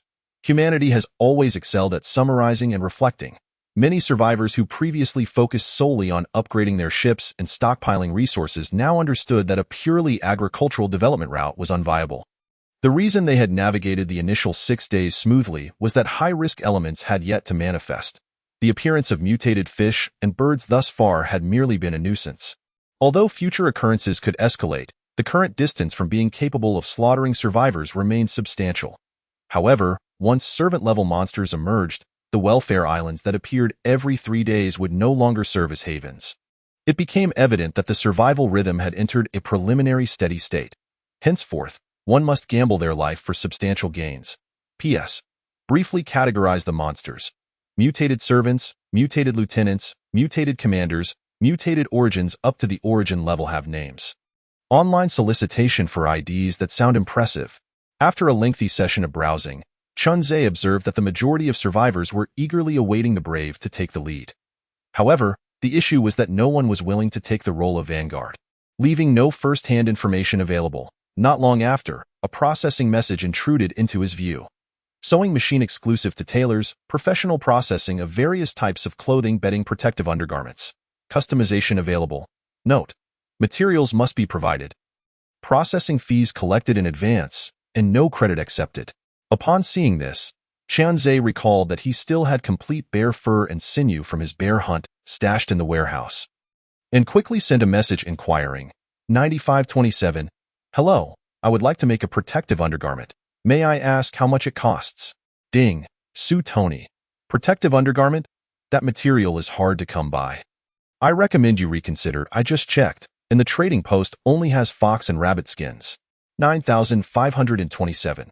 Are those types of skins insufficient? Sue Tony. Those small creature skins are thin and lack sufficient elasticity. Adding cotton filling would suffice for warmth, but to create something with protective properties, it's still quite lacking. 9527. Bear skin. What about this? After sending the message, Chun-Zhe found the other party temporarily unresponsive. After a few minutes, the long-awaited chime of the survival bracelet finally rang again. Sue Tony. If you have such a fine item, why not present it earlier? Previously, it wasn't that I underestimated it. It's just that I haven't seen anyone sell this before. Brother, you must have hunted a bear, right? 9527. Just a stroke of luck. I found it at a bargain. Sue Tony. Oh. I see. By the way, do you have any other materials besides the skin? Perhaps sinew? A friend of mine told me there's a high probability of obtaining that from hunting large creatures. 9527. No. My friend, you've strayed off topic. I merely wish to inquire about the cost and duration for making the bear's skin into armor. Sue Tony. Don't rush, I'm just asking for my friend. Please don't misunderstand. As for the cost, that's all negotiable. Let us not get ahead of ourselves. Chapter 61. Mutual Trade, Bear King Field Uniform.in. Another sea area. A man sat before a splendid sewing machine, holding a blueprint for making bows and arrows. This individual was Sue Tony, perhaps due to his previous occupation of working as a mobile hairstylist in a village town alongside his cousin. His hairstyle and attire appeared reminiscent of the 20th century Shamate style from a distance. Ding, ding. At that moment, his bracelet was incessantly buzzing with private messages, all thanks to the public screen advertisements. A cursory glance revealed that no fewer than 10 survivors were seeking him to create various garments and equipment. However, most of these individuals were merely inquiring about materials, with only a handful actually placing orders. Adhering to a commendable service ethos, he typically responded promptly to every message. Yet presently, his mind was somewhat elsewhere. Indeed, Sue Tony himself was the friend in need of sinew. As for why he was inquiring as a friend, it was simply to avoid making others feel uneasy. Some individuals might be sensitive to direct inquiries, as it could give the impression of prying into their secrets. By presenting himself as a friend, he effectively positioned himself outside the situation. Thus, any outcome wouldn't hinder the main objectives, allowing the conversation to flow more freely. Tomorrow, the island would refresh. If he didn't produce weapons soon, he would certainly be unable to explore. Going to the island empty-handed would be akin to jumping into the sea to drown. Far more straightforward. Sue Tony felt anxious, hoping fervently that the other party possessed bear sinew. If so, it would merely be a matter of cost.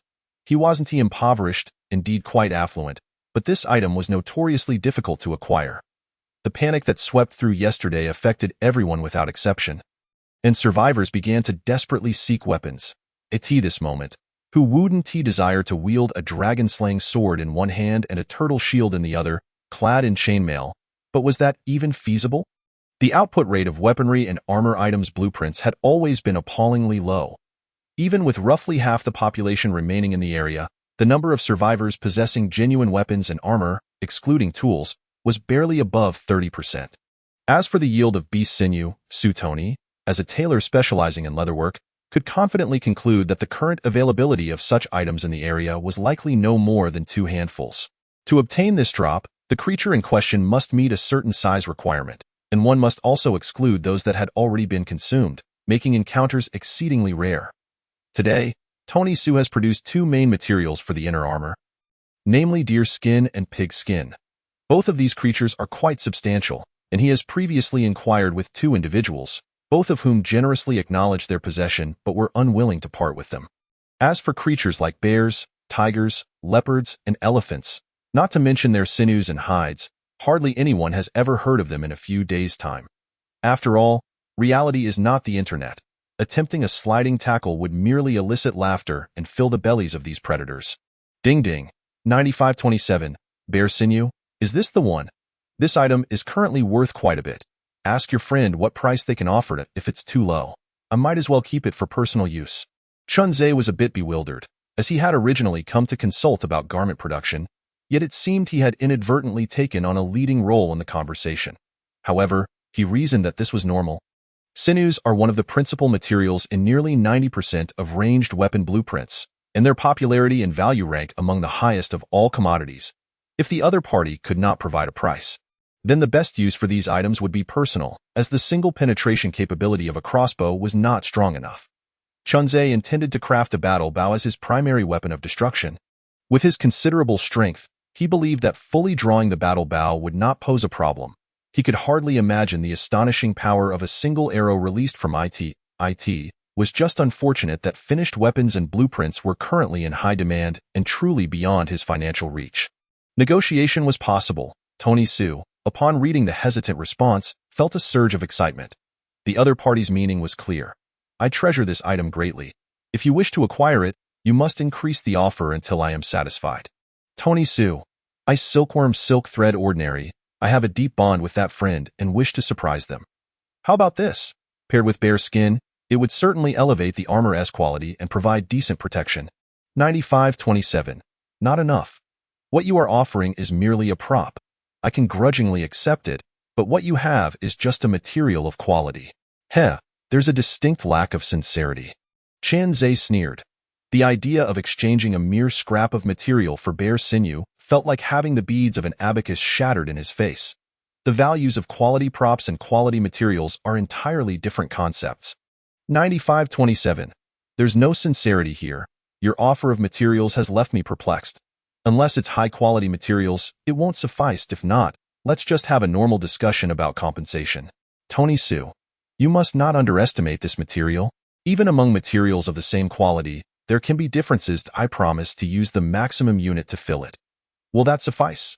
I guarantee the finished garment will have its defensive capability maxed out. I can create a prototype garment for you to assess your satisfaction. 9527. So confident. But creating a prototype clearly puts me at a disadvantage. How can I be sure you won't abscond with my bear skin? This time, the trading partner was not someone like Qin Un, an old acquaintance. Chunzhe believed it necessary to exercise caution, especially since bear skin was not a cheap commodity. Behind the screen, Tony Su pondered for a moment before typing. Let us make it a value-based collateral. You can trade both the bear skin and bear sinew to me, and I will use weapon blueprints as collateral for you. Ding! You and Tony Su have become friends. Tony Su has initiated a directed trade with you. Trade details. Chasing Rainbow Bow Blueprint Ordinary 1. Trade. Bear Skin 1. Bear Sinew 1. Oh, what a fine item. It is indeed a weapon blueprint of quality. Chunzhe felt a flutter of excitement, but alas, he already possessed a crossbow. It was imperative to first address the urgent shortfall in protection. Ding. Lost Bear Skin 1. Lost Bear Sinew 1. Acquired Chasing Rainbow Bow Blueprint Ordinary 1. Chasing Rainbow Bow Blueprint Ordinary. Crafting materials. Colorful bamboo strips Ordinary 5. Beast Sinew 1. Iron Block 2. Description. A fairy tale says there is a rainbow in the sky. Is it not a dove? All along, that friend was you? Chen Zhe stored the blueprint in his backpack, unable to suppress a mixture of laughter and tears. Of course, it is not a good habit to expose someone's shortcomings. He merely grumbled internally. At Tony Su's end, he was currently laying out an exceptionally intact piece of bear skin on the table for cutting.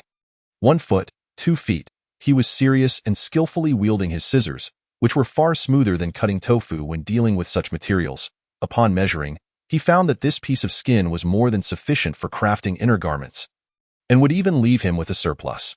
Normally, he should have been pleased because, according to standard procedures, upon taking an order, he would only need to deliver the specified goods, while the leftover scraps would constitute a secondary gain under implicit rules. Unfortunately, the situation was neither normal nor standard, as the weapon blueprint remained in the other party's hands. He shared the same frustration as Chen Zhe. As a tailor, how could he possibly deprive himself of a decent set of inner armor? Weapons were the pressing need at hand. Thus, in a bid to ensure the other party's satisfaction and to avoid any thoughts of absconding with his blueprint, Tony Su sighed in resignation. Alas, this order is truly a blood loss. He intended to use the remaining materials to craft a pair of combat trousers. Soon after, when the upper and lower garments had taken on a semblance of form after being cut and sewn, he returned to the sewing machine with 2 pieces of mock fabric, his backpack now containing an additional 15 units of ice silkworm silk thread. The tailor's exclusive sewing machine, a core item of his profession, could fuse various materials in specific proportions to produce items. Ding. Lost ice silkworm silk thread 15. Crafting professional attire. Ding. Acquired Bear King Combat Suit Ordinary 1. Acquired Bear Skin Combat Trousers Ordinary 1. Chapter 62.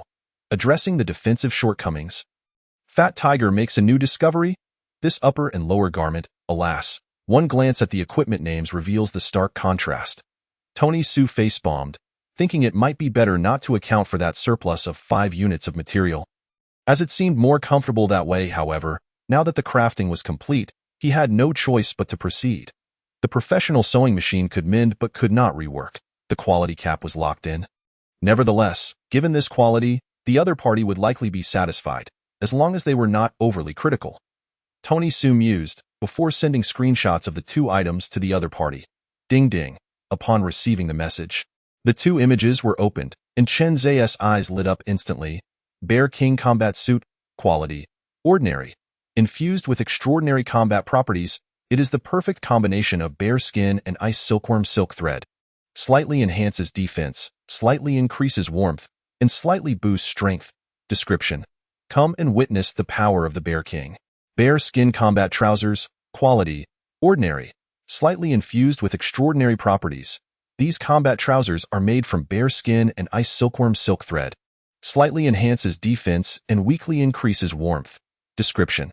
For some reason, it seems imperfect. This dye is too powerful. I must trade immediately.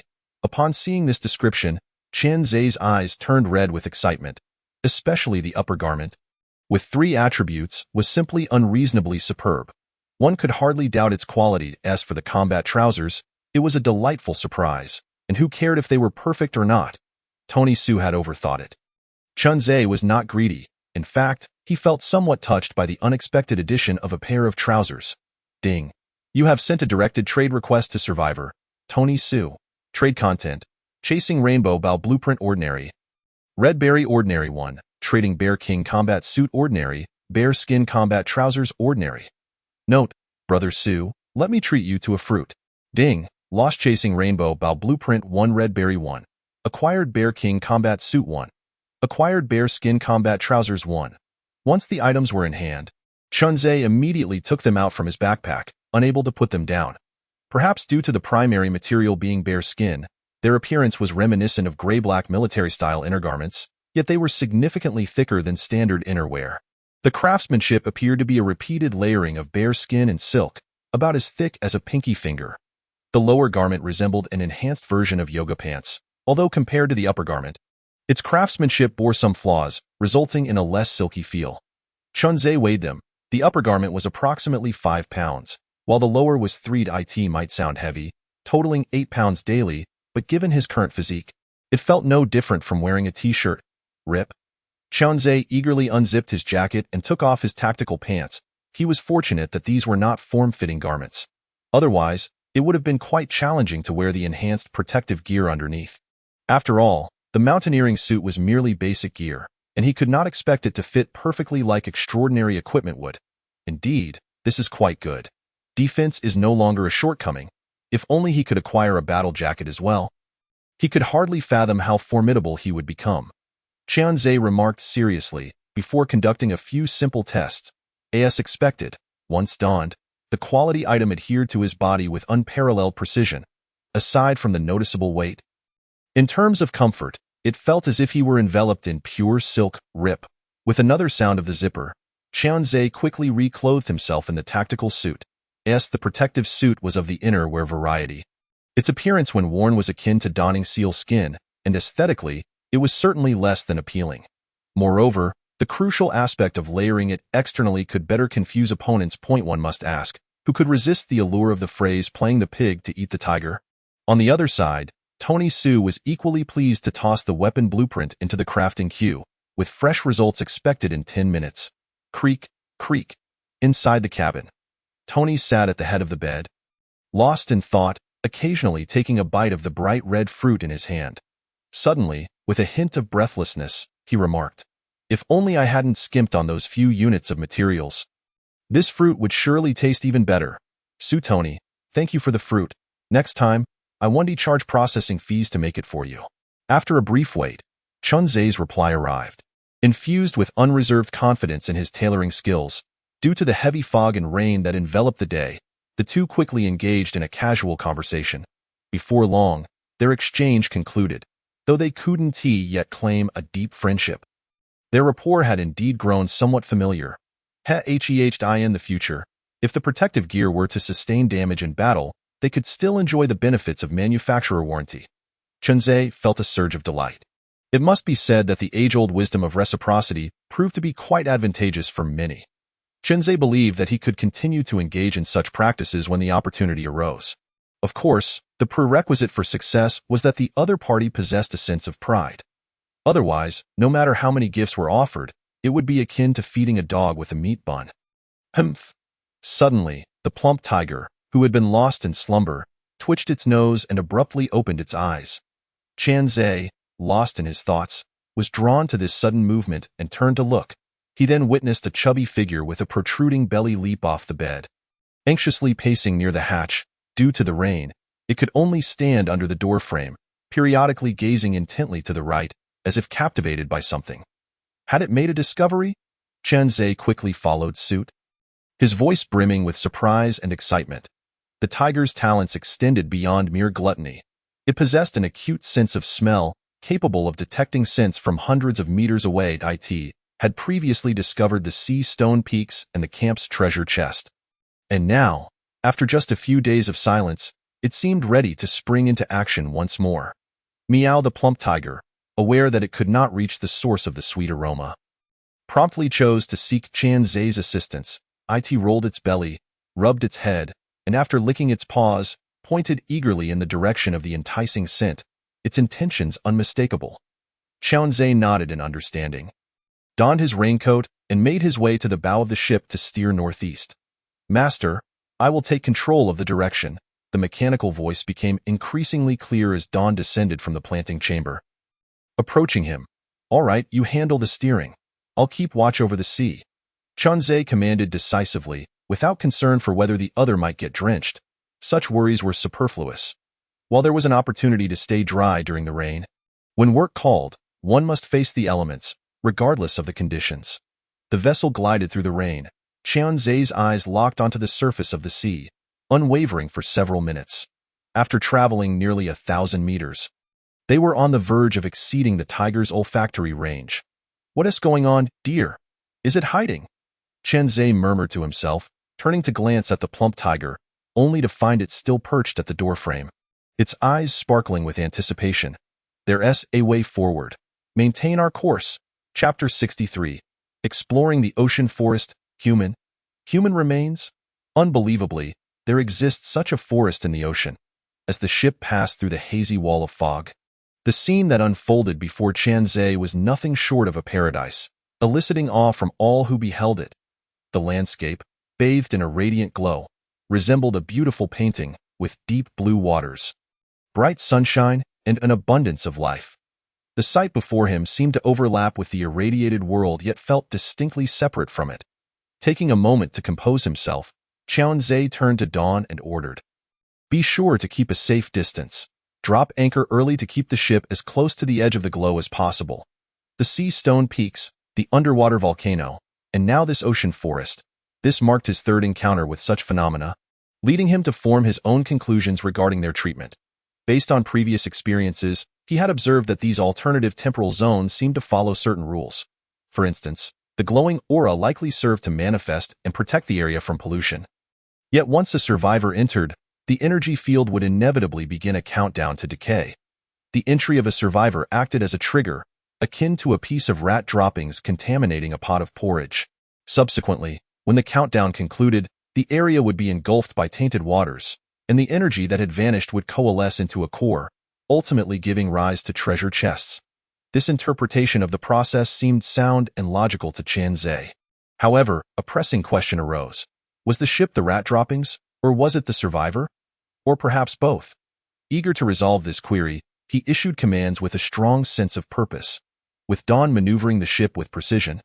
When the vessel finally came to a halt, perfectly aligned with the unknown glowing area, he found that the distance between himself and the mysterious aura was merely an arm's reach away.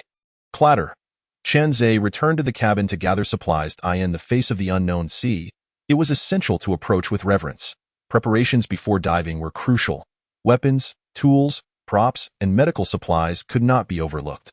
As this was an underwater exploration, he opted for a machete over a crossbow, which was clearly more suitable. For gear, he equipped a radiation mask, which allowed for 2 hours of free breathing underwater, significantly enhancing his chances of survival in case of danger. He gathered shovels, axes, and picks, ensuring he was well equipped for the first descent, primarily for reconnaissance. For medical supplies, he brought along a pre-charged, potent healing serum that could deliver a substantial boost to his renal area. Gulp, gulp. With all preparations complete, Qianzhou took a few swigs of the healing spring water, noting the healing label attached to his health status before stepping out of the cabin. Dawn, the ship is in your hands. Qianzhou reiterated his instructions before stealthily ascending the ship's side. Given that the boundary below the ship was the line between tainted and clear waters, he could not replicate his previous antics of half-submerging himself to scout the waters. Instead, he steeled himself and leaped fully into the sea. Splash! In an instant, Qianzhou felt the sensation of being enveloped by the currents, and the world around him began to quiet, resonating only with the rhythm of his heartbeat amidst the crashing waves.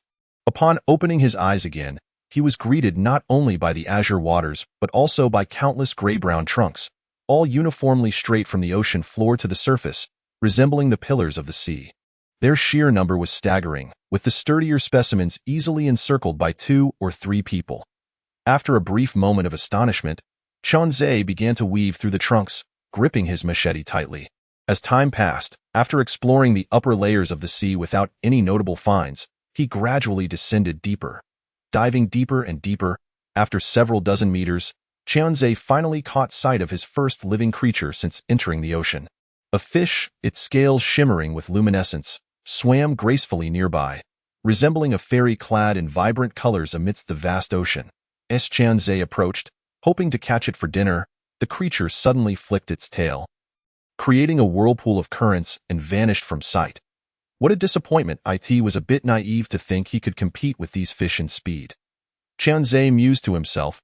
He quickly abandoned the unfeasible hunting endeavor and continued his descent to the ocean floor. Stones, coral reefs, and sandy seabeds. The underwater landscape this time was not much different from that encountered during his previous expedition to the underwater volcano. The difference lay in the fact that the currents here were refreshing rather than warm. With the urgency of gathering resources diminished, he felt free to delve deeper without the pressure of being scorched. After strengthening his physique, he noticed a significant reduction in the pressure he felt while submerged. Even after holding his breath for an extended period, his lungs felt fine. Thus, he resolved to press onward toward the heart of the underwater forest. After all, novels always depict that the best treasures lie at the center.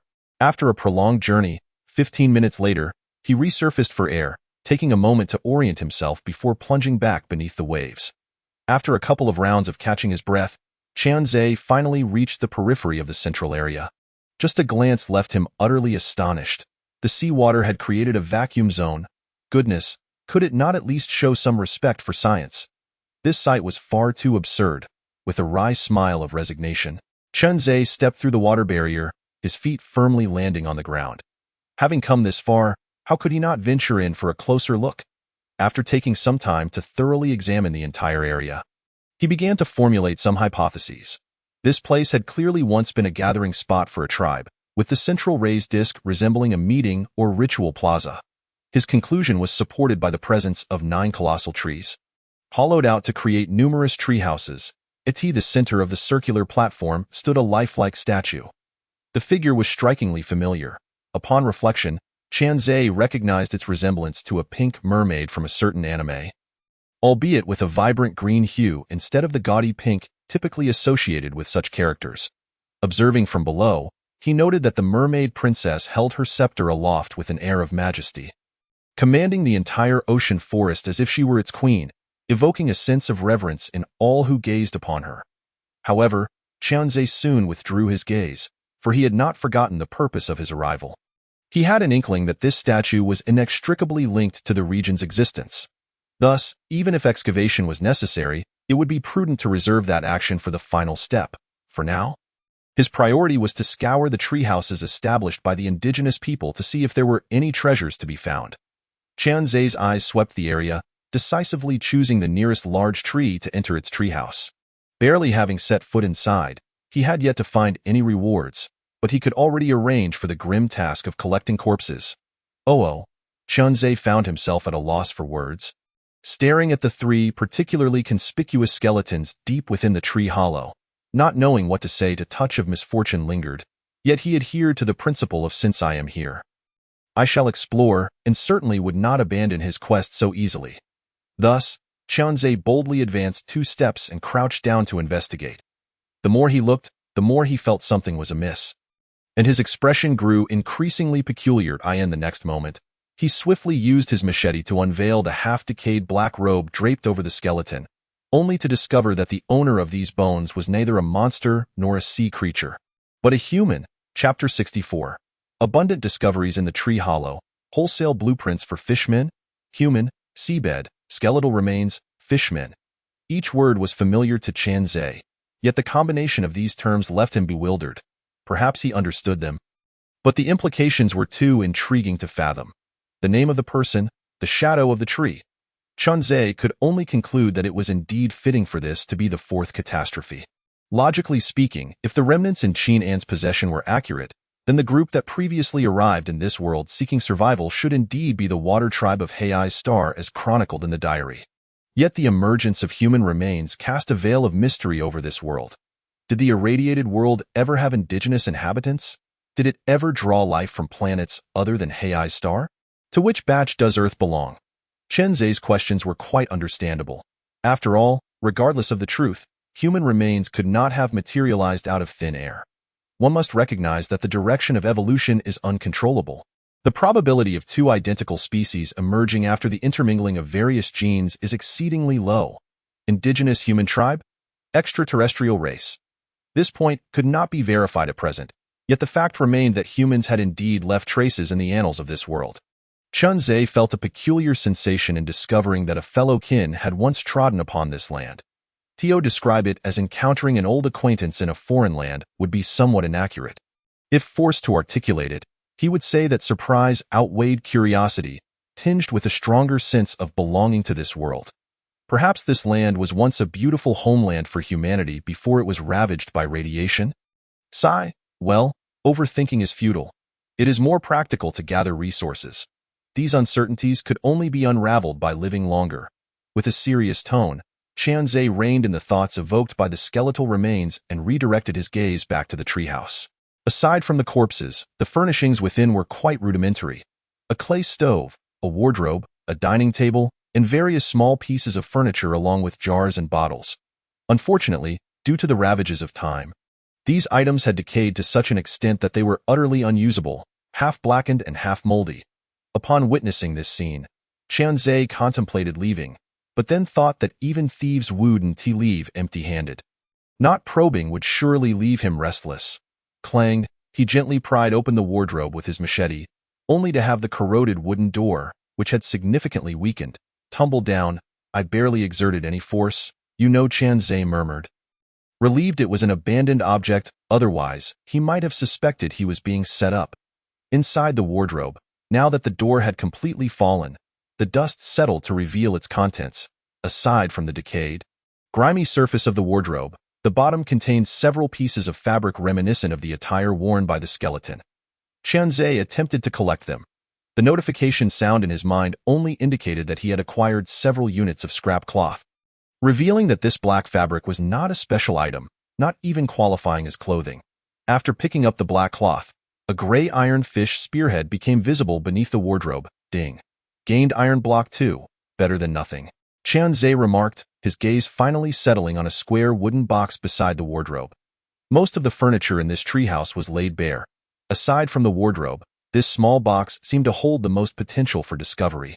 Clang. Having previously tested that the wood would crumble at the slightest touch, Qian Zhai, in a moment of recklessness, swung his machete with precision and force. With a resonant boom, the wooden box shattered, and to Qian Zhai's surprise, a scroll exuding a soft glow fell out. Blessing Scroll Weapon Grade. Normal. A directed blessing scroll crafted by Queen Eve of the Forest Fishmen. Upon use, it can elevate weaponry to a maximum of ordinary grade. Description. Praise to Eve. Just like that, it exploded. Qian Zhai stood in a daze, feeling that the surprise had come rather abruptly. A weapon blessing scroll. Without a second thought, he decided to use it on his machete.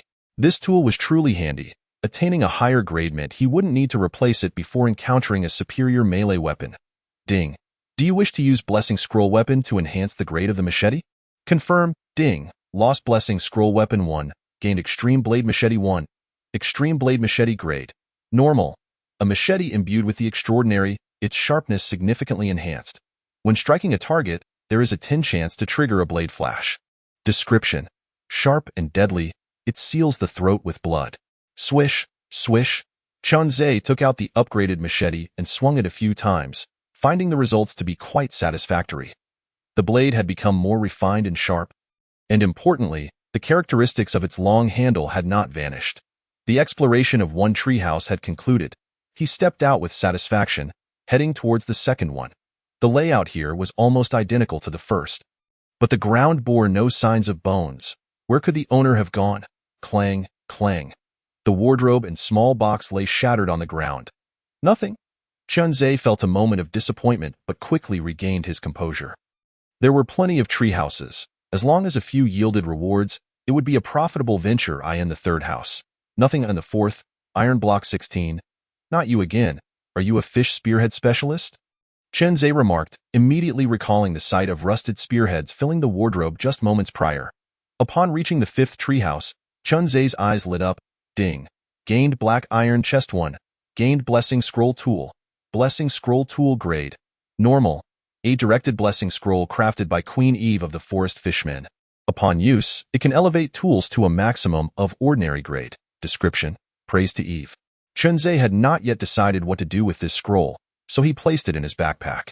He continued exploring the 6th, 7th, and 8th treehouses. 2 of them were empty, while the 7th once again yielded a black iron chest. Only one house remained. Qian Zhai's face was alight with anticipation. Hoping for further discoveries, with a clang, both the wooden box and wardrobe shattered. His luck held. This time, 2 blueprints appeared, but they were within the wardrobe. Fishing spear blueprint, crafting materials, iron block 5, wood 5. Description. Snowflakes fluttering. The north wind howls. Transcendent scroll plant grade. Excellent. A proprietary transcendent scroll crafted by Queen Eve of the Forest Fishmen. Upon use, it can facilitate a transformation of plant seeds crops to a maximum of excellent grade. Description. Celebrating life, singing the eternal spirit of nature, Tai's Eve. This was a fruitful expedition. The Fish Queen truly was a benevolent benefactor. Qian Zhai could hardly contain his excitement. Continuously praising Eve, the blueprint supplier. If he was not mistaken, the skill to create scrolls must be one of the peculiar abilities possessed by the figure depicted in the statue at the Central Plaza. Before his crossing, He often pondered the significance of people praying to deities in a scientific society. Was it merely for psychological solace? Today, having encountered this village seemingly blessed by the mermaid queen named Eve, he finally understood. If he had been one of those under her protection, not only would he have built an altar to worship her, but he would have also been remiss not to prostrate himself multiple times each morning and evening in gratitude for the blueprints she provided. Chapter 65. Felling Waterwood, the legendary water droplet pearl fragments. So, what to do next? After exploring all the tree houses, Qianzhe stood in front of the statue, lost in thought. This exploration had concluded rather swiftly, to the extent that he could hardly find anything else worth anticipating aside from the statue itself. However, it was still early, and no signs of impending destruction transforming into treasure chests had emerged in the area. So striking the statue would be ill-advised. Qianzhe looked around and suddenly had a revelation. Right, the underwater forest. How could I not gather some of this rare forest resource? Do not misunderstand. Qianzhe was considering whether he could find some high-grade wood. Since he had already received news of the ship's dragon bones, it was indeed necessary to prepare for upgrading to a level 4 vessel.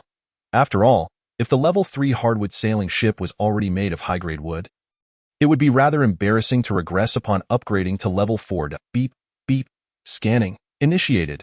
Waterwood grade, normal, a rare tree species rooted in the deep sea. Its unique growth environment grants it a long lifespan.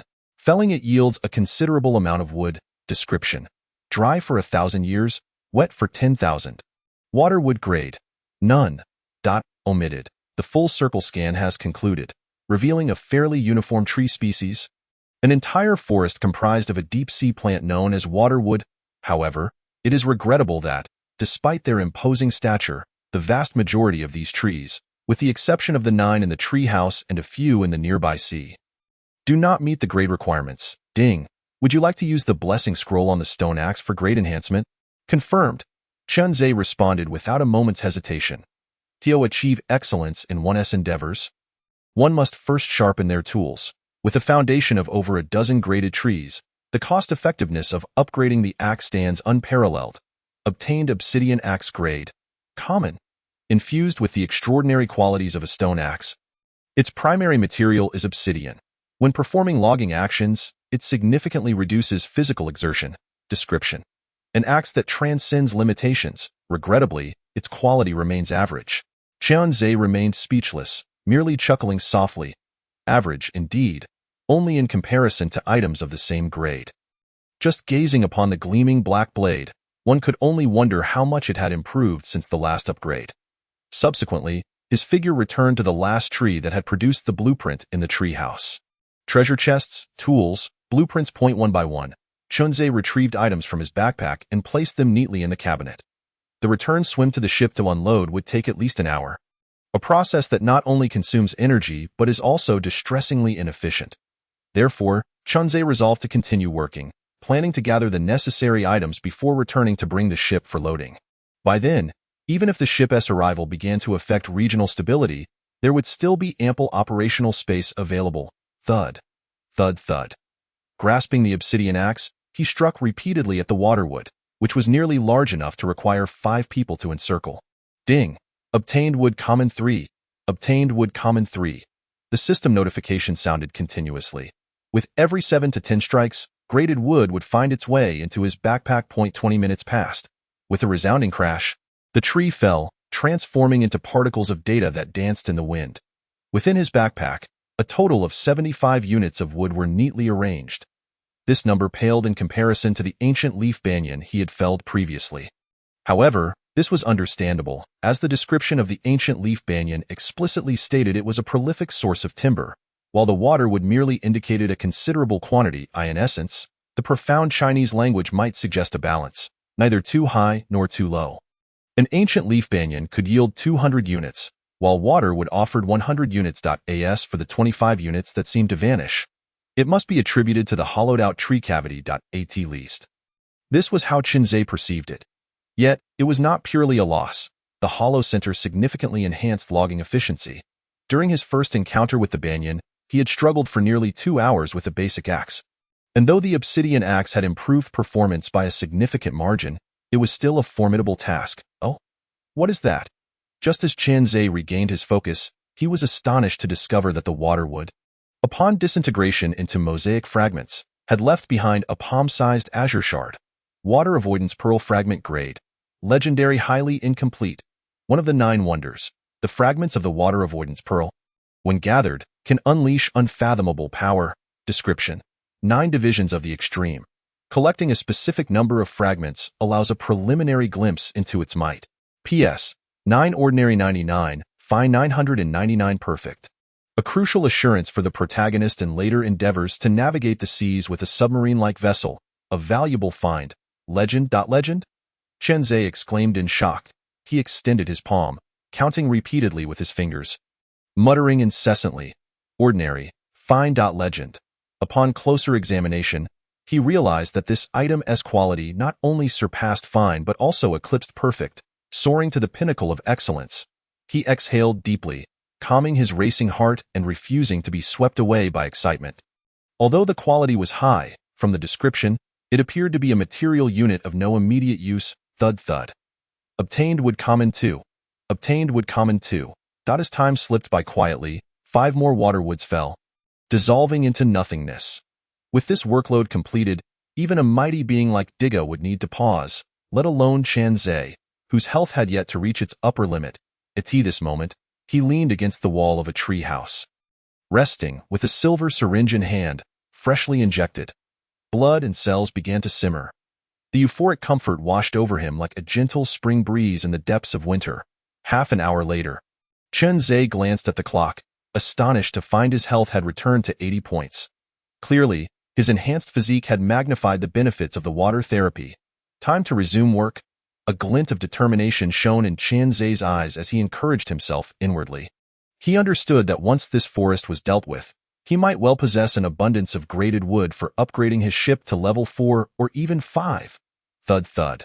His figure resumed its labor, the notifications echoing in his mind. After nearly an hour and a half, Qianzhe found himself at the entrance of the last Waterwoods Hollow. Instead of immediately cutting it down, he entered the cavity and began transporting items one by one to the statue. Better safe than sorry. The treasures within held considerable value. Should the tree be felled and disintegrate into fragments, along with the valuable contents of the hollow, it would be a devastating loss. Thud. As the final water would crash to the ground, the 9 colossal trees surrounding the altar, along with all traces of their existence, vanished completely. Ding. Obtained Water Avoidance Pearl Fragment 1. Qianzhe joyfully approached, adding a new Water Avoidance Pearl fragment to his backpack. Unexpectedly, in an instant, the surrounding seawater seemed to lose a mysterious barrier, rushing in without warning like a breached dam, surging toward the cylindrical void. In this critical moment, a captivating blue halo suddenly illuminated the surroundings.